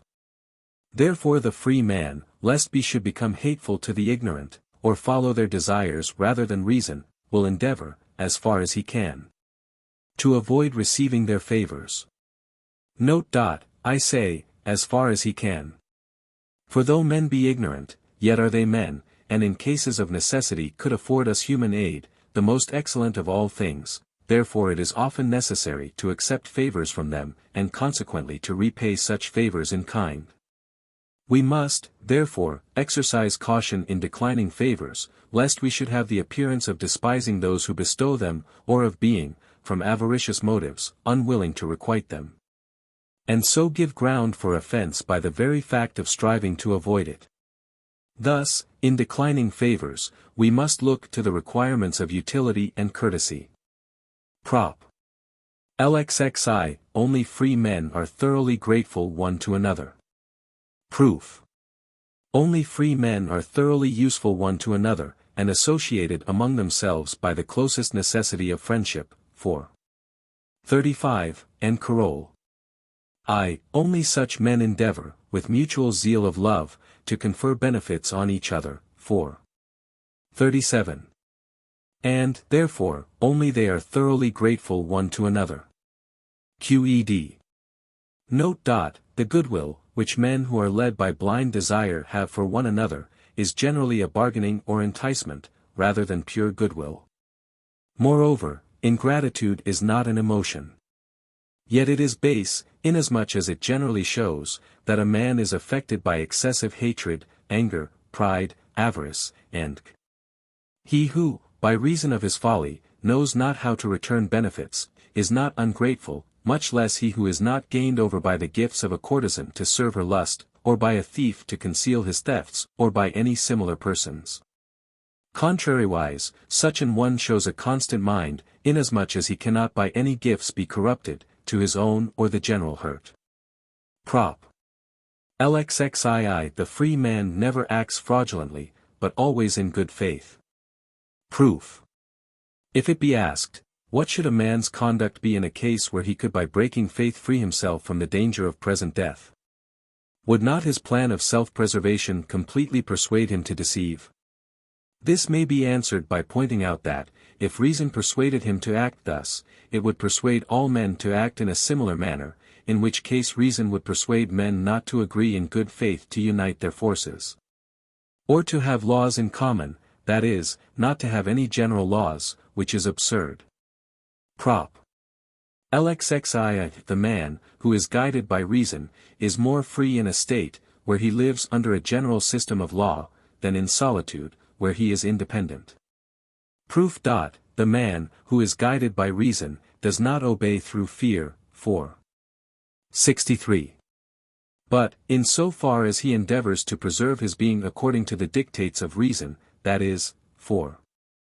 66. Note, in so far as he endeavors to live in freedom, he desires to order his life according to the general good. 4. 37. And, consequently, as we showed in 4. 37, note. 2. To live according to the laws of his country.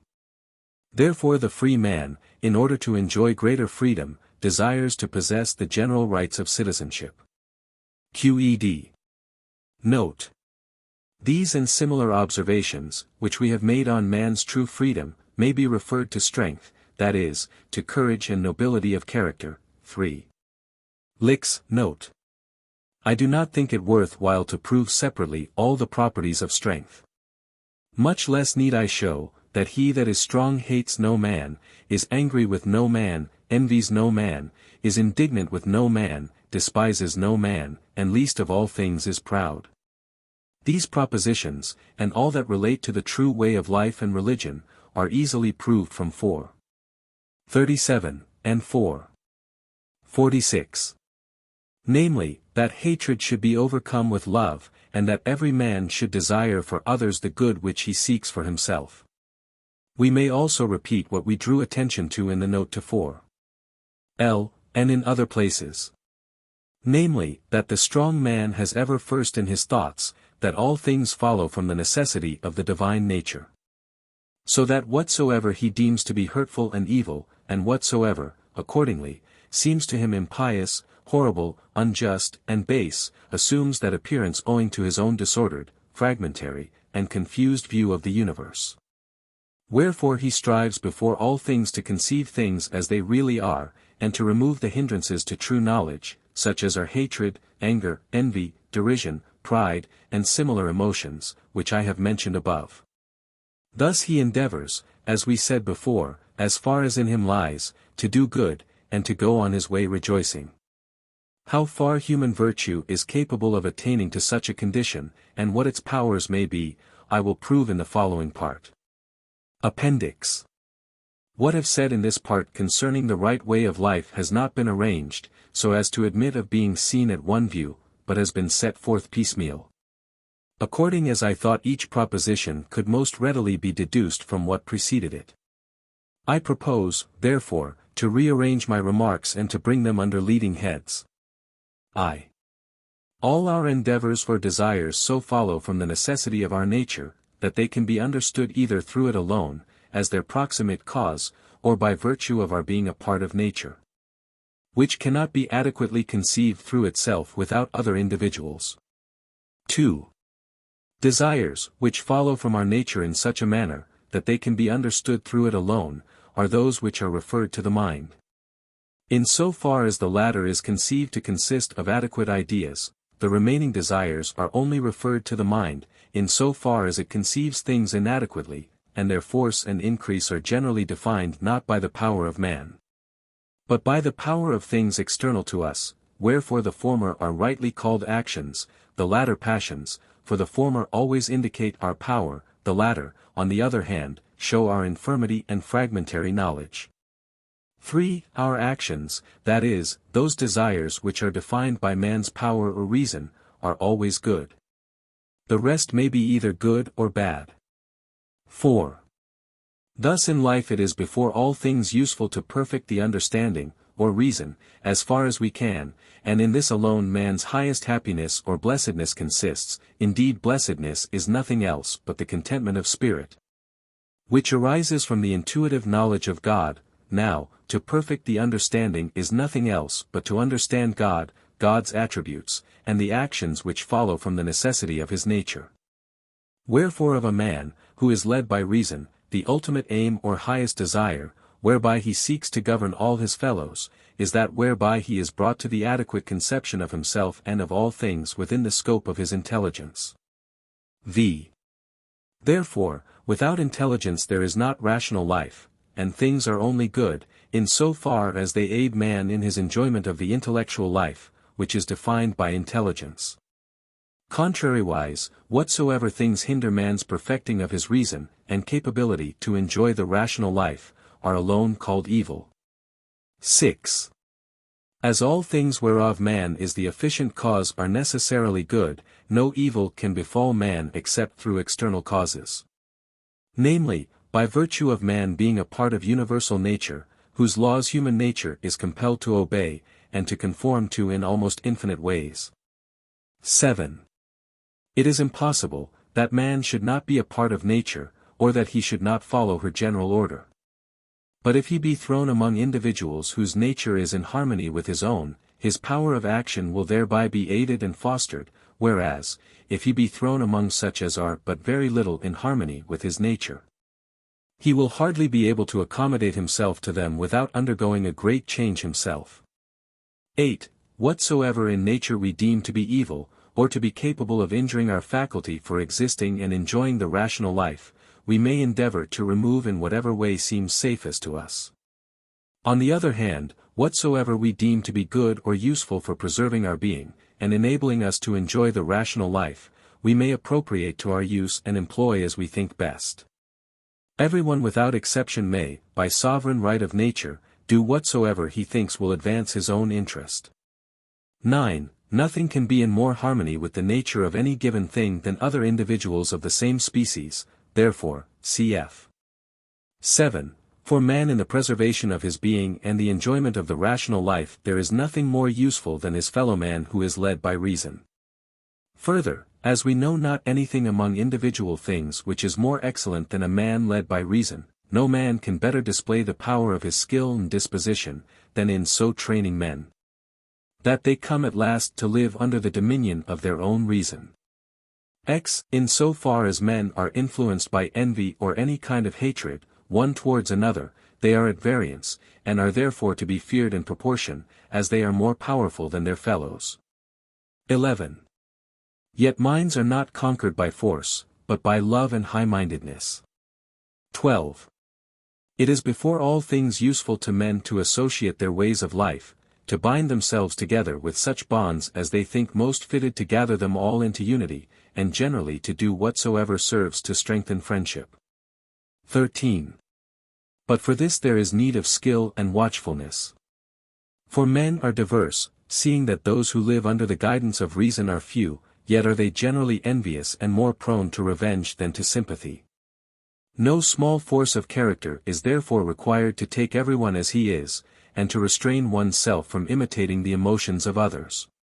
But those who carp at mankind, and are more skilled in railing at vice than in instilling virtue, and who break rather than strengthen men's dispositions, are hurtful both to themselves and others.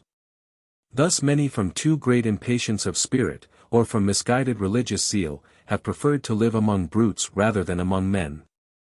As boys or youths, who cannot peaceably endure the chidings of their parents, will enlist as soldiers and choose the hardships of war and the despotic discipline in preference to the comforts of home and the admonitions of their father, suffering any burden to be put upon them, so long as they may spite their parents.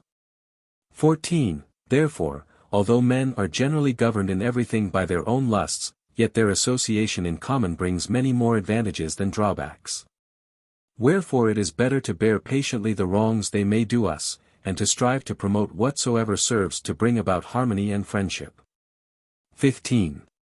Those things, which beget harmony, are such as are attributable to justice, equity, and honorable living. For men brook ill not only what is unjust or iniquitous, but also what is reckoned disgraceful, or that a man should slight the received customs of their society. For winning love those qualities are especially necessary which have regard to religion and piety, cf. 4. 37, notes. I, 2, 46. Note, and 73. Note. 16, further, harmony is often the result of fear, but such harmony is insecure. Further, fear arises from infirmity of spirit, and moreover belongs not to the exercise of reason. The same is true of compassion, though this latter seems to bear a certain resemblance to piety. 17. Men are also gained over by liberality, especially such as have not the means to buy what is necessary to sustain life. However, to give aid to every poor man is far beyond the power and the advantage of any private person. For the riches of any private person are wholly inadequate to meet such a call.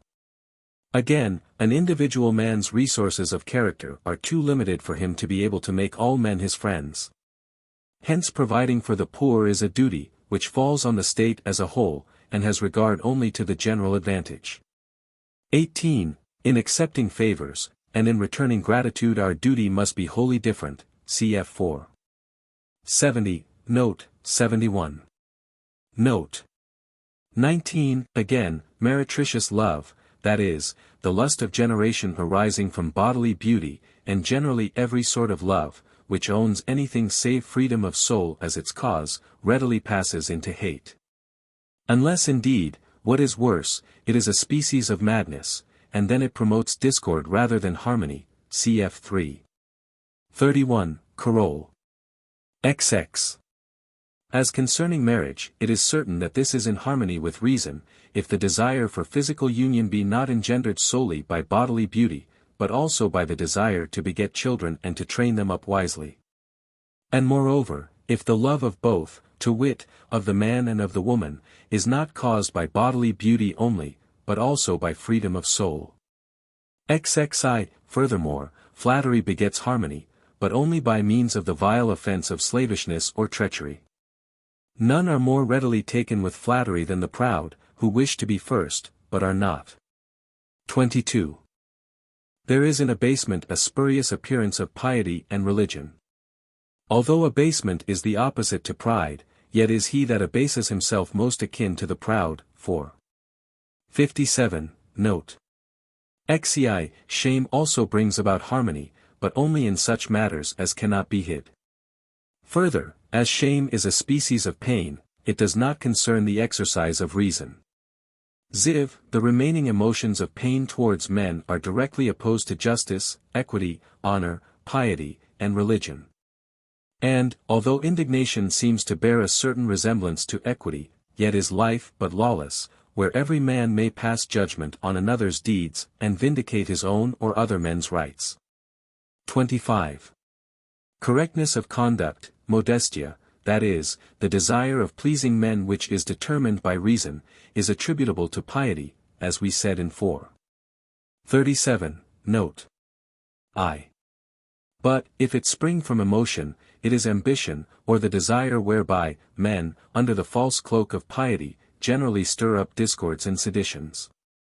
For he who desires to aid his fellows either in word or in deed, so that they may together enjoy the highest good, he, I say, will before all things strive to win them over with love, not to draw them into admiration, so that a system may be called after his name, nor to give any cause for envy.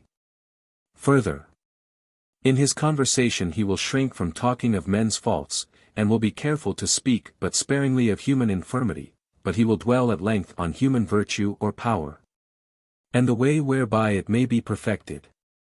Thus will men be stirred not by fear, nor by aversion, but only by the emotion of joy, to endeavor, so far as in them lies, to live in obedience to reason. XXV. Besides men, we know of no particular thing in nature in whose mind we may rejoice, and whom we can associate with ourselves in friendship or any sort of fellowship. Therefore, whatsoever there be in nature besides man, a regard for our advantage does not call on us to preserve, but to preserve or destroy according to its various capabilities, and to adapt to our use as best we may. 27. The advantage which we derive from things external to us, besides the experience and knowledge which we acquire from observing them, and from recombining their elements in different forms, is principally the preservation of the body. From this point of view, those things are most useful which can so feed and nourish the body, that all its parts may rightly fulfill their functions. For, in proportion as the body is capable of being affected in a greater variety of ways, and of affecting external bodies in a great number of ways, so much the more is the mind capable of thinking. 4. 38, 39. But there seem to be very few things of this kind in nature, wherefore for the due nourishment of the body we must use many foods of diverse nature. For the human body is composed of very many parts of different nature, which stand in continual need of varied nourishment, so that the whole body may be equally capable of doing everything that can follow from its own nature, and consequently that the mind also may be equally capable of forming many perceptions. 18. Now for providing these nourishments the strength of each individual would hardly suffice, if men did not lend one another mutual aid. But money has furnished us with a token for everything, hence it is with the notion of money, that the mind of the multitude is chiefly engrossed, nay, it can hardly conceive any kind of pleasure, which is not accompanied with the idea of money as cause. 6. This result is the fault only of those, who seek money, not from poverty or to supply their necessary wants, but because they have learned the arts of gain, wherewith they bring themselves to great splendor. Certainly they nourish their bodies, according to custom, but scantily, believing that they lose as much of their wealth as they spend on the preservation of their body. But they who know the true use of money, and who fix the measure of wealth solely with regard to their actual needs, live content with little. XXX. As, therefore, those things are good which assist the various parts of the body, and enable them to perform their functions, and as pleasure consists in an increase of, or aid to, man's power, in so far as he is composed of mind and body, it follows that all those things which bring pleasure are good. But seeing that things do not work with the object of giving us pleasure, and that their power of action is not tempered to suit our advantage, and, lastly, that pleasure is generally referred to one part of the body more than to the other parts. Therefore most emotions of pleasure, unless reason and watchfulness be at hand, and consequently the desires arising therefrom, may become excessive. Moreover we may add that emotion leads us to pay most regard to what is agreeable in the present, nor can we estimate what is future with emotions equally vivid. 4. 44. Note, NLX. Note. 31. Superstition, on the other hand, seems to account as good all that brings pain, and as bad all that brings pleasure. However, as we said above, 4. XLV note, none but the envious take delight in my infirmity and trouble. For the greater the pleasure whereby we are affected, the greater is the perfection whereto we pass, and consequently the more do we partake of the divine nature. No pleasure can ever be evil, which is regulated by a true regard for our advantage. But contrariwise he, who is led by fear and does good only to avoid evil, is not guided by reason. XXXII. But human power is extremely limited, and is infinitely surpassed by the power of external causes. We have not, therefore, an absolute power of shaping to our use those things which are without us. Nevertheless, we shall bear with an equal mind all that happens to us in contravention to the claims of our own advantage, so long as we are conscious that we have done our duty, and that the power which we possess is not sufficient to enable us to protect ourselves completely. Remembering that we are a part of universal nature, and that we follow her order.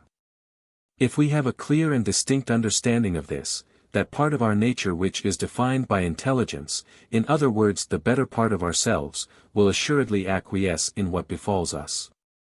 And in such acquiescence will endeavor to persist. For, in so far as we are intelligent beings, we cannot desire anything save that which is necessary, nor yield absolute acquiescence to anything, save to that which is true, wherefore, in so far as we have a right understanding of these things, the endeavor of the better part of ourselves is in harmony with the order of nature as a whole. Part 5. Of the power of the understanding, or of human freedom. Preface. At length I pass to the remaining portion of my ethics, which is concerned with the way leading to freedom. I shall therefore treat therein of the power of the reason, showing how far the reason can control the emotions, and what is the nature of mental freedom or blessedness. We shall then be able to see, how much more powerful the wise man is than the ignorant. It is no part of my design to point out the method and means whereby the understanding may be perfected, nor to show the skill whereby the body may be so tended, as to be capable of the due performance of its functions. The latter question lies in the province of medicine, the former in the province of logic. Here, therefore, I repeat, I shall treat only of the power of the mind, or of reason. And I shall mainly show the extent and nature of its dominion over the emotions, for their control and moderation. That we do not possess absolute dominion over them, I have already shown. Yet the Stoics have thought, that the emotions depended absolutely on our will, and that we could absolutely govern them. But these philosophers were compelled, by the protest of experience, not from their own principles, to confess that no slight practice and zeal is needed to control and moderate them, and this someone endeavored to illustrate by the example, if I remember rightly, of two dogs, the one a house dog and the other a hunting dog. For by long training it could be brought about, that the house dog should become accustomed to hunt, and the hunting dog to cease from running after hares. To this opinion Descartes not a little inclines. For he maintained, that the soul or mind is specially united to a particular part of the brain, namely, to that part called the pineal gland, by the aid of which the mind is enabled to feel all the movements which are set going in the body, and also external objects, and which the mind by a simple act of volition can put in motion in various ways. He asserted, that this gland is so suspended in the midst of the brain, that it could be moved by the slightest motion of the animal spirits, further, that this gland is suspended in the midst of the brain in as many different manners as the animal spirits can impinge thereon. And, again, that as many different marks are impressed on the said gland, as there are different external objects which impel the animal spirits towards it. Whence it follows, that if the will of the soul suspends the gland in a position, wherein it has already been suspended once before by the animal spirits driven in one way or another, the gland in its turn reacts on the said spirits, driving and determining them to the condition wherein they were, when repulsed before by a similar position of the gland. He further asserted, that every act of mental volition is united in nature to a certain given motion of the gland. For instance, whenever anyone desires to look at a remote object, the act of volition causes the pupil of the eye to dilate, whereas, if the person in question had only thought of the dilatation of the pupil, the mere wish to dilate it would not have brought about the result, inasmuch as the motion of the gland, which serves to impel the animal spirits towards the optic nerve in a way which would dilate or contract the pupil, is not associated in nature with the wish to dilate or contract the pupil, but with the wish to look at remote or very near objects. Lastly, he maintained that, although every motion of the aforesaid gland seems to have been united by nature to one particular thought out of the whole number of our thoughts from the very beginning of our life, yet it can nevertheless become through habituation associated with other thoughts. This he endeavors to prove in the passions de l'âme, I. 50. He thence concludes, that there is no soul so weak, that it cannot, under proper direction, acquire absolute power over its passions. For passions as defined by him are perceptions, or feelings, or disturbances of the soul, which are referred to the soul as species, and which, mark the expression, are produced, preserved, and strengthened through some movement of the spirits. Passions de l'âme, I. 27. But, seeing that we can join any motion of the gland, or consequently of the spirits, to any volition, the determination of the will depends entirely on our own powers. If, therefore, we determine our will with sure and firm decisions in the direction to which we wish our actions to tend, and associate the motions of the passions which we wish to acquire with the said decisions, we shall acquire an absolute dominion over our passions. Such is the doctrine of this illustrious philosopher. In so far as I gather it from his own words, it is one which, had it been less ingenious, I could hardly believe to have proceeded from so great a man. Indeed, I am lost in wonder, that a philosopher, who had stoutly asserted, that he would draw no conclusions which do not follow from self-evident premises, and would affirm nothing which he did not clearly and distinctly perceive, and who had so often taken to task the scholastics for wishing to explain obscurities through occult qualities, could maintain a hypothesis, beside which occult qualities are commonplace. What does he understand, I ask, by the union of the mind and the body? What clear and distinct conception has he got of thought in most intimate union with a certain particle of extended matter? Truly, I should like him to explain this union through its proximate cause. But he had so distinct a conception of mind being distinct from body, that he could not assign any particular cause of the union between the two, or of the mind itself, but was obliged to have recourse to the cause of the whole universe. That is to God. Further, I should much like to know, what degree of motion the mind can impart to this pineal gland, and with what force can it hold it suspended?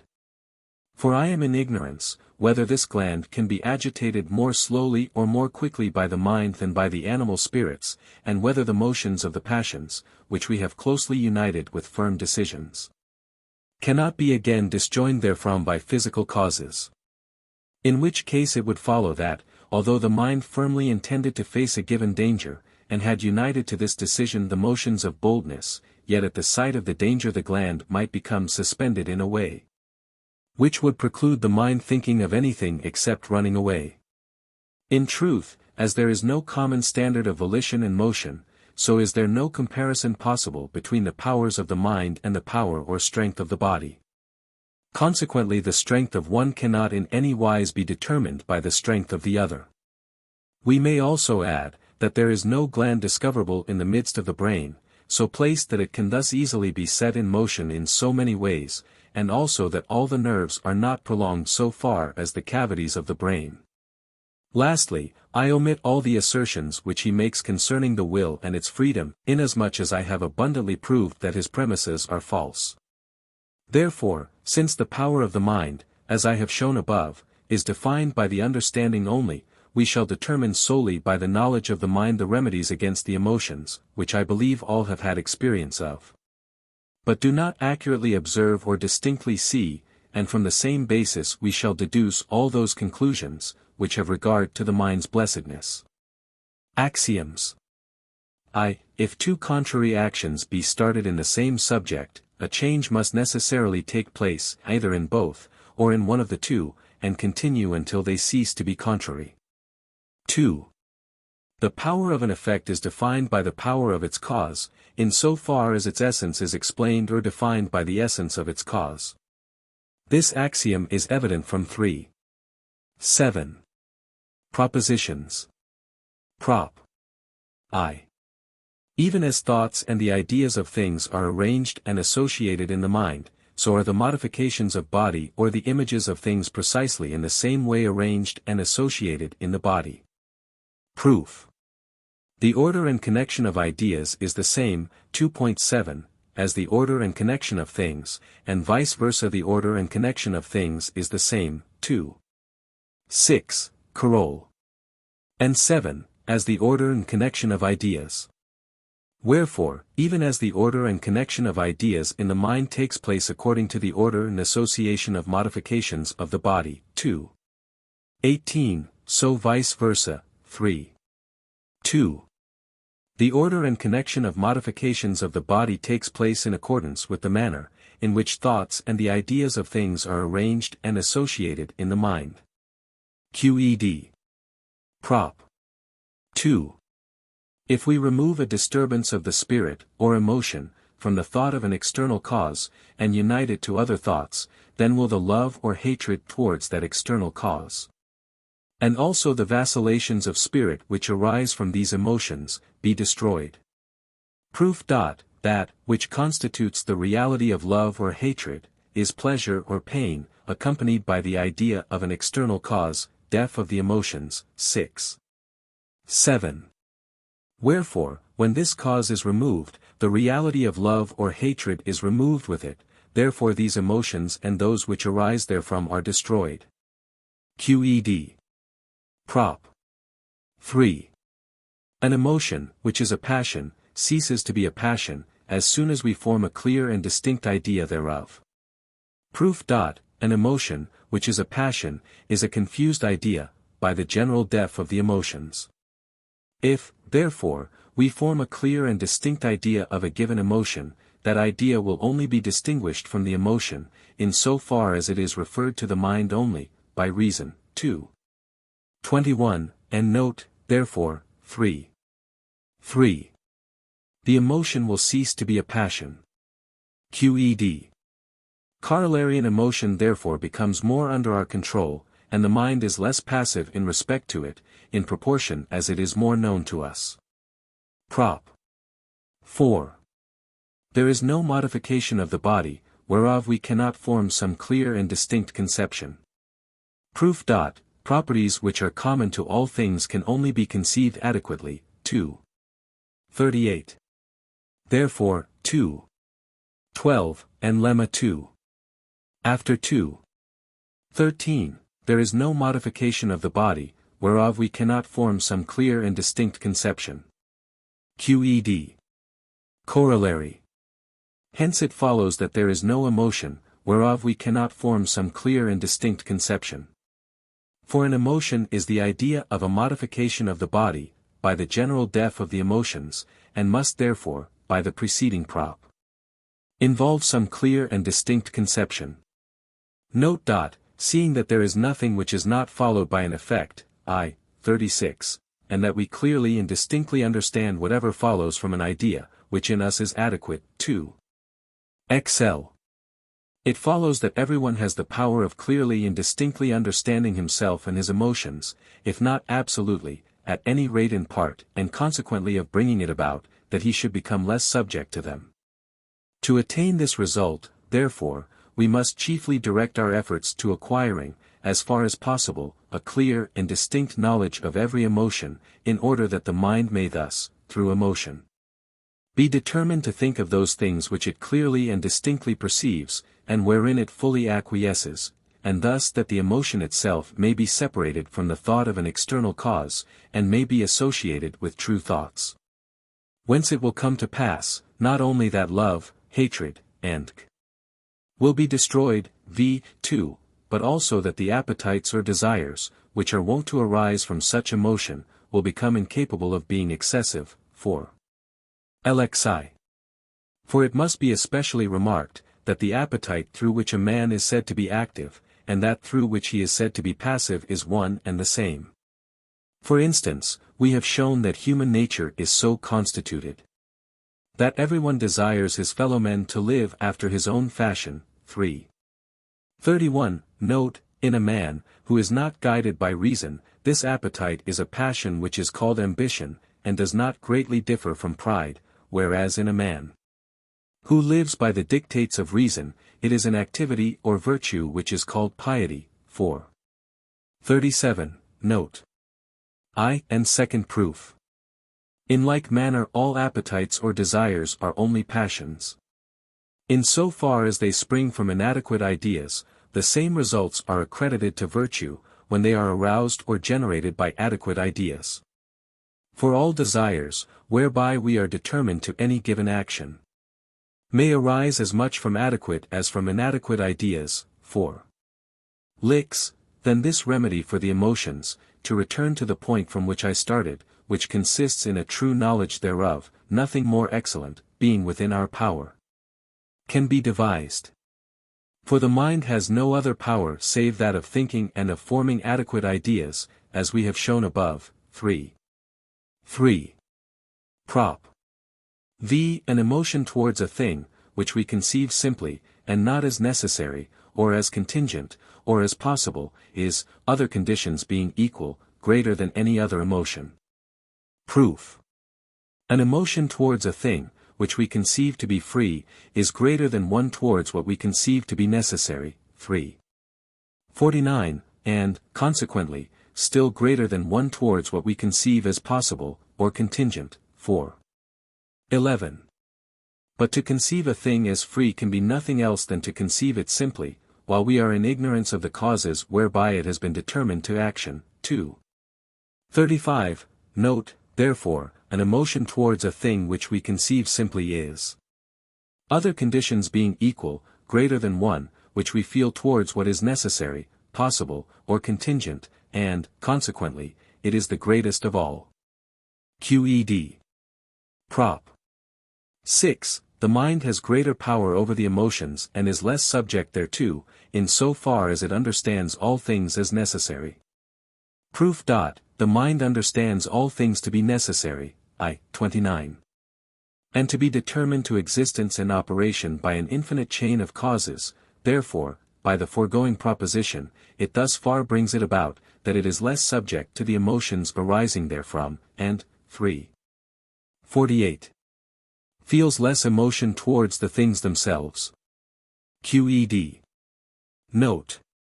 The more this knowledge, that things are necessary, is applied to particular things, which we conceive more distinctly and vividly, the greater is the power of the mind over the emotions, as experience also testifies. For we see, that the pain arising from the loss of any good is mitigated, as soon as the man who has lost it perceives, that it could not by any means have been preserved. So also we see that no one pities an infant, because it cannot speak, walk, or reason, or lastly, because it passes so many years, as it were, in unconsciousness. Whereas, if most people were born full-grown and only one here and there as an infant, everyone would pity the infants, because infancy would not then be looked on as a state natural and necessary, but as a fault or delinquency in nature. And we may note several other instances of the same sort. Prop. 7. Emotions which are aroused or spring from reason, if we take account of time, are stronger than those, which are attributable to particular objects that we regard as absent. Proof. We do not regard a thing as absent, by reason of the emotion wherewith we conceive it, but by reason of the body, being affected by another emotion excluding the existence of the said thing. 2. 17. Wherefore, the emotion, which is referred to the thing which we regard as absent, is not of a nature to overcome the rest of a man's activities and power. 4. 6. But is, on the contrary, of a nature to be in some sort controlled by the emotions, which exclude the existence of its external cause. 4. 9. But an emotion which springs from reason is necessarily referred to the common properties of things, see the death of reason in 2. XL, note 2. Which we always regard as present, for there can be nothing to exclude their present existence. And which we always conceive in the same manner. 2. 38. Wherefore an emotion of this kind always remains the same, and consequently, v. acts. I. Emotions, which are contrary thereto and are not kept going by their external causes, will be obliged to adapt themselves to it more and more, until they are no longer contrary to it. To this extent the emotion which springs from reason is more powerful. QED. Prop. 8. An emotion is stronger in proportion to the number of simultaneous concurrent causes whereby it is aroused. Proof. Many simultaneous causes are more powerful than a few. 3. 7. Therefore, 4. v. In proportion to the increased number of simultaneous causes whereby it is aroused, an emotion becomes stronger. QED. Note this proposition is also evident from v. acts. 2. Prop. 9.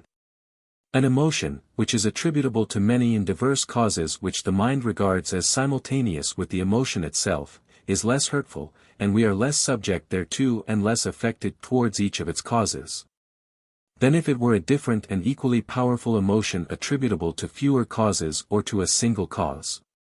Proof. An emotion is only bad or hurtful, in so far as it hinders the mind from being able to think. 4. 26, 27. Therefore, an emotion, whereby the mind is determined to the contemplation of several things at once, is less hurtful than another equally powerful emotion, which so engrosses the mind in the single contemplation of a few objects or of one, that it is unable to think of anything else, this was our first point. Again, as the mind's essence, in other words, its power, 3. 7, consists solely in thought, 2. 11, the mind is less passive in respect to an emotion, which causes it to think of several things at once, than in regard to an equally strong emotion, which keeps it engrossed in the contemplation of a few or of a single object. This was our second point. Lastly, this emotion, 3. 48. In so far as it is attributable to several causes, is less powerful in regard to each of them. QED.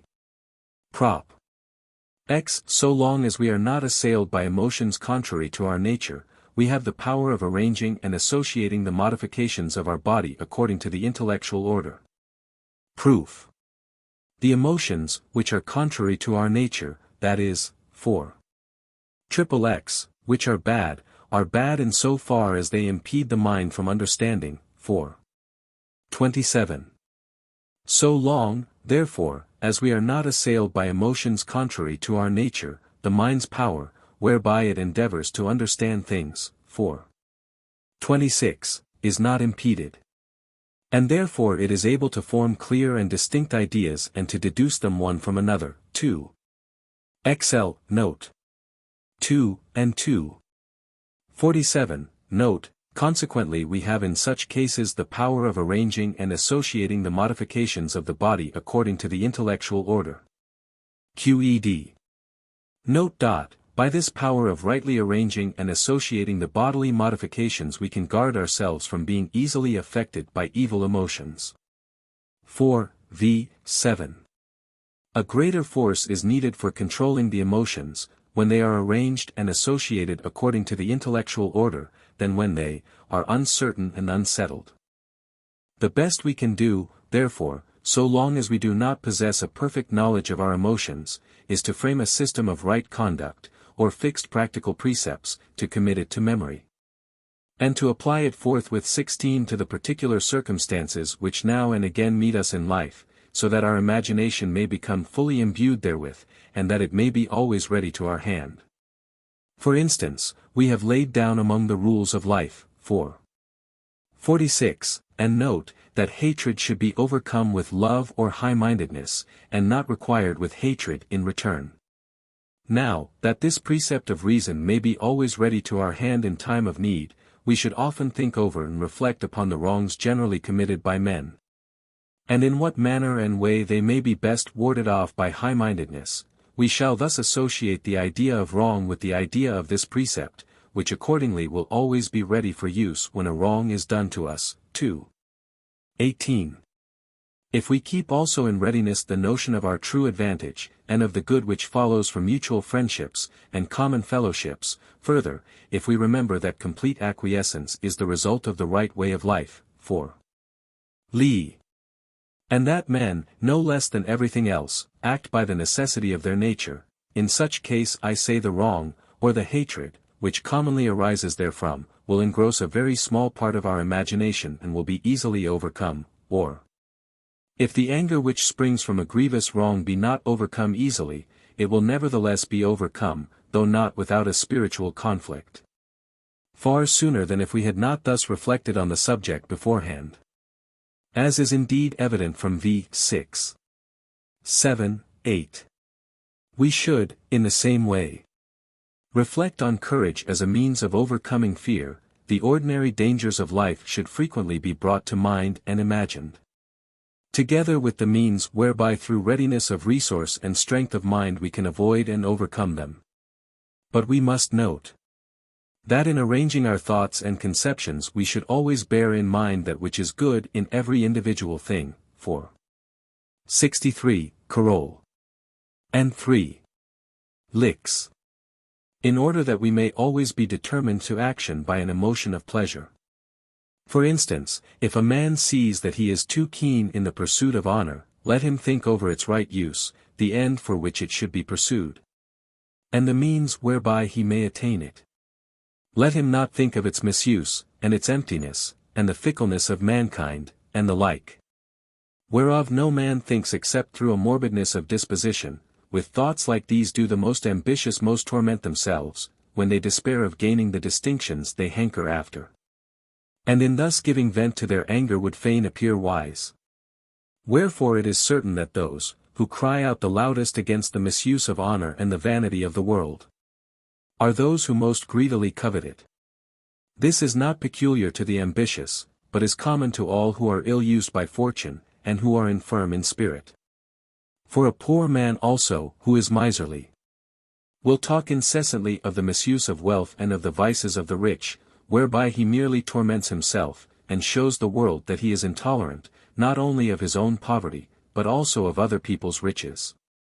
So, again, those who have been ill received by a woman they love think of nothing but the inconstancy, treachery, and other stock faults of the fair sex, all of which they consign to oblivion.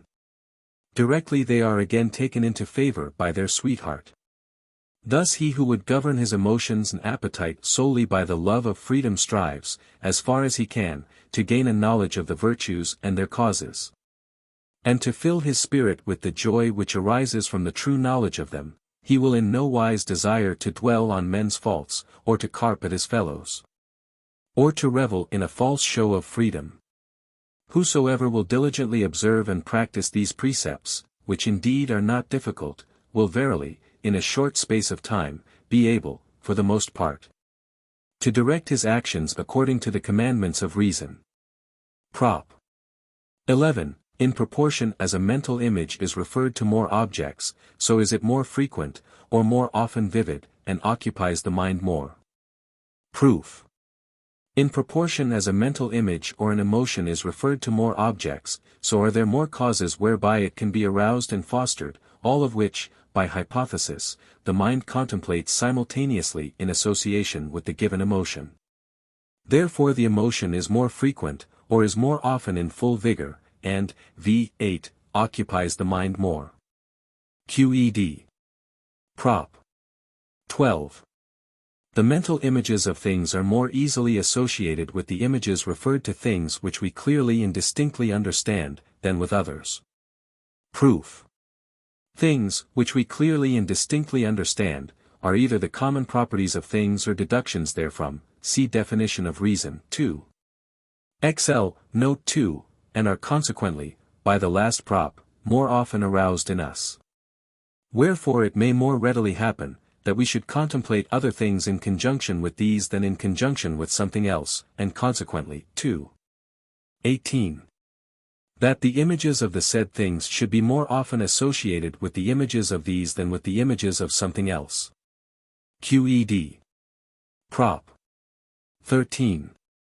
A mental image is more often vivid, in proportion as it is associated with a greater number of other images. Proof. In proportion as an image is associated with a greater number of other images, so, too. 18. Are there more causes whereby it can be aroused? QED. Prop. 14. The mind can bring it about, that all bodily modifications or images of things may be referred to the idea of God. Proof. There is no modification of the body, whereof the mind may not form some clear and distinct conception, wherefore it can bring it about, that they should all be referred to the idea of God. 15. QED. Prop. 15. He who clearly and distinctly understands himself and his emotions loves God, and so much the more in proportion as he more understands himself and his emotions. Proof. He who clearly and distinctly understands himself and his emotions feels pleasure. 3. 53. And this pleasure is, by the last prop, accompanied by the idea of God, therefore, def of the emotions. 6. Such an one loves God, and, for the same reason, so much the more in proportion as he more understands himself and his emotions. QED. Prop. 16. This love towards God must hold the chief place in the mind. Proof. For this love is associated with all the modifications of the body, v. 14, and is fostered by them all, v. 15, therefore, v. 11, it must hold the chief place in the mind. QED. Prop. 17. God is without passions, neither is he affected by any emotion of pleasure or pain. Proof. All ideas, in so far as they are referred to God, are true. 2. 32, that is, 2. Def. 4, adequate, and therefore, by the general def. Of the emotions, God is without passions. Again, God cannot pass either to a greater or to a lesser perfection, ixx. Coroll. 2, therefore, by def of the emotions, 2. 3. He is not affected by any emotion of pleasure or pain. Corollary. Strictly speaking, God does not love or hate anyone. For God, by the foregoing prop, is not affected by any emotion of pleasure or pain, consequently, def of the emotions, 6. 7. He does not love or hate anyone. Prop. 18. No one can hate God. Proof. The idea of God which is in us is adequate and perfect. 2. 46, 47. Wherefore, in so far as we contemplate God, we are active. 3. 3. Consequently, 3. Licks, there can be no pain accompanied by the idea of God, in other words, def of the emotions. 7. No one can hate God. Qed. Corollary. Love towards God cannot be turned into hate. Note. It may be objected that, as we understand God as the cause of all things, we by that very fact regard God as the cause of pain. But I make answer, that, in so far as we understand the causes of pain, it to that extent, v. 3, ceases to be a passion, that is, it ceases to be pain. 3. Licks. Therefore, in so far as we understand God to be the cause of pain, we to that extent feel pleasure. Prop. 19. He, who loves God, cannot endeavor that God should love him in return. Proof. For, if a man should so endeavor, he would desire, v. 17, Coroll, that God, whom he loves, should not be God, and consequently he would desire to feel pain. 3. 19, which is absurd. 3. 28, therefore, he who loves God, and qed. Prop. XX. This love towards God cannot be stained by the emotion of envy or jealousy, contrariwise, it is the more fostered, in proportion as we conceive a greater number of men to be joined to God by the same bond of love. Proof. This love towards God is the highest good which we can seek for under the guidance of reason. 4. 28, it is common to all men. 4. 36, and we desire that all should rejoice therein. 4. 37. Therefore, def of the emotions. 23, it cannot be stained by the emotion envy, nor by the emotion of jealousy. v. 18. See definition of jealousy. 3. 35. Note, but, contrariwise, it must needs be the more fostered. In proportion as we conceive a greater number of men to rejoice therein. Qed. Note. We can in the same way show, that there is no emotion directly contrary to this love, whereby this love can be destroyed. Therefore we may conclude, that this love towards God is the most constant of all the emotions, and that, in so far as it is referred to the body, it cannot be destroyed, unless the body be destroyed also.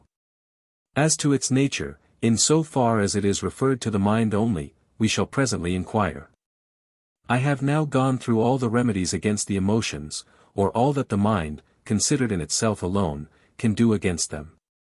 Whence it appears that the mind's power over the emotions consists in the actual knowledge of the emotions, v. 4. Note. 2. In the fact that it separates the emotions from the thought of an external cause, which we conceive confusedly, v.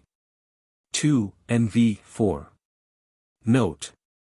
3. In the fact, that, in respect to time, the emotions referred to things, which we distinctly understand, surpass those referred to what we conceive in a confused and fragmentary manner, v. 7. 4. In the number of causes whereby those modifications 17 are fostered, which have regard to the common properties of things or to God, v. 9. 11. v. Lastly, in the order wherein the mind can arrange and associate, one with another, its own emotions, v.ex. note and 12. 13, 14. But, in order that this power of the mind over the emotions may be better understood, it should be specially observed that the emotions are called by us strong, when we compare the emotion of one man with the emotion of another. And see that one man is more troubled than another by the same emotion. Or when we are comparing the various emotions of the same man one with another, and find that he is more affected or stirred by one emotion than by another. For the strength of every emotion is defined by a comparison of our own power with the power of an external cause. Now the power of the mind is defined by knowledge only, and its infirmity or passion is defined by the privation of knowledge only. It therefore follows, that mind is most passive, whose greatest part is made up of inadequate ideas. So that it may be characterized more readily by its passive states than by its activities. On the other hand, that mind is most active, whose greatest part is made up of adequate ideas, so that, although it may contain as many inadequate ideas as the former mind, it may yet be more easily characterized by ideas attributable to human virtue, than by ideas which tell of human infirmity. Again, it must be observed, that spiritual unhealthiness and misfortunes can generally be traced to excessive love for something which is subject to many variations, and which we can never become masters of. For no one is solicitous or anxious about anything, unless he loves it, neither do wrongs, suspicions, enmities, and arise, except in regard to things whereof no one can be really master. We may thus readily conceive the power which clear and distinct knowledge, and especially that third kind of knowledge, 47. Note, founded on the actual knowledge of God, possesses over the emotions, if it does not absolutely destroy them, in so far as they are passions, v. 3. and 4. Note, at any rate, it causes them to occupy a very small part of the mind, v. 14. Further, it begets a love towards a thing immutable and eternal, v. 15. Whereof we may really enter into possession, 2. Neither can it be defiled with those faults which are inherent in ordinary love, but it may grow from strength to strength, and may engross the greater part of the mind, and deeply penetrate it. And now I have finished with all that concerns this present life, for, as I said in the beginning of this note, I have briefly described all the remedies against the emotions. And this everyone may readily have seen for himself, if he has attended to what is advanced in the present note, and also to the definitions of the mind and its emotions, and, lastly, to propositions I and 3. Of Part 3. It is now, therefore, time to pass on to those matters, which appertain to the duration of the mind, without relation to the body. Prop. XXI. The mind can only imagine anything, or remember what is past, while the body endures. Proof. The mind does not express the actual existence of its body, nor does it imagine the modifications of the body as actual, except while the body endures. 2. 8. Carol. And, consequently, 2. 26. It does not imagine any body as actually existing, except while its own body endures. Thus it cannot imagine anything, for definition of imagination, see 2. 17, note, or remember things past. Except while the body endures, see definition of memory, 2. 18, note. QED. Prop. XXI. Nevertheless in God there is necessarily an idea, which expresses the essence of this or that human body under the form of eternity. Proof. God is the cause, not only of the existence of this or that human body, but also of its essence, I. 25. This essence, therefore, must necessarily be conceived through the very essence of God, I. Acts 4, and be thus conceived by a certain eternal necessity, I. 16, and this conception must necessarily exist in God, 2. 3. QED. Prop. 23. The human mind cannot be absolutely destroyed with the body, but there remains of it something which is eternal. Proof. There is necessarily in God a concept or idea, which expresses the essence of the human body, last prop. which, therefore, is necessarily something appertaining to the essence of the human mind. 2. 13. But we have not assigned to the human mind any duration, definable by time, except in so far as it expresses the actual existence of the body, which is explained through duration, and may be defined by time, that is. 2. 8. Coroll. We do not assign to it duration, except while the body endures. Yet, as there is something, notwithstanding, which is conceived by a certain eternal necessity through the very essence of God, last prop, this something, which appertains to the essence of the mind, will necessarily be eternal. Qed. Note. This idea, which expresses the essence of the body under the form of eternity, is, as we have said, a certain mode of thinking, which belongs to the essence of the mind, and is necessarily eternal. Yet it is not possible that we should remember that we existed before our body, for our body can bear no trace of such existence, neither can eternity be defined in terms of time, or have any relation to time. But, notwithstanding, we feel and know that we are eternal. For the mind feels those things that it conceives by understanding, no less than those things that it remembers. For the eyes of the mind, whereby it sees and observes things, are none other than proofs.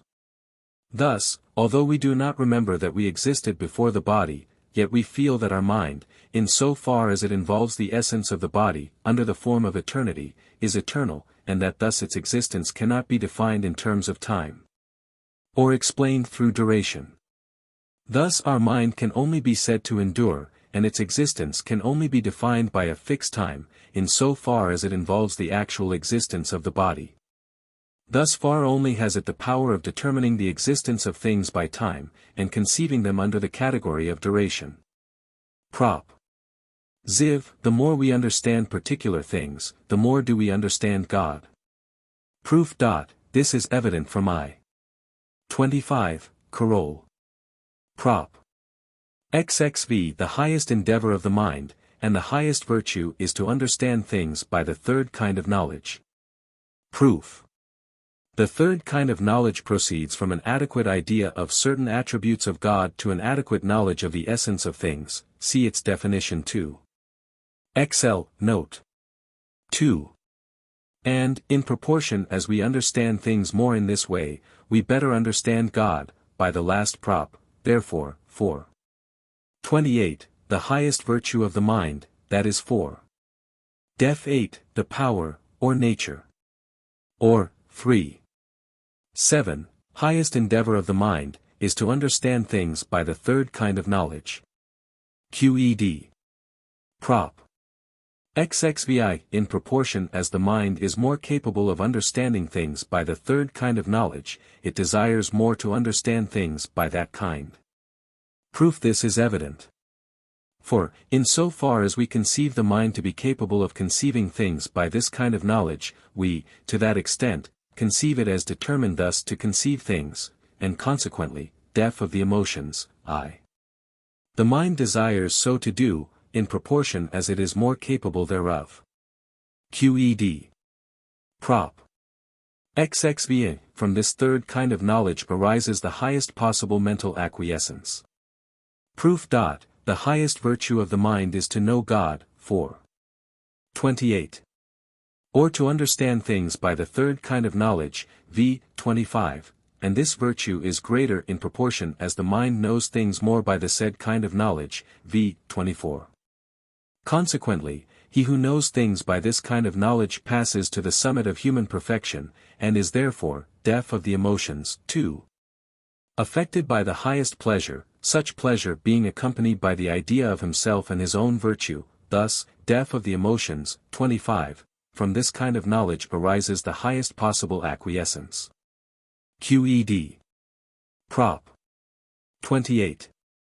The endeavor or desire to know things by the third kind of knowledge cannot arise from the first, but from the second kind of knowledge. Proof. This proposition is self-evident.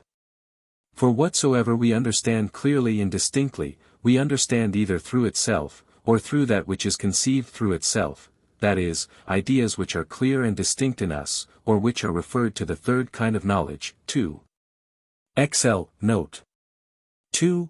cannot follow from ideas that are fragmentary and confused, and are referred to knowledge of the first kind, but must follow from adequate ideas, or ideas of the second and third kind of knowledge, therefore, def of the emotions, I. The desire of knowing things by the third kind of knowledge cannot arise from the first, but from the second kind. QED. Prop. 29. Whatsoever the mind understands under the form of eternity, it does not understand by virtue of conceiving the present actual existence of the body, but by virtue of conceiving the essence of the body under the form of eternity. Proof.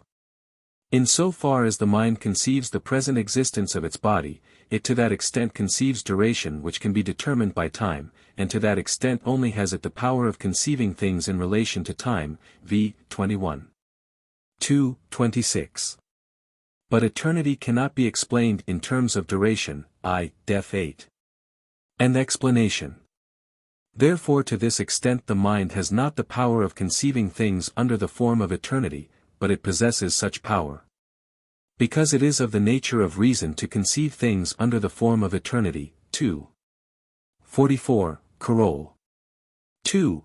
And also because it is of the nature of the mind to conceive the essence of the body under the form of eternity, v. 23. For besides these two there is nothing which belongs to the essence of mind, 2. 13. Therefore this power of conceiving things under the form of eternity only belongs to the mind in virtue of the mind's conceiving the essence of the body under the form of eternity. QED. Note. Things are conceived by us as actual in two ways, either as existing in relation to a given time and place, or as contained in God and following from the necessity of the divine nature. Whatsoever we conceive in this second way as true or real, we conceive under the form of eternity, and their ideas involve the eternal and infinite essence of God, as we showed in 2. XLV, and note, which see. Prop. XXX. Our mind, in so far as it knows itself and the body under the form of eternity, has to that extent necessarily a knowledge of God, and knows that it is in God, and is conceived through God. Proof. Eternity is the very essence of God, in so far as this involves necessary existence, I. Def 8. Therefore to conceive things under the form of eternity, is to conceive things in so far as they are conceived through the essence of God as real entities, or in so far as they involve existence through the essence of God, wherefore our mind, in so far as it conceives itself and the body under the form of eternity, has to that extent necessarily a knowledge of God, and knows, and QED. Prop. XXXI. The third kind of knowledge depends on the mind, as its formal cause, in so far as the mind itself is eternal. Proof. The mind does not conceive anything under the form of eternity, except in so far as it conceives its own body under the form of eternity, v. 29. That is, except in so far as it is eternal, v. 21. 23. Therefore, by the last prop, in so far as it is eternal, it possesses the knowledge of God, which knowledge is necessarily adequate, 2. 46. Hence the mind, in so far as it is eternal, is capable of knowing everything which can follow from this given knowledge of God, 2. XL, in other words, of knowing things by the third kind of knowledge, see def in 2. XL, note. 2. Whereof accordingly the mind, 3. Def I, in so far as it is eternal, is the adequate or formal cause of such knowledge. QED. Note. In proportion, therefore, as a man is more potent in this kind of knowledge, he will be more completely conscious of himself and of God, in other words, he will be more perfect and blessed, as will appear more clearly in the sequel. But we must here observe that, although we are already certain that the mind is eternal, in so far as it conceives things under the form of eternity, yet, in order that what we wish to show may be more readily explained and better understood, we will consider the mind itself, as though it had just begun to exist and to understand things under the form of eternity, as indeed we have done hitherto. This we may do without any danger of error, so long as we are careful not to draw any conclusion, unless our premises are plain. Prop. 32. Whatsoever we understand by the third kind of knowledge, we take delight in, and our delight is accompanied by the idea of God as cause. Proof. From this kind of knowledge arises the highest possible mental acquiescence, that is, depth of the emotions, 25, pleasure, and this acquiescence is accompanied by the idea of the mind itself, v. 27, and consequently, v. XXX. The idea also of God as cause. QED. Corollary. From the third kind of knowledge necessarily arises the intellectual love of God. From this kind of knowledge arises pleasure accompanied by the idea of God as cause, that is, depth. Of the emotions, 6, the love of God, not in so far as we imagine him as present, v. 29, but in so far as we understand him to be eternal, this is what I call the intellectual love of God. Prop. 33. The intellectual love of God, which arises from the third kind of knowledge, is eternal. Proof. The third kind of knowledge is eternal, v. 31. I. Acts. 3. Therefore, by the same axiom, the love which arises therefrom is also necessarily eternal. QED. Note that, although this love towards God has, by the foregoing prop, no beginning, it yet possesses all the perfections of love, just as though it had arisen as we feigned in the coroll of the last prop. Nor is there here any difference, except that the mind possesses as eternal those same perfections which we feign to accrue to it, and they are accompanied by the idea of God as eternal cause. If pleasure consists in the transition to a greater perfection, assuredly blessedness must consist in the mind being endowed with perfection itself. Prop. 34. The mind is, only while the body endures, subject to those emotions which are attributable to passions. Proof. Imagination is the idea wherewith the mind contemplates a thing as present, 2. 17, note. Yet this idea indicates rather the present disposition of the human body than the nature of the external thing, 2. 16, coroll. 2. Therefore emotion, see general depth of emotions, is imagination, in so far as it indicates the present disposition of the body, therefore, v. 21, the mind is, only while the body endures, subject to emotions which are attributable to passions. QED. Corollary. Hence it follows that no love save intellectual love is eternal. Note. If we look to men's general opinion, we shall see that they are indeed conscious of the eternity of their mind, but that they confuse eternity with duration, and ascribe it to the imagination or the memory which they believe to remain after death. Prop. XXXV. God loves himself with an infinite intellectual love. Proof. God is absolutely infinite, def 6, that is, 2. Def 6, the nature of God rejoices in infinite perfection, and such rejoicing is, 2. 3. Accompanied by the idea of himself, that is, 11. And def I, the idea of his own cause, now this is what we have, in v. 32. Coroll, described as intellectual love. Prop. 36. The intellectual love of the mind towards God is that very love of God whereby God loves himself, not in so far as he is infinite, but in so far as he can be explained through the essence of the human mind regarded under the form of eternity. In other words, the intellectual love of the mind towards God is part of the infinite love wherewith God loves himself. Proof. This love of the mind must be referred to the activities of the mind, v. 32. Coroll. And 3. 3. It is itself, indeed, an activity whereby the mind regards itself accompanied by the idea of God as cause, v. 32. And coroll, that is, 25. Coroll. And 2. 11, coroll, an activity whereby God, in so far as he can be explained through the human mind, regards himself accompanied by the idea of himself, therefore, by the last prop, this love of the mind is part of the infinite love wherewith God loves himself. QED. Corollary. Hence it follows that God, in so far as he loves himself, loves man, and, consequently, that the love of God towards men, and the intellectual love of the mind towards God are identical. Note: from what has been said we clearly understand, wherein our salvation, or blessedness, or freedom, consists, namely, in the constant and eternal love towards God, or in God's love towards men. This love or blessedness is, in the Bible, called glory, and not undeservedly. For whether this love be referred to God or to the mind, it may rightly be called acquiescence of spirit, which, deaf of the emotions, 25. XXX. Is not really distinguished from glory. In so far as it is referred to God, it is, v. 35, pleasure, if we may still use that term, accompanied by the idea of itself, and, in so far as it is referred to the mind, it is the same, v. 27. Again, since the essence of our mind consists solely in knowledge, whereof the beginning and the foundation is God, I. 15, and 2. 47.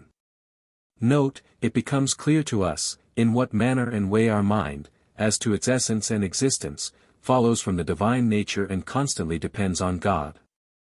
I have thought it worth while here to call attention to this, in order to show by this example how the knowledge of particular things, which I have called intuitive or of the third kind, 2.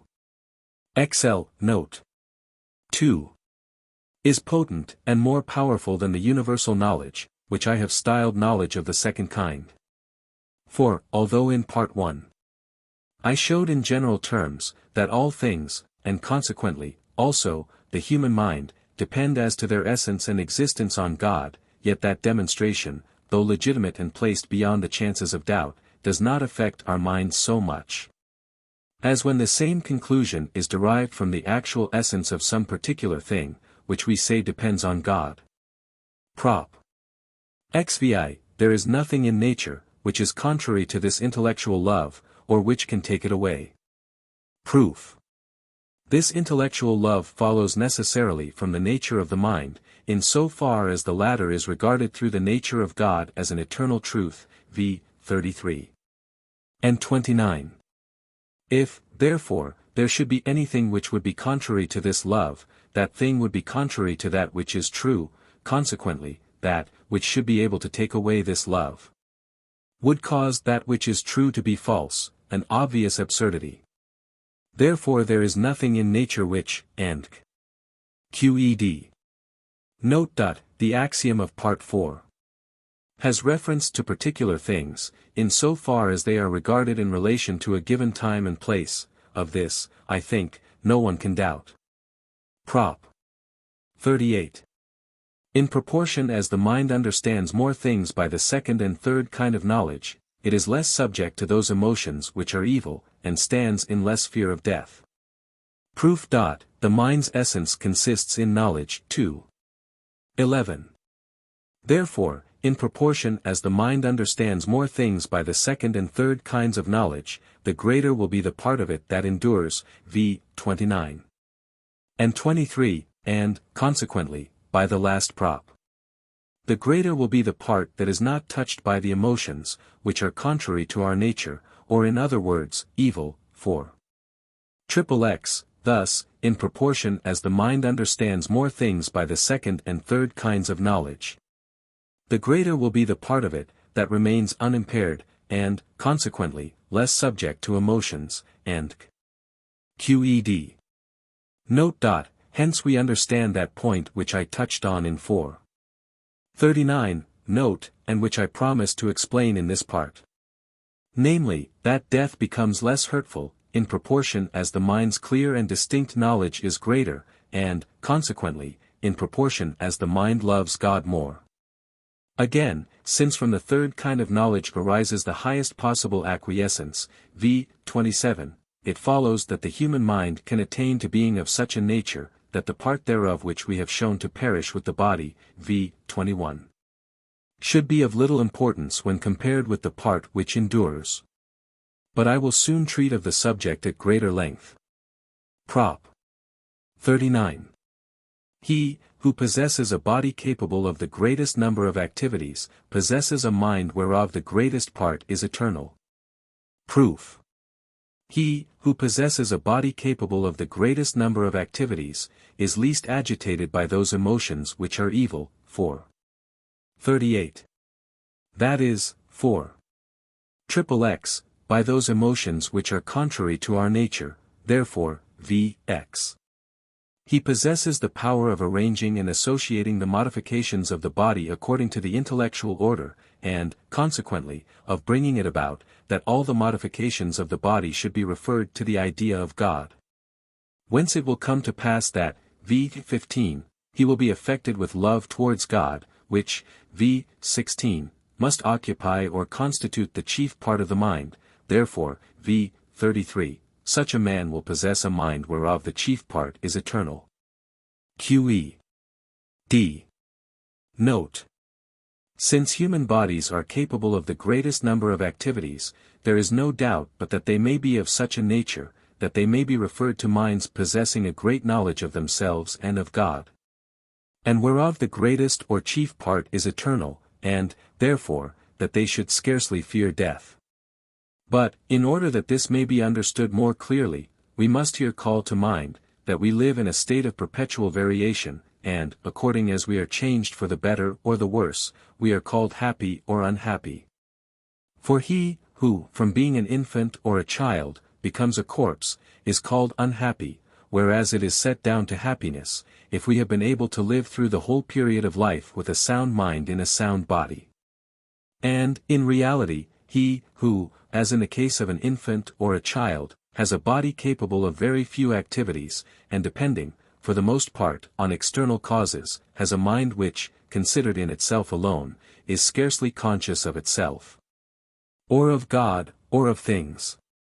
Whereas, he, who has a body capable of very many activities, has a mind which, considered in itself alone, is highly conscious of itself, of God, and of things.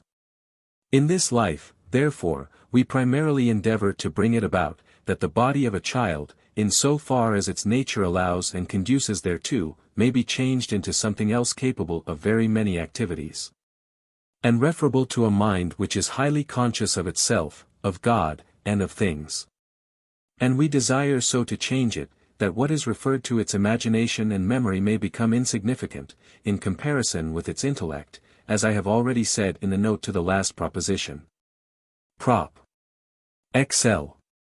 In proportion as each thing possesses more of perfection, so is it more active, and less passive, and, vice versa, in proportion as it is more active, so is it more perfect. Proof. In proportion as each thing is more perfect, it possesses more of reality, 2. Def 6, and, consequently, 3. 3, and note, it is to that extent more active and less passive. This demonstration may be reversed, and thus prove that, in proportion as a thing is more active, so is it more perfect. QED. Corollary. Hence it follows that the part of the mind which endures, be it great or small, is more perfect than the rest. For the eternal part of the mind, v. 23. 29, is the understanding, through which alone we are said to act. 3. 3. The part which we have shown to perish is the imagination, v. 21, through which only we are said to be passive. 3. 3. And general death of the emotions, therefore, the former, be it great or small, is more perfect than the latter. QED. Note. Such are the doctrines which I had purposed to set forth concerning the mind, in so far as it is regarded without relation to the body, whence, as also from I. 21. And other places, it is plain that our mind, in so far as it understands, is an eternal mode of thinking, which is determined by another eternal mode of thinking, and this other by a third, and so on to infinity. So that all taken together at once constitute the eternal and infinite intellect of God. Prop. XLI. Even if we did not know that our mind is eternal, we should still consider as of primary importance piety and religion, and generally all things which, in Part 4, we showed to be attributable to courage and high-mindedness. Proof. The first and only foundation of virtue, or the rule of right living is, 4. 22, Coroll. And 24, seeking one's own true interest. Now, while we determined what reason prescribes as useful, we took no account of the mind's eternity, which has only become known to us in this fifth part. Although we were ignorant at that time that the mind is eternal, we nevertheless stated that the qualities attributable to courage and high-mindedness are of primary importance. Therefore, even if we were still ignorant of this doctrine, we should yet put the aforesaid precepts of reason in the first place. QED. Note. The general belief of the multitude seems to be different. Most people seem to believe that they are free, in so far as they may obey their lusts, and that they cede their rights, in so far as they are bound to live according to the commandments of the divine law. They therefore believe that piety, religion, and, generally, all things attributable to firmness of mind, are burdens, which, after death, they hope to lay aside, and to receive the reward for their bondage, that is, for their piety in religion. It is not only by this hope, but also, and chiefly, by the fear of being horribly punished after death, that they are induced to live according to the divine commandments, so far as their feeble and infirm spirit will carry them. If men had not this hope and this fear, but believed that the mind perishes with the body, and that no hope of prolonged life remains for the wretches who are broken down with the burden of piety, they would return to their own inclinations, controlling everything in accordance with their lusts, and desiring to obey fortune rather than themselves. Such a course appears to me not less absurd than if a man, because he does not believe that he can by wholesome food sustain his body forever, should wish to cram himself with poisons and deadly fare. Or if, because he sees that the mind is not eternal or immortal, he should prefer to be out of his mind altogether, and to live without the use of reason. These ideas are so absurd as to be scarcely worth refuting. Prop. 42. Blessedness is not the reward of virtue, but virtue itself, neither do we rejoice therein, because we control our lusts, but, contrariwise, because we rejoice therein, we are able to control our lusts. Proof. Blessedness consists in love towards God, v. 36 and note, which love springs from the third kind of knowledge, v. 32. Coroll. Therefore this love, 3. Licks, must be referred to the mind, in so far as the latter is active, therefore, 4.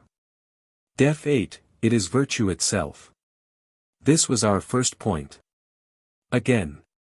In proportion as the mind rejoices more in this divine love or blessedness, so does it the more understand, v. 32, that is, v. 3. Coroll, so much the more power has it over the emotions.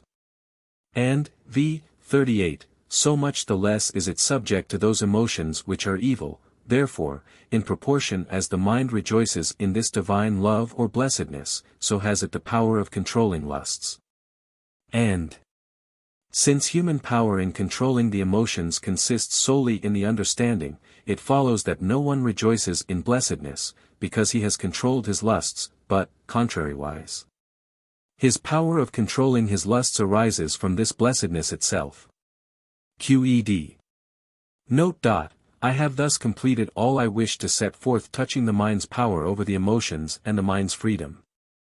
Whence it appears, how potent is the wise man, and how much he surpasses the ignorant man, who is driven only by his lusts. For the ignorant man is not only distracted in various ways by external causes without ever gaining the true acquiescence of his spirit, but moreover lives, as it were unwitting of himself, and of God, and of things. And as soon as he ceases to suffer, ceases also to be. Whereas the wise man, in so far as he is regarded as such, is scarcely at all disturbed in spirit, but, being conscious of himself, and of God, and of things, by a certain eternal necessity, never ceases to be. But always possesses true acquiescence of his spirit. If the way which I have pointed out as leading to this result seems exceedingly hard, it may nevertheless be discovered. Needs must it be hard, since it is so seldom found. How would it be possible, if salvation were ready to our hand, and could without great labor be found, that it should be by almost all men neglected? But all things excellent are as difficult as they are rare.